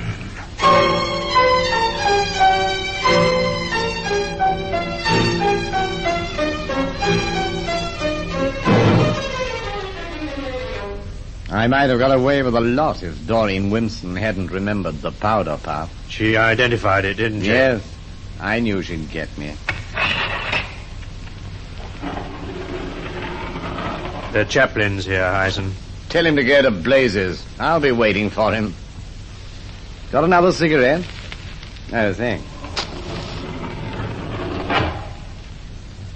I was picked up by the police the next day.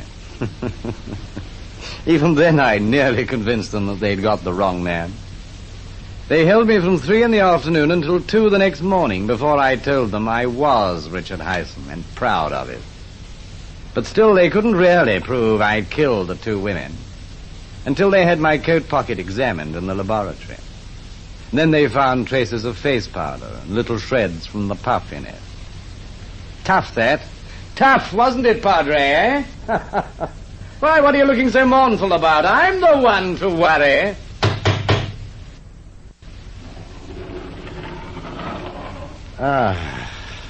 So the hangman's here at last. Yes, Hyson. It's nearly over.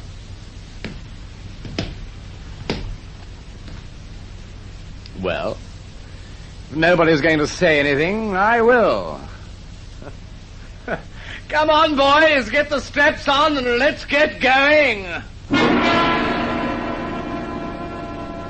And so Richard Hyson is led to his appointed place on the trapdoors of the scaffold. A white bag is slipped over his head. The rope lodges under his chin. And while the chaplain intones the service of the dead, the trapdoors open and Hyson goes fluttering down into the dark cavity below. Justice has been achieved. And all because of the faded pink powder puff which can be seen now in the Black Museum. Orson Welles will be back with you in just a moment.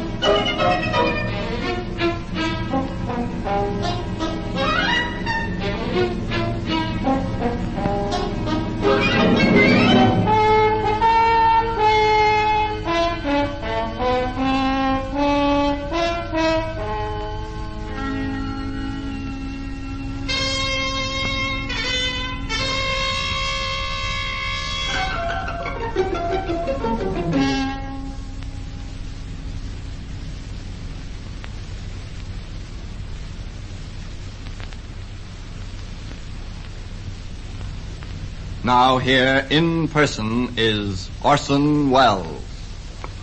Hyson loved the limelight, and he was nothing if not bold. He did serve in the Army and the Air Force, but his decorations and his tales of gallantry and action were all lies. He lived on lies, forever hoping that they would never catch up with him. But one by one they did, and with them came the evidence. From the bad check he gave to the general in the Middle East, to the pink powder puff he gave to the one girl he admired in London. He hoped, of course, that the world would believe him to be insane. That would have spared him the final horror of the scaffold, and he might have been alive today in the grim fastnesses of Broadmoor, the criminal asylum. Was he mad? Well, you've heard the story. So another chapter of murder is closed, and the little pink powder puff, faded now, has its place in criminal history. And now, until we meet next time in the same place, I tell you another story about the Black Museum. I remain, as always, obediently yours.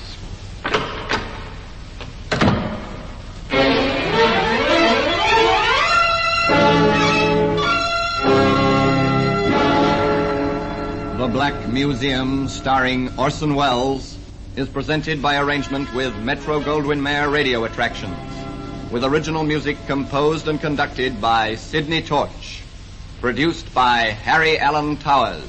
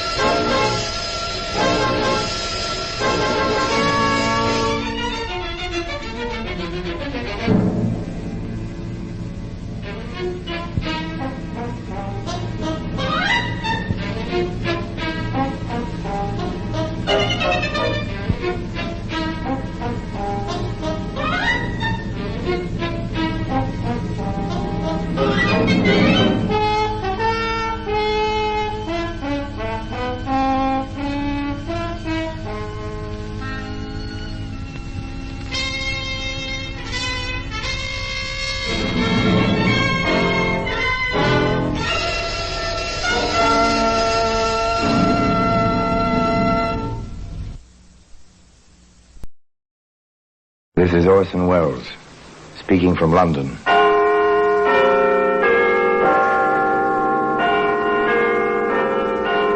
The Black Museum, a repository of death.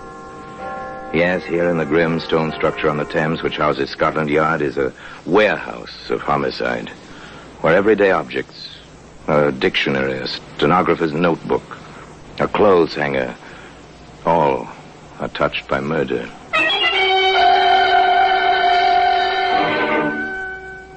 Here's a postcard. It's a familiar object, slightly soiled in its passage through the mails. Usual cancellation over the stamp, an ordinary address, 29 St. Paul's Road, London. The message? Oh, yes. On the message side, a drawing, rather well done, of the rising sun. Rather a conventional representation, isn't it, Sergeant? Yes, sir. Conventional, still a rather unconventional matter. Murder? Yes. Yes, it is unconventional. You know, Sergeant, I've often wondered why they hold so many executions at sunrise. Why they end lives at the beginning of the day. Anyway, that postcard today with the rising sun on it can be seen among the other exhibits in the Black Museum.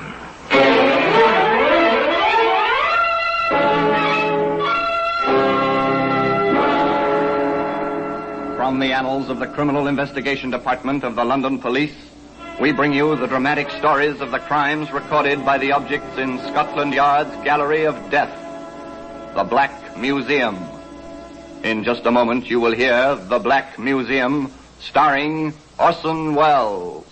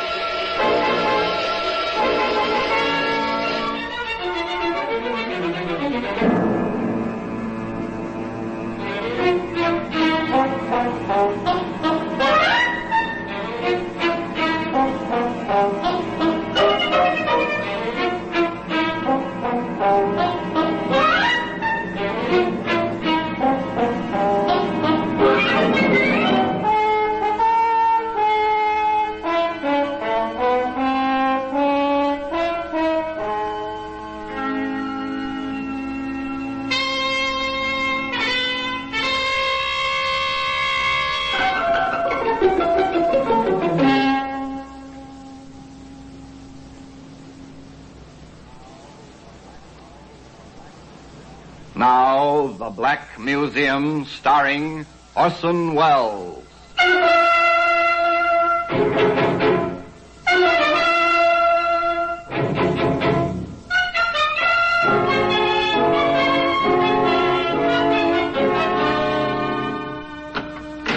And here we are, in the Black Museum. Scotland Yard's Museum of Murder. Yes, here lies death in a variety of forms, swift or slow, merciful or cruel. Death is here, laid out, remembered in detail, and perhaps waiting to strike again. Here's a typewriter. This is an instrument of death. Yes? Worthy of the Black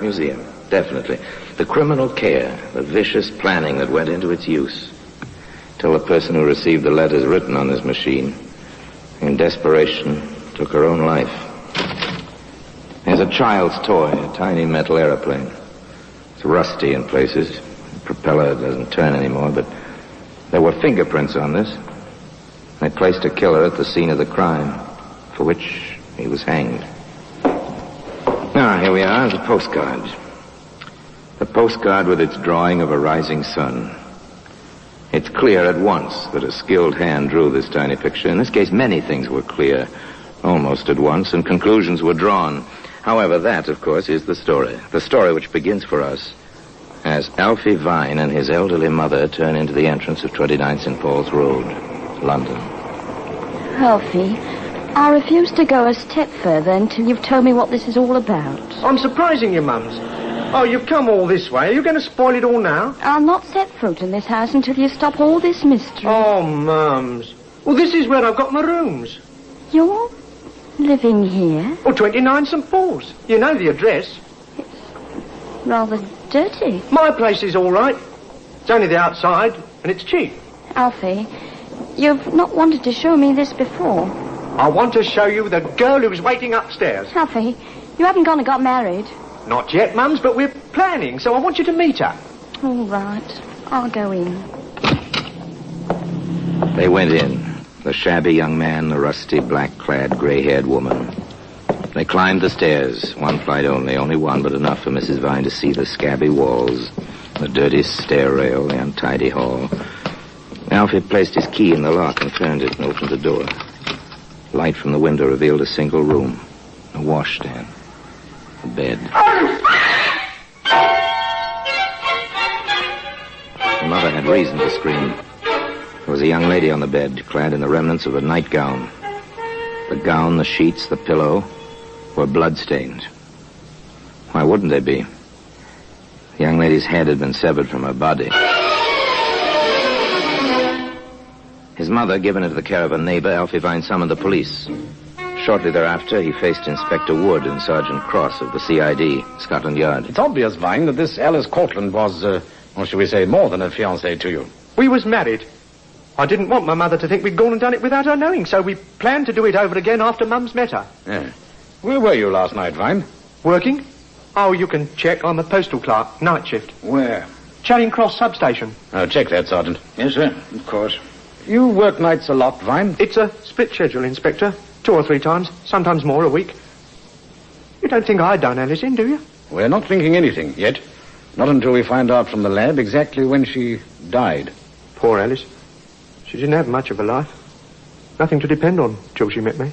What did she do at night while you were working? I never asked. We trusted each other, we did. I see. Sergeant, I want the neighborhood... The inspector was skeptical. You could hear it in his voice. The story was odd, to say the least. It became a trifle more odd when Sergeant Cross reported...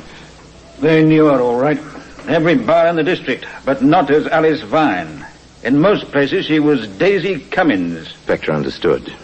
Came as no surprise, therefore, when a frightened little man, a Marty Shaw, ship's cook on leave, turned up at the yard.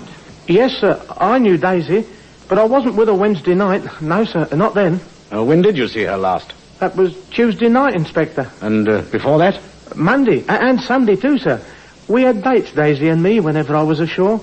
Always had a few drinks together, at the Ork, at the Rising Sun, places like that along St. Paul's Road. Mm-hmm. But not Wednesday night? No, sir. Not the night she got herself killed. No, sir. Why not? Well, she had a date with somebody else, sir. Oh, how do you know? Well, I saw him, sir. In the Rising Sun. I saw him. Mm-hmm. Were you jealous? No, sir. I was with Daisy's friend Margie. Good looker, too. Can you describe the man Daisy was with? Well, I had a look at him. I believe I could. Oh, could you pick him out of a group? Well, I might, sir. I'd try for you, Inspector. I'd really try. Apparently a step forward is about to be made in the case. The ship's cook gives his description. Not very big. Slim-like, too. Shabby, but in a genteel kind of way. About 30 years old. Always doodling-like with a pencil. Kind of fella can always pick up a check. A description. Not much to go on, but a start. Again, the canvassers covered the area. And now the various barmaids and tavern keepers remembered a man like that. Remembered seeing a man like that with Daisy, alias Alice, The girl who literally lost her head. However, there were no further traces of the man in question. Inspector Wood and Sergeant Cross went back to the bedroom in St. Paul's Road. All right, Sergeant. With a fine tooth comb. The whole room down to the baseboards. And behind them, if necessary. The detectives took the tawdry little room apart. The bed was dismantled, the window shades were unrolled, the washstand and its pipings were completely explored. The bureau was investigated, the drawers were pulled out, their contents tossed on the bed. Hello. Here's something, Inspector. A postcard, I see. Postmarked the day before. Where was it? Caught in the back of this drawer, between the backboard and the bottom. Interesting. What do you make of that drawing, Sergeant? It looks like the old Jap flag to me. I don't know of any Japanese eating place near here, Inspector. Dear Daisy, meet me at 8:15 at the... whatever the picture means. It's a rising sun, isn't it, Sergeant? And there is a rising sun. Where that Shaw fellow saw her on Wednesday night. Rather well drawn, almost a skilled hand. An artist, maybe? Maybe. Possibly the killer as well. Right, back to work, Sergeant. There may be a few more little messages like this. They found 2 more, hidden in the recesses at the back of the bureau. And that was all. It's 1,000 to 1 shot, Sergeant, but we'll try publishing these in the papers. Someone may recognize the handwriting or the sketches. More likely, the sketches. And someone did.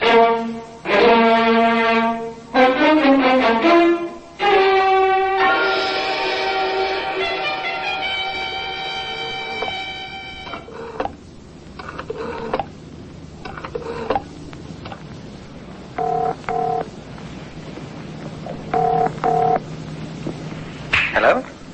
Larry? This is May. May, this is wonderful. Is it, Larry? Of course it is. Then why haven't I heard from you in weeks? After we had our quarrel, dear, I thought a certain beautiful model was pretty well through with a certain artist. I should be. But you're not? Larry, have you seen today's newspapers? No. Why? It's quite simple. A girl you'd been sending postcards to was murdered Wednesday night. How do you know I sent her cards? They're in the paper with drawings. I know yours, Tile. Even in the paper. I should be flattered, I guess. I'm not. Larry, the police want to know who sent those cards. May, will you believe me when I tell you I never killed anyone? I believe you. I know you. Then, for old time's sake, will you help me? I'm in trouble, May. Real trouble. What would you want me to do, Harry? If anyone asks you, anyone at all, will you say we were together from 10:30 on Wednesday night? For how long? An hour or so. Then you went to Earl's Court and I went to King's Cross. Will you? Were you with her? Does it matter, May? No, not anymore, I suppose. Then try to remember, May, please. 10:30, Earl's Court, King's Cross. May Hester, artist model, once upon a time in love with an artist named Larry, and now asked to provide an alibi.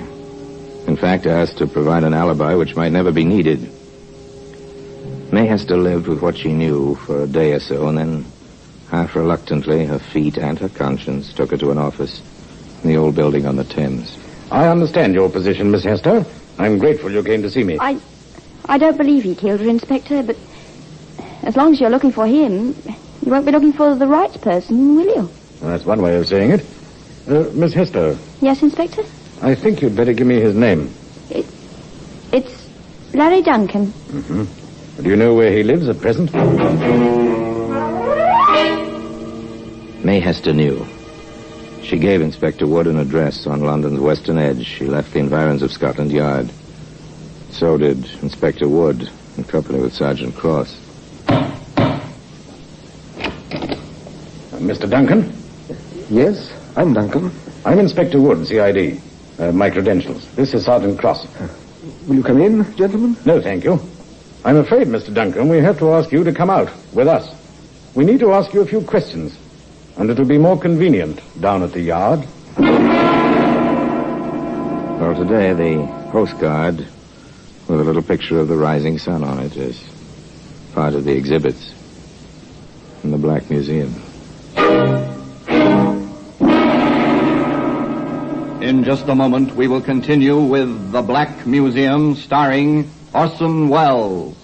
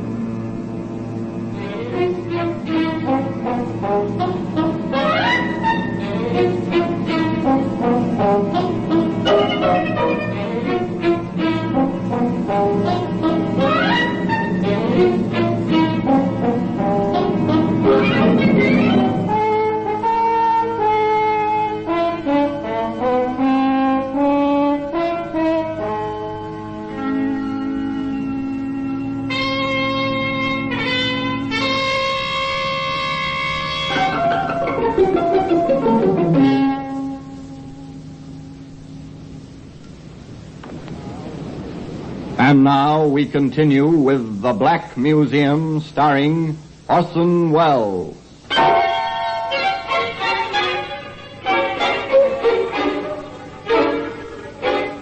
Larry Duncan was held on suspicion of murder. The inspector was convinced of his guilt. Duncan protested his innocence. The family called in a famous defender, but despite the presence in the case of Sir John Cripps, Scotland Yard charged Larry Duncan with the murder of Alice Vine, alias Daisy Cummins, and preparations for the trial went forward. Sir John conferred with Larry.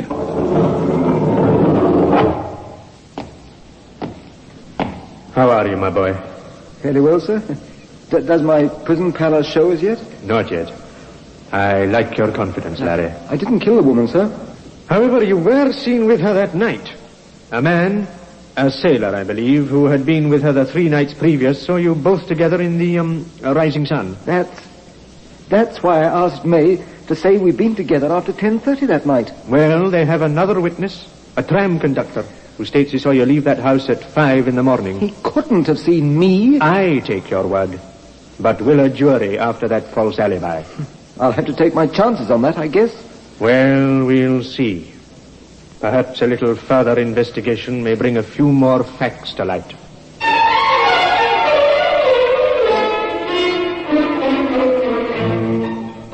Sir John Cripps proceeded toward a few more facts. But he kept what he learned very quiet. Not until the trial itself did he reveal his strategy, or the evidence he expected to produce.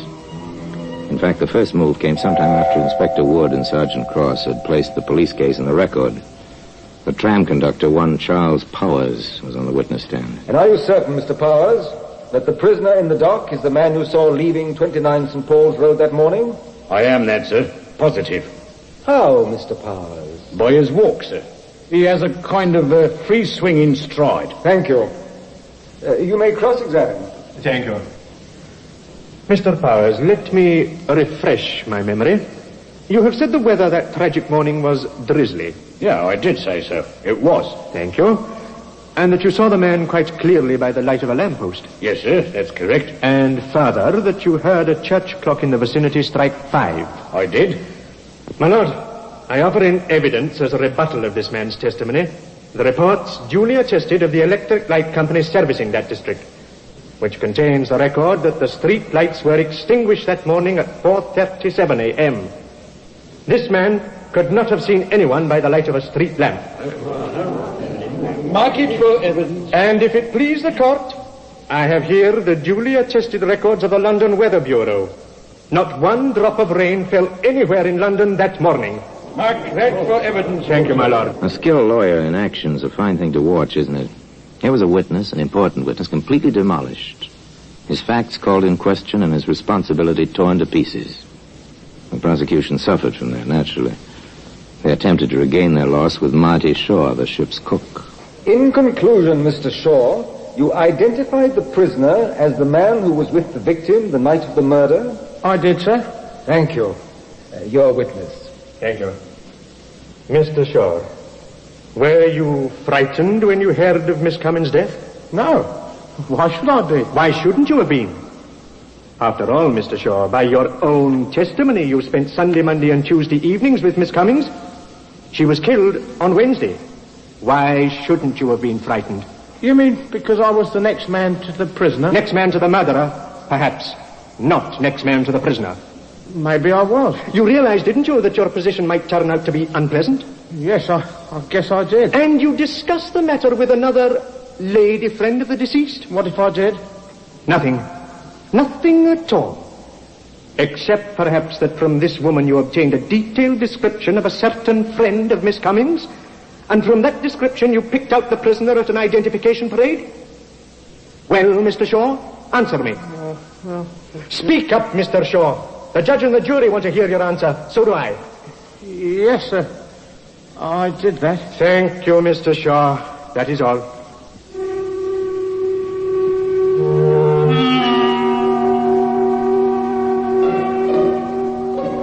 Another witness's testimony discredited. His motives called in question. The propriety of his identification more than called in question. The courtroom crowd was making bets as it filed out after the first day. The odds were swinging away from the prosecution and toward the young man who sat quietly in the prisoner's dock, sketching. After all, Larry Duncan was an artist. But an artist wants to keep the record of his experiences, even when his life hangs in the balance.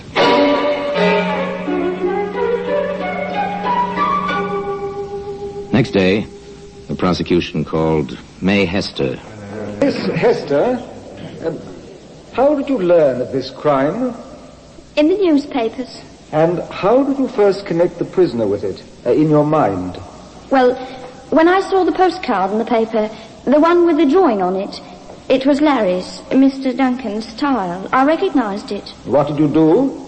I called him on the phone. What happened? He asked me to give him an alibi. A false alibi? Yes. He wanted me to say that I'd been with him that night. And what did you do? I agreed. Then I thought it over and I went to the police. Very well, Miss Hester. Thank you. Cross-examine. Miss Hester, why did you go to the police? Well, I was afraid, I suppose. Had you been in love with Mr. Duncan? That is, yes.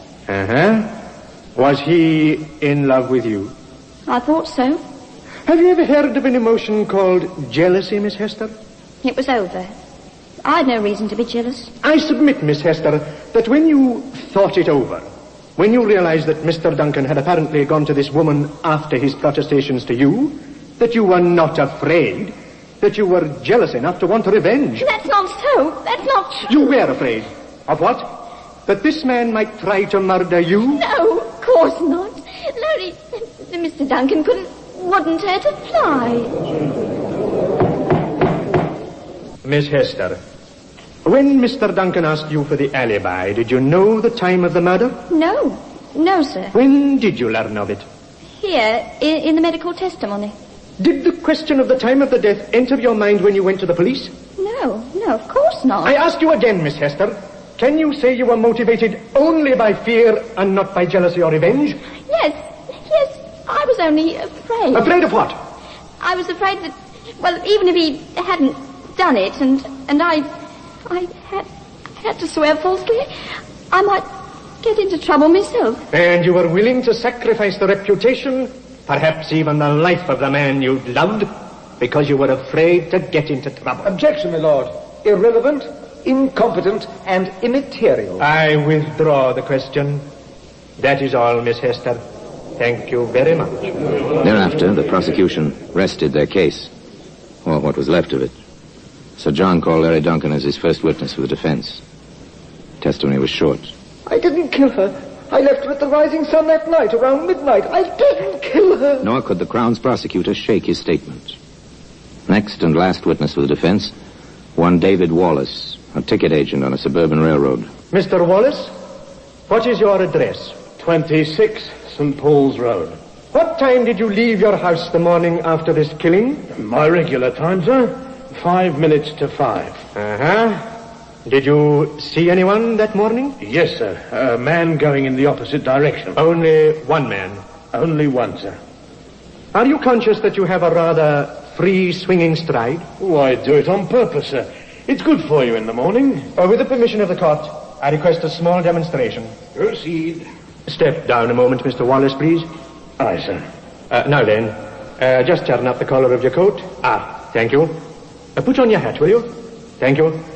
Now, will you walk, please, as you do in the mornings? Chest out, breathe deep and all. Please. Like this, sir. It was unmistakable, the free-swinging stride. It was established that there was a man on proper, decent business walking in St. Paul's Road at 5 that morning. The prosecution had no cross-examination for Mr. Wallace.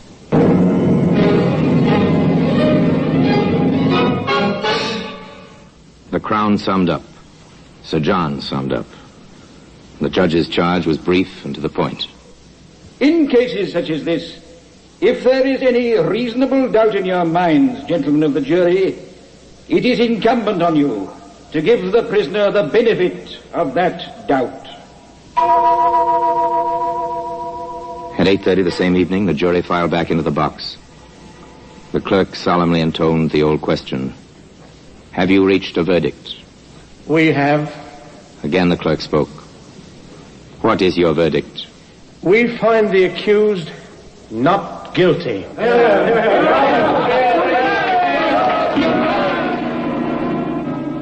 Orson Welles will be back with you in just a moment.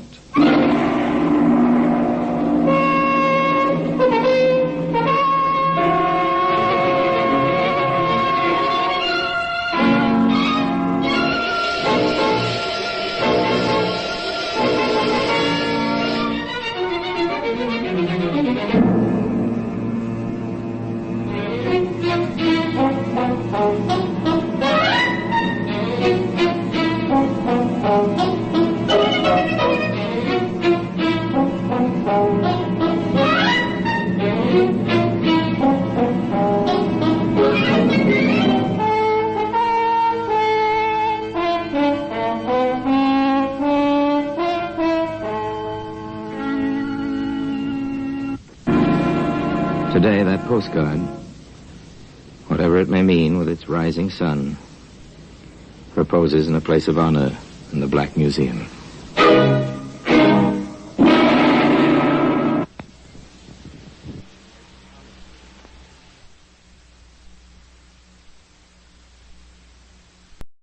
Speaking from London.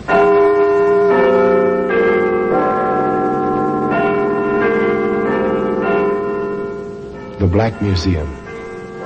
Here, in a grim stone structure on the Thames, which houses Scotland Yard, there's a warehouse of homicide. A very strange room where everyday objects, a woman's shoe, a tiny white box, a quilted robe, all are touched by murder.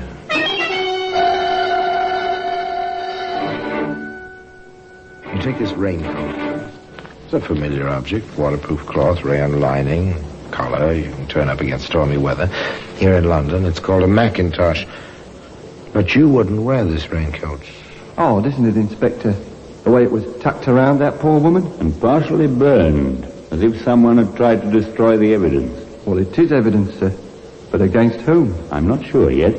But this raincoat, Sergeant, this raincoat will hang someone. You can depend on it. Today, that raincoat can be seen in a very special position in that very curious room in Scotland Yard, which is known as the Black Museum.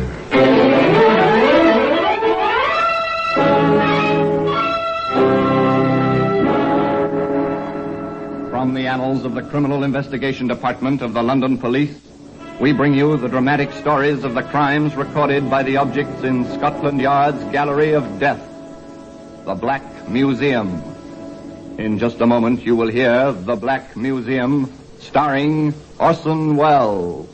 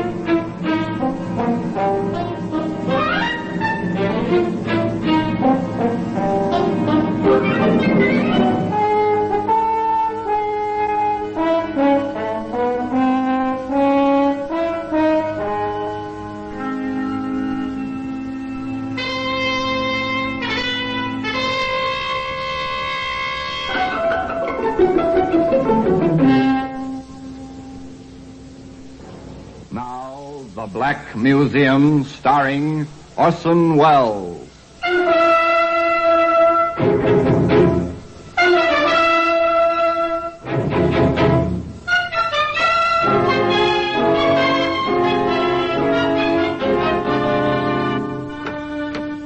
Now, here we are in the Black Museum, Scotland Yard's museum. It's a museum of murder. Here are the objects of homicide, the weapons, the clues, which at one time and another betrayed killers. They've been collected over 100 years. And now here they are, shelf upon shelf, in this dim, echoing room. Here lies death. On these shelves. In these glass cases. Just for instance, in this case. Simple mallets. Just the sort of thing a suburbanite might use in his garage or his shop working at wood carving on a quiet weekend. As a matter of fact, a suburbanite did use this mallet on a quiet weekend. But not for wood carving. The raincoat. There we are. Stained, charred, too, around the edges. Isn't anything you'd like to handle for very long, but there's a story attached to it. A story begins in the kind of place you immediately associate with absolute silence. No, not a graveyard. A chess club. It is silent, isn't it? And into this silence of concentration, there intruded...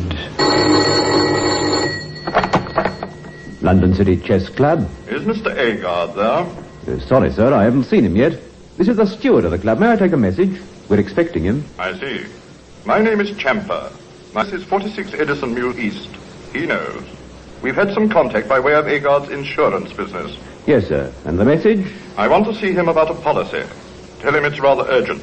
I want him at my house tomorrow evening at 7:30 sharp.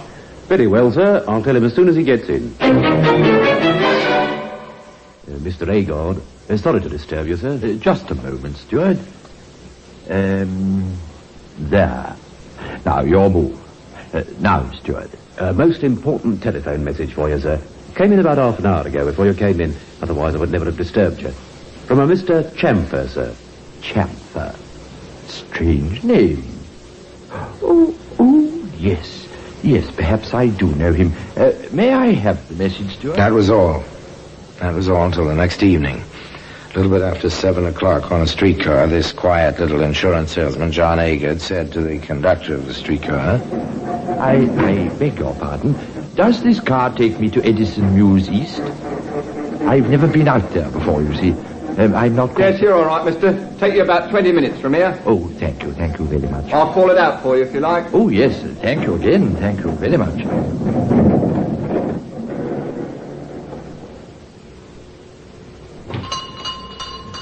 Oh, I beg your pardon.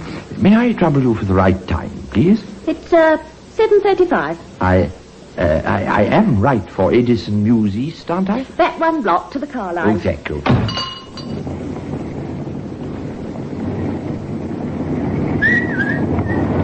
I beg your pardon, Constable.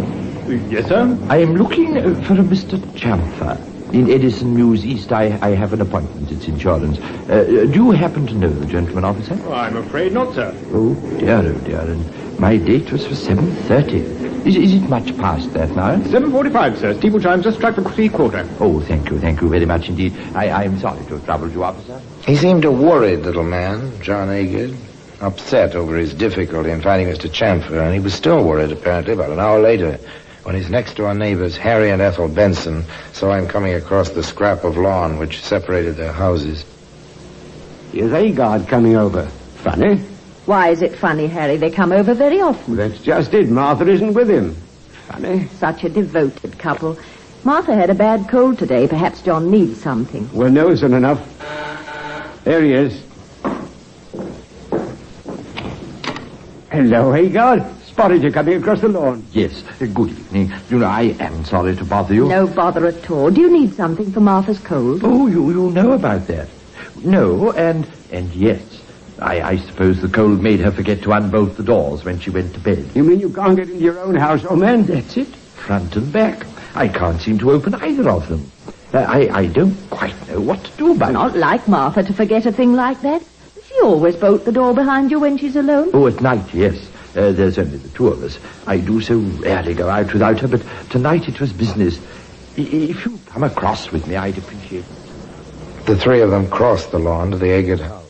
3 ordinary people. An insurance agent, a bank clerk wife. The wife said... Let me try the front door just for luck. John Agard said... It won't help her. I've tried several times. The woman tried it. That's That's a bit strange. I could have sworn. It happens lots of times. The lock gets stuck. It's really open, and you think it's locked, and it just won't work. Well, now you're here. Won't you stop in for a moment? Well, what with Martha's cold and all the... she'll like to see you. Come in, please. Well, just for a minute. Martha? Martha, dear? The Bensons are with me. Martha! Oh, my... Good Lord.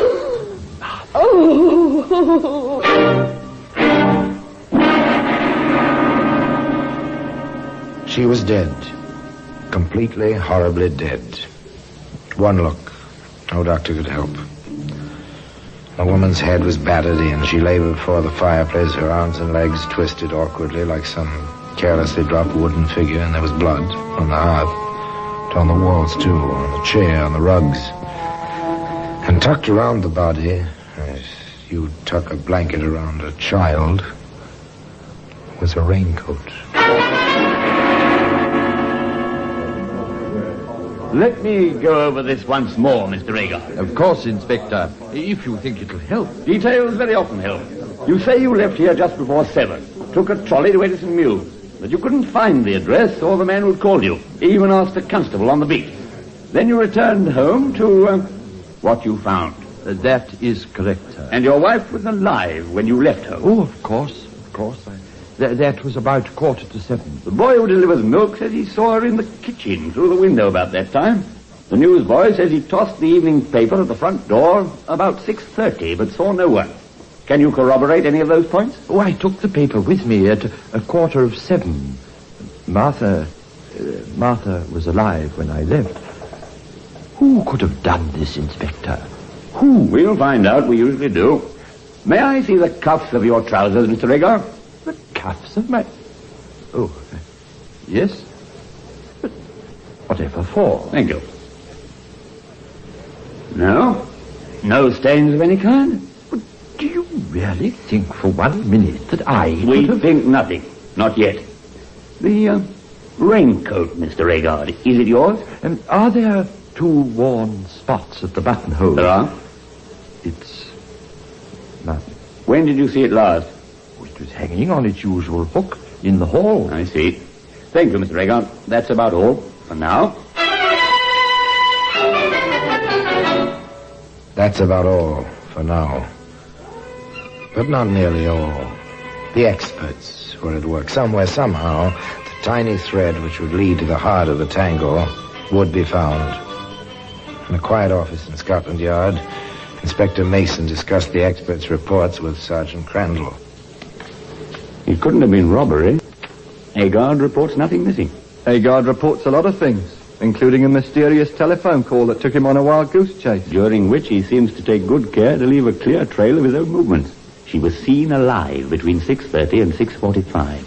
Agard was in the tobacco shop at 7:35. The girl who works there remembers him. He probably took good care she would. Beyond a doubt he did that. But he couldn't have battered her to death after 6:45, cleaned up, destroyed whatever he was wearing, and still be in that shop at 7:35. Or made that trolley car a few minutes after 7. Exactly. Which leaves us, Inspector? With a raincoat. It's odd, isn't it, Inspector? The way it was tucked around that poor woman. And partially burned, as if someone tried to destroy the evidence. Well, it is evidence, sir. But against whom? I'm not sure yet. But this raincoat, Sergeant... This raincoat will hang someone. You can depend on it. That was all they had. The raincoat. Inspector Mason thought about it. It was tucked around her just as if someone who loved her were taking care of her. There was a thread. It seemed the only thread. Where did it lead? Where could it lead? Where could any of it lead? John Agard, you're under arrest, and you'll be later charged with the murder of your wife, Martha. It is my duty to caution you that anything you may say... Today, that raincoat can be seen in a very special position in that very curious room in Scotland Yard, which is known as the Black Museum. In just a moment, we will continue with The Black Museum, starring Orson Welles.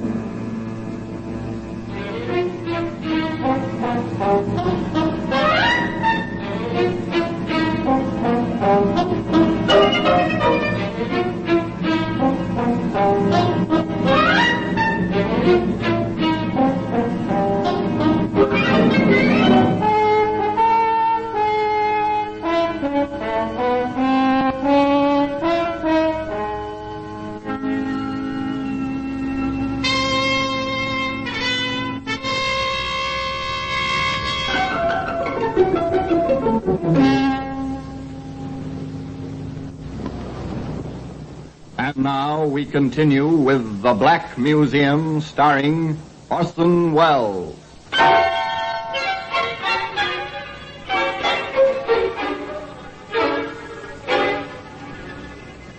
Well, they charged John Agard with the murder of his wife, Martha. The evidence seems slight, pretty flimsy, but still, there were strange lapses, contradictions of character. Quiet little insurance salesman responds to a call from a possible client, and suddenly he's talkative, almost garrulous. He establishes himself at definite places at definite times with total strangers, all of whom can be checked quite easily by the police. The possible client is non-existent. And then, of course, there was the raincoat. From the very beginning, the prosecutor for the Crown made it clear that a great deal of his case rested on that raincoat. And if the prisoner did commit this murder for apparently no reason, he deserves the full punishment. Much will be made of the quiet life he led with his wife. Much will be made of the fact that no telltale trace of blood was found on him or his clothing. But I say to you, and we hope to prove this to your satisfaction, that this woman could have been beaten to death by someone wearing only the raincoat which we will place in evidence. Now, who, ladies and gentlemen of the jury, could have approached Martha Agard naked save for that raincoat, except her husband, the prisoner, John Agard? Moreover, as you will see, the police officer... There was more of the same, much more. Counsel for the Crown was out to make an impression, no doubt about that, but then, so was counsel for the defense. My client has admitted that no trace of blood was found upon my client, although from the condition of the body and though time. John Agard could never have committed this crime, performed the necessary ablutions, and been where he was definitely seen between 6:45, when his poor wife was last seen alive by a third party, and 7:05, the moment when my client spoke to the trolley conductor. But far, far more important is the relationship between my client and his poor wife, a relationship of love, of understanding, of the perfect companionship of declining years. For that reason alone, I submit my client could never have committed the crime with which he stands charged today. So it began. The legal lines of battle were drawn. 12 honest men sat in the jury box and gave their whole attention to the parade of witnesses, to the arguments, to the cross-examinations. Sergeant Crandall gave evidence on the amount of blood and the places where it was found. Defense counsel cross-examined. It is apparent, Sergeant, that there was an attempt to burn the raincoat, which is now in evidence. Do you agree? Yes, sir. Such an operation would take some time, would it not? Well, I assume so. I can't say for certain. I've never experimented with a raincoat. Very well. You saw the scene of the crime before it was cleaned up, did you not? I did. From what you saw, would you say it was possible for the killer to escape splashes of blood? Well, I doubt it. He would get blood on his legs, his hands, his face, his hair. I expect so. Were any such traces found on my client? Well, none that I know of. There has been a suggestion made that the murderer took a bath before leaving the premises. Did you see any traces of a bath? A wet towel, indications in the bathtub? No, sir. Nothing like that. One more point, Sergeant. These were the telling points. But the Crown made its own points as well. Inspector Mason, what was your of the defendant when you first questioned him? I was rather surprised at him. He showed less emotion than I did. How was this indicated? We sat in the room where the murder had occurred. Mr. Agard smoked and talked. He held his cat on his knees and stroked it quite calmly. At one point, he casually stepped... Such points... A clever prosecutor. Quite clever. He called the steward of the chess club. Was Mr. Agard in the club when the telephone call came from this mysterious Mr. Champa? No, sir. I looked particularly. He was not there. Did you recognize this Champa's voice? I'd never heard it before. I haven't heard it since. Might it have been a disguised voice? It might. It sounded muffled. Very heavy, sort of. Thank you. Your witness. Steward, in your observations of Mr. Agard, have you ever seen him behave as a poor loser? No, sir, never. Has he ever expressed violent opinions, to your knowledge? Mr. Agard violent? He's the quietest man I've ever known. Did he ever mention his wife to you? Many times, sir. On what occasions? Usually about 9 in the evening. He always worried about leaving her alone too late at night, sir. Oh, very considerate of her he is, was, sir. Thank you, that's all.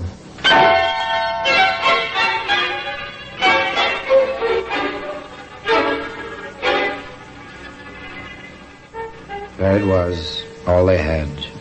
An elusive case. An impression, really, more than a case. Very difficult to prove, but just as difficult to defend. For instance, the evidence of Harry Benson, who was with John Agard when the body was discovered. And in all the years you've been neighbors, what would you say impressed you most about my client's relationship with his wife? His absolute devotion. Never a quarrel, never a raised voice. They liked the same things. They were perfect for each other. Your witness? Mr. Benson, after the discovery, who called the police? Why, Agard did, come to think of it. My wife was very upset. She was sick over what she'd seen, as a matter of fact. Yes, he was the one who thought of the police. He used the telephone quite calmly. Quite calmly? Thank you, Mr. Benson. And naturally, the defense brought John Agard's immediate superior to the stand, the manager of the local branch of the insurance company Agard represented. This man's testimony was double-edged.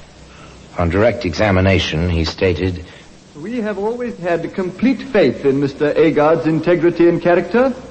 He carried a large policy on his own life in favor of his wife. She was not insured. To the best of our knowledge, which is rather complete, Mr. Agard has never been in financial trouble in his life." On cross-examination, he explained, "Yes, I live near Edison Mews East. Mr. Agard has been to my house many times. He knows the way very well. I cannot imagine why he asked for directions. I was at the cinema that evening. My neighbor recognized Mr. Agard when he came to the door of my house. Unfortunately, I was not at home." When John Agard's turn came to take the witness stand, there was little left for him to say. I did not kill her. I had no reason to. I loved her. Opposing counsel summed up. The judge made his charge to the jury. Again and again, you have heard the importance of the time element in this case. Could this man, or any man, have committed this crime, removed all traces of it from his person, dressed and been at a trolley car line 20 minutes from his house, in the time between the moment the milk boy saw the victim alive and the moment the conductor saw the defendant on the trolley car? More, there is no evidence to connect the defendant directly with the crime. The case is entirely circumstantial. No motive has been established. I could only... They listened.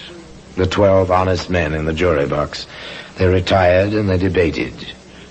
What went on in that jury room is sealed in silence under the honored tradition of the law. Anyway, 40 minutes elapsed. Then the jury re-entered the courtroom. The clerk asked the usual question. Are you agreed upon a verdict? We are. Do you find the prisoner guilty or not guilty? Guilty. Prisoner at the bar. Have you anything to say why you should not die according to the law? I am not guilty. I have nothing else to say.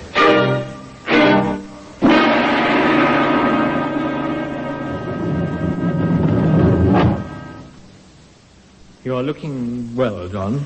They treat me well. I had a shock yesterday. The governor of the prison came here. He said 8 o'clock in the morning, Monday the 16th. Don't worry, John. It will be put over. The appeal? It's being studied. The court won't rule for another month at least. They'll grant a stay of execution. A month. Another month. A month.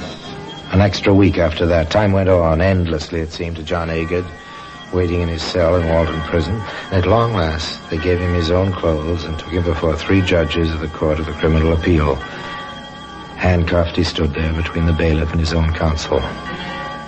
The voice of the judge seemed very far away. There is indeed a reasonable doubt in this case.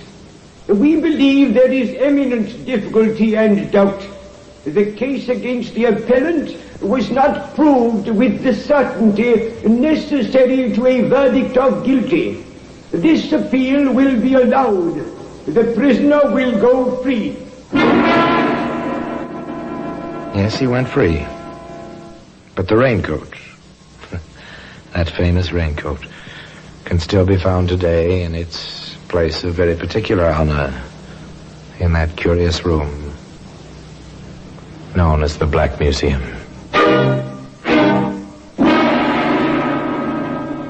Orson Welles will be back with you in just a moment.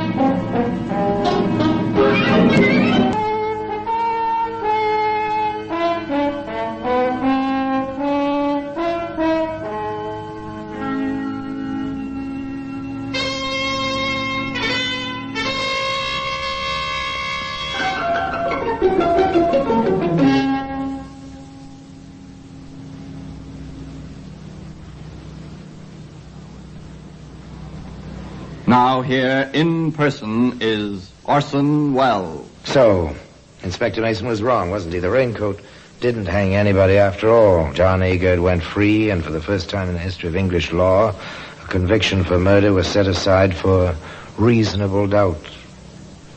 Now, what happened to John Agard? He lived out his life. Just 2 years after his release, he died. Some say of loneliness. In Liverpool, a broken, weary old man. I've seen his grave in Liverpool. And I've seen the raincoat. That famous, enigmatic raincoat. In its place of particular honor.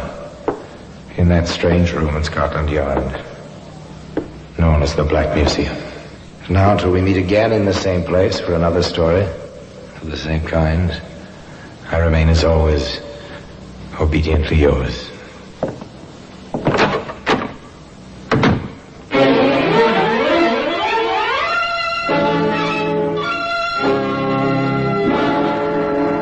The Black Museum, starring Orson Welles, is presented by arrangement with Metro-Goldwyn-Mayer Radio Attractions. The program is written by Ara Marion, with original music composed and conducted by Sidney Torch. Produced by Harry Allen Towers.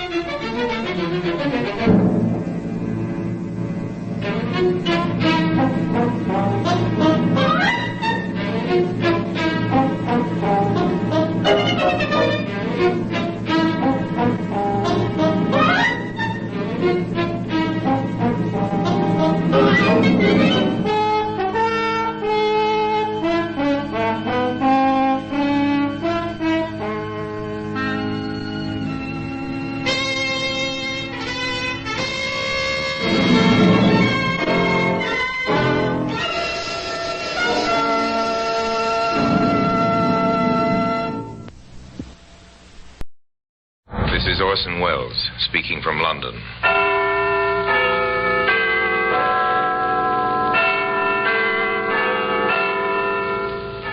The Black Museum, a repository of crime, of death by violence. Here in the bleak stone structure which is Scotland Yard, there is a warehouse of souvenirs, where ordinary objects, a briar-root pipe, a dingy white glove, a lump of twisted sealing wax, all have a history of murder.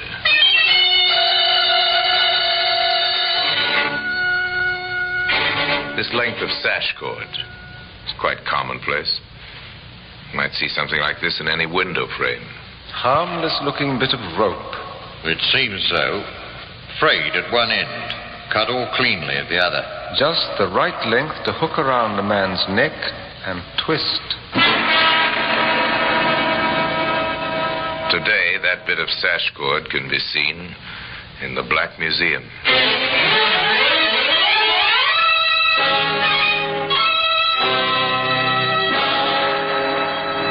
From the annals of the Criminal Investigation Department of the London Police, we bring you the dramatic stories of the crimes recorded by the objects in Scotland Yard's Gallery of Death, the Black Museum.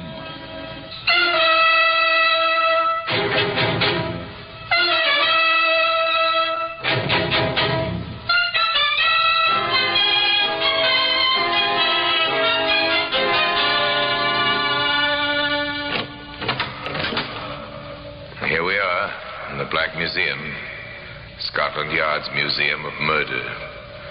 Outside these walls of blackened brick and slate is London, where since daybreak the river has borne an endless burden of traffic. On fog-shrouded bridges and in narrow streets, tens of thousands of pedestrians have jostled one another, all very much alive. But here, within this room, the connoisseurs of crime may see recorded for posterity in cabinets, in wooden trays, in jars, carefully labeled and preserved, the evidence of vindictive death. This sash cord, a short piece of rope, grimy, frayed at one end, not remarkable in itself, yet it came from the stage of a famous theater in the city of Brighton, where Octavia Kenmore, actress-manager, was concluding her annual engagement. The alley of that theater was like any other, a corridor of darkness between the street and the stage door. And one September evening, a man came running out of the shadows, startling the doorkeeper who sat dozing in his chair. Mr. Carter, what's the trouble, sir? You'll find out soon enough.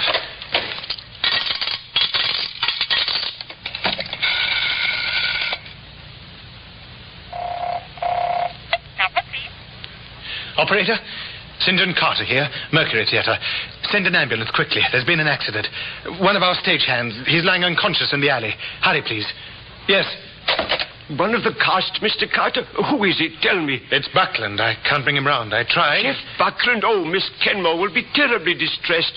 Stage carpenter with her for 20 years. I dare say she will. Hadn't we better go and lift him in, sir? Perhaps there's something could be done. No, it's better not to move him till the doctor comes. It may be serious. And we wouldn't want to injure him, you know. A man found dead or dying. A phone call. Then the waiting. Over the crumpled figure stood old Tom Snellen, doorkeeper, and St. John Carter, leading man, waiting.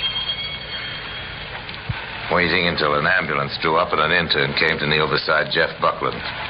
Which one of you called us? I did. You said the man was unconscious. Well, he looked to be. I'm no physician. This man's dead. Shot through the heart. You'd have done much better to have called the police.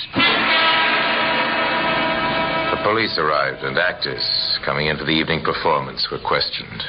The star of the play in the theater early, as was her custom, was left undisturbed. The constable at the door admitted a young plainclothesman. Inspector Mitchell? Yes, Jordan? One of the men found this, sir. Hidden under some rubbish in the alley. .32 caliber. Thank you. Oh, Mr. Ellis. Attention now focused on David Ellis, stage manager in Miss Kenmore's troupe. Ever seen this pistol, Mr. Ellis? Why, yes, it's the one we used in the play. I keep it in my desk. I've the usual license for it. What sort of ammunition do you have? Oh, blank cartridges, of course. 32 blanks. It's not loaded with blanks now. Bullets. And one chamber has been fired. I must warn you, Ellis. Anything you say henceforth will be written down and may be used as evidence. Well, you mean you're arresting Dave? But you can't. He never hurt anyone. Who are you, young lady? Miss Kenmore's secretary. My wife, Inspector. Please, Lucy. But this is... Oh, Inspector, you don't understand. Jeff was our friend. He's been, well, like a father to both of us. And while you stand here wasting time, the real murderer's getting farther away. That will do, Lucy. I take it there's been some trouble. Please, sir, state your business and then leave. I can't have my theatre disrupted 15 minutes before curtain time. Oh, Miss Kenmore. Now, Lucy, control yourself. Will someone be good enough to tell me what has happened? Certainly, Miss Kenmore. I had hoped it wouldn't be necessary to disturb you just at present. But one of your stagehands, Mr. Buckland, was found this evening outside... Octavia Kenmore, distinguished actress-manager, darling of the provinces. Equally adept at comedy or tragedy. Of course, I'm gravely shocked. Poor Mr. Buckland. A good and faithful servant, Inspector. Oh, but it is preposterous of you to suspect Mr. Ellis. My stage managers never kill people. In any case, I can't spare him. We ring up in 10 minutes exactly. I'm extremely sorry, Miss Kenmore, but Ellis is a material witness. He must come to the station house for further questioning. It was his pistol. It was my pistol. I own all the props used in my play. The license is in his name. Legally, he is the owner. Then I demand that you release him in my personal recognizance. I'd like to do that, ma'am, but unfortunately your entire company is under surveillance and is only permitted to perform tonight. Ellis, you must come with me. Very well. Go with them, David. Lucy and I will be down to see you. And the inspector, as soon as we possibly can. Thank you, Miss Kenmore. The police left the theater, except for certain constables on duty at the door. And in her dressing room, Octavia Kenmore made ready. Lucy, my child. Ah, me. How weak a thing the heart of woman is. Come. Don't be downcast. Oh, how can I help it, Miss Kenmore? With David in prison. Nonsense. He's only detained for questioning. He isn't charged with any crime. I'm thinking of Geoffrey Buckland, an excellent good man, and the best stage carpenter there was in England. Was he married? His family's in Manchester. I'll have to telephone them immediately after the performance. What? You really mean you're going on? Certainly I am. And you will do Davy's job tonight. What? Me? Run the show? Why not? You've seen Davy do it often enough. And work is what you need. There's no time to think. Now, quickly now. Check the stage for the first scene and while I repair my makeup.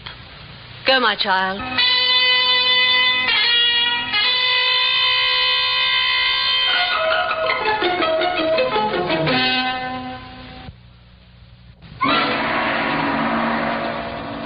The play went smoothly. The curtain rose and fell as the actors took their calls. Lucy Ellis, listening to the applause, realized suddenly she was quite calm and self-possessed. But her composure was nothing to that of Octavia Kenmore. She descended on the police station not many minutes later. Ah, Miss Kenmore and Mrs. Ellis. Come in, won't you? I am in, Inspector. Now, I expect a full explanation of what you have accomplished by imprisoning my employee these past 2 hours. Please sit down, ladies. There's plenty of time. Is there? I expect to leave Brighton tomorrow night, taking my stage manager with me. Is he all right, Inspector? He's not in chains or even in a dungeon, Mrs. Ellis. In fact, he's quite comfortable. Oh, thank heavens for that. If you will both be seated, madam. Since you insist.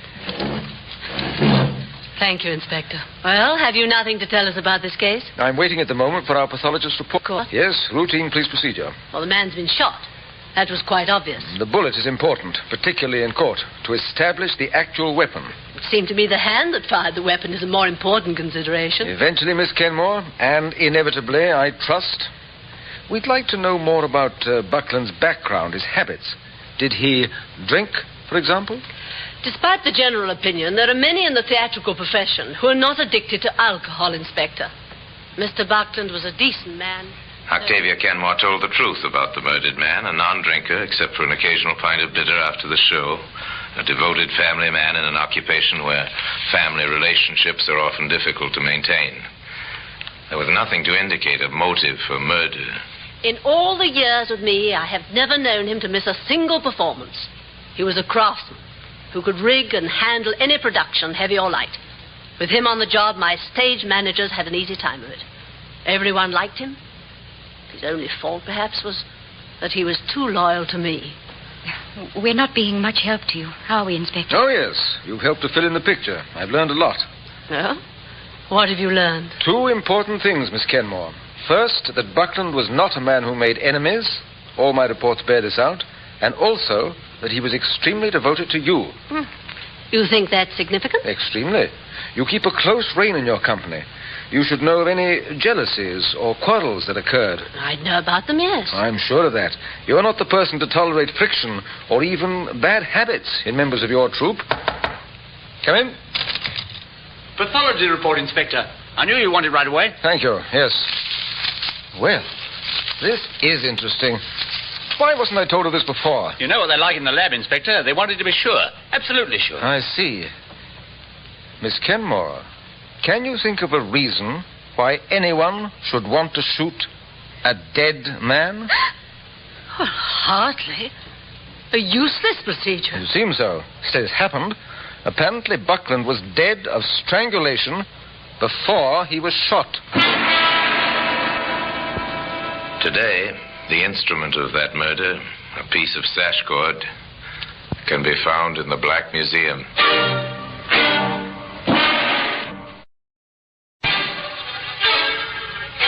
It was a good question. Inspector Mitchell repeated it. Can you think of a reason why anyone should want to shoot a dead man? An interesting problem, is it not? The medical report is very definite. Buckland was strangled with a thin piece of rope. Because he wore a scarf about his neck, the marks weren't noticed till they brought him to the lab. He was dead before the bullet ever was fired. Inspector Mitchell then went back to the scene of the crime, the alley beside the theater where the body of Geoffrey Buckland had been found. And with him, at her own insistence, went Octavia Kenmore. What are they looking for, Miss Kenmore? The thin piece of rope, of course. They'll never find it. If the murderer had an ounce of brains, he'll have taken it with him. Oh, it's strange. I don't suppose this alley ever had so much light turned onto it before. It was strange. Men searching every cranny, their flashlights pointing and probing, picking out grillwork balconies, iron ladders and fire escapes thick with rust. The men themselves silhouetted against the light. Oh, Miss Kenmore? Yes? We found this, caught up in that balustrade. I think it's the weapon. Our lab can tell us definitely, of course. I see. A piece of lash line. What's that? Lash line, did you say? Yes, it's the sort of rope we use backstage to lash the scenery together. Much the same as ordinary clothesline? Or sash cord, yes. Would you be able to identify it as belonging to your stage equipment? Oh, that's hard to say. Miss Kenmore, Inspector. Yes, Lucy? One of the stagehands reported to me tonight. They'd had trouble with one of the sets. The line was too short to make it fast. Could you locate that piece of scenery, Mrs. Ellis? I think so. I told him to leave it on top of the stack so that we could replace it in the morning. Well, let's go on stage then, shall we? Do you know, Miss Kenmore, as a youth, I was strongly attracted to the theater. Were you indeed, Inspector Mitchell?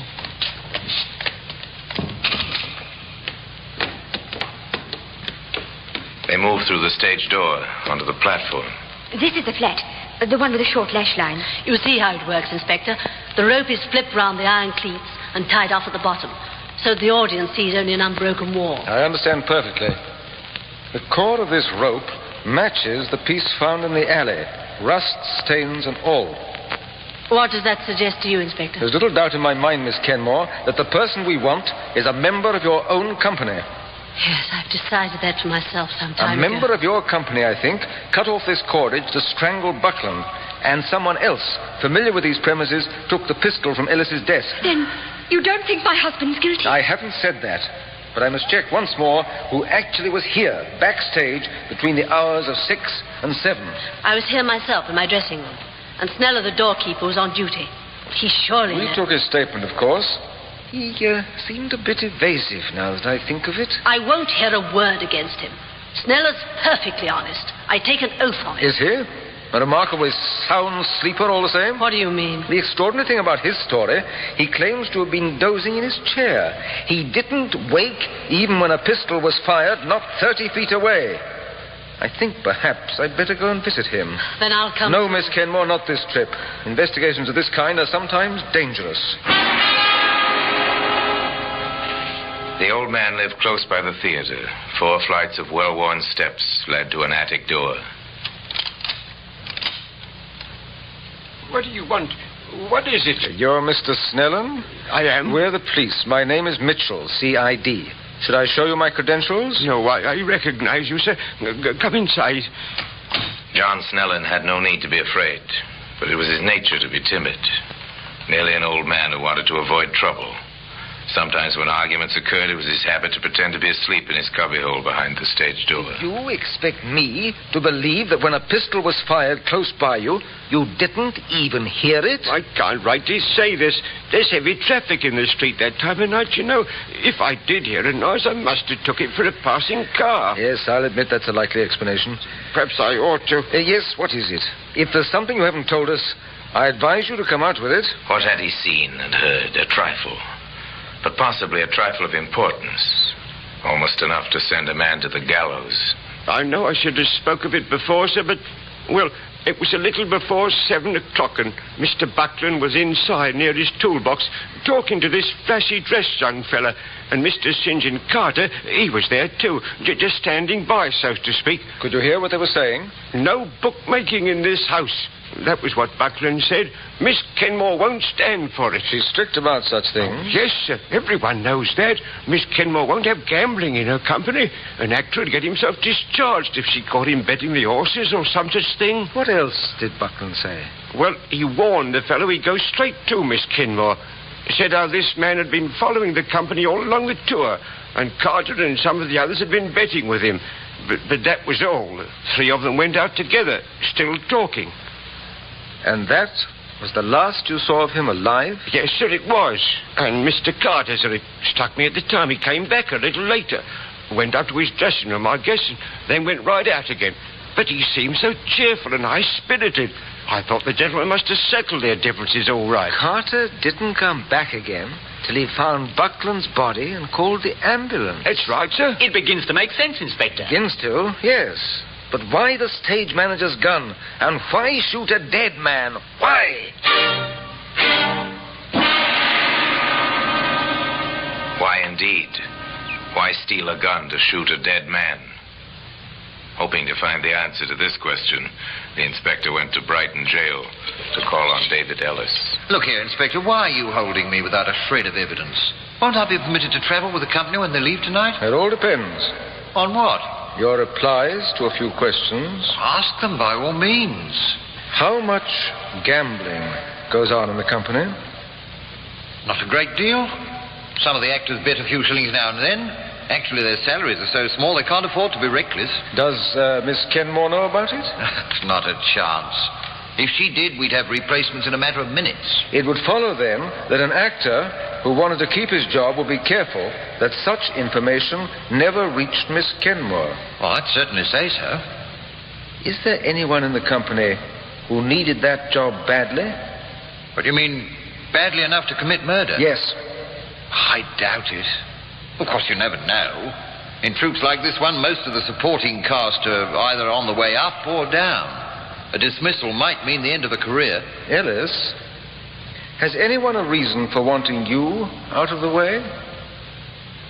No. Why? Whatever for? That gun was stolen from your desk, loaded with live ammunition, and after the murder, it was left where we'd be sure to find it and hold you responsible. Oh, I can't believe that anyone would do a thing like that. Unless... Unless?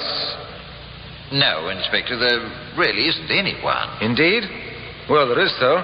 No matter how clumsily he may have gone about it, I can't help feeling that our murderer has tried to pin his crime on you. For the moment, I'm going to let him think he's succeeded. How did he do that? By keeping you locked safely up here in jail.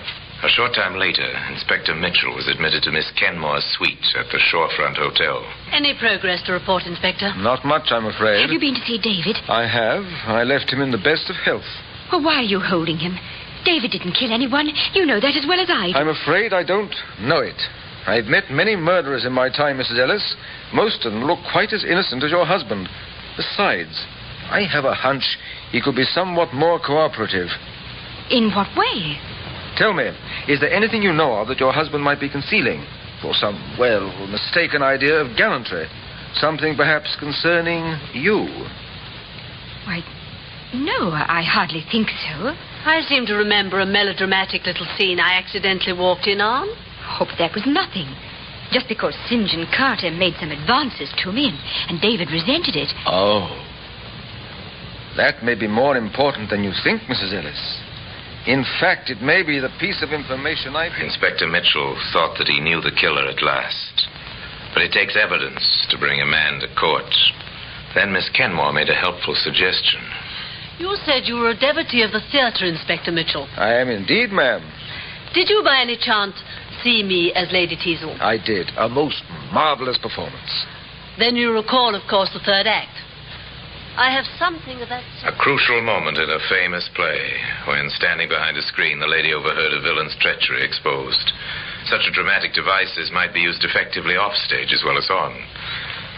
At the theater before the matinee, the acting out began.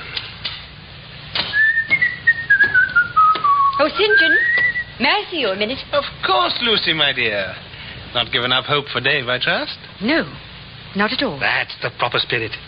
Still, I understand we're leaving Brighton without him. Please, I'd rather not discuss it. Perhaps in his absence you won't mind so much my paying you little attentions. Like the old days, eh? St. John, Miss Kenmore's waiting. She wants to see you at once. Really? The great Miss Kenmore? That sounds ominous. It is. She's breathing fire and brimstone. Is she? And it so happens I come from a long line of fire-eaters. Lead the way, my girl. Octavia Kenmore was seated at her makeup table.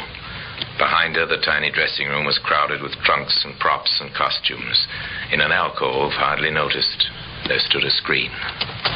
Here he is, Miss Kenmore. So I can see, yes. Hello, what's the long face about? Nothing to do with me, I'm sure. You've been placing bets on the races, Mr. Carter. Oh? Therefore, I'm compelled to dispense with your services. Here's your check and return fare to London. Your understudy will replace you at the matinee. See here, you can't do this. I have a contract. This check covers the terms of your contract. Miss Kenmore, whoever told you this was lying? A man in danger of his life seldom lies. If Ellis made this accusation... No, David. Your friend. Your flashily dressed friend who admits to bookmaking. And may shortly admit to murder. Oh, so Morgan has squealed, has he? If that's the word, yes. I gather he's ready to implicate you. You try. That kind always does. He did the killing. He can't drag me into this. I'm afraid you're already implicated quite seriously, Mr. Carter, and by your own words and actions. Oh, well, Inspector Mitchell, isn't it? What sort of game is this? The glorious game of play acting.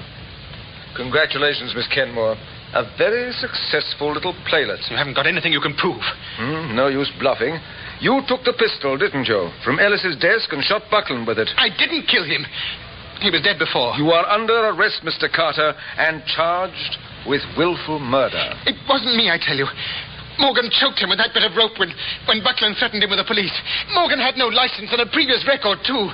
It would have been jail for him. He did it, and after that... Yes, you thought quickly. You tried to take advantage of the situation to frame Ellis so that the field would be clear with his wife. No. No, Carter, you may not have killed anyone, but you are an accessory after the fact, and you did put a bullet through a man's heart. A delicate question for the jury to decide, but I predict you'll pay the penalty. Come along now, and come quietly. Today, that piece of sash cord, properly marked and ticketed, lies in a glass case in the Black Museum. People of the theater can be, and most often are, fiercely loyal to one another. Octavia Kenmore was such a person, an actress-manager who accepted responsibility not only for her company's professional welfare, but for their personal happiness as well. St. John Carter was an exception to the rule. But then his career had an exceptional ending, taking his final bow as he did on a platform 13 steps high at 8 o'clock one winter evening. Well, the murder weapon is on exhibit for all to admire in the famous room at Scotland Yard. And now, until we meet here again for another story from the Black Museum, I remain as always, obediently yours.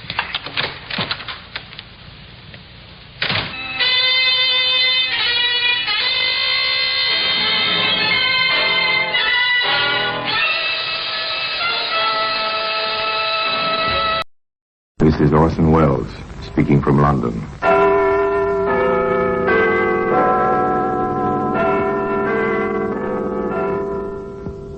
Black Museum. Here in the grim stone structure on the Thames, which houses Scotland Yard, is a warehouse of homicide, where everyday objects, a light bulb, a broken mirror, a stained blotting pad, all are touched by murder. Here's an auto service card, issued by a garage to show that a certain motor car was oiled and greased, and the speedometer reading was 15,001. According to the card, his car had done 5,001 miles on the first. By the following day, he'd added another 160 miles to the speedometer reading. And he told you, Inspector, he hadn't been on any long journeys. He'd forgotten the speedometer reading on the service card. They all overlooked something. And the harmless-looking service card which George Dalton overlooked was instrumental in convicting him of the brutal murder of his own mother and father. That's why it's earned its place here in the Black Museum.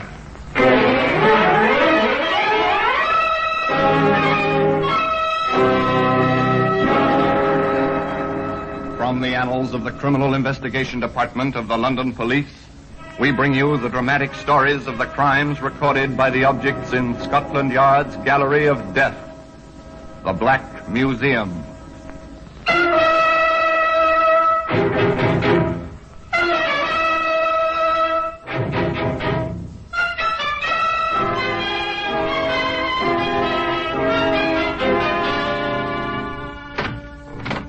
Here we are in the Black Museum.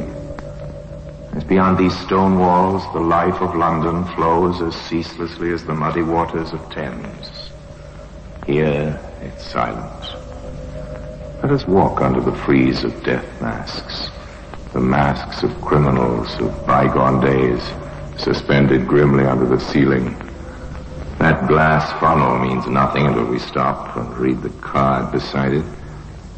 Once this funnel was used to pour acid over the body of a woman. Insignificant in itself, easily broken, but it was strong enough to hang a murderer. And here's a pair of spectacles. Over there's a powder puff. And here's what we're after, the buff-colored service card. As I open the showcase and take it between my fingers, I ask you to come with me back to 1947. We're calling at the quiet suburban house of Mr. and Mrs. Dalton, live in South London. It's a respectable district populated by respectable middle-class people, but the Daltons are in trouble. The cause is their only son, George Frederick. They are discovering that George is not as other young men of his age. To his parents, he is, at the age of 23, a problem child. He's not a bad boy, Fred, you know that. But he just doesn't seem to settle down. I know his trouble. Oh, don't be too harsh on him. He won't work. That's what's wrong with the young devil. Oh, Fred. Well, how many jobs has he had since he came out of the army? I don't know. So many you lose count. And even the army couldn't do anything with him. Absent without leave half a dozen times. He spent more time in detention than he did on the drill square. Here he is. Oh, dear, he's upset again. Now I expect you'll turn the radio on. Oh, George, for heaven's sake, don't turn that radio on. I've got a headache. Oh, go to hell. What did you say to me? I told you to... Here, you get away from that set. George! Joe, you put your hands on me. Go to your room. But I'm sure... Protect me. I'm sorry, Dad. I'm sure he didn't Go to your room. I didn't mean it, Dad. I'll sweep up this mess and we'll have some tea, shall we? All right, young man.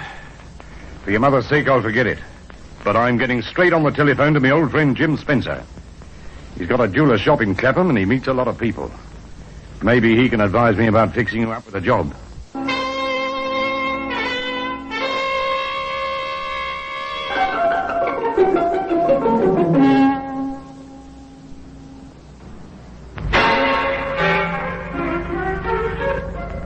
Jim Spencer, the jeweler, was white-haired in his 60s. He lived over his shop, which was quietly prosperous, and he had just lost a young assistant who, having learned something of the trade, had transferred to a larger firm. So, George Dalton was taken on in his place, and for the first time, George seemed to be interested in his work. But perhaps that was not altogether surprising. Pass me my eyeglass, will you, my boy? Here you are. Thank you. That's a very nice pendant you're working on, Mr. Spencer. Yes, it is, isn't it? How much is it worth? I'd give 100 guineas for it, and sell it at 120. Would the owner sell? Not this one. But I always keep a few £100 in the safe there, just in case I get a chance to buy something like this. Now, where did I put those tweezers? To Mrs. Dalton's delight, her son was still working in the shop at the end of 6 months. But young George was rather less interested in the work than in the end product. And above all, he was interested in that safe. He even had a duplicate of the key made. He had a duplicate of the door key, too. Perhaps he didn't quite know what he was going to do with his keys, but in a steamy cafe behind the bright lights of Piccadilly, he found a friend who had ideas. If you ask me, chum, I'd say you were sitting on a blinking gold mine. Hey, what do you mean? Yeah, come off it, George. We did 90 days detention together in the army, didn't we? Yeah? I know you're not quite daft. I mean, all you got to do is to get the key of the door, the key of the safe, and... Well, I've got those. Well, you have. There they are. Well, for crying out loud, what are you stalling about? Well, I've never pulled off a real job, Charlie. It's a bit of a step to take, isn't it? It's up to you, Cook. I know what I'd do. I'd slip in about 2 o'clock in the morning. Here, Charlie. Would you come with me? Why? Do you want to make it a business proposition? Yes, I do. Look, if we broke in together... Quiet. Pay the bill. Let's get out of there. Okay. Here, where do we go? I'm taking her down to the Elephant and Castle. Meet Slash. We work as a team. He's the boss. It's the only safe way. Slash has got brains. He'll put you right. Come on, I'll introduce you. So George Dalton started his professional career. Yeah, you know this guy well, do you, Charlie? I'll say we did 90 days together, didn't we, George? Yes, that's right. Okay. And you want to join us, do you, George? I want Charlie to come in on this job with me. That's the idea. Yeah, the idea's okay. And we need a jewellery expert in the gang. But get this, pal. I'm the boss. And what I say goes. Do this job, you and Charlie, and take 50% of the profits. The rest goes into the organisation. Understand? Do you agree to the terms? Yes. Yes, I agree. Then that's fixed. Shake on it. This clinches it. And remember, there's no funny business in this outfit. I suppose you know why the boys call me Slash? I think so. I carry a razor. Remember that, George? Not that I'd use it on you, but I thought I'd mention it in passing. George is okay, I've told you. Of course he's okay, and I'll fix up a car for you tomorrow night. A car? Yes, it's all part of the service. You're busting into the Spencer shop tomorrow night. So you've got all day tomorrow to fix the burglar alarms. And those burglar alarms took quite a bit of fixing. But by closing time, George Dalton had traced and snipped the wires. Putting on his coat, he wished his employer a dutiful good night, and at 11 o'clock, Mr. Spencer turned out his light in the bedroom upstairs and climbed into bed. 3 hours later, a stolen car turned quietly into the deserted street and stopped. The coast clear, George. You got the keys? You bet. Okay, then in we go. Right. Where's the safe? Over here. Oh, okay, get to work. The old man's upstairs, isn't he? Yes. Heaven help the old fool if he wakes up and comes down. You got that safe open yet? No, the lock's a bit stiff. Here, Charles. Yeah? Shine the torch this way. Come on, what's it? Jumping jakes, what the blazes are you doing? Oh, sorry, I knocked a tray over. The clock made me jump. Here, let's get out, quick. Open that safe, you stupid swab. It's jammed, Charlie. Yeah, come on, let me have a go. You sure this is the right key? Of course I'm sure. Here, look, Spencer will be awake now. We must get out. You idiotic clot, this isn't the right key. Yes, it is. And the lock's open. Pull the door. Look out, the old man's coming. Here he is. Who's there? Get him. The keys! Get back! Grab what you can and run for it. Okay. I've got 2 trays of rings and some notes. Come on, let's get out. The jeweler was found, lying in a pool of blood. 10 minutes later. The neighbor who found him called the police immediately. But needless to say, there were no signs of the thieves, and they had left no clues. And Mrs. Dalton stated that her son had been at home in bed on the night of the robbery. To the best of her knowledge, she was telling the truth. But 2 days later, Her son visited his unfortunate employer and handed in his notice. You see, Mr. Spencer, I just couldn't go on drawing me wages while the shop's closed and you're here in hospital. You're a good boy, George. I only wish you knew enough about the business to carry it on for me, but I thought it wiser to put the stock away in the bank in case those rascals came back. I only wish I could get my hands on them, the dirty swine. Luckily they didn't get away with anything worthwhile. What do you mean? I thought that you... What did you think, George? I thought they cleaned you out. No, I'm too old a bird to leave valuables in the shop safe at night.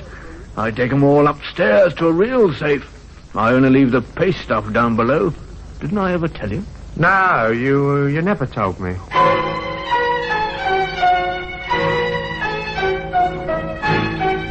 How much the old gentleman suspected, we don't know. If he did have any suspicions, he never had them. But Slasher was not so easy. George Dalton, the expert in jewellery. Come here, George. I want to speak to you.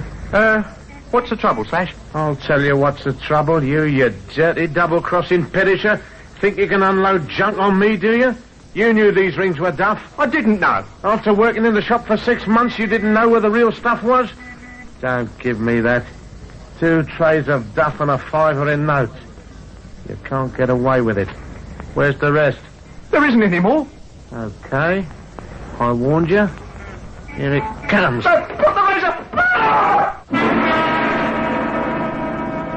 The slash of the razor across Dalton's left cheek unlocked the gates of an unquenchable hatred. With a flash of 6 inches of sharp steel, he became a killer, and he knew that the slasher must die.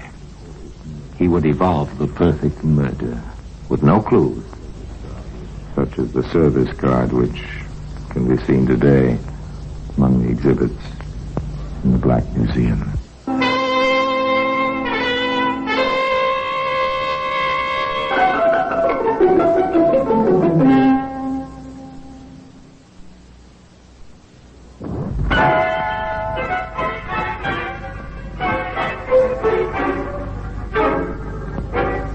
We return to Dalton, the killer.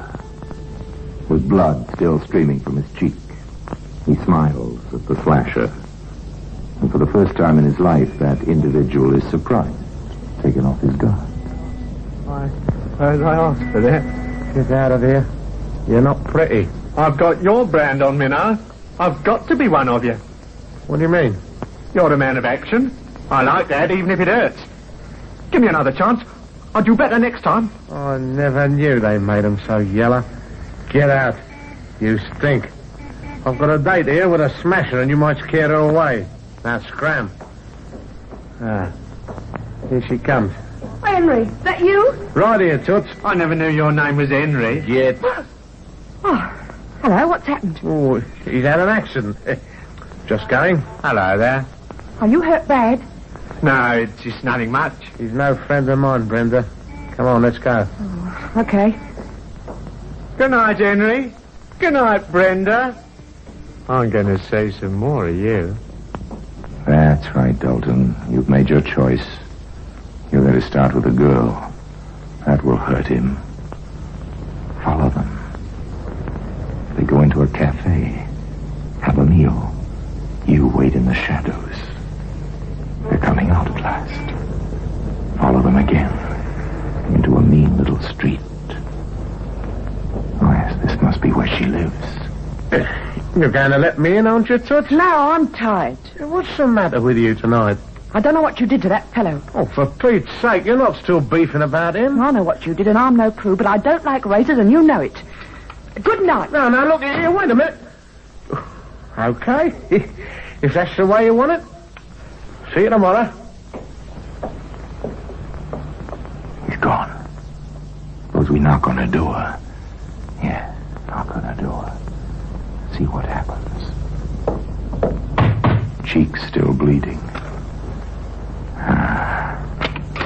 Look, I told you to... It's me. What do you want? Have you got something I can put on this cut? You followed us? Yeah.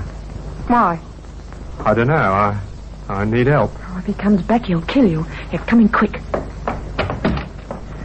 I don't know why I'm doing this. I must be crazy. Here, come into the kitchen. I'll bathe that cut. Well, I'd better go. I'm a nuisance. Oh, you can't go now. Come over to the sink. Well, if the cops saw you in this mess, they'd take you for questioning. Here, hold your face over the water. Okay. What's your name? George Dalton. Henry says you double-crossed him. I didn't.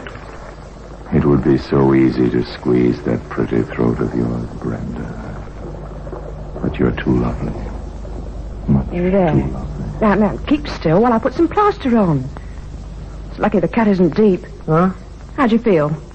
Oh, fine, thanks. Oh. I suppose I'd better go now. I don't understand you, George. You know, you're different from the others. What others?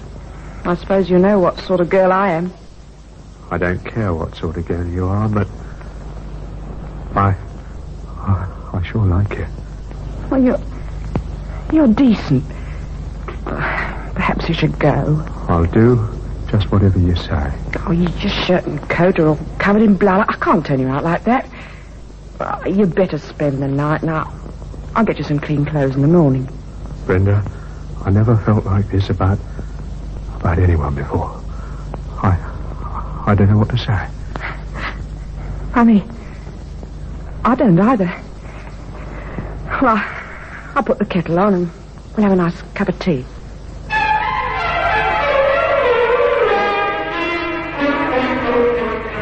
Tea.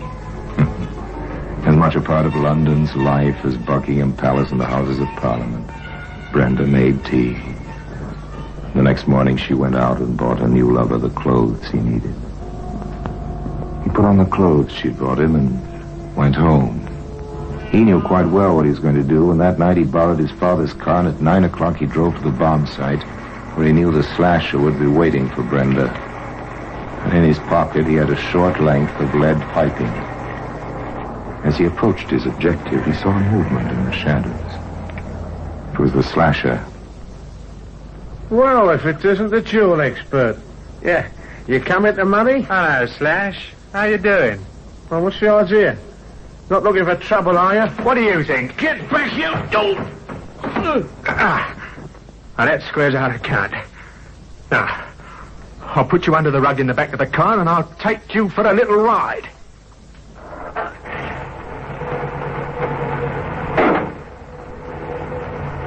The little ride was to a deserted bridge over a railway. Dalton lifted his victim onto the parapet. Then he paused. Just before you go, I wonder how much you've got in your pocket. Anybody coming? Good. Oh, yes. Quite a few notes here. Thank you, Slash. Thank you very much. Goodbye. And quite gently, Dalton eased the unconscious man over the edge. After that, it was easy. Brenda, like the old jeweler, may have had her suspicions, but she kept them to herself. Dalton had money, taken nearly £100 from the slasher's pocket before pushing him into the path of the oncoming train. That £100 lasted just 2 weeks. 2 glorious weeks. The happy couple celebrated those weeks in the famous seaside resort of Brighton. Then, on the morning of January the 1st, 1948, with funds running low, George Dalton took his father's car into the Carduck service station to be oiled and greased. Now, why did he do that? Superintendent Brandruth of Scotland Yard has the answer. There is no doubt that Dalton had already decided to drive to his parents' home and ask for money. He had insufficient funds with which to pay his hotel bill, and it was essential for him to receive help from his father.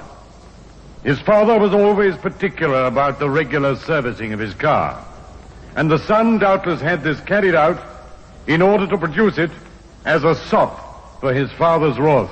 And the speedometer reading was 15,001, duly recorded on the service card.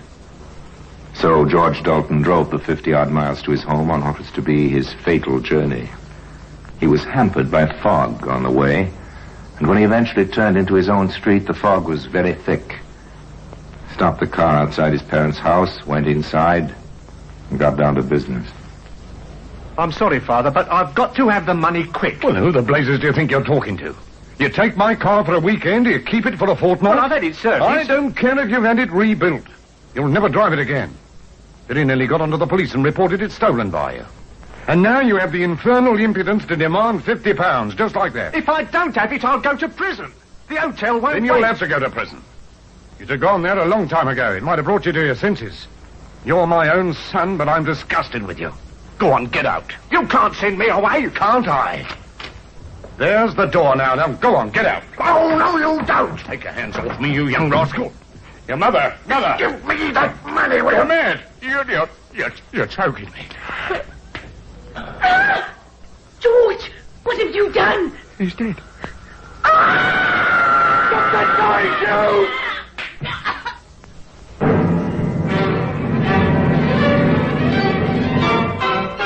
Dalton, apparently unimpressed by the enormity of his crime, left the murdered couple lying where they had fallen while he searched the house for money. He found just over £30 of his parents' savings. He drove the car into the garage, put his victims in the back, and covered them once again with a traveling rug. Then, as he cleaned the house and locked up after himself, as darkness fell, he drove to the nearest bridge over a railway.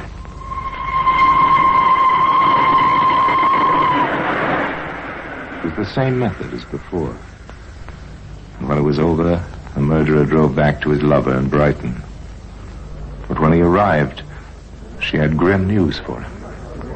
George, tell me you didn't do it. What? What are you talking about? Your mum and dad. Ah, you're mad. You don't know what you're saying. Come into the other room, quickly. Brenda, what do you know about my mother and father? Now, tell me. So you did do it? No. I know you did it. Oh, why? How could you? Brenda. Don't touch me. Mr. Dalton, is it? Yeah? What do you want? I'm sorry to have to tell you that your mother and father were found dead an hour ago. I didn't do it. What exactly do you mean by that? How dreadful. I don't believe it. You know how they died? Of course I don't. How could I? Well, that's what I was wondering. Could you give me an account of your movements today? Yeah. I spent the day here with my fiancée. You haven't used the car outside? Oh, we drove to New Haven. That's 8 3/4 miles. 17.5 there and back. You haven't been anywhere else? No. The car's been here all the time? Yes. According to the garage people, you had the car serviced this morning. Yeah? The speedometer reading then, according to the service card, was 15,001. You've put on over 100 miles since then. I've just checked the clock on my way in. The girl knows I've been with her all day. Oh, George, what's the good of you lying? The speedometer's in order. That can't lie. I'm afraid that in the circumstances, it's my duty to charge you with the murder of... Stop him! Let me go! So George Dalton was arrested and charged with the murder of his parents, within an hour of their bodies being discovered on a railway line 50 miles away. In due course, he was convicted, and at 8 o'clock on a cold, misty morning, he mounted the steps of the scaffold. And he told you, Inspector, he hadn't been on a long journey. He'd forgotten the speedometer reading on the service card. They all overlook something. And that is why the service card has earned its place here in the Black Museum.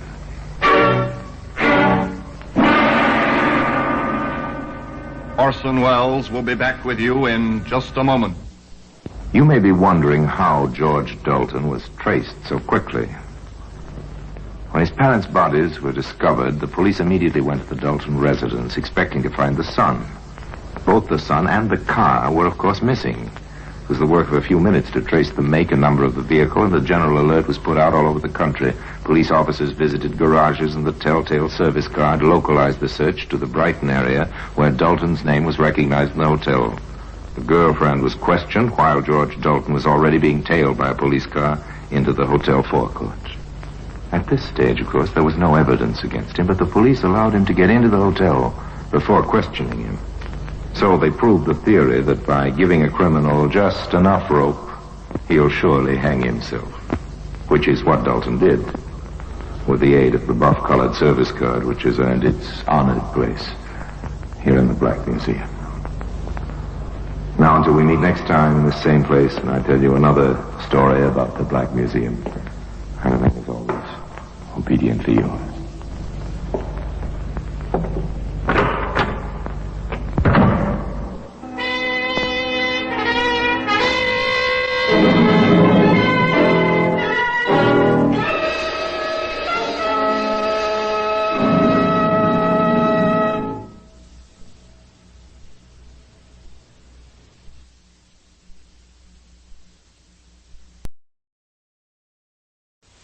This is Orson Welles, speaking from London.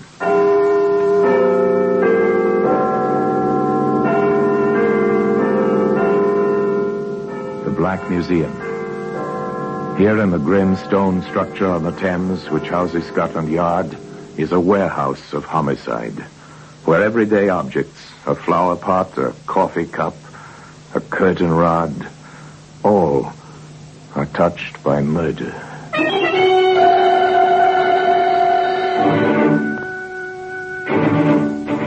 Here's a shilling. This is a familiar object, a shilling. It's a coin of the realm. So much silver alloyed with harder metals for purposes of wear, milled-edged, engraved with the face of a British sovereign. Very familiar object indeed. It's a lucky piece, all right, Inspector. Lucky for you, Bob. That's just what I mean, sir. Shillings don't buy much these days. But this one bought plenty.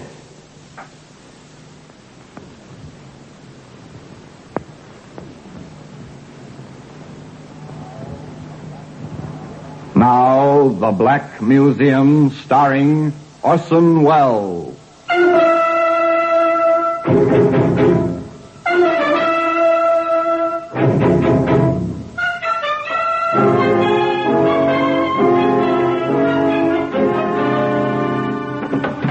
Well, here we are, in the Black Museum. Scotland Yard's Museum of Murder. Now, here's a small radio. Made for entertainment, for obtaining all the sounds that reach out through the ether to your ear. Thing for joy, for pleasure, but note the little wires protruding here, connected to the switch that turned this little sound box on. A man turned that knob, as was his habit. The little extra wires conducted current to an explosive. The man died. Later, he was followed to death by his murderer. Oh, yes, here we are. Here's the shilling. Subject of our story. It's untarnished still, gleaming silver. Without a doubt it passed through many hands, reposed in pockets and purses. And then one day, a telephone rings. So many things are heralded by that sound. This one rings in an office in the yard. Two men interrupt a desultory conversation. One of them picks up the instrument. Inspector Graves' office. For you, Inspector. Thank you, Sergeant. The inspector listens briefly, acknowledges the message, hangs up the telephone. Well. Trouble, sir? Not yet. Just an interesting bit of information. Remember Joey Bart? Dartmoor, isn't he? Not after tonight. Oh, is it that long since we sent him away? Time off for good behavior. He gets out in the morning. Wonder if Brother Davy knows. The same idea crossed my mind. How do you suppose it feels, Sergeant? To know your brother is getting out. When you've taken over his business, bar, band, and bottle club, and your brother believes you framed him into Dartmoor. There's a word for it, sir. Uncomfortable. That, of course, is an understatement, particularly when it's well known both to the underworld of London and to the police that Brother Joey has sworn to get Brother Davy as soon as such action is possible. Now, obviously, no self-respecting police force appreciates murder. Follows, then, that certain precautions must be taken. Sergeant, will you arrange for a 24-hour detail to stay with Brother Joey from the moment he leaves the hospitality of Dartmoor tomorrow? Yes, sir. And advise the station house, which covers Brother Davy's rather disreputable club, that Davy is expecting company. Yes, sir. I'd rather like to be there, you know, when Joey tells his brother he wants the club back, and his share of the earnings of these past 6 years.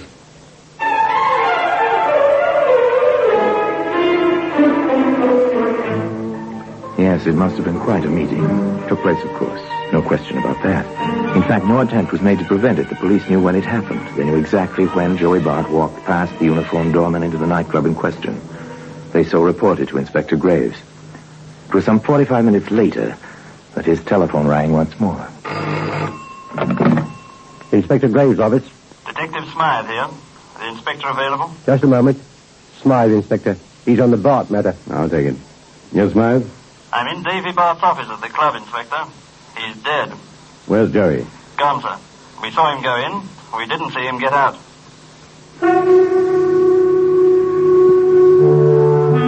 No, a self-respecting police force does not appreciate murder. When the murder is committed while policemen are on watch outside the scene of the crime, it is appreciated even less, if possible.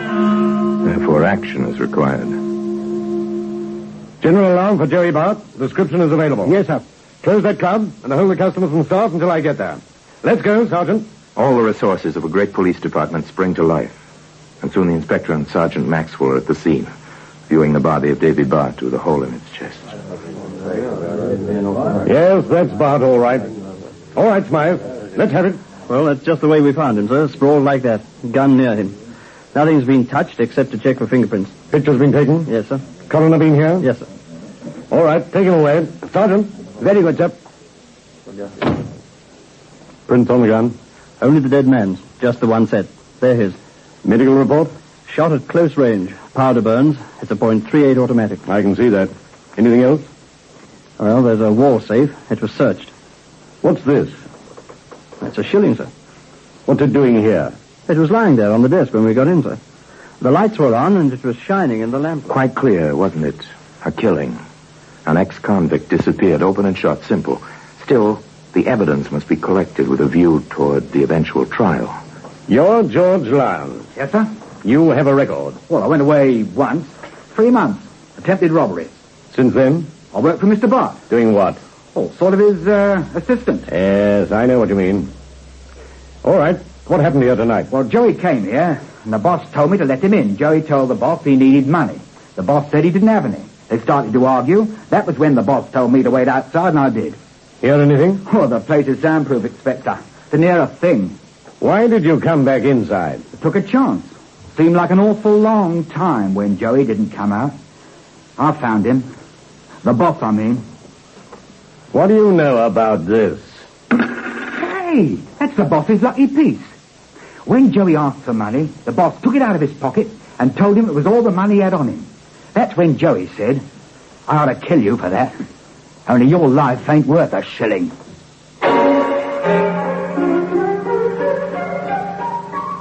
Build the case. Interview the employees. First the doorman. Well, I was kind of surprised, Inspector. But Mr. Bart said let Joey in the club when he showed up. Why? Well, everybody knows, sir. Joey thought Mr. Bart framed him to get the club away from him. So you let him in? So I lets him in. See him leave? No, sir. He must have gone out the back way, through that door. It leads out to the kitchen and the dressing rooms.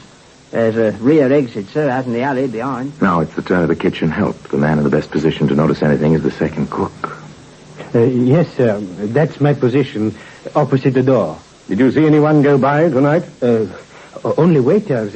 And the girl in the show. The girl in the show? Yes, she has a dressing room in the hall. She sings. Her name? Miss Fair. Mitzi Fair. Get the girl, Sergeant. Yes, sir. You at your station all evening? The chef, he called me over to taste his dressing. Only once.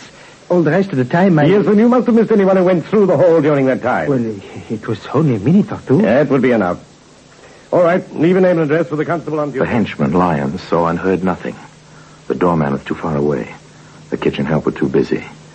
Still, everyone seemed to have known that Joey Bart was there that night. Everyone, including the girl in the show. You sing in the floor show, Miss Fair, is that it? Well, I am the show, you might say. Or was. Yes, was. The club is closed. You'll need another job. Thanks for the 2 weeks' notice. We can do without that. What do you mean, I am the show? Well, I sing with a piano. When the band rests. There's no line, no comics. This place is too small. I see. What's your background, Miss Fair? It was the usual shabby story, the early ambitions, the voice that failed to make the big time, the small jobs to make a living, and the eternal hope for the break. then the steady work in the club. Any particular reason why Dave Bart kept you here so long? If you mean what I think you mean, there was nothing like that. Did you know his brother? Well, only to hear Davy talk about him. I came here after Davy took over. Your dressing room is out there, off the hall. If you can call a 6x8 rat trap a dressing room, yes. See any stranger tonight? Not tonight. Other nights? Maybe. Maybe not. And if I had, I'd know better than to talk, Inspector. Davy operated within the law, as far as I know.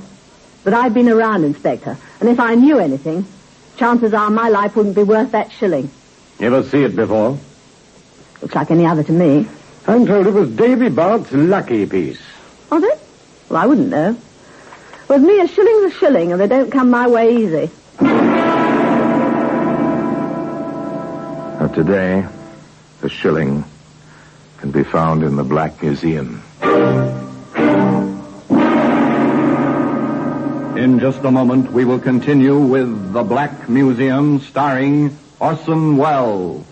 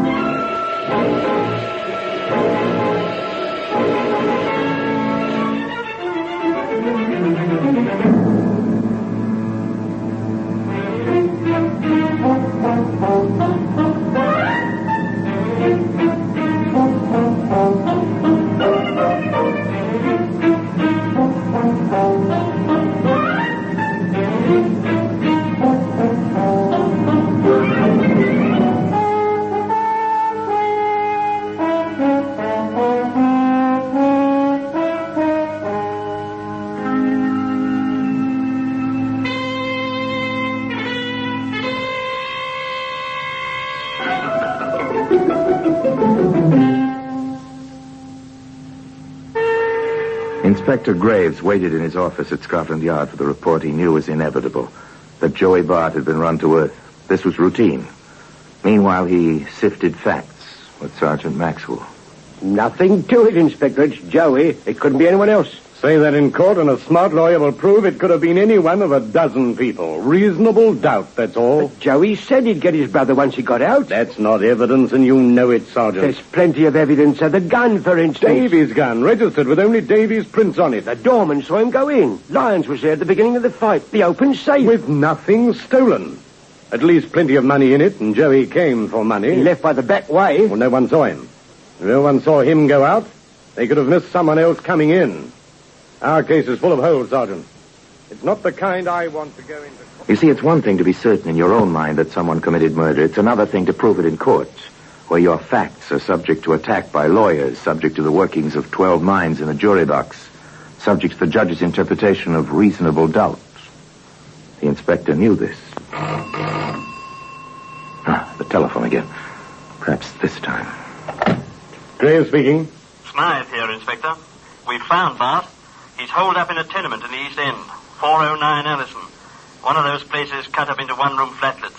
He's in the third floor rear. Set the cordon, Smythe. Seal the place. Don't go in until I get there.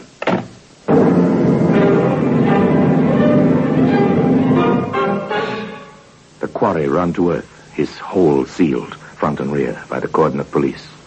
The inspector arrives. All under control, Smythe? Yes, sir. He won't get out the back way this time. Good enough. Let's go in.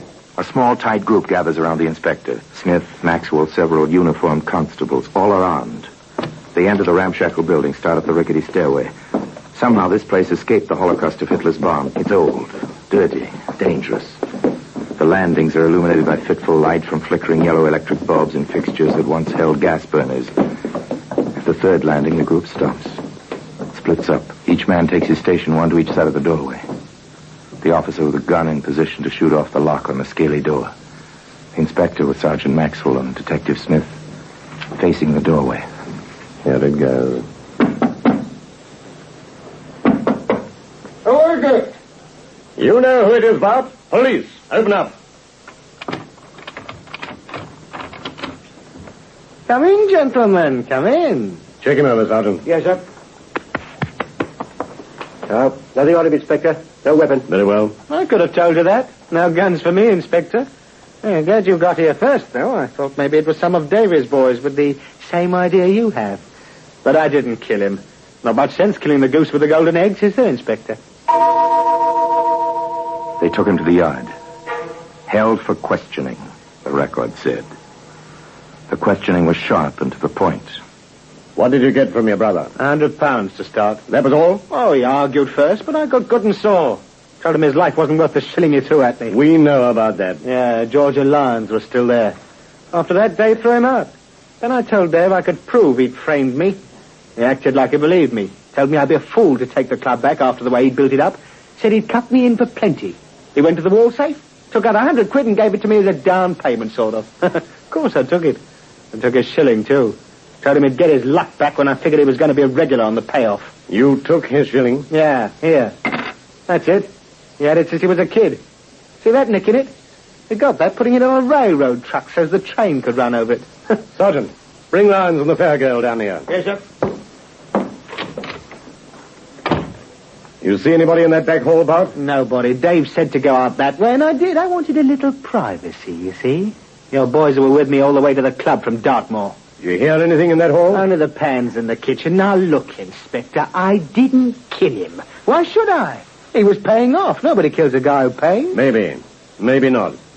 Outside, Bart, and wait there. I'll see you again later. An accommodating ex-convict, to say the least, and willing to talk his head off. The inspector was puzzled. This was not part of the usual pattern. The puzzle seemed deeper when Mitzi Fair told him. That shilling? No, that's not Davis. Davis was the one on the desk. I watched him play with it lots of times. You're certain of that? I'm sure. Positive. And the puzzle seemed deeper still when George Lyons said. Yeah, I remember now. That nick in the shilling. Hey, Inspector, if Joey had this shilling with him, who put the other one on the desk? Know something, Lyons? The answer to that question could be very interesting. Very interesting indeed.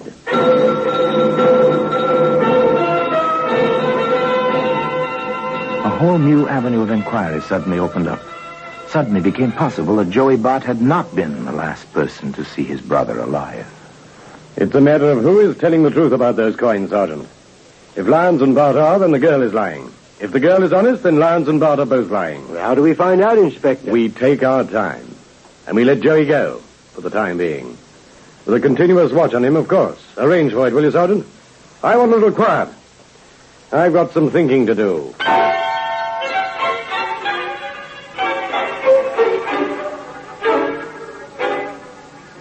The inspector had his peace and quiet briefly. Shortly thereafter, he adjourned to the Padlock nightclub with Sergeant Maxwell and Detective Smith.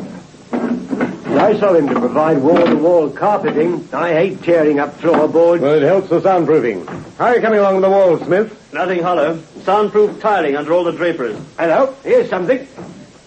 Back of the couch, Inspector. Bobby pin, blonde. The singer's a blonde. Too bad she's not the only blonde in London. If she were, we'd have to prove she dropped it after Joey left this office. Nothing doing on the walls, Inspector. Next? The desk. Take it apart if necessary. Yes, sir. Dave Bart looked too honest, Sergeant. There's a reason for soundproof offices. And if there's any record of that reason, it'll be here, someplace. Well, the girl said something about visitors, back door visitors. I know she did. Hello. Here's something. False bottom to this drawer. It measures 6 inches deep on the outside and only 4.5 on the inside. Sliding panel? Probably. Sounds hollow enough. Here it is. The bottom slides back when you press this nail head. A couple of letters here. The record book. Good work, Smith. Well, Mr. Bart was methodical. Record of payments to the witnesses who swore his brother into prison. Income from various enterprises. Letters. Well. Enough there on the girl to keep her working for free the rest of her life. To say the least. Then it's the girl, Inspector. Or Joey. Or both. Or neither. Lyons? There's a great deal on him, too. His 90-day sentence seems to have covered up a small item which could have meant 10 years. Apparently, several people were interested in the sudden death of Mr. Dave Bart. Shut the drawer, Smith. Leave everything as it was, except for the papers. We'll take those. And as we leave, Sergeant, suppose you forget to snap the lock on the front door. Understand, Sergeant? Yes, sir. It was neat and simple. The bait, of course, was the contents of the drawer. 3 people were interested in what it contained. Given an open padlock, the opportunity to search, the magnet, which was the letters and records in that desk, should draw at least one person back to the room where someone had killed Dave Bart and left a shilling on the desk. The inspector waited. With him, Sergeant Maxwell and Detective Smith, and a dozen assorted detectives and constables. They waited in the silent, darkened nightclub behind the door with its open padlock. They waited in the dark hallway near the kitchen, among the piled-up tables and chairs in the main room. They waited in the echoing, empty club. Waited for the sounds they knew would come. Sounds which did come when the safety of night shrouded the street outside. The door, Inspector. I heard it, Sergeant. Crouched in the darkness, they heard the footsteps. Light, tentative. Then bolder, more confident, as eyes became accustomed to the gloom. A moment later... Another one, sir. Quiet, Sergeant. The first intruder was aware of the second. More quickly now, the footsteps came into the main room of the club, crossed the dance floor. Suddenly, the second person broke into a run, caught up to the first.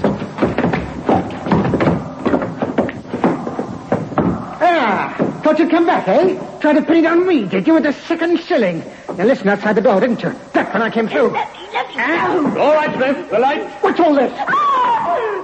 All right, Bart. Miss Fair, we'll take over now. Smart coppers, eh? Sitting in the dark, waiting, eh? Take him over, Sergeant, take him over. I told you once, Inspector, no guns from me. She's got one, though, in her bag. Try to sock me with it. Well, Miss Fair, why did you plant that second shilling? I knew George was in there. When Joe made this crack about the shilling. I went in after Joe had left. I wanted my letters. David made me miserable enough with them, and we argued. And he tried to threaten me with his gun. I grabbed for it, and it went off. I thought if there was a shilling, you'd think it was Joey. Yeah, a woman. Every time it's a woman. Never mind, Bart. You can tell that to your friend. Miss Fair, you're taken in charge. And the charge is murder. And today, the shilling, which was the main clue in this case, can be seen in an honored position in the Black Museum. Orson Welles will be back with you in just a moment.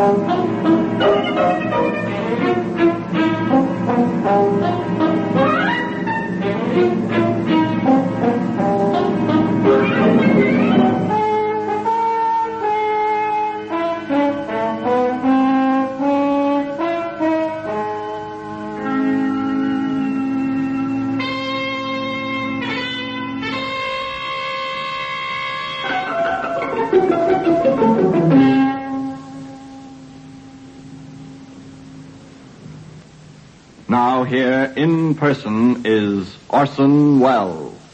There was no premeditation, that was clear. And certainly there was provocation. Mitzi Fair went away, convicted of manslaughter. Joey Bart eventually reopened the club, which had been his property in the first place. Seems to be going straight. Only time and the careful eye of the Metropolitan Police will know about that. Meanwhile, the shilling, contributed by Joey Bart, remains in its customary place in Scotland Yard, in the Black Museum. Until next time, if we meet in the same place for another story about the Black Museum, I remain, as always, obediently yours.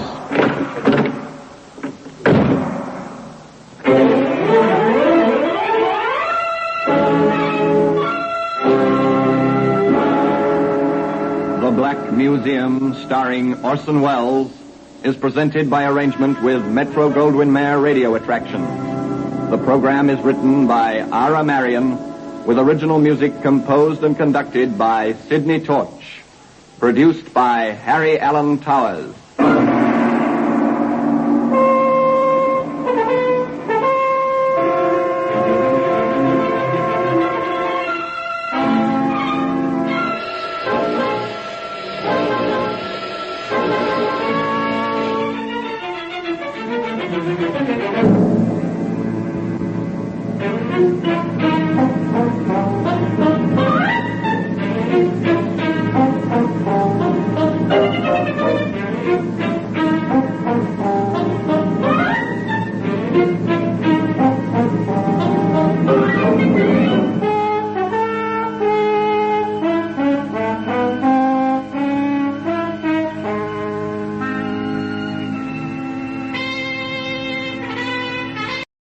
This is Orson Welles, speaking from London.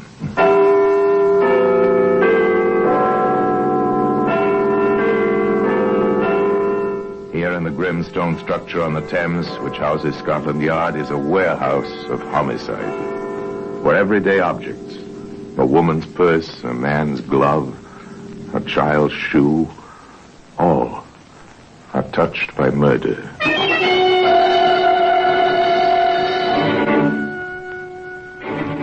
This silencer was made to fit an army rifle, made for a killer, for striking unseen and unheard. In the dark, perhaps. Interesting little instrument, a scientific gadget to absorb sound, to change a sharp, cracking report into a muffled gasp. I suppose I'm being rather subjective about this, Sergeant, but I find myself hating that silencer. Yes, I understand how you feel, Inspector. A silencer, well, it's filthy, isn't it? It's something like a rattlesnake. No, Sergeant, your simile's wrong. A rattlesnake gives warning before he strikes. He plays fair. Today, that silencer can be seen here in the Black Museum.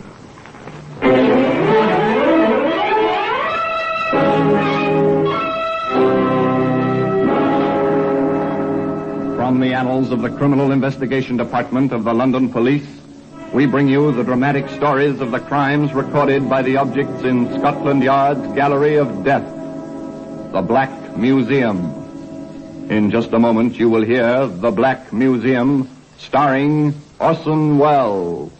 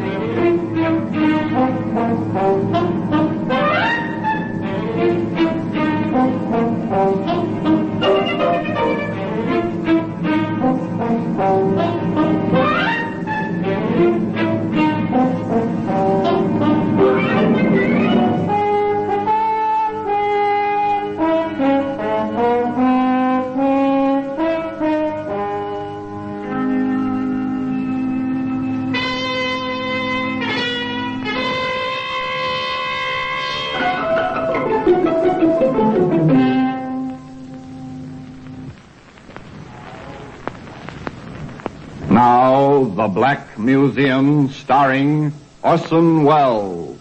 Well,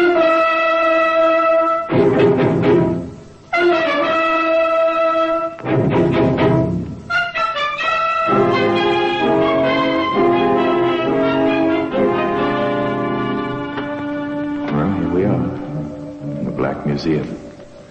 Scotland Yard's Museum of Murder. Here lies death. Violent death in many guises, a long history of a great number of very murderous deeds.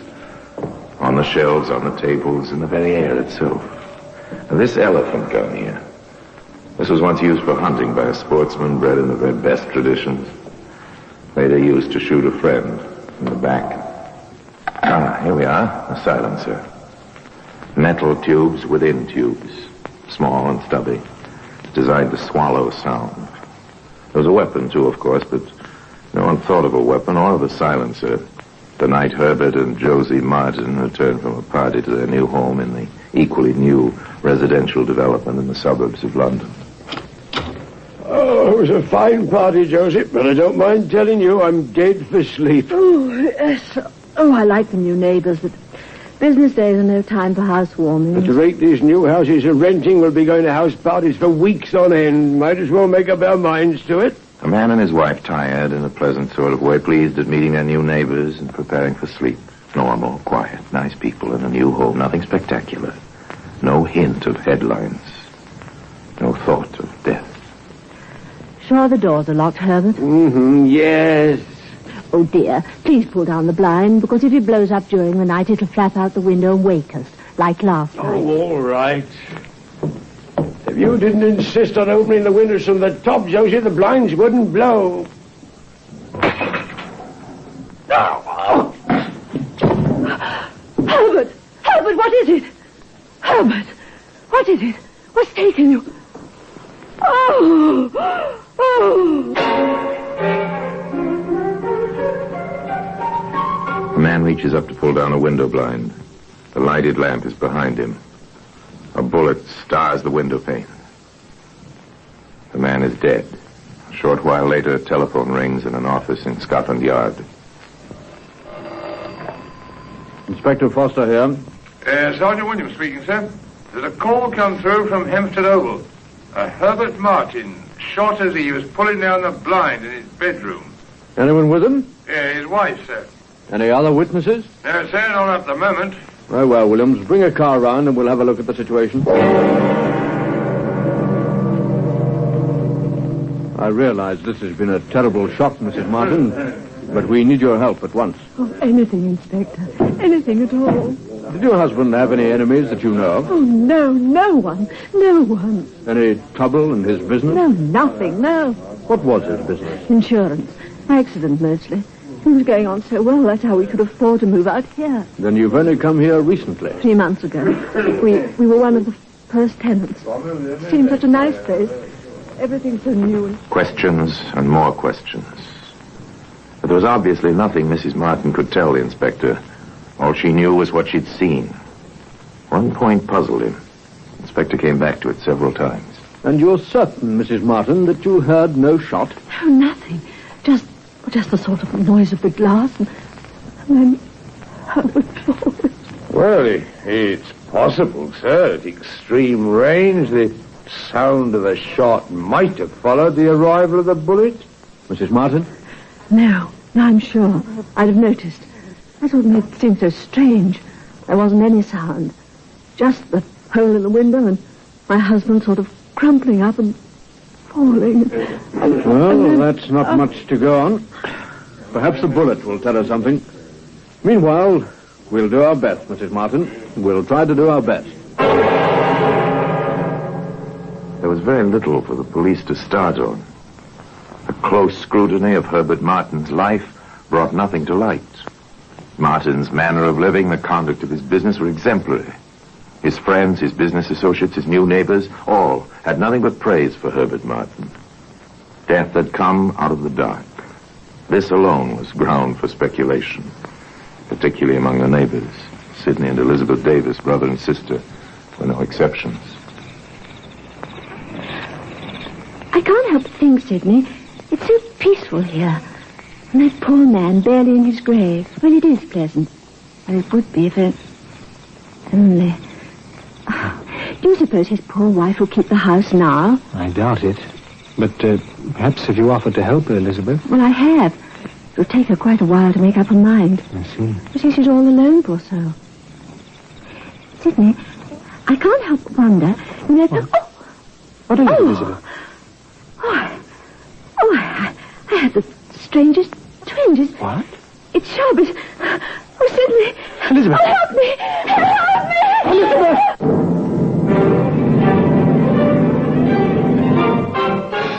Death had come to Hampstead Oval once again. And you're absolutely sure you heard no shot, Mr. Davis? Absolutely, Inspector. One moment my sister was speaking to me about Mrs. Martin. The next moment she was dying in my arms. There's no sound, and only the blood. I see. Mr. Davis, do you know the people who live in this development? Nearly all of them. We felt rather like pioneers, I suppose, with the development being so new. We all became friendly. And perhaps you can tell me, are there any ex-servicemen living here? Yes, there are 2. Nice chaps. Wives and children, you know.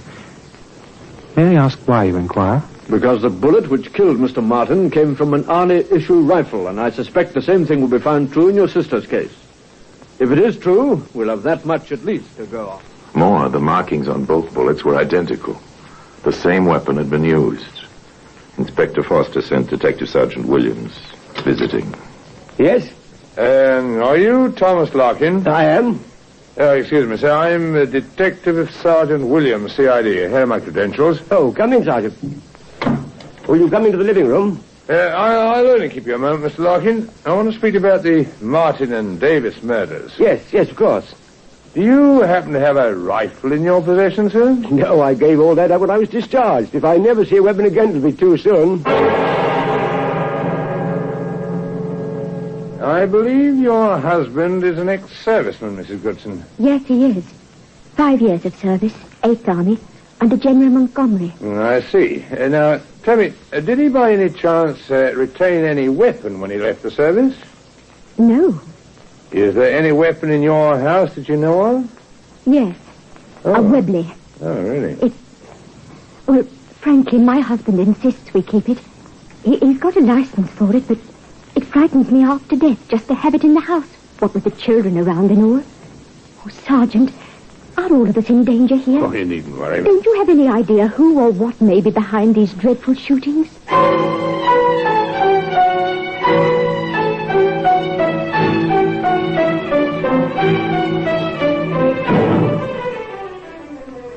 Nothing, sir. I drew a complete blank. I rather thought you would. Incidentally, pathology found the Davis bullet, and ballistics reports it's identical with the one they recovered from Martin's body. Well, whoever he is, he's a fabulous shot, sir. And he uses a silencer. That's the only explanation I have for the absence of sound. Not very much to go on. Inspector Foster here. This is Mrs. Thomas Larkin, Inspector. My husband and I live on Hempstead Oval. Yes, Mrs. Larkin, I know. What can I do for you? Well, Mr. Larkin and I have called a meeting at our house for this evening. We hoped you and Sergeant Williams could be with us. What's the purpose of your meeting, ma'am? Oh, the entire development is living in fear, Inspector. We want to try to find some way to protect ourselves. We thought you might have some advice to offer. I'm somewhat doubtful about the advice, Mrs. Larkin, but Sergeant Williams and I will be at your meeting. Have you set a time for it as yet? They came that evening to the Larkin living room. Inspector Foster waited in the hallway with the Larkins. Is everyone here, Mr. Larkin? I think so, sir. Mr. Munden said he'd be over. His wife wanted to stay with their little boy. Well, he's the only one missing, then. Yes, that's right. How did you reach these people? By telephone? It's not much trouble to do that. We're all on party lines. I see. Someone's at the back door, Tom. Must be Munden. I'll get it. If you'll excuse me, Mrs. Larkin. Yes, of course. Go ahead, Inspector. Funny, coming to the back door. I told his wife particularly about the front door and the precautions. No matter. At least I don't believe it will matter. Here we are. Hello, Munden. Glad you could make it. Sorry I'm late, Larkin. I rather thought the back way would present less opportunity for this unknown marksman to... Munden, good grief. Shut that door, Larkin. You're a perfect target yourself standing there. Today, that silencer can be seen here in the Black Museum. In just a moment, we will continue with The Black Museum, starring Orson Welles.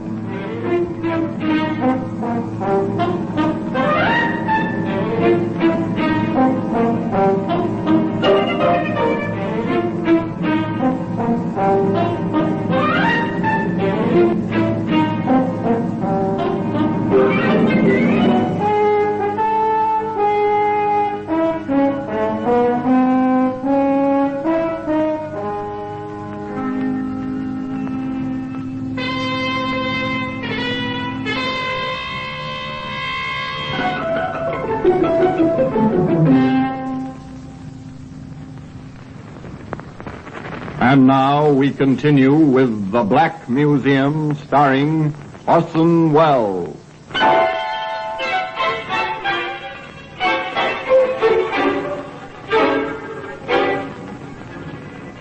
Neighbor Munden was dead, with a rifle bullet neatly placed in the back of his head. The silent marksman was another story entirely. Who he was, where he was, why he struck, were the unanswered questions which Inspector Foster had to face as he stood before the terror-stricken residents of Hempstead Oval. All I can say is that the police are doing anything and everything to find this killer. And in the meantime, Inspector? I'll answer that. In the meantime, we can all be picked off as my sister was, or Martin, or Munden. Yes, he's right, Inspector. I, for one, won't leave my children open to the risk of being orphaned or worse. No. Oh, no. Moving away, giving up your homes, won't find a murderer. I'm asking you, all of you, to do something quite difficult under present circumstances. I want you to stay here for another few days. Be patient. Remain indoors at night. Stay away from doors and windows. If it's possible to find him, and that is always possible, we'll do it. I promise you this, that the entire machinery of the London... They watched him, the good neighbors of Hempstead Oval, with doubt and fear in their eyes. What they did as Inspector Foster asked. They stayed in their homes and waited. The welcome light of morning found the inspector and his sergeant with Tom Larkin in the kitchen of his home.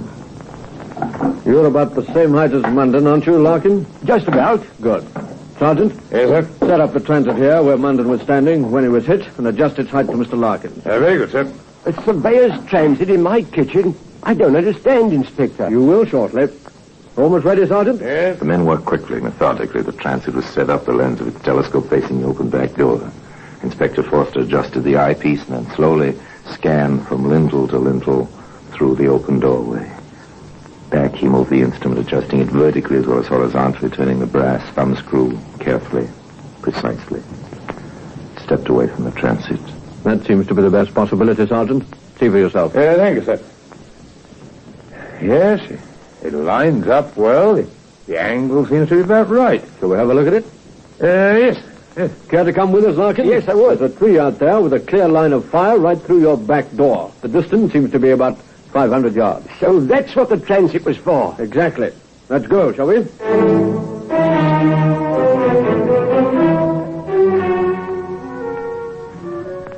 Too bad it's been so dry lately. There might have been footprints. Marks on the tree trunk, sir. Where? Here. Look, notice a scraping on this bark, sir.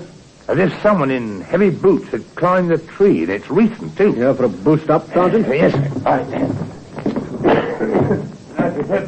Wait, there are more marks up here, sir. Quite a comfortable perch. Hello, the limb forks here. Scratches on the bark. Could have been a rifle rested here. Very good. Come on down, Sergeant. Right. Inspector, I may have found something over here, under this branch. Don't touch anything, Larkin. Right here, look. In the weeds. Looks like a rifle cartridge to me. Brass. The sun caught it. Good man. Good eyesight.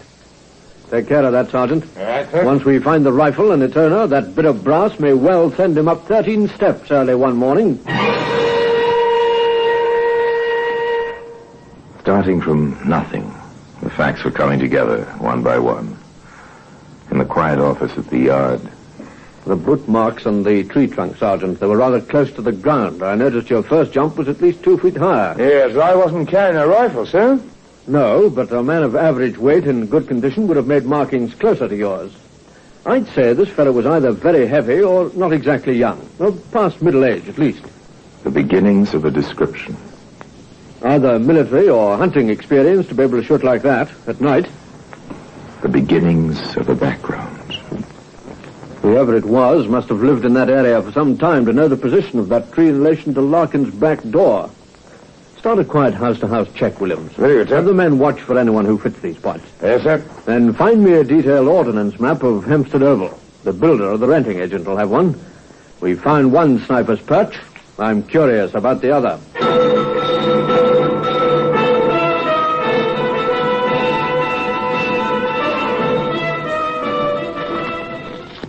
Interesting layout architecturally. Caught into the contour of the land. The main line of the houses seems to curve round this rise just off centre. It must have been quite a place in the old days. Oh? The builder told me. An estate sold for taxes. Family named, Wardman. Old line. The grant went back nearly to the first Queen Elizabeth. History. Fascinating. Any more? Yes, quite a talkative fellow. Seems the land was sold on condition that the sole survivor of the family be given a house rent-free for the rest of his life. And this person is still there? Seems to be. He's an elderly gentleman. Keeps very much to himself. This is his house here, on the end of the main line. I see. Now then, this would be the Martin place, and this the Davis. Yeah, that's right, Tim. The Martin bedroom and the Davis porch face the same way along that curve of the hill. Yes, that's it, sir. It seems they didn't originally intend to build on the hill, but they've started a new house right here. The fellow sketched it in for me. The demand's been very high. Wouldn't mind living there myself. After we get this killer, eh, Sergeant? Oh, yes, sir, after. Pass me that ruler, William. Right. Thank you. See here, Williams. The Martin window and the Davis porch are in direct, clear line with the new building. I wonder now. I assume the contractor isn't working his men at night. I wonder now.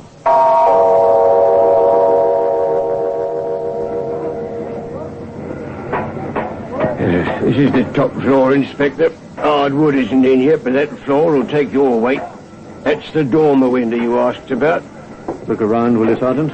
Very good, sir. About the progress of this building. Yes, sir. How long has this top floor been in this half-finished state? About a fortnight, sir. Glaziers are due end of this week. Carpenters will get the flooring right after that. Anyone here at night? Yes, there's a watchman for the old development. One of his stations is just across the road. You can see it through the window. There. I see. I have them, sir. Here. They were lying along the wall, under the window. Now, who'll do this? 10-penny nails in the windowsill. Someone will catch it for this. No doubt someone will. Someone put those nails in to help steady a rifle. The same someone who left those 2 brass cartridge cases behind him.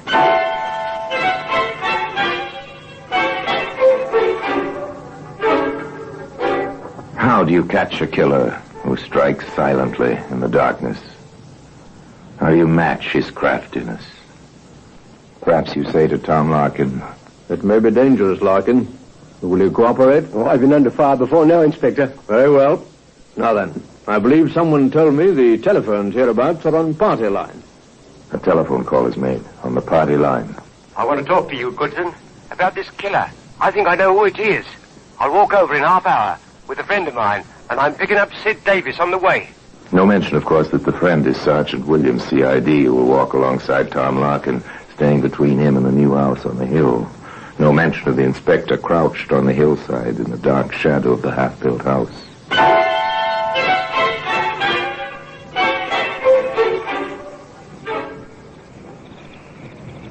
So, you're certain the men know the orders, Mason? Yes, sir. Lead anyone into the cordon, but no one gets out, except the watchman. Very good. Now, let's see. Yes, Time Williams and Larkin were starting on the walk. Let me have the glasses, Mason. Through the night glasses, the inspector watched. Almost half a mile away, two men left the Larkin house, started slowly along the road. On the hillside, a shadow slipped quietly toward the half-finished house. The inspector whispered. Hear that? Not a sound now. Unsuspecting, a shadow moved through the line of police, past the hidden inspector, into the building. Come along, Mason. He's gone into the house. Into the empty building. Empty, except for a killer. Climbing steadily. No lights. Only the vague outline of the unpainted banister and the clean smell of new wood. Suddenly the footsteps ahead stop. The inspector and his companion pause at the head of the stairway.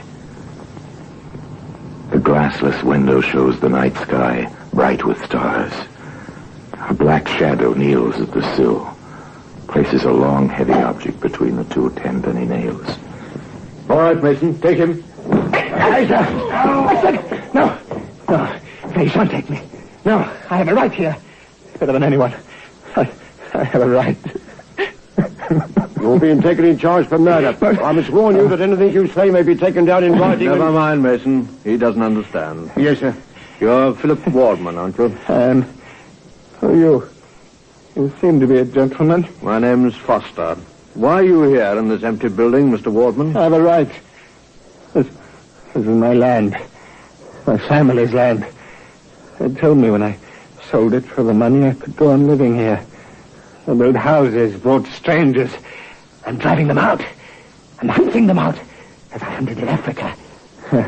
And you were a boy. That's my right. I came to live on my land. Trespassers, there's a law. There's a law, too, Mr. Wardman, about rifles like this. And silencers. Silencers. I'm a good shot. Pick them off like quail. And you're the silencer. Supposed to spoil the accuracy of a rifle. But not mine. I'm good. Won trophies when I was younger. I never knew. I never knew. All right, mister. Take him downstairs. You were an excellent shot, Mr. Wardman, even with a silencer. And today that silencer can be seen in its place here in the Black Museum.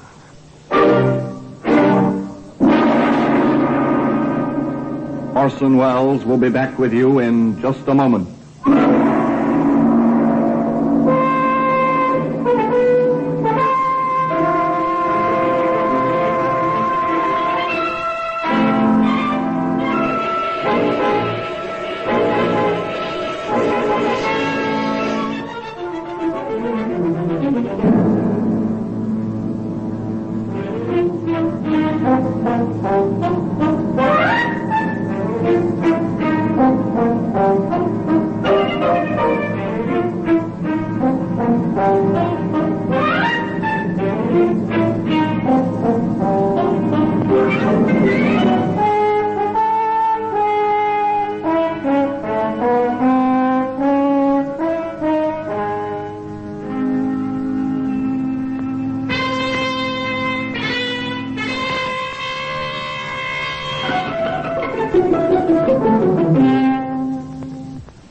Now here in person is Orson Welles. It's true, of course, that in many countries, men have loved their land to the point of desperation. Philip Wardman loved his to the point of madness and murder. The rifle belonged to his grandson, a veteran living far away in Canada. Where the old man bought the silencer was never learned.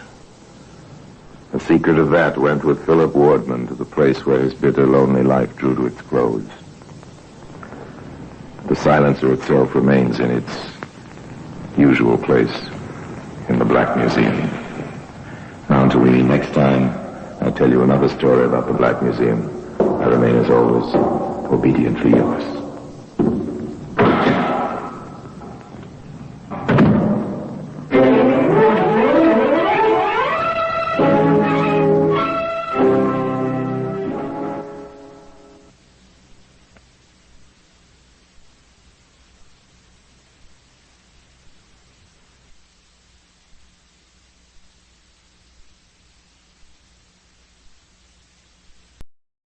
This is Orson Welles, speaking from London.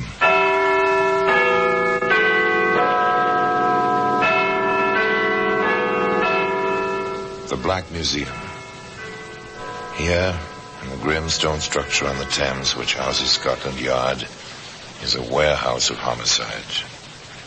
A warehouse where everyday objects, a piece of wash line, a medicine bottle, an electric light bulb, all are touched by murder.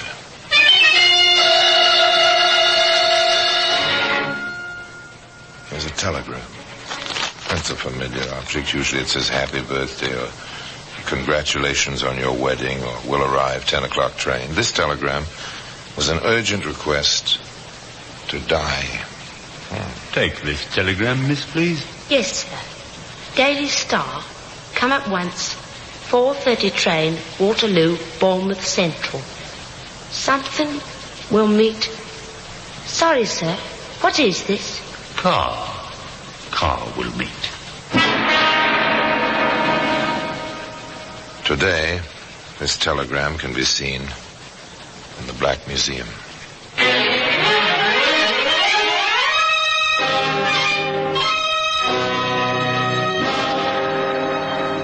From the annals of the Criminal Investigation Department of the London Police, we bring you the dramatic stories of the crimes recorded by the objects in Scotland Yard's Gallery of Death, the Black Museum.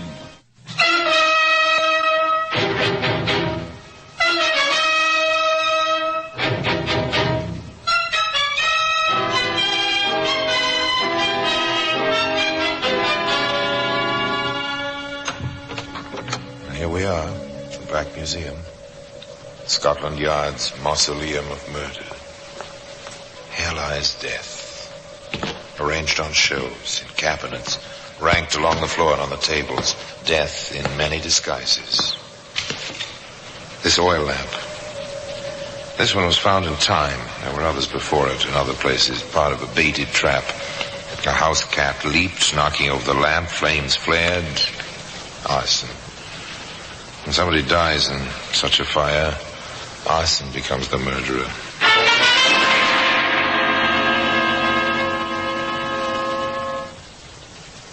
Here's a bit of ribbon from a Christmas package. Shining, tinseled ribbon.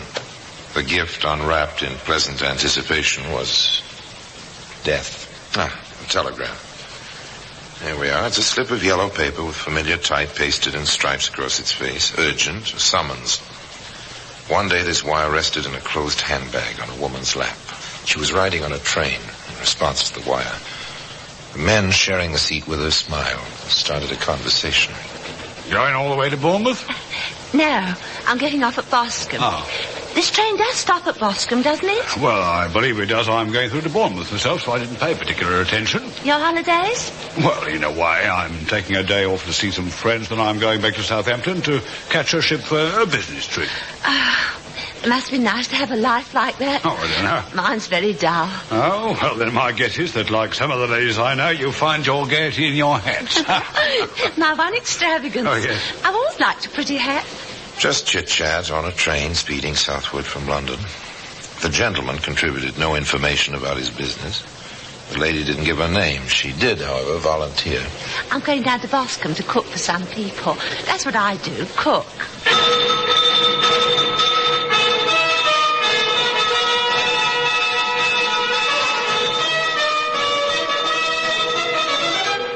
And the time passed. Others entered the compartment of the train at various stops and left a little later, but that was all. And as the train slowed for Boscombe... Here, let me, miss. That bag looks heavy. I'll get it down for you. Oh, please don't trouble, sir. Oh, it is no trouble at all. There we are. Well, it's been pleasant chatting with you. Well, good luck on your new job. And thank you, sir. And good luck on your trip. Thank you, miss.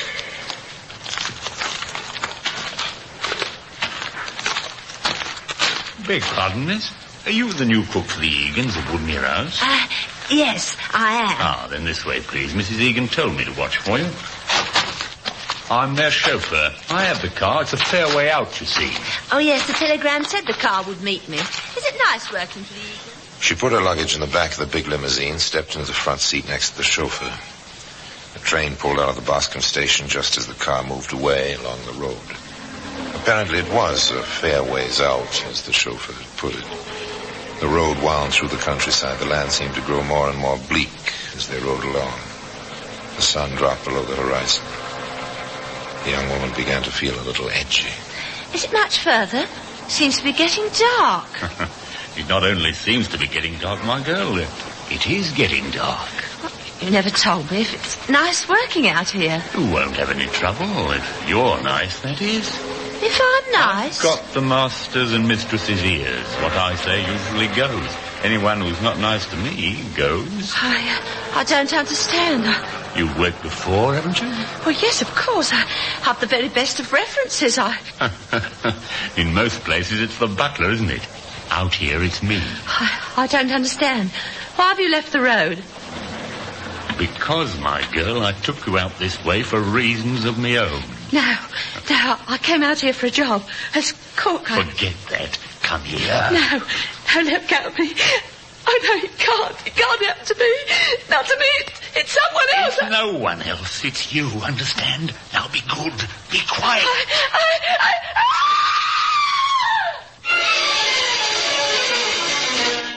That was all, till the next morning. A farmer cutting across the empty fields found that they were not quite as empty as he'd supposed.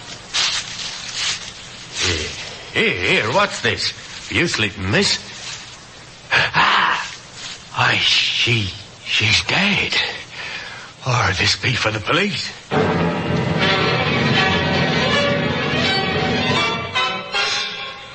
The farmer made it as fast as he could to the nearest telephone, and within an hour the police had arrived. Very well now. Suppose you repeat your story, sir. You're Inspector Gardner. Well, they told me... Yes, I'm Gardner, Scotland Yard. Go ahead. Well, I was cutting across the field to save a few steps, like, and I come on her, lying like that. I went for help. That's all, sir. You didn't touch anything? You didn't mess up the ground? Oh, no, sir, nothing like that. All right. Give the constable your name and address. Yes. We'll call you if we need you. Yes, sir. Thank you, sir. What do you make of it, Martin? One of those things, Inspector. Murder by person unknown. After a bit of a struggle, it looks like. Yes, ground's pretty well trampled. Any idea of the time of death? Medical examiner can't say yet, sir. My guess is sometime after 7 o'clock last night. The rain stopped around 6:30.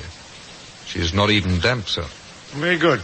I judge from the tire tracks we'll get the make of tires and the size of the car easily enough. Yes, sir. You have her handbag? Yes, right here, sir. Yes.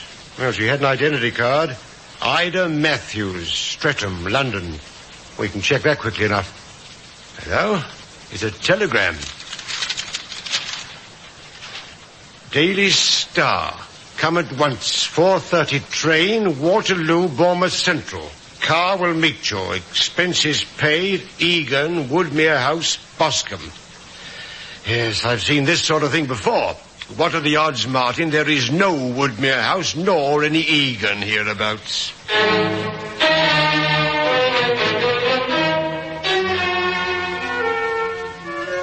The odds were high. The inspector was right. No Woodmere House and no Egan. But the telegram was a lead. Not an important lead, but a thread to start on. Not very many post offices in Boscombe, and you send telegrams from post offices in England. Detective Martin had an assignment. I'm sorry to bother you, but was this wire filed at this office? Not at that office. No. Nor at the next one. But the one after that. Yes, that's one of ours. May I see the original of the wire, please? Well, now, I don't know that I should... Scotland Yard, miss. My credentials. Oh, well, that makes it proper then. And since it was proper, Detective Martin returned to his superior with the original of the wire. Did you ever see such atrocious handwriting, Inspector? Oh, I can't say I ever have. Party can't spell either. No E in Bournemouth and expenses with a C in place of an S. Interesting. Martin, this'll be a long job. Check through Central Post Office and go at the Bournemouth area yourself. Get the originals of every wire over the past 6 months that have had bad handwriting and worse spelling. It's a long chance. Patience and routine. The two great strengths of the forces of law and order. And they pay off. Sometimes it takes months, sometimes only weeks. This time, it was 2 weeks. A triumphant Detective Martin returned to Inspector Gardner.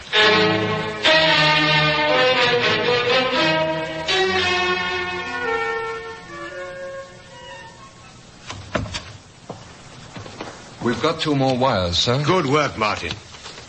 Here, sir. Notice this first one. To the Dandre woman. No E in Bournemouth. C in expense, and a new error.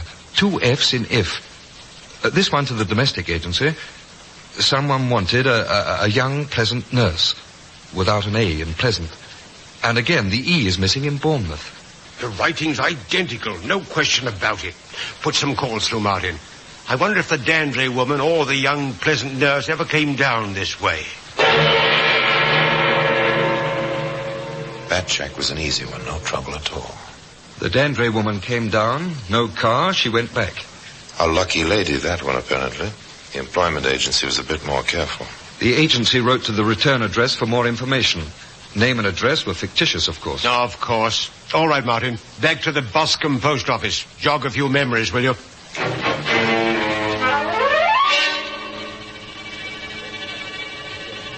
I see, miss.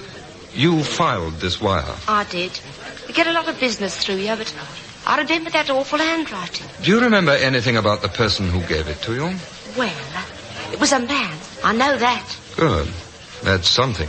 There was a... Let me think. No, it's all blank. Now, don't try too hard, miss. It'll come back to you. Here, let me read you the wire. Daily Star, come at once. 4:30 train, Waterloo, Bournemouth Central. And something here I can't quite make out. That's it. Car will meet. I asked him the same question. And he repeated the words like that. Car will meet. I'd know his voice anywhere. Why? Well, it was that kind of voice. Smooth, too soft. Sent shivers over me. Do you remember the man at all? No, sir. You know how it is. Don't look at all the people who come in here. But I think, I'm not positive, but I think he had on a chauffeur's uniform. Patience and routine were bringing results. From nothing, except Ida Matthews' body, they built their evidence to a man in a chauffeur's uniform who couldn't spell. And from the tire tracks, they knew the make of tires and the length and width, and therefore the make of the car. Within hours now, every chauffeur in the vicinity who drove a large sedan of a certain make had been called into the police station. No, sir. On the evening of November the 11th, I was in London, sir, with my family. We lost a boy in the war, Inspector, and the whole family always gets together on Armistice night for that reason, sir. November the 11th, Inspector? Oh, I was off that night. I didn't have the car. No, the young master was permitted to drive it himself that night, seeing as I was having my regular night off. I picked up the old man, Mr. Dutton, at his regular train, drove him home, put the car away and locked it up. Did you have your own key to the garage? No, sir. I always turn it into the big house after I put the car away. That's what I did that night, sir. And after that, Mitchell? I went into Bournemouth on the bus, sir. Had a bite and went to the cinema. You seem to remember all that very well. It was over a month ago the case we're investigating happened. Oh, I've got a great memory. Well, how is it on spelling? I wouldn't know. I never tested it. Let's test it right now. Take this pad and pencil and write the words I asked you. Oh, I know you, Martin. We shouldn't have let the newspapers publish those wires. Not one of these chaps spells those words wrong, and their handwriting doesn't match. Nothing. Yes, it's too bad, Inspector, to draw a blank when it looked so good for a bit. Yeah, that's about it, Martin. For once, we've drawn a blank completely. But that was not to be the end. Fate was to play a hand, and one of the strongest cards in that hand turned out to be the telegram. Oh, yes, this same telegram that can be seen today in the Black Museum.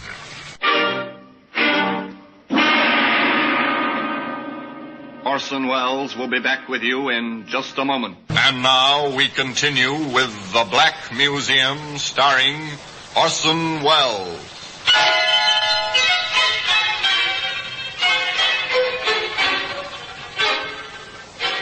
They'd drawn a blank. The carefully built-up points which should have led to a vicious killer led nowhere.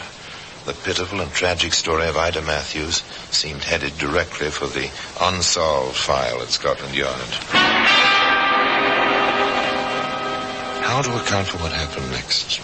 Chance? Stupidity? The intelligence to capitalize on a tiny fact? It really doesn't matter. What does matter is that one morning at the post office in Boscombe. How many stamps for this package, miss? I'll just put it on the scale. Take care now. It's marked fragile, you can see that. I see it. It'll be 1 and 3. Right you are. Thank you, miss. Jimmy, quick. Please, where's he going? Say, Marge? The fellow in the chauffeur's suit. Where's he going? Get to the window. I can't leave the cage. Quick. He's getting into a car. Big grey sedan. Get the number. Whatever for? Get it. Wait, LK9054. What do you want it for? Ex-husband owes you alimony, eh? Oh, don't be ridiculous. That's the man who sent the telegram. The one the coppers were so interested in. I'd know his voice anywhere. Yeah, you take over. Okay. I'm going to telephone that nasty detective.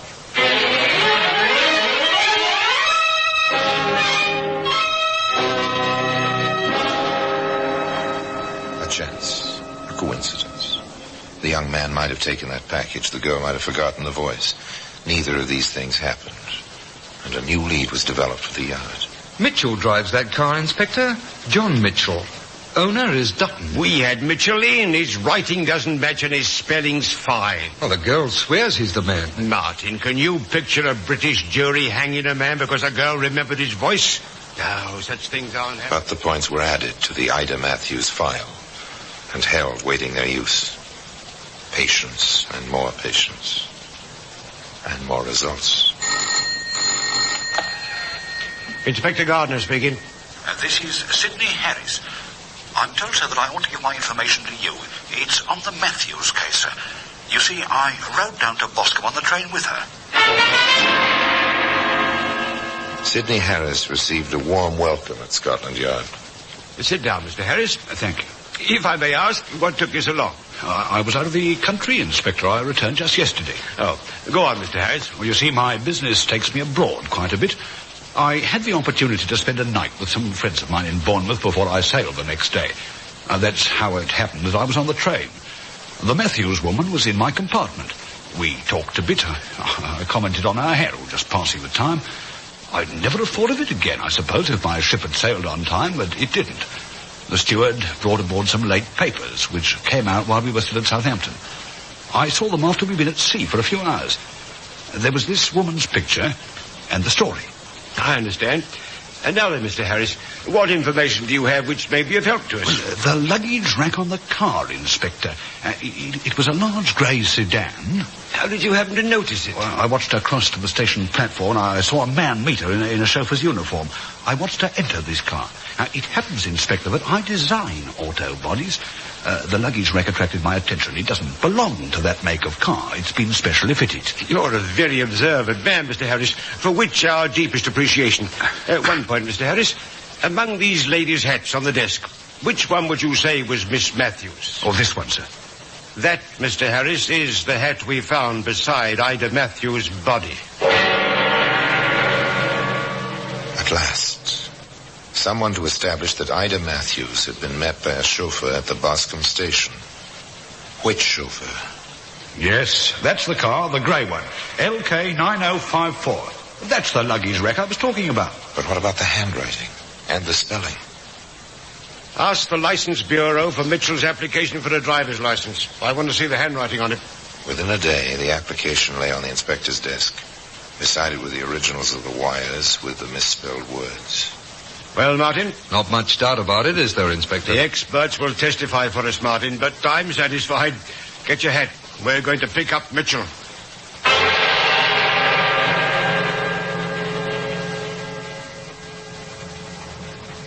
Well, Martin, what kept you?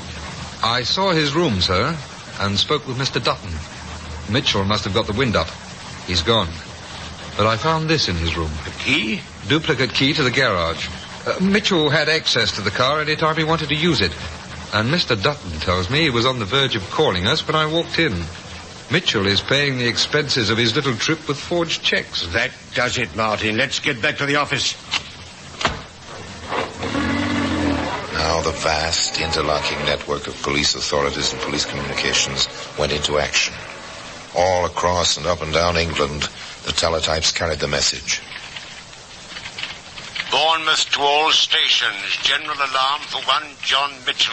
Age about 42. 5 feet 8 inches tall. Weight about 165 pounds. Hair brown, eyes blue. Distinctive, smooth, low-pitched voice. Wanted for forgery and murder. The word was out. Somewhere in England, a policeman would recognize John Mitchell. And a policeman did. Inspector Gardner speaking. This is Superintendent Cowan and Redding, Inspector. We have this John Mitchell for you. Picked him up when he tried to get a job in a garage here as a mechanic. John Mitchell was brought back to Boscombe. But the job wasn't done, even yet. After all, when the charge is murder, the plea of not guilty is mandatory. There must be a trial. And there must be attorneys for the defense. A man is to be presumed innocent until proven guilty. Therefore, the case had to be airtight, foolproof. No loopholes for a smart defense counsel. Now then, miss, when you walk into this room, there'll be a dozen men there with their backs turned towards you. You'll walk in backwards yourself, so that there'll be no chance of your seeing even the backs of their heads. Sort of blindfold test, sir. Yes, without benefit of blindfold. You ready now? Well, as ready as I'll ever be. Let's go. Through here. These men have been briefed, Martin? Yes, sir. They know what to do. They're to read the words on the cards I've given them. Very well. You can begin. All right. You. Car will meet. Next. Car will meet. Next. Car will meet. Next, please. Car will meet. And the next? Car will meet. That's him. That's the voice. I'd know it anywhere. They were ready now, they felt, to give the Crown its chance to avenge the untimely and brutal death of one of its subjects. The prosecutor was confident. The defense was bold. Time and again, despite the experts, despite the weight of evidence, the defense managed to throw what seemed a reasonable doubt on the guilt of John Mitchell. The climactic moment came when Mitchell himself was on the witness stand. The prosecutor faced the prisoner. Mr. Mitchell, we're about to go back to school. We shall have a spelling lesson. I'm ready. Ask away. Will you spell if? I-F? If. We shall be more difficult as we go along. Will you be good enough to spell expense? E-X-P-E-N-S-E. Very good, Mr. Mitchell. You've learned your lesson well.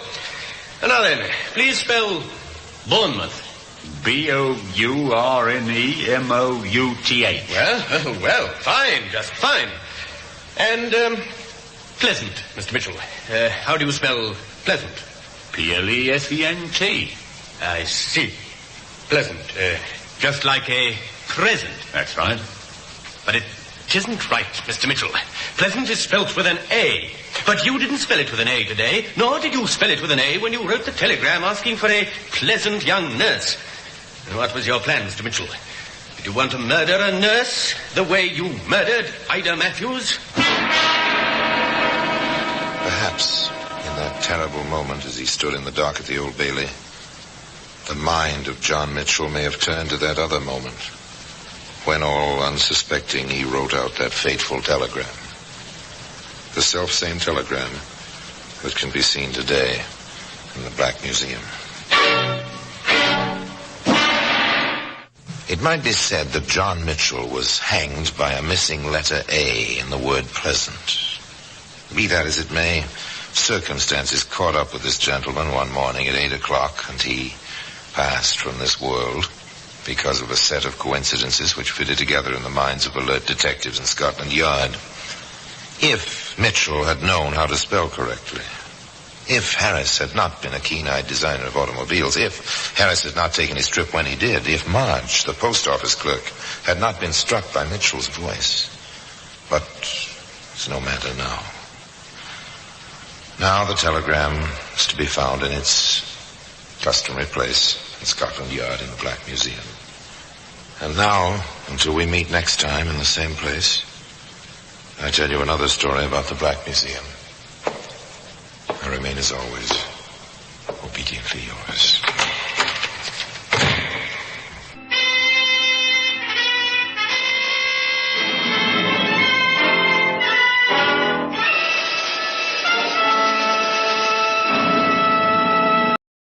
This is Orson Welles, speaking from London.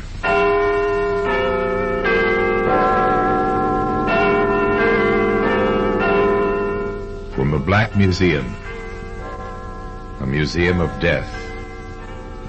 Yes, here in the grim stone structure on the Thames, which houses Scotland Yard, is a warehouse of homicide.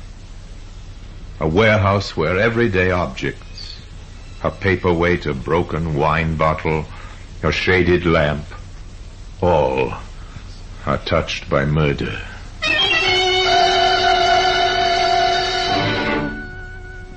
take this jacket.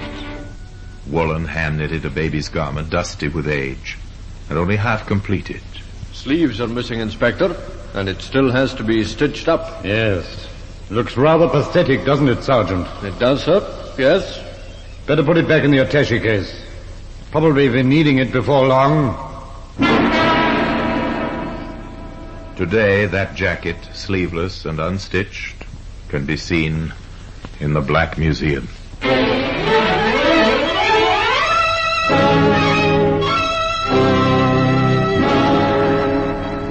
From the annals of the Criminal Investigation Department of the London Police, we bring you the dramatic stories of the crimes recorded by the objects in Scotland Yard's Gallery of Death, the Black Museum. In just a moment, you will hear The Black Museum, starring Orson Welles.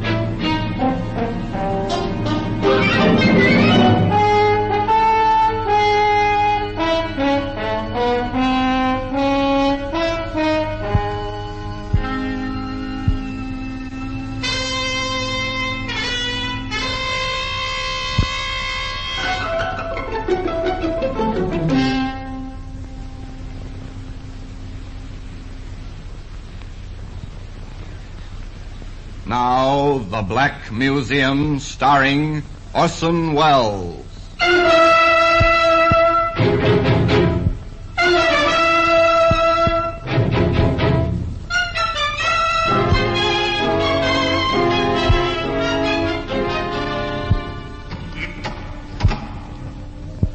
So here we are in the Black Museum, Scotland Yard's Museum of Murder. Here lies death, dressed in its Sunday best. Here, for example, is a nail file. It was once used by a manicurist to trim the dainty fingernails of a beautiful woman, later used by an insane killer. Here's a length of cord, weighted with lead at either end, harmless enough to look at, but lethal in its effect as a weapon of murder. Here we are. Here's the jacket, mottled and dusty, somewhat inconspicuous in its place on the shelf, a tragic relic of passion and violence. I'm going to take you back quite a few years to a warm Sunday morning in June of the year 1921. We're outside a small chapel in the London suburb of Kensal Rise. The service is not long ended, and the congregation files slowly from within out into the brilliant sunshine. A young girl emerges, waves to a few friends gathered near the entrance, and turns along the dusty yellow road in the direction of the township. She's gone but half a block when she hears an unfamiliar voice calling after her. Miss! Miss! She turns and finds herself face to face with a man she has never seen before. A stocky, broad-shouldered young man with a round face and black, penetrating eyes. I beg your pardon, miss, but I think you dropped this. Oh, my hymn book. It is yours, then? Oh, yes. I wasn't quite sure. Thank you ever so much. Oh, that's all right. I don't know what I'd have done if I'd lost it. Mother'd never forgiven me. She gave it to me for my 12th birthday. I've had it ever since. In that case, it's a good thing I happen to be looking your way. It certainly is, yes. Well, I must be off. Thank you again. You're going towards the village? Yes. I live on the other side of the rise. I'm going that way myself. Perhaps you wouldn't mind my walking with you. Not at all. It's funny, I thought I knew most of the folks about these parts, but I don't ever remember seeing you before. Oh, that's not surprising. I'm a newcomer to Kensal Rise. I've only been here a few days, as a matter of fact. That explains it. Yes, I've been transferred to the bank here. Oh. Do you expect to be staying long? No longer than I can help. I'm trying to save enough money to buy a chicken farm. A chicken farm? Well, it probably strikes you as being a queer ambition for a fellow to have, but I've always wanted one, ever since I was a youngster. I've even got a small piece of land picked out. Half an acre at Crowborough in Sussex. Crowborough? I've a friend who lives there. On the land? Yes, it's a wonderful spot. I stayed there for a week once. I loved every minute of it. Oh, then you probably know more about the place than I do. I've only just passed through it. But that's when I saw the land for sale. How long ago was that? Oh, about 6 or 7 months. What if it's been sold in the meantime? No, that's hardly likely. You see, I spoke to the agent. He told me it had already been up for sale 2 years and looked like staying that way for the next 10. Oh, I see. I only hope he knew what he was talking about. The two walked on in silence for several moments. Then suddenly the young man laughed. I've been walking along telling you my inmost secrets, and I haven't even introduced myself. I was just about to say the same thing. Well, the name's Moon. Trevor Moon. And mine's Evelyn Rose. But everyone calls me Evie. And that's how it all began. A romance destined to flower with all the beauty of young love, only to wither and die a tragic death. But let us not anticipate. Let us follow the course of that romance, or rather, let us pick out the more pertinent of its developments. After their first meeting, Trevor Moon and Evie Rose spent most of their time in each other's company. For 12 months, they were rarely seen apart. And then, one evening, while strolling in the moonlight, Moon asked Evie to marry him. I haven't much to offer you, darling, and, well, apart from what I've put aside from the farm, I've no money, but if there is such a thing as love, I've really fallen victim to it. Oh, Trevor. Darling. You're sure it's what you want? My dearest Evie, if it wasn't, I wouldn't have asked you. No, I don't suppose you would. It's just that... Just that what? Well, I wasn't expecting it. You took me unawares. Well, to be quite truthful, darling, I took myself unawares, too. Well, you haven't given me your answer yet. Now, to be or not to be, that is the question. Oh, silly. Of course I'll marry you. Just as soon as you want me to. But Moon was in no hurry. On the contrary, he was the type who could not be hustled. And a further 12 months passed, during which time he remained as devoted as ever, but appeared singularly reluctant to take the proverbial plunge. Evie, on the other hand, became more impatient as the days went by, and when informed by her suitor that he had at last saved enough money to leave the bank and purchase his precious chicken farm in Sussex, her emotions gave vent to words. Oh, Trevor, but I'm so tired of all this waiting. How much longer must we go on like this? Just a few months, darling, till I get the farm straightened out and ready for business. But why can't we be married right away? Then I could help you straighten things out. You can help me most, darling, by being just a little more patient. The moment I get things in order down at Crowborough, I'll send for you. That's a promise. So Evie had to consent to go on waiting. 2 weeks later, matters having been settled, Moon bid his sweetheart a fond farewell and left for Sussex. A month passed, and no word from him. Evie had done her best to be patient, as he had asked, but this was too much. Packing a bag, she took a train for Crowborough, and upon reaching her destination, checked in at the local inn, where she made inquiries as to the location of the Moon property. Within the hour, she was knocking at the door of a small shack on the outskirts of the village. Evie! Trevor, darling, please don't be angry with me, but I had to see you. How did you get here? By train. I had to come, darling. If I'd waited another day, I'd have gone out of my mind. It's been... You can't stay here, you realize that. Well, I thought I'd stay at the hotel. No. Trevor, please. You're catching the next train back home. But, darling... I'll walk with you to the station. No, Trevor. No, I'm not going. You're not going? I'm staying in Crowborough till we're married. I see. And if I happen to decide against going through with it... I'm afraid you haven't any alternative, Trevor. Why? You see, I'm going to have a child. Your child. Well, you'd better stay.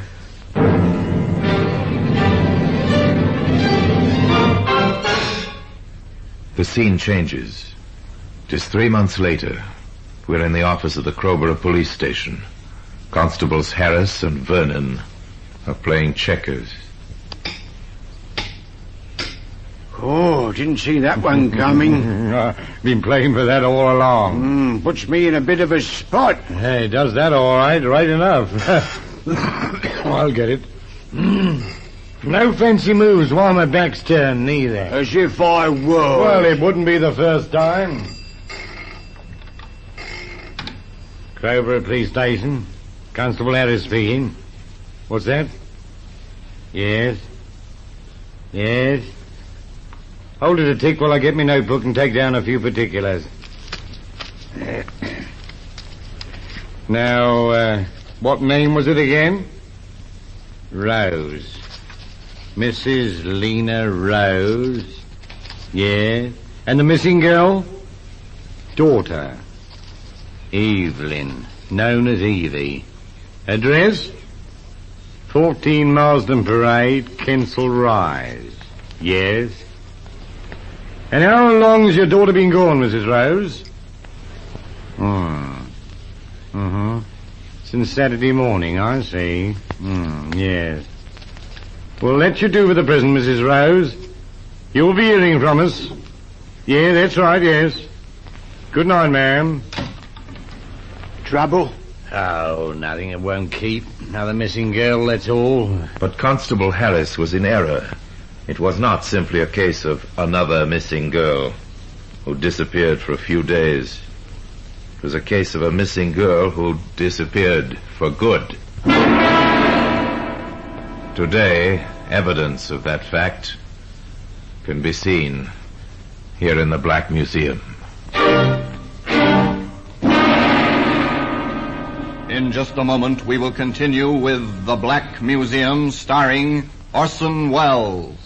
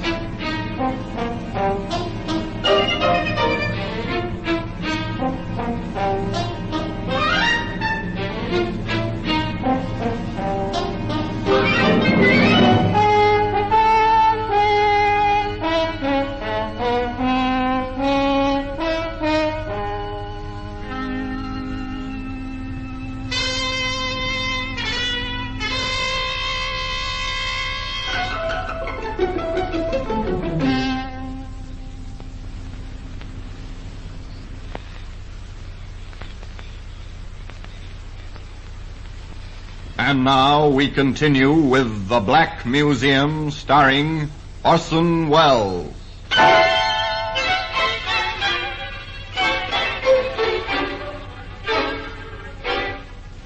Just another missing girl. Yes, that's how the reported disappearance of Evie Rose was first described. Nothing particularly unusual about such a report. Almost every day of the week, someone or other vanishes without any apparent reason or cause, to show up again in due course with a perfectly simple explanation for their supposedly mysterious absence. But of course, there's always the exception, which is why the police waste as little time as possible in checking up on such matters. So it was that the following day, Mrs. Lena Rose received a visit from Sergeant Cross of the Crowborough Police Station. Now then, Mrs. Rose, let's get the facts straight, shall we? According to this report, your daughter left home early on Saturday morning. That's right, Sergeant. 2 days ago. She told me she was going down to Crowborough for the day. Crowborough? Yes, to visit her fiancé. He has a chicken farm there. Not a very big one, I understand. He only bought it a few months ago, but he's doing very well. You've been in touch with him, I take it? Oh, yes. He said he was expecting Evie for lunch on Saturday, but she didn't arrive. Was she in the habit of visiting him often? No. Several weeks ago, she went down to see how he was getting along, and that was the only time. She returned the same day? Just in time for tea. I come to think of it, it's just about that time that she changed so. Changed? Yes. She used to be such a happy sort of girl, you know, always laughing and joking, and then suddenly she became moody, sullen. As though something was worrying her. Something she couldn't speak of. Even to me. You've no idea what it could have been, I suppose? Well, perhaps I shouldn't tell you this, but I had a feeling it was something to do with Trevor. Trevor? Trevor Moon, her fiancé. Oh. What kind of something, Mrs. Rose? Well, that's what had me puzzled. I just can't imagine. Trevor was such a nice boy and so fond of Evie. I'm quite sure he wouldn't have done or said anything to hurt her. Well, not intentionally, that is. How long have they been keeping company? Oh, about 2.5 years. As long as that, eh? And when were they to be married? Well, I'm not sure, Sergeant.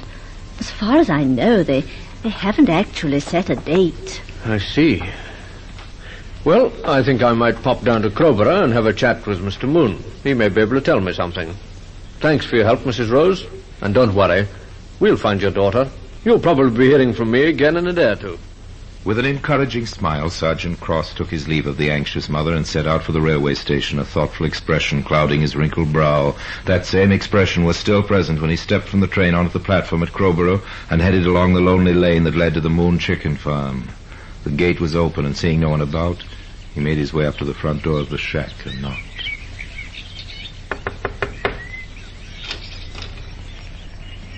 Yes? Mr. Moon? That's right. I'm Sergeant Cross. I wonder if you could spare a few moments of your time. By all means, Sergeant. Come right in. The place is in a bit of a mess, I'm afraid. That's all right. Well, sit down, won't you? Thanks. I suppose you know why I'm here. Well, I've a fair idea. It's about Evie Rose, isn't it? Yes. Still no sign of her? I'm afraid not. Oh. There are just a few questions I'd like to ask you, Mr. Moon. Routine, you understand, nothing more. Of course. I've just come from Kensal Rise. I've been talking to Mrs. Rose, who gave me fuller details. I suppose she's almost out of her mind with worry. Well, under the circumstances, I think she's taken it very well. I understand that you and the missing girl are engaged to be married. That's so. And that she was on her way down here to visit you when she disappeared. Yes, I was at the station to meet her, but she wasn't on the train. Well, what train was that? The 11 o'clock. I waited an hour for the next one, but she wasn't on that either, so I came back home. Were you worried at all? No, not unduly. I just assumed she'd changed her mind about coming. You didn't think it odd that you hadn't heard from her? No, I can't say I did. How long is it since you last saw her? Oh, roughly speaking, about 2 months. That was when she last visited you? Yes. She only came here once. I see. How did she seem then? How did you mean? Well, did she seem depressed or worried about anything? Oh, not that I can recall. No. Why? Oh, no particular reason. Not for 1 second during the interrogation did Sergeant Cross shift his gaze from Moon's face. He had never trusted black eyes, and he wasn't quite sure he liked the look of this young fellow.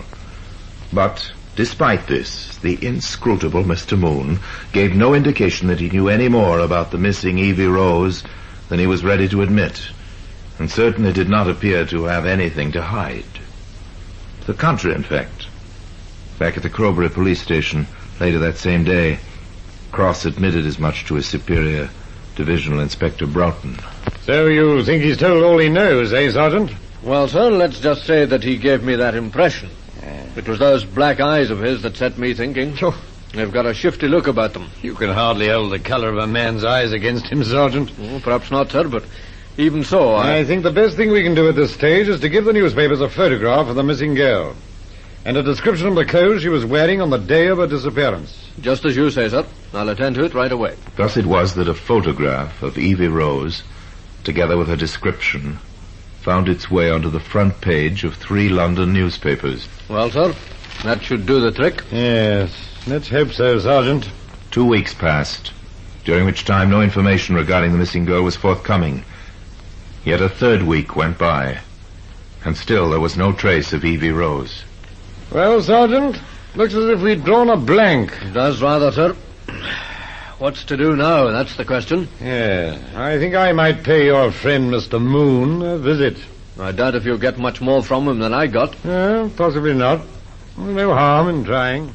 To this day, Inspector Broughton could not say exactly why he so suddenly decided to pay Moon a call. Perhaps it was the prompting of fate, or perhaps he acted simply on a blind impulse. Whatever it was, He wasted no time about it. And that same afternoon, he made his way out to the Moon farm. Found Moon seated on the narrow veranda, thoughtfully puffing at a much-smoked pipe. Hello there. If you're another of those damn fool reporters, you can go to... No. I'm not a reporter. Well, that's a relief anyway. They've been showing up here in a steady stream for the past 3 weeks. Oh, is that a fact? Yes. You know, I'm convinced they really believe I murdered that girl, that Evie Rose. Oh? Ah, prying fools that they are. The way they ask questions, you'd think I was on trial. Yes. Well, perhaps you are. What? I mean, perhaps they think you know more than you're telling. Now, why should they think that? Well, she was supposed to be on her way to visit you when she disappeared. Well, it doesn't mean I murdered her. No. I mean, anyone could have done it. Done what? Murdered her. Who said she was murdered? Why, no one. Not in so many words, but that's what they're inferring. Who? Those wretched reporters. You sure you're not imagining it? Of course I'm not imagining it. Why should I imagine it? Well, why should you indeed? You're sure you're not a reporter? Quite sure. Who are you then? Well, matter of fact, I'm a detective. Detective? Inspector Broughton's the name. Oh. Well, I'm glad you stopped by, Inspector. Huh. What brought you here? Oh, I just wanted to have a look about the place. Why? Curiosity. I suppose you wanted to question me, too. Well, frankly, I did want to, but I don't want to anymore. I think you've given me all the answers I need. With a nod, the inspector turned and walked back down the path. He didn't look back, but he could feel Moon's eyes staring after him. The eyes that had told him so much, so convincingly. It was just like that. Almost like the sort of stuff one reads in a cheap detective fiction magazine. Well, this was cheap. But it wasn't fiction. It was life. Life in its birthday suit. That was quick, Inspector. How'd you make out? He's a killer, Sergeant. Moon?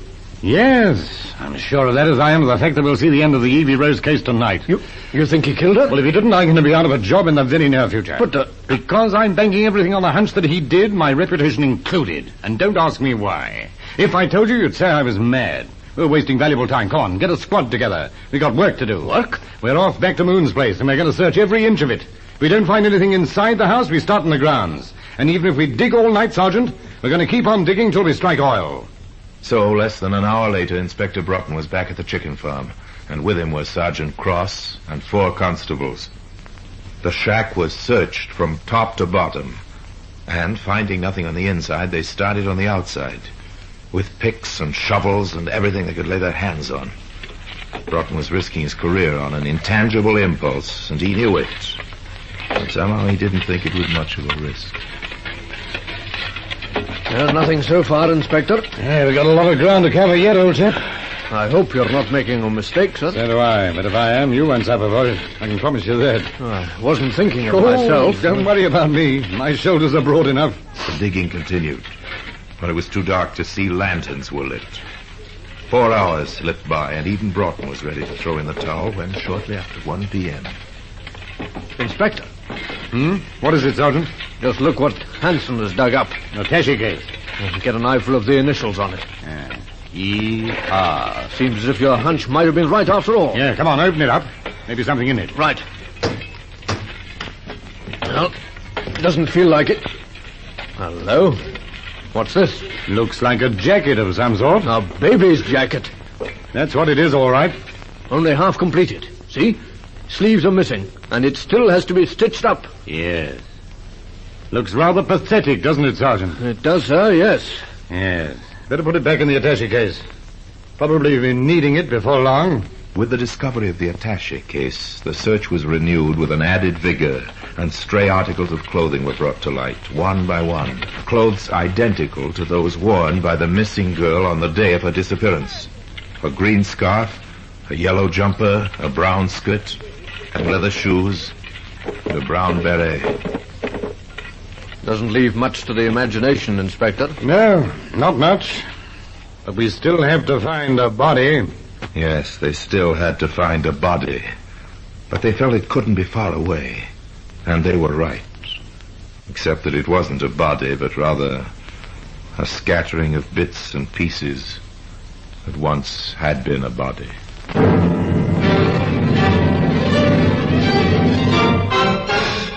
Confronted with the evidence, Trevor Moon made no attempt to deny the charge of murder that was subsequently leveled at him. He seemed, in fact, somewhat relieved to relate his gruesome story of how he had sent for Evie Rose and, knowing that she was soon to bear his child, strangled her, later dismembering her body and burying it, together with her clothing and the attaché case, the contents of which today occupies its place in the Black Museum. Orson Welles will be back with you in just a moment.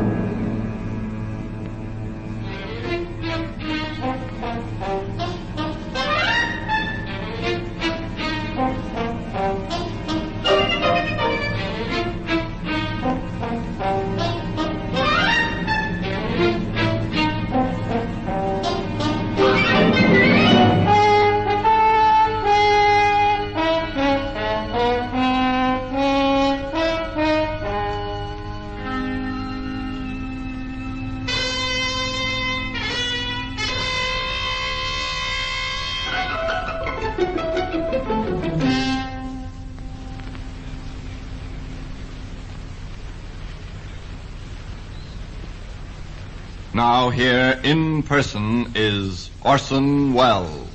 Moon's defense, if it could be called a defense, was a great letdown to the hundreds who kicked and shoved their way into the Old Bailey to witness his trial. For Mr. Moon pleaded guilty.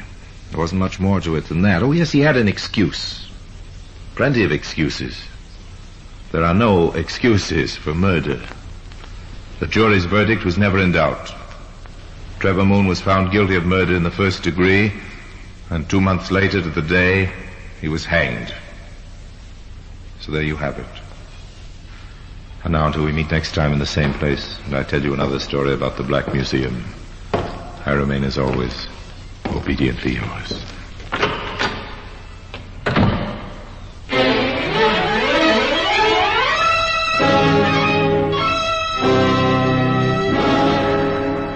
The Black Museum, starring Orson Welles, is presented by arrangement with Metro-Goldwyn-Mayer Radio Attractions, with original music composed and conducted by Sidney Torch, produced by Harry Allen Towers.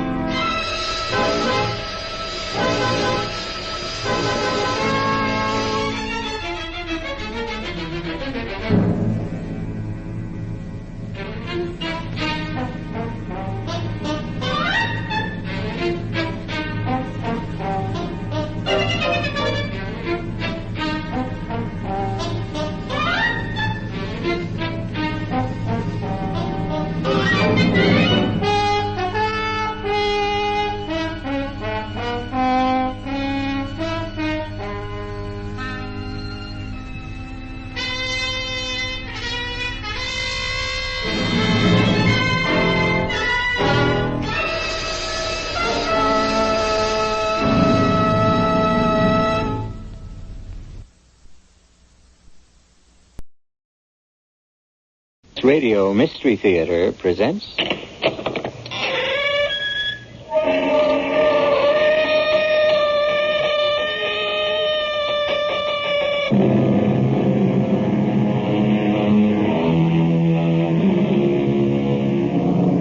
Come in. Welcome. I'm E.G. Marshall. Money has been called many things.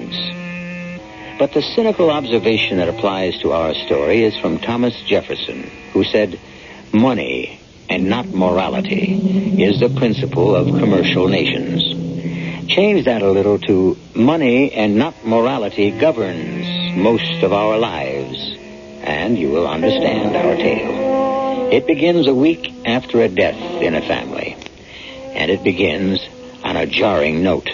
Miss Armstrong, I have been a jeweler here for over 35 years, and I've never seen anything like it. Mother willed it to me. She loved that pearl necklace. But it's not for me. It's more for an older woman. What's it worth, Mr. Towner? I want to sell it. No, my dear girl. My father bought it from you. He didn't buy this pearl necklace from me. Miss Armstrong, these pearls are imitation. They're made of paste. They're fake.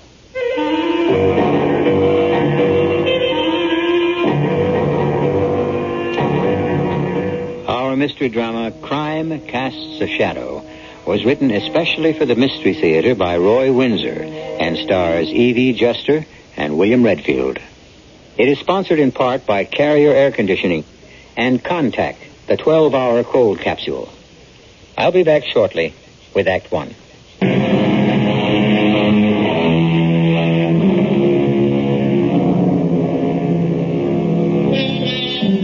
Our theme is money and morality. It is said of Diogenes that he walked around in the daylight carrying a lantern, looking for an honest man. Well, that was a little extreme. There are honest men and women, but there are also otherwise honest men who sometimes yield to extreme temptation. Bart Lerner, for example. Yes, thank you for being so thoughtful. No, there was no suffering. She just, drifted away. My stepdaughter and I were with her when she died. We've expected it for almost a year, after all. No, there was no chance of recovery. It was nephritis, and the kidneys just stopped functioning. Thank you again. I sure appreciate your call. Yes, goodbye. Hi, Bart. You got a minute? Oh, hey, Gay. You up so early? It's only 9:30. Well, sure, I'm not expected in White Plains till 10. What is it? Remember this? Sure, of course. Your mother's pearl necklace. Mm-hmm. It's beautiful. What are you doing with it? I thought it was in the safe deposit box at the bank. It was. I picked it up yesterday. Oh? Why? Well, my mother left it to me in her will. No conditions attached. She suspected I'd sell it and use the money as a nest egg. Well, why not, honey? It's too old-fashioned for a young woman like you. You might as well sell it. I tried to. Well, you mean today? Mm-hmm. At 9 o'clock this morning. I had an appointment with Max Towner. Oh. My father bought the pearl necklace from him years ago. 15 years ago. 5 years before he died. Yeah. Well, what did old Max offer you for it? Nothing. Nothing? Nope. Not a cent. Max said the necklace is worthless. The pearls are artificial, made of some kind of paste or something. Well, be darned. Are you sure? He was. He sold a real pearl necklace to my father for $12,000. I thought I might sell it for 15 or more. Well, I don't know about that, Gabe. The real necklace is worth that much or more, but that's beside the point now. This imitation isn't worth anything. Bart, what happened to the original necklace? Have you any idea? No, honey, I really haven't. Well, didn't my mother ever talk to you about it? No, your mother was a very sick woman for the last year, Gay. She was bedridden. I haven't seen her wear that necklace for many years. Did you put it in the safe deposit box for her? Not that I recall. No, she must have done that herself before she was confined. What could have happened to the real necklace, and who replaced it with this? Gail, let me ask you something. What value has the necklace for you? Well, it was a kind of trust fund for me. With $15,000, I could begin to build an estate. Sure. And instead you feel cheated. I don't know what I feel. I can't believe that Mother cheated me. Do you think she sold it? But if she did, why didn't she tell me? And why should she have sold it, Bart? You and my mother were pretty well fixed for money. Oh, not that well off. Oh, sure, the past year I've done well. But before that, with your mother's illness, we were pretty pinched. You know, medical expenses and... well, let's not talk about it. It's only 2 weeks ago since she... I know. I feel terrible. Like a vulture. But Mother would have understood. The necklace was left to me to keep or to sell. And now I can't do either. Could she have sold it? Sure, she may have. You say that, Bart, as if you know something you're holding back. No, it's nothing I know. But it is something you suspect, right? Well, I was puzzled at the time, I admit. I was thinking of taking out a second mortgage on the house to meet some large bills. And your mother objected strongly. You know how she was. Pay as you go and stay out of debt. I know, but if she sold the necklace, why didn't she tell me about it? Probably because she expected to redeem it. I really don't know, Gay. Well, I want to find out. Look, I tell you what. The necklace was worth, say $15,000, right? I know my father paid more than 10. And that amount of money was going to be your nest egg. Right. Okay, I'm going to make out a check for that amount and give it to you. What? No, I mean it. You'll have all your money, and we'll say no more about it. Well, but Now, not a word, honey. This is what your mother would have wanted. Oh, then you know she sold the necklace. I know nothing of the sort. All I know is that I never took a loan, and somehow the bills got paid. The nurse who stayed with us, the doctor bills, the hospital tests. Oh, sure, the insurance covered part of it, but almost half of the expenses we had to pay for. I insisted, she explained, but she just smiled, you know the way she did, and said I wasn't to worry. I had enough to worry about with my contracting business. So you suspected she'd sold the necklace, huh? Your mother never would let the subject come up. I didn't realize. Now, look, it's all settled. Bart, I just can't let you... Honey, look at it this way. If your mother helped me out at a time when I sure needed help, I owe her whatever the necklace is worth today. We'll make it $15,000. The necklace was left to you. It's gone. Let's forget it. But I can't forget what I owe. I'll have a certified check for you for $15,000 when I come home from work. But I don't know what to say. I'm very fond of you, honey. I think of you as a daughter. Oh, and you know I'm fond of you. And all I can say is thank you. It's an awful lot of money. No, I done well this year. I don't think about it. Well, what do you suppose became of the real pearl necklace? Somebody bought it. Through the jeweler, Max Tallner? Maybe, or maybe it was sold direct. I wouldn't know. Why? Curiosity. I just can't imagine Mother selling it without saying anything. I thought we'd agreed to forget about it, Gay. Oh, I suppose I should, but, it bugs me. It's so unlike Mother. Well, there's nothing to do. Just forget it. I can't. I have to find out what happened to the real pearl necklace.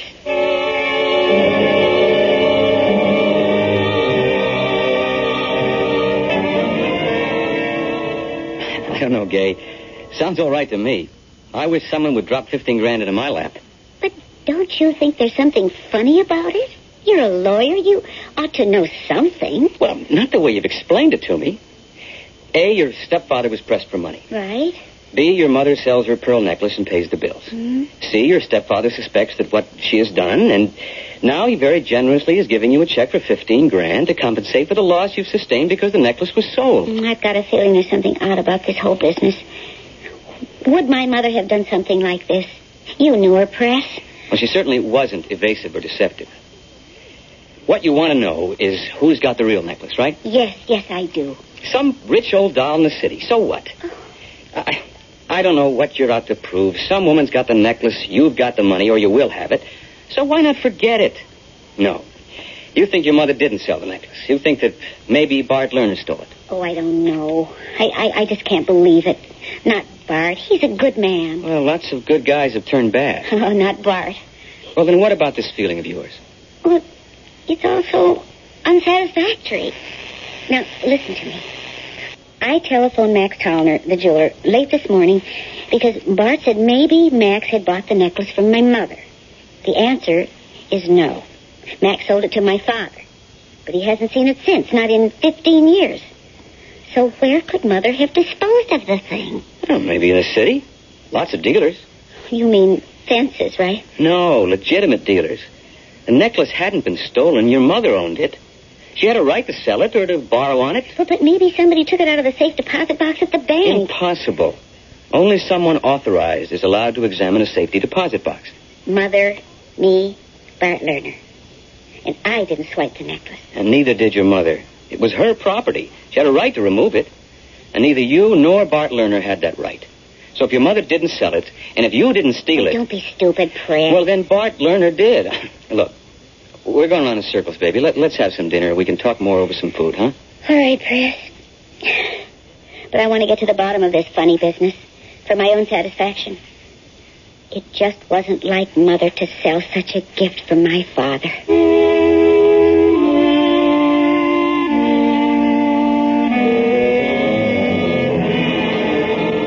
Hello? Yes, this is Arnold Walling. Oh, why, yes, of course. Well, perhaps it could be arranged tonight. Oh, that sounds impossible. Well, let me see. It's almost 7 o'clock. You say she's out to dinner or then possibly the theater? Yes, I understand your problem. It's a matter of time. You will have a check? Yes, of course. I will return your call. I will do my best. Goodbye. And there goes my evening. But a fee is a fee.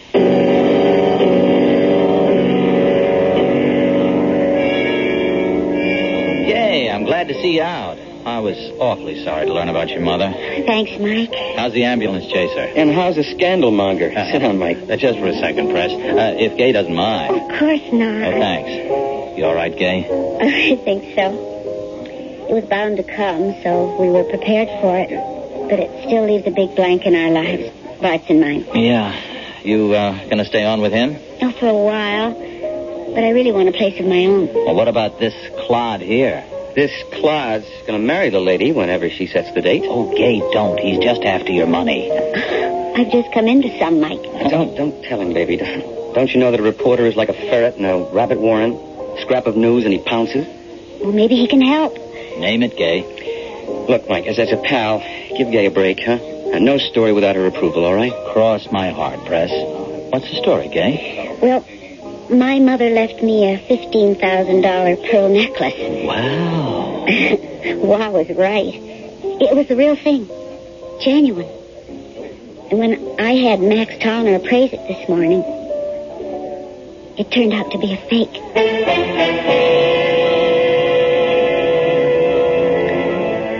You know how it is after someone has died. Not long after the mourners have departed, the oftentimes unhappy business of settling the estate begins. It's somewhat unusual, however, when a daughter discovers that a costly pearl necklace willed to her by her mother is worthless. Had the mother sold it? Perhaps. Had the stepfather sold it? More likely. But why? We'll find out when I return shortly with Act 2.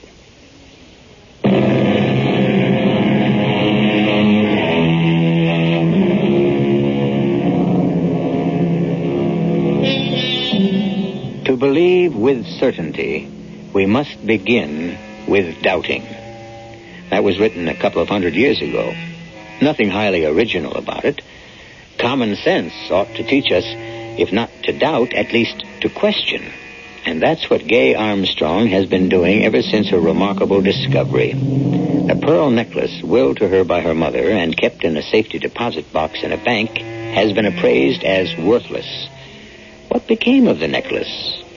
We will soon find out. Well, that's quite a story, Gay. What do you think? Oh, I don't know what to think. Let's be practical. The necklace is gone, but Gay has the $15,000. Yeah. I'm sure the money is great, but that's not her point. There's a mystery about the whole thing. What happened? That's what Gay wants to know. Exactly. The whole thing's as phony as plastic wood. Meaning my mother didn't sell the necklace? Of course not. Bart Lerner stole it. Oh, honey, I know how you feel about him. I like him, too. But he must have needed money, so he grabbed the necklace and sold it. You really think that Bart Lerner stole the necklace? Sure. Who else? Well, my mother may have gone to the bank and... I doubt it. She was a pretty sick lady. It's easy to check. The receptionist at the bank vault makes you fill out a slip. Ask the bank to check out the time anyone asked for your safe deposit box, and you'll find out if your mother went to the bank this past year. That's an idea. I mean, it's obvious. I'll bet only Bart Lerner had gone to the bank. Also, can you believe for a minute that if Bart needed money, he wouldn't have talked it over with your mother and that she wouldn't have said, sell the necklace? They had a happy marriage, Gay. His story about all the secretness is so much hogwash. Either your mother said it was okay to sell the necklace, or he stole it and sold it. But which was it? And how can we prove it? You can't. Bart can always say your mother agreed to have him sell the necklace. And you can't disprove that, Gay. But Mother would have told me. Maybe. I guess I'm with Preston there. Take the $15,000 and forget the mystery. If my mother told Bart he could sell the necklace, why didn't he say so? Why didn't he tell me soon after the funeral and before I went to the bank to get the necklace to have it appraised? I don't know. Well, don't you find that kind of funny? He had a lot on his mind, honey, after all. No, you can't convince me. And what about now? He is giving me a check for the money because the necklace is false. Well, he's in the money now, Gay. But does anyone just hand over $15,000 to a stepdaughter? That strikes me as a guilty conscience. Hey, no, wait a minute. What? A year or so ago, Bart says he was pinched for money. Mm-hmm. Now, what about now? Today? He's making a lot of money. Doing what? I know he's a contractor, but what specifically is he doing? What's he building? Well, I can answer that, Mike. Bart's company is building a big stretch of road in northwest New York State. Miles and miles of it. Now, why? What are you thinking? A real story. You've lost me, Mike. Good. Forget it. Let me just do a little digging. If I discover anything, I'll let you know. But what about my necklace? Mike, maybe if you ran a little human interest story in the forum... No, I don't think so. That could embarrass you. I agree. All Mike could write about would be your suspicion that Bart Lerner stole the necklace. We don't know that. I'm sure of it now. That's not good enough, honey. You have to have proof. Also, so soon after your mother's death, you'd look, well, greedy. Oh, I suppose that's right. But what do I do? I got an idea. If it pans out, we'll know what happened to the real necklace. And I'll have a story for our front page. What kind of a story, Mike? Graft.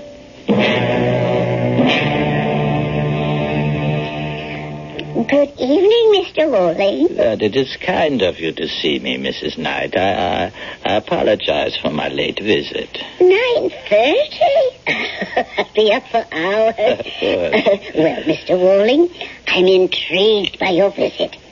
What you told me over the telephone. Oh, well, it's a very unusual situation. The original owner of the pearl necklace wants to buy it back. Isn't that what it comes down to? Yes. That's it. Well, may I ask why? Not that I'm willing to sell the necklace. It's an extraordinary piece, worth much more than we paid for it when we bought it from you. Oh, I realize that. I told you that it was an exceptional buy. And you were correct, for which we are very grateful. Thank you. I would say that the necklace today would bring as much as $25,000. Indeed. It is appreciated in value. Yes, I have a check here in that amount. I beg your pardon? Here is my check for $25,000, Mrs. Knight. But I have no idea of selling the necklace. I know that. You're being very mysterious. I will give you this check. You give me the necklace. Keep the check. Don't deposit it. In a few days, I will return with your necklace, and you will give me the check. I will tear it up and give you another check for $1,000. $1,000? For your cooperation. I have never heard of anything like this. Well, neither have I. I told you it is a very unusual situation. But it doesn't make sense. Why would the original owner want the necklace back for just a few days? I cannot tell you, Mrs. Knight. Perhaps when I return the necklace... What if I refuse to cooperate? Well, I will just report your refusal to my client. Well, there are some persons who, shall we say, play rough. Are you threatening me, Mr. Walling? Oh, good heavens, no. The very idea of violence appalls me. Well, it sounded like a threat. Well, not from me. But if my client can't explain the disappearance of the pearl necklace to others, there's no telling how many persons might be hurt. Well, it's not only unusual, Mr. Walling. It's rather unpleasant. Oh, I agree. What if I turn the necklace over to my bank? Don't tell me these so-called strange men would break into the bank. Oh, no, certainly not. That would be crude and obvious. You frighten me. It frightens me, too. Why do you think I've given up my evening to pay you this visit? I've enjoyed meeting you again, but I'm not here by choice. I see. Then I really don't have a choice, do I? The police? Oh, they could protect you. Up to a point. It is incredible. Sickening.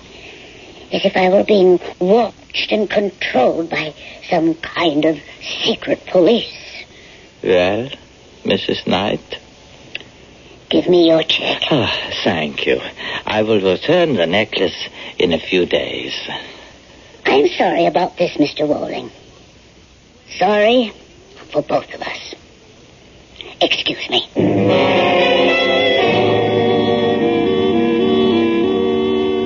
Hi, honey. Why, Bart, it's almost midnight. What are you doing up so late? Oh, waiting up for you. You have a nice time? Very nice. Well, how's Preston? Fine. Did you just wait up, or did you want to see me about something? Well, yeah, matter of fact, I did. I've been thinking about you all day long. How upset you were this morning about your mother's necklace. And by the way, here's that check for you. Bart, I don't know. No, please, I want you to have it. But $15,000. The real necklace is worth at least that much. So give me the fake necklace and we'll drop the subject for good, huh? You have it here? Yes, I left it in the desk drawer. All right, hand it over to your old stepfather and you'll never see it again. All right. I might as well tell you, Bart. I talked this over with Preston. Uh-huh. Here's the box. Oh, thank you. So, what did Preston have to say? Take the check and forget about the necklace. Smart young man. Now, let me take a look at this thing. It's quite beautiful, isn't it? Yeah. Hard to believe it's a fake. I couldn't tell, could you? No. But we're not experts. They look like genuine pearls to me. I couldn't possibly tell the difference. No, neither could I. I mean, I've never seen more perfect match pearls. And these are fake? That's what the jeweler said. I wonder if he knows. Max Tallner? Oh, sure he does. He sold the real pearl necklace to my father. Why wouldn't he know? Well, Max Tallner's a pretty old man. You think he could be mistaken? I couldn't say, but these look pretty good to me. I mean, if this necklace is fake, it's one great piece of work. Oh, I wish I knew more about stuff like this. Well, let's not worry about it. You got the check, I got these. Maybe I'll have another jeweler examine them. Why don't we go back to Max? We? Well, why not? I owe it to you, Bart. What do you mean, owe it? Well, but will you forgive me if I tell you something? Forgive you for what? My crazy imagination. You come again? Well, I thought about what you told me this morning, and I just couldn't quite believe it, Bart. I mean, Mother selling the necklace to pay bills and not telling me about it. Well, don't you think it would have embarrassed her, selling something she had already willed to you? Mm-hmm. That makes sense. Now. And what else went through that imagination of yours? Oh, I'd rather not say. Makes me feel crummy. Wow. Oh. Did you think that I had stolen the necklace? Oh, please. Well, of course. It was a perfectly natural thing to think. I thought about it at work today. I knew what you were thinking. I feel terrible about it. Please forgive me. Done. And now let's forget it. Are you going to see Max Tallner tomorrow? Well, you might as well. Wouldn't it be wonderful? Oh, it couldn't be. I was going to say, wouldn't it be wonderful if this necklace is the genuine one? Why, would you want it back? Oh, no. It's beautiful. But it's not for me. You do prefer the check. Oh, yes. Oh, but I'd be happy if this thing was really worth what you paid for it. Oh, that's too much to hope for. But it would be like having $15,000 fall right into my hands, huh? Yeah, Mac said it was worthless. Well, he should know. He could have been mistaken. Maybe. We'll find out in the morning. Now, come on, take your check. And I'll put this necklace in the wall safe. Just in case.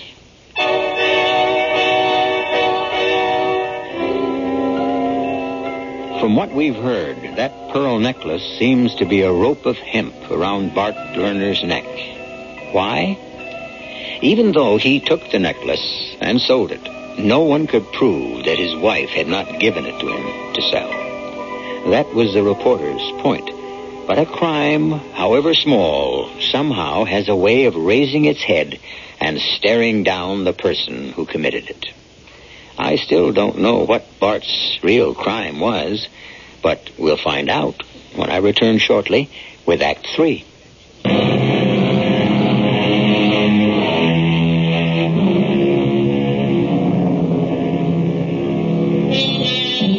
Crime really does cast a long shadow, meaning that there is always a vestige of a shadow trailing, however faintly, the person who did something wrong.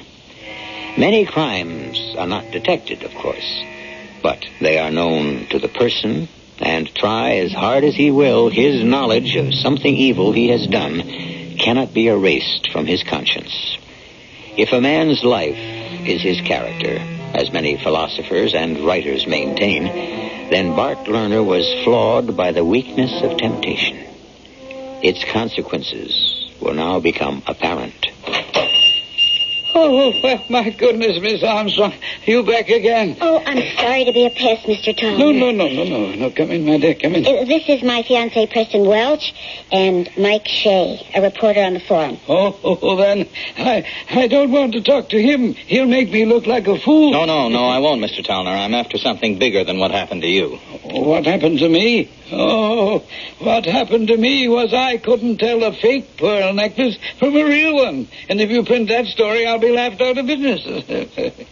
I've already apologized to Miss Armstrong and to Mr. Lerner. Mr. Towner, is there any doubt in your mind that the necklace you saw this morning, an hour and a half ago, is genuine? No, not a doubt in the world. Yesterday I looked at the same necklace and told Miss Armstrong the pearls were fake. No, you didn't, Mr. Towner. I didn't. Well, I must be going crazy. You are the victim of a switch. The first necklace you saw was a fake. And last night, Bart Lerner and Miss Armstrong looked at it again. Lerner had his doubts about your appraisal. This morning they showed you the genuine pearl necklace. Is this true? We think so, Mr. Towner. Well, then I haven't lost my mind. No. But why the switch? Can you prove it? We're going to try. We need your help. If you were going to sell the real pearl necklace, who would you take it to? Well, no one here in White Plains, I don't think. New York City, probably, yes. The big buyers and sellers are in the jewelry center down there. Uh-huh. Can you give me some names? Oh, there are so many. Becker, Taubner, Woling, that's Arnold Woling. He's very big. Uh-huh. He arranges many big deals and all legitimate. Press, hit the road and see what you can find out about, Okay, Arnold Woling. I'll go with you, Press. No, you won't. You get back to your job. I'll report back to Mike if I have any luck. And I've got reports coming in already. Reports? About what? Payola, baby. The truth about your pearl necklace could rock the state.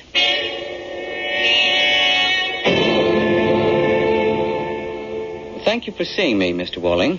You said that you are a lawyer? Yes, I practice in White Plains. Oh, I see. And you said you wanted to ask me about a pearl necklace? With the idea of buying one? No, Mr. Woling. With the idea of finding out the name of the person from whom you bought it. Assuming that I did buy such a necklace, the name of the seller is confidential information. You can, of course, understand that. Of course. Just what is your interest in the necklace? It was willed to a young lady I know. When she went to have it appraised, it was declared worthless. A fake necklace had been substituted for the genuine one. I see. Do you, Mr. Woling? Someone had to make that false necklace. You bought the genuine one and sold it. Those were legitimate transactions, Mr. Welch. I don't question that, but if you sold it, How did it happen that this morning at 9 o'clock, the young lady had the necklace appraised a second time, and this time it was the genuine article? I can't say. Did you help to arrange the switch, Mr. Walling? And before you answer, it is the opinion of a very sharp newspaper reporter, Mike Shea, and mine also. The money obtained through the sale of the pearl necklace was used as payoff money to an unscrupulous member of the Roads and Highways Commission. What does that have to do with me? I want the name of the person who sold the necklace to you and the person to whom you sold it. You don't know the former? Yes, but I want your testimony as proof. And I want to visit the buyer in order to piece the scheme together. And if I tell you what I know? I'll give you my word that I'll protect you and the buyer from publicity and innuendo. As a businessman, I have never violated a confidence. I said I'd protect you from publicity and innuendo, Mr. Walling. But can you protect my life?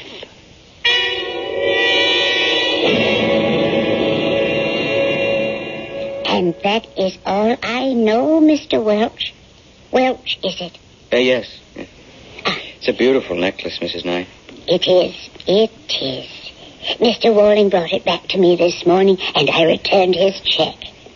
You will keep my name out of the papers, won't you? Certainly. It's an evil talisman.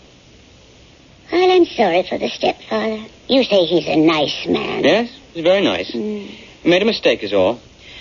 Not so much in selling the necklace to Mr. Walling, but in paying money to influence the paving contract. You know that for a fact? Just about.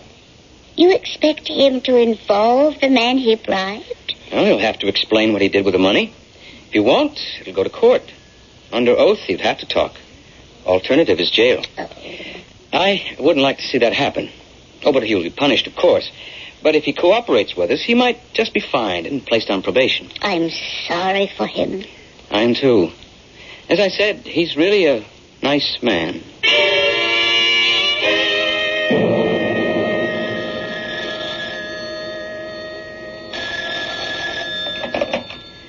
Bart Lerner speaking. What? Why, I can't believe... A story in tonight's forum. Oh, I'll be ruined. No, of course not. Who telephoned you? Walling? Well, it knocks me out. Yes, well, let me explain, please, sir. Look, my stepdaughter had the necklace appraised this morning. It was the real one. She was happy. She kept the check I'd given her, and I returned the necklace to Walling. I thought the whole thing was over and done with. Yes, sir, I realize it isn't a... Of course, sir. I'll protect you. Well, thank you. I'm going to need the best brains you can buy. I can't tell you how sorry I am. What do I do? What can I do?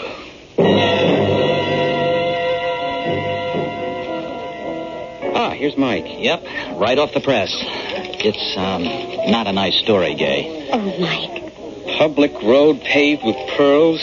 Bart Lerner suspected of selling stepdaughter's heirloom necklace to bribe Roads and Highways official. It's all here, except for the names of Wall and Mrs. Knight. Thanks, Mike. It's hideous.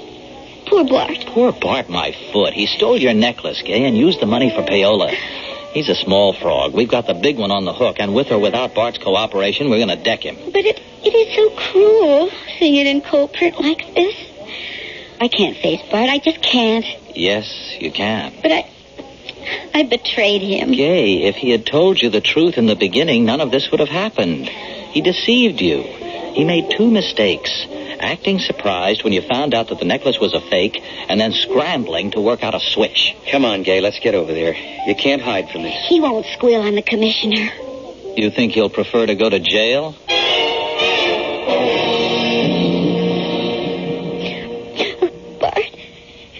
Bart, I'm so sorry. All right, baby, all right. Come on, don't cry. Sit down, Preston, Mike. Right, thank you. Didn't know that rotten necklace. There was nothing wrong with the necklace, honey. Now, come on, dry your tears. How can you take it like this, Bart? What else can I do? I made a mistake. I have have to pay for it. Oh, I'm so sorry. It just breaks my heart. Yeah, I'm kind of sorry, too.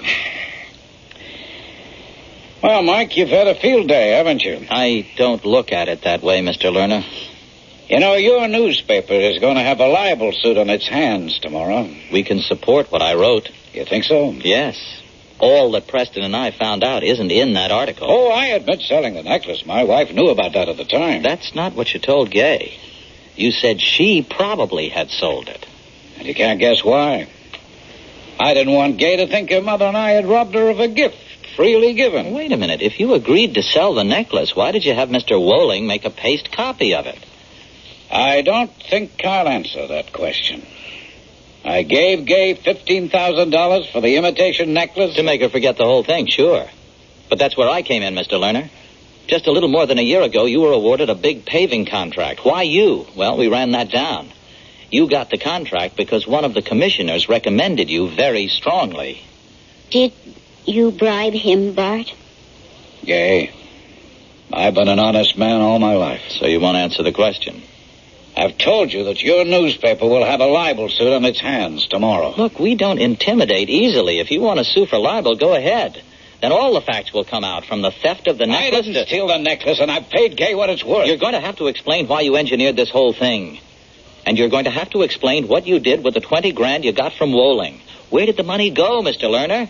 It'll all come out. And if you won't talk, you know where you'll end up. Jail. Don't say that, Mike. He's right, though, Gay. Bart, please admit what you did. If you did make a mistake, admit it. Isn't that what you've always told me? Admit a mistake and you can be forgiven? Well, honey, that's easier said than done. Have you been threatened? Already? What are you talking about, Mike? Oh, Gay, you're really very naive. Your stepfather is in trouble. You mean if Bart talks, they'll kill him? Sound melodramatic? Well, it's true. He's already been warned, haven't you, Mr. Lerner? Yep. Well, you get rubbed out or spend a long time in jail. Not much of a choice, is it? I wouldn't like to make it. Well, I'm not talking. I'll see you in court, Mr. Lerner. Good night, Mr. Lerner. Gay, I'll be going too. Talk to you tomorrow, baby. Okay. Bart? Yeah? Did you bribe that man? No, honey. You didn't? No. Well, I don't understand then. He got the money. If he had... Yeah, he got the money. Well, who gave it to him? Who is he, Bart? I hadn't been very successful as a road constructor, never landed a big bid. I didn't know why. The man who received the money is named Thornbury. I know him, Bart. He was a friend of my parents. Yeah, and an influential man. And you didn't give him the bribe money? No, but I intend to say I didn't. Well, if you didn't give it to him, who... Bart. It got me the bid, honey. It was well-intentioned. Mother. She did it for you. And now you'll go to jail. It's our secret, Gay, honey. And no one is ever to know.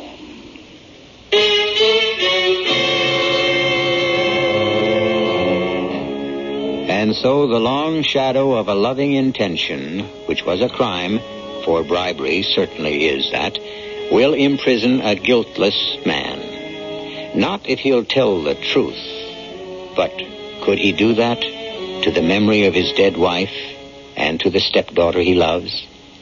Quite a remarkable man, Bart Lerner. I shall be back shortly.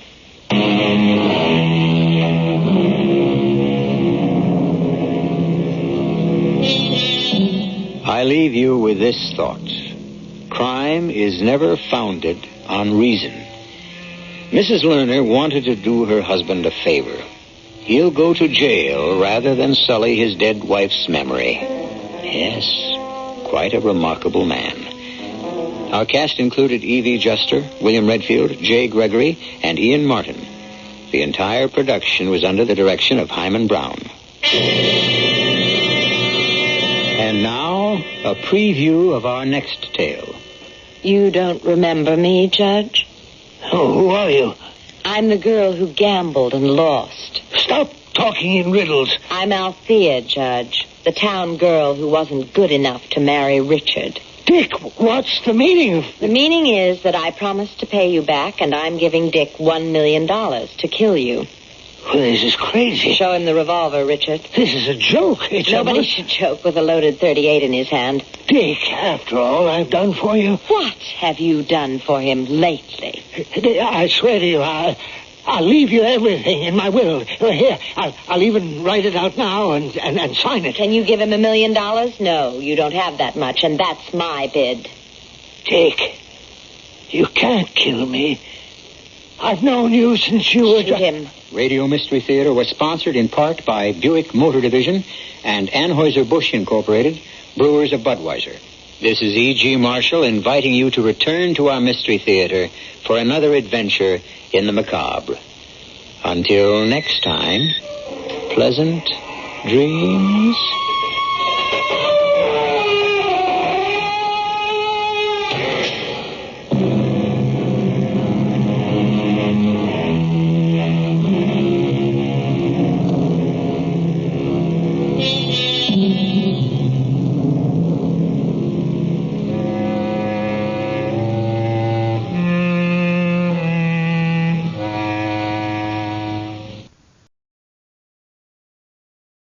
The CBS Radio Mystery Theater presents...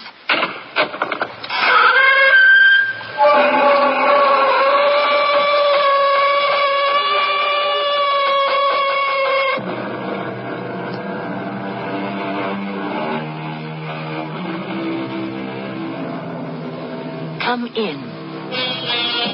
Welcome. I'm Tammy Grimes.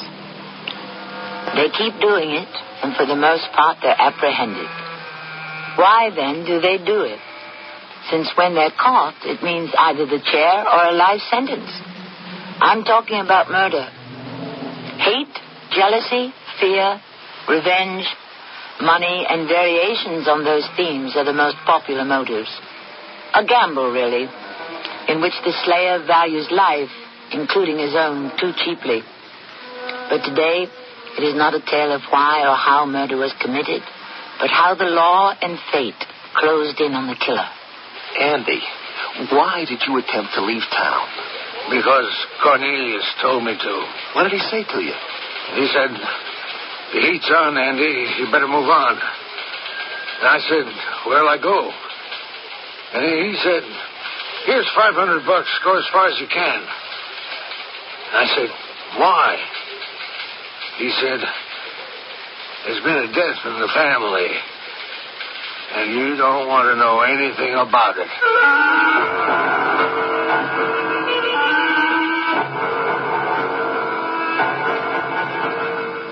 Our drama, The Imperfect Crime, was written especially for the Mystery Theater by James Agate Jr. and stars Russell Horton. I shall return shortly with Act 1.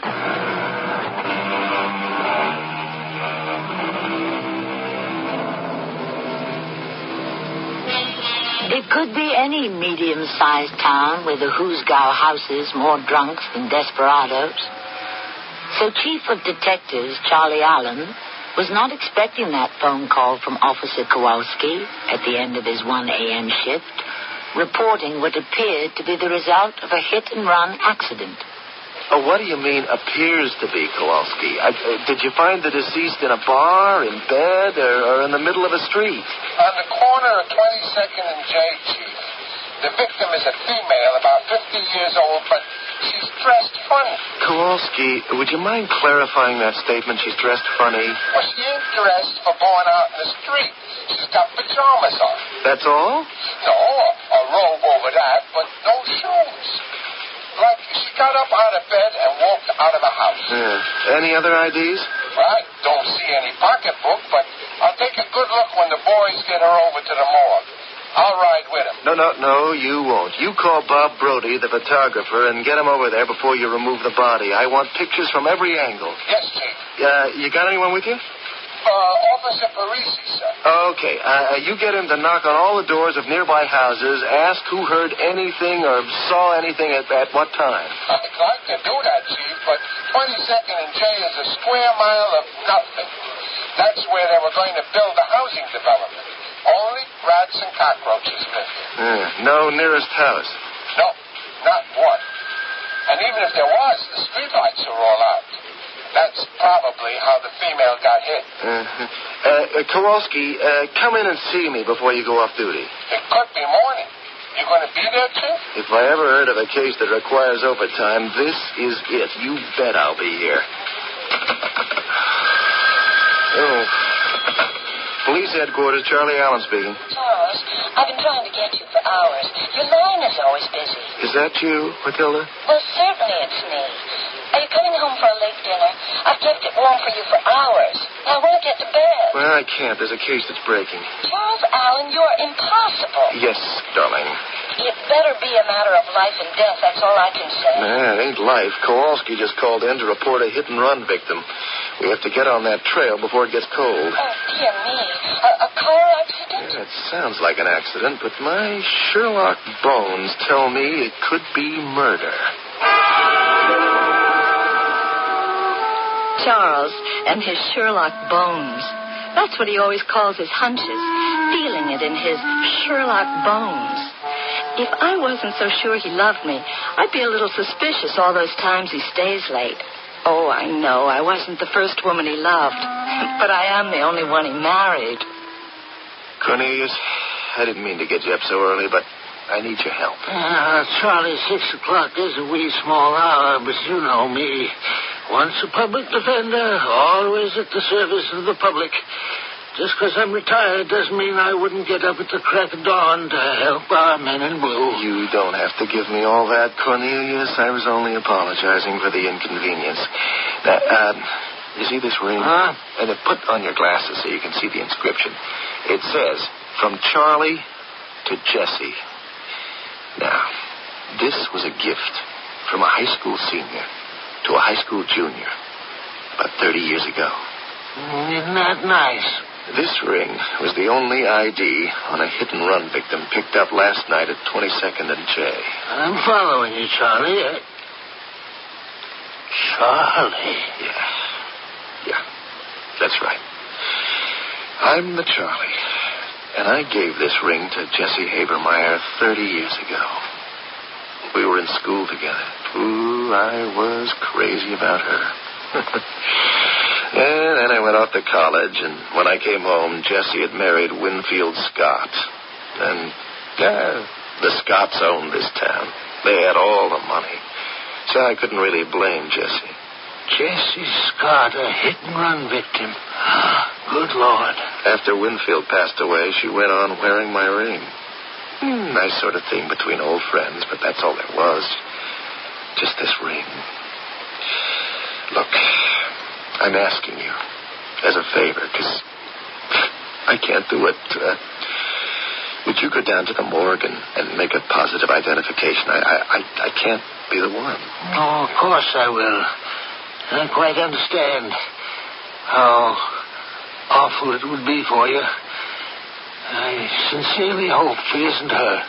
The ring, Cornelius. And Kowalski described the woman who sure could be, Jessie.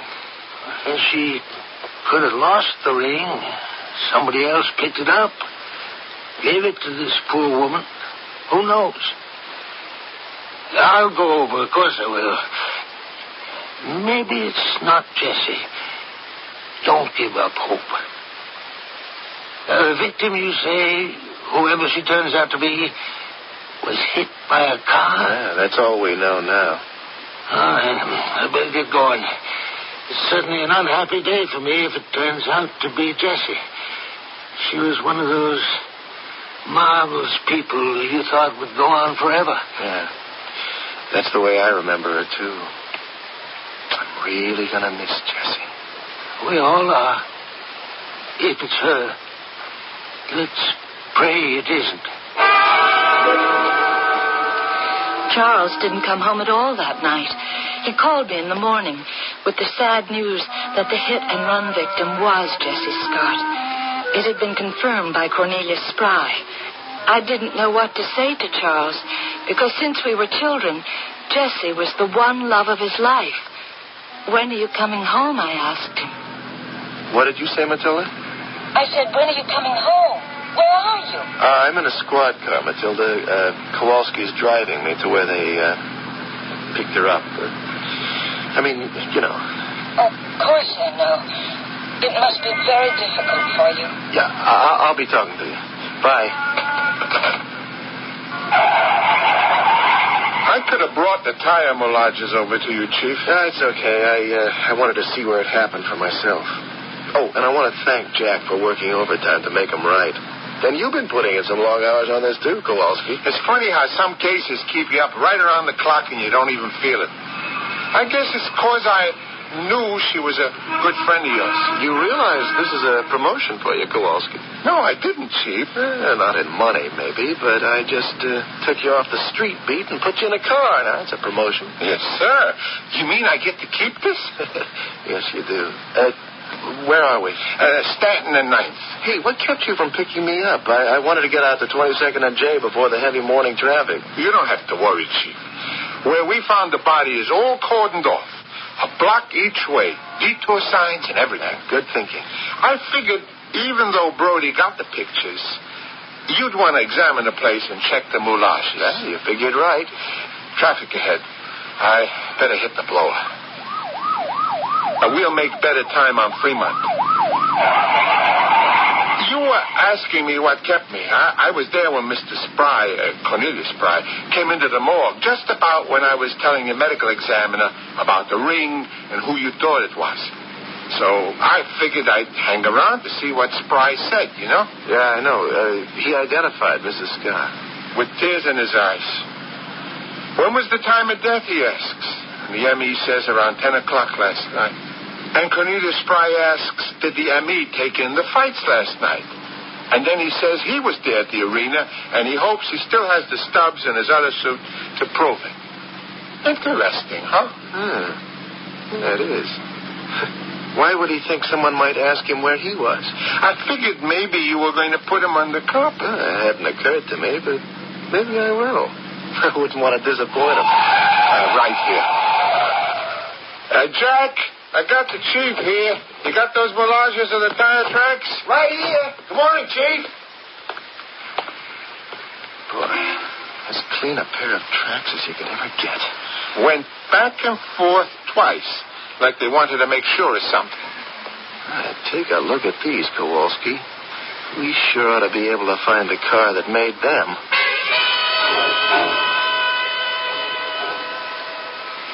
At least since you came home for lunch, you can take smaller bites, Charles, and not bolt that egg salad sandwich that way. Am I supposed to eat eggs? In moderation.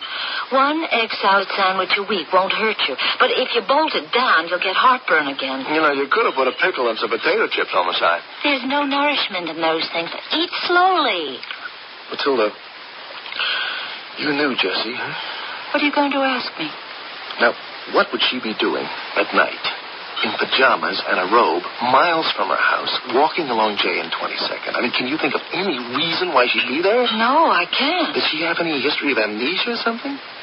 Did you ever hear any strange things like sleepwalking, for instance? No, I'd say of all the girls in our class, I think Jessie had her head screwed on the tightest. She knew what she was doing. Matilda, you know, she was wearing a ring I gave her when we were in school together. Had it on her finger when she was run over. I'm sorry, Charles. No, I'm truly sorry. The problem is, I don't believe it was an accident. But if it was murder, why? Money? Money? No one really knows how much money she had, except maybe Ken Bradley at the bank. But I bet you there's not one person in town who doesn't believe Winfield Scott left her a packet. I hadn't thought of that. Well, think of it then. She was a wealthy woman. That's the way to go. A, assume she was not the victim of a hit and run, and B, whoever did it was after money. I could have told you that. Charles, where are you going? Back to the station house. He's like a bulldog once he gets started on a case. It's hard to keep him sleeping and eating right, so I always try to help him without his knowing it. Ken Bradley, president of the National Bank's an old friend. Well, I called him to ask if Jesse Scott had drawn out any big sums recently or written any large checks. And if so, to whom? Ken would tell me on the QT. And then all I had to do was make Charles believe it was his idea to follow that lead.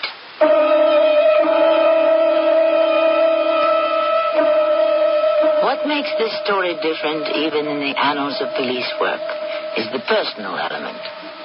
True, no matter who the victim was, the chief of detectives would have turned over every stone, every clue, run down every rumor, and interrogated every possible witness.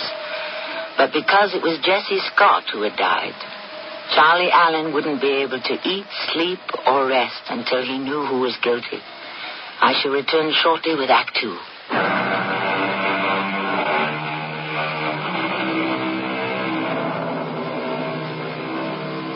In the law versus the lawless, the division is sharp. The hunter versus the hunted.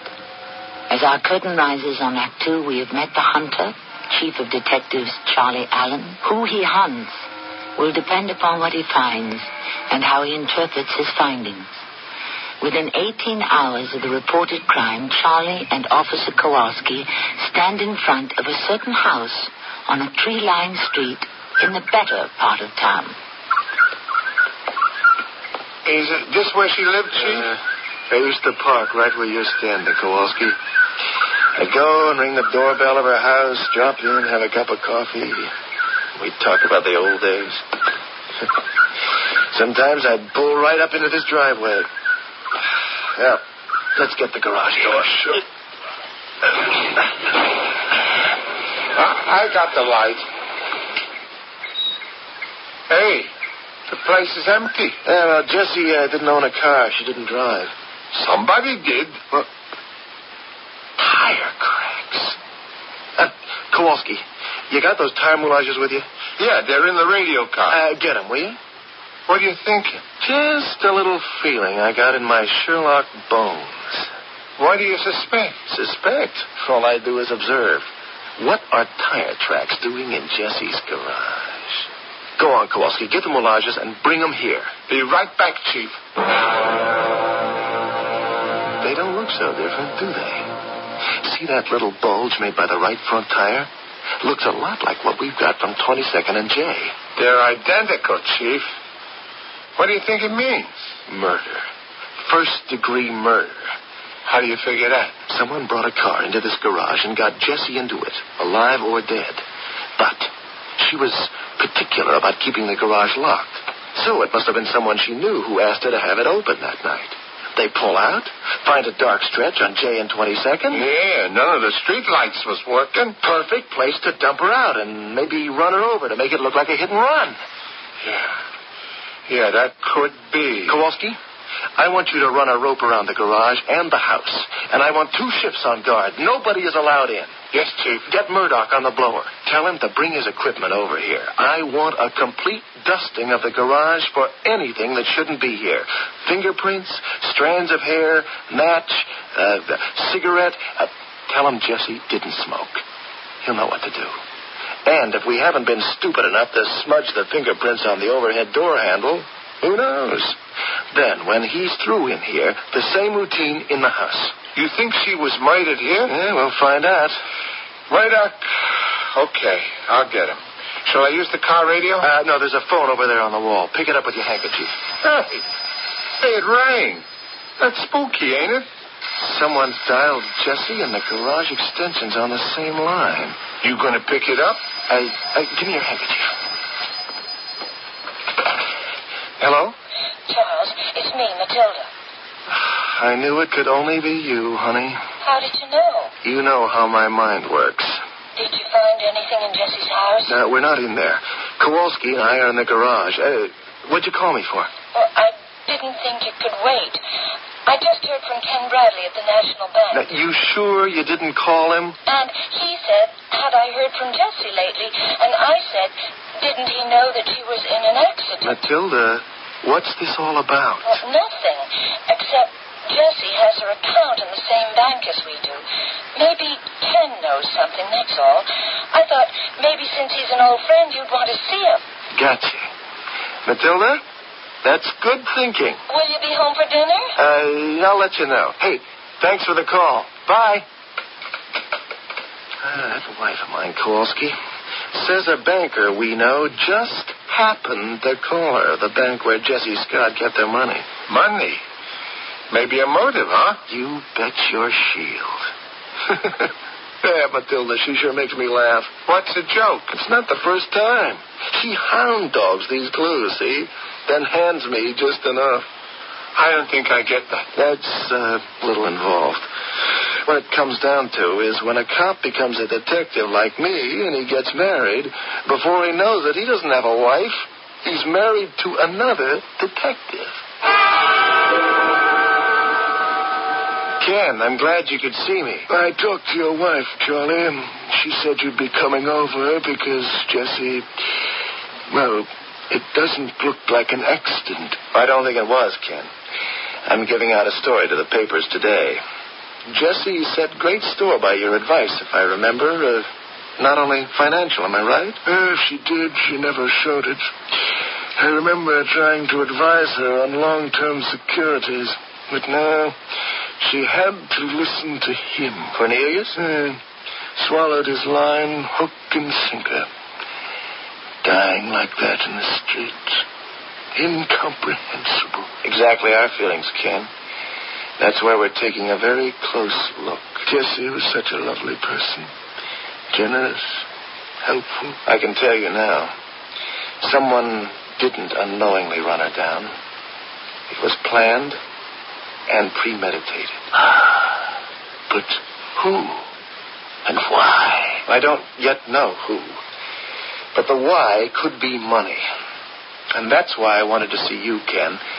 So the advice on investments Jessie listened to came from Cornelius, acting as her attorney. Well, not only that, since presumably he had Jessie's best interests at heart, she gave him, in some misguided moment, power of attorney. Oh, I didn't know that. Nobody did. Cornelius dropped a lot of her money she'd inherited from Winfield into mining stock, gold stock, oil exploration, all risky investments. Well, still, a mistake is a mistake, if it was. A lot of her funds, in fact, everything that wasn't nailed down in an irrevocable trust, just plain disappeared. Vanished. Her money vanished? How much? Well, into 6 figures. And if I did nothing else for Jessie, at least I alerted her to that fact. It was right here, Charlie, in this office, not 2 weeks ago. She sat where you're sitting, and Cornelius sat to her right. I can still hear him saying, Jessie, don't you trust me? 6 figures. Well, that could be 200,000, more than twice that. So, in effect, there was a shortage of about $500,000 of Jessie's money. Ken, thanks. You've given me something I didn't have before. Have I? What is it, Charlie? A motive for a murder.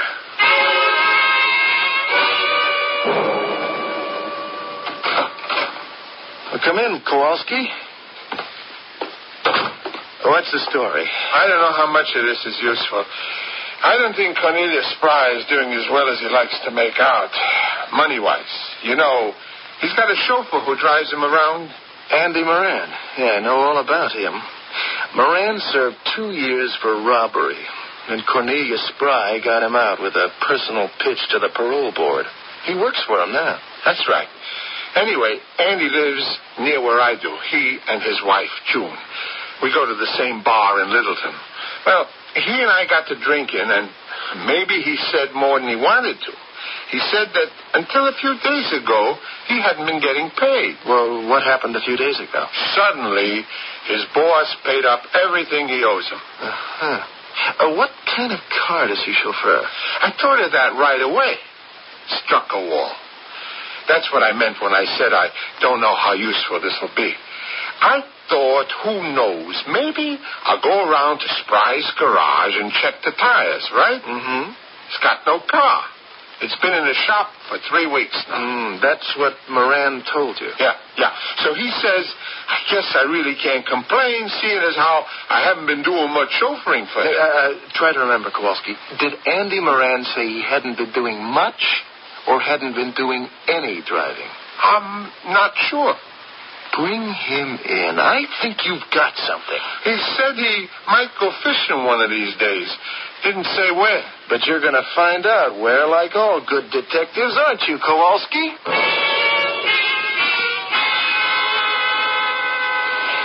Charlie, the press boys have asked me to get your statement on the Jessie Scott hit and run. The police department has come to the conclusion that Mrs. Winfield Scott did not suffer death at the corner of J and 22nd as a result of a hit-and-run accident as earlier reported. Am I going too fast for you, Mary? Nope. We now have definite proof Mrs. Scott died as the result of premeditated murder at the hands of... Mm-hmm. Person or persons unknown. Got that? No, you haven't. We have reason to believe that Mrs. Scott's attorney, Cornelius Spry, is implicated. Cornelius Spry, the former public defender? Yep, the one and the same. Have you a confession? No, but we're bringing him in. Naturally, we would prefer that Mr. Spry came into headquarters of his own volition, and we hope he'll do just that. That's the end of the statement, Mary. This office will be getting back to you, hopefully in 24 hours, with more details. You really think you'll have it cracked by then? I think so. Charlie, I was just called by the Examiner Journal and by the Times Trib and 2 other papers, all of whom wanted to know what I had to say about Chief of Detective's accusation that I was implicated in Jessie's death. How dare you give out such a statement? There's not a word of truth in it. Well, I'm glad to hear you say that, Cornelius, but the facts indicate otherwise. What facts? Innuendos, yes, well, maybe, but what facts? At this point, Cornelius, I can only divulge them to the district attorney. If it all proves untrue, I can only say, I'm sorry. What does your sorrow mean to me? Once the story is in print, the damage is done. I'll be glad to apologize. Retractions mean nothing.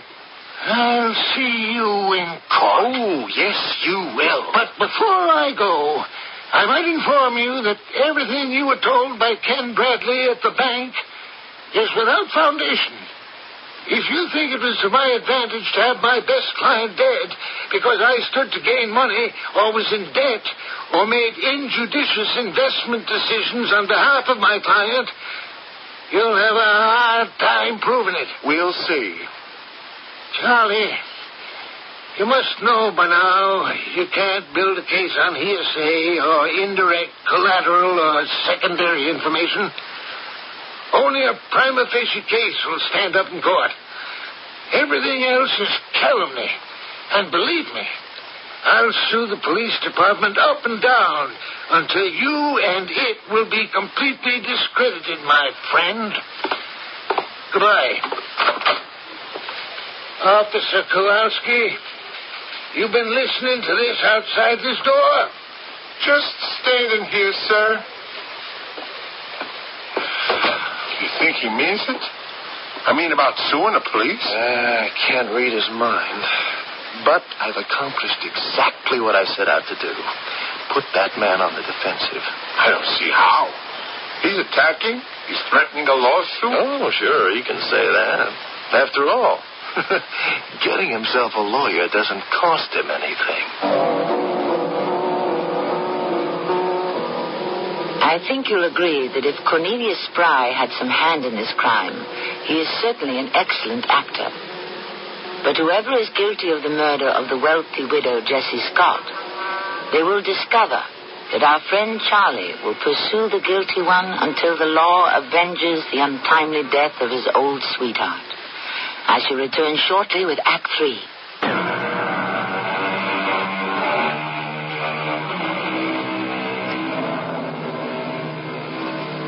Conan Doyle, master mystery storyteller, once said, "Detection is, or ought to be, an exact science, and should be treated in the same cold and unemotional manner. Tinge it with romanticism, and you produce the same effect as if you worked a love story into the fifth proposition of Euclid. Unquote. Whether Chief of Detective Allen's love for the deceased Jesse Scott will help or hinder him, we shall soon discover. Chief is gone. I went to pick Andy up, and he's gone. Fishing? Nope, just gone. Nobody knows where he went. So, Andy Moran didn't go fishing? No, sir. The bartender told me he saw him 2 nights ago, but when I went around to where he lives, no answer. Then I went over and rang the service bell at Cornelius Spry's place. And a new man comes out and says he's the chauffeur. Where's Andy Moran, I ask? He don't know any Andy Moran. That is good news. What? All good news. How can you say that? Kowalski, send out an all-points bulletin. Moran did time, so mugshots must be on file. Our former public defender got the wind up, went home and told Andy to run for the hills. So now we can assume they're both in on it. If we knew what they were in on? We'll find out. Put out the APB.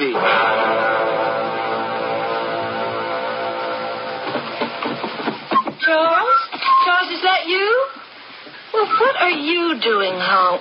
What are you doing to those drawers I fixed so carefully? Hey, Matilda, I'm looking for a clean pair of socks. Socks are in the top drawer where they've been for 20 years.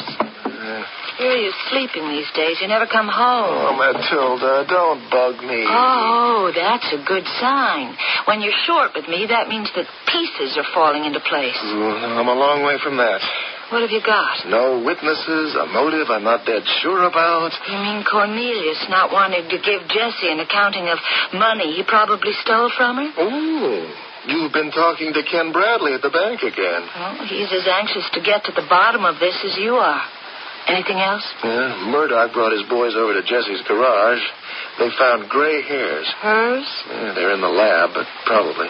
Charles, while you're changing your socks, I want to tell you what I've been up to. Honey, I'd love to hear it, but some other time. Oh, where are you going? I thought you wanted clean socks. I suddenly realized Kowalski may not know the drill. I told him to send out an APB for Andy Moran, and I want it in the works before that joker decides to leave the country. You do mean Andy Moran, the ex-con who chauffeurs for Cornelius? Yes, that's who I mean, yes. The same Andy Moran who married my sister? That is the man, yes. He had something to do with it? Honey, so long. Don't wait up for me, huh? It's Andy Moran I want to talk to you about. I saw June in the supermarket. Being married to a detective who needs all the help he can get but won't accept it from his wife makes me so mad sometimes I could scream. But I don't scream. I hold it in. He's got his Sherlock bones, and I've got my hunches. Take today. I'd just seen my sister, June Moran, in the supermarket. I couldn't get to talk to her before she had left, and I saw her get on a bus. It was a Galesville bus, which meant she was in Galesville visiting her in-laws, Andy's folks. I knew they were looking for him, so I thought I'd help.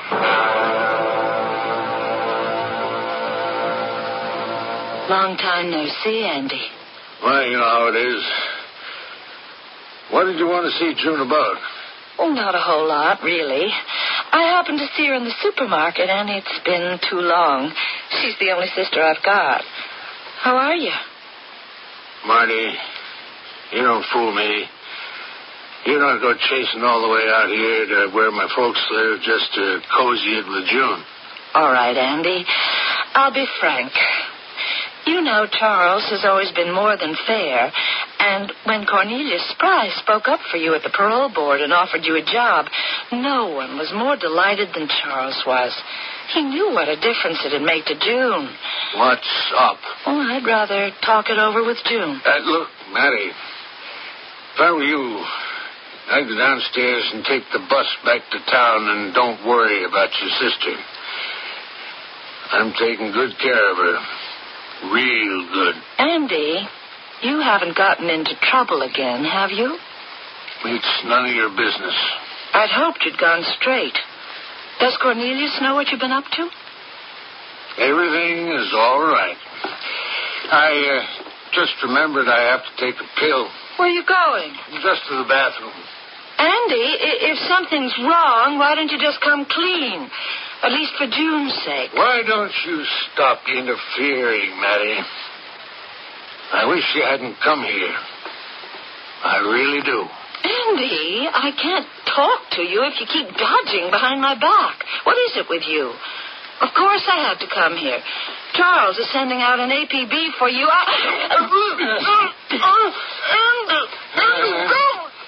Sorry to do this to your sister-in-law, but I need the time to get away.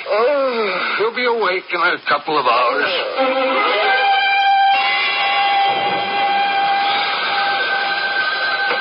Police headquarters, Inspector Allen speaking. Inspector, this is Kowalski. I located a car that made those tracks. It belongs to Lieutenant Norris of the 4th Precinct. What? A police lieutenant? Right. His car made those tire tracks.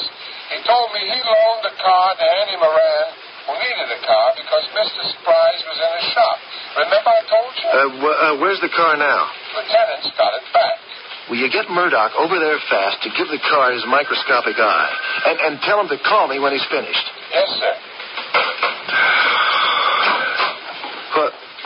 Matilda, what are you doing here? You look awful. Can I sit down, Charles? Here, lean on me. Boy, what have you done to yourself? Honey, your hair's all down, your clothes, What happened? Hey, you weren't mugged, were you? Oh, I found Andy Moran, and he chloroformed me. I only just got away. I mean, it was hours ago. I knew you'd be here all night. Charles, I was only trying to help. No. Take it easy. One thing at a time. Just tell me what happened.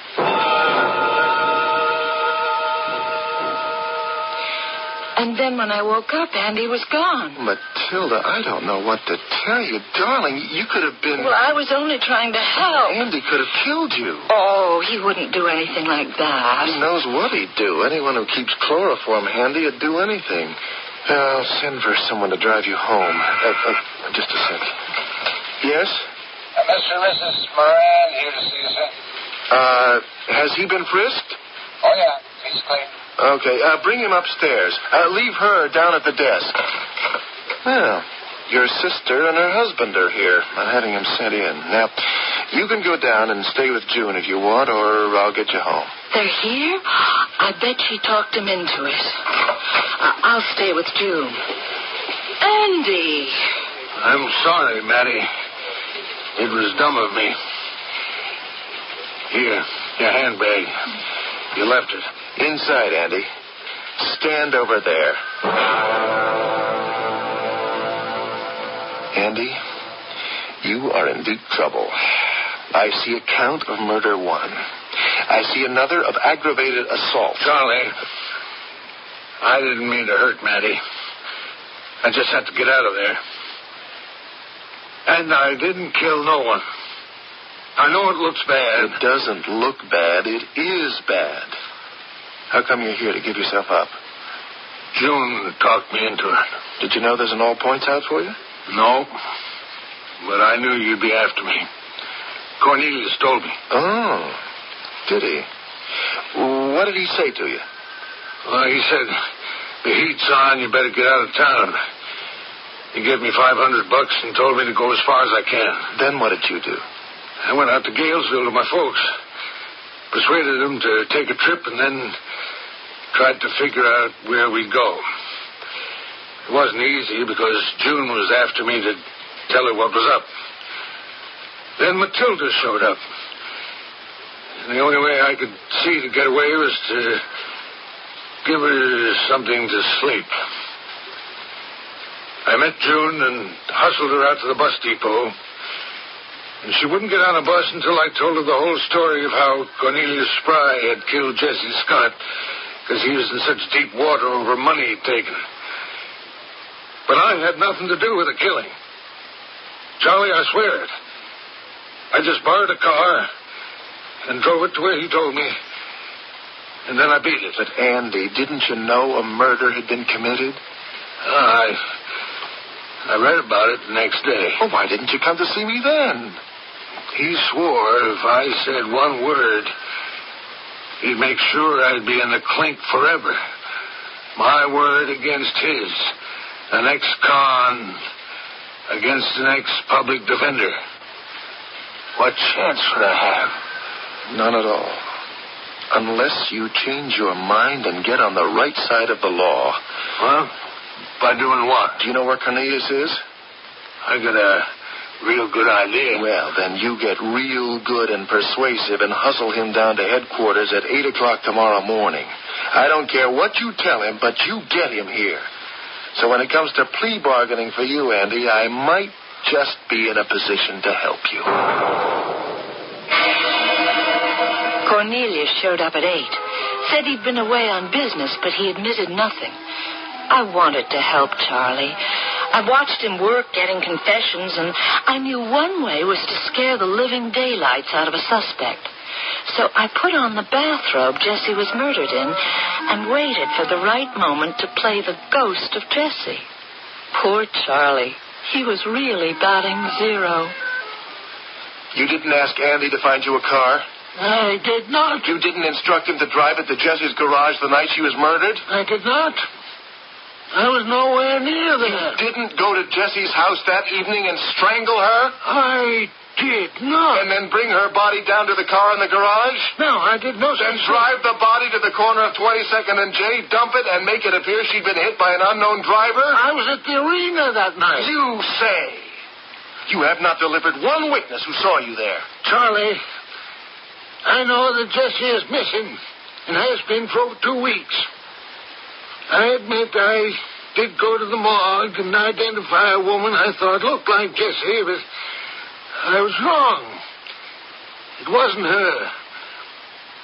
I suggest to you that Jessie is somewhere alive. Perhaps she's lost her memory. And the ring I gave her on her finger? Perhaps stolen. Perhaps found by someone.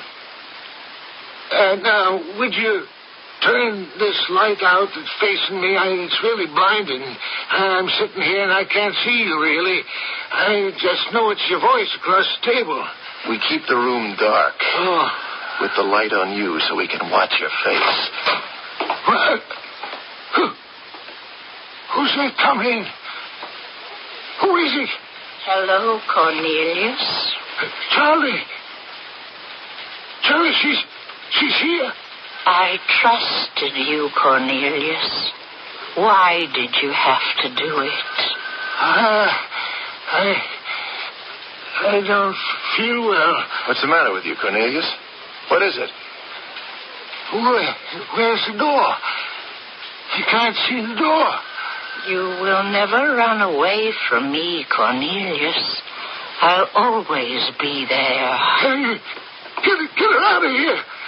Get her away from me. I did it. I did it. Yes, I did it. Charlie, please save me. Don't you see her? It's Jessie. He's fainted. Matilda, I gotta hand it to you. What did I tell you? He's the one man I thought would never believe in ghosts. Kowalski, come on in and pick up the accused. I think he'll give us a confession when he comes to. Charlie is taking my help a little more seriously these days. Of course, my coming in wearing one of Jessie's dresses and an identical gray wig could only have worked because Charles had pretty much worn him down. And you know what? They're making me an honorary member of the force. So you better watch your step. Officer Matilda may be assigned to your case.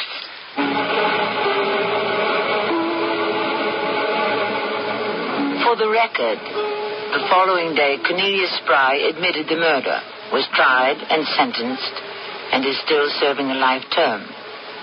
He is given wide berth by fellow inmates in the pen because he apparently sees his victim at odd times, generally in the exercise yard.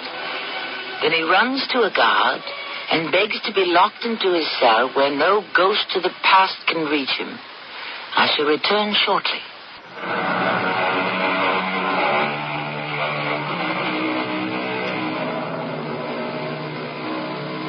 V-Doc, the world's first great detective, has said, those who believe they can commit a crime so perfect it will not be discovered must first of all reckon with the accuser, judge and jury within themselves, their conscience. For sooner or later, conscience will arrest the criminal. There are very few perfect crimes because man himself is imperfect. Our cast included Russell Horton, Carol Teitel, and Robert Dryden. The entire production was under the direction of Hyman Brown. Radio Mystery Theater was sponsored in part by White Westinghouse Appliance Company. This is Tammy Grimes, inviting you to return to our Mystery Theater for another adventure in the macabre.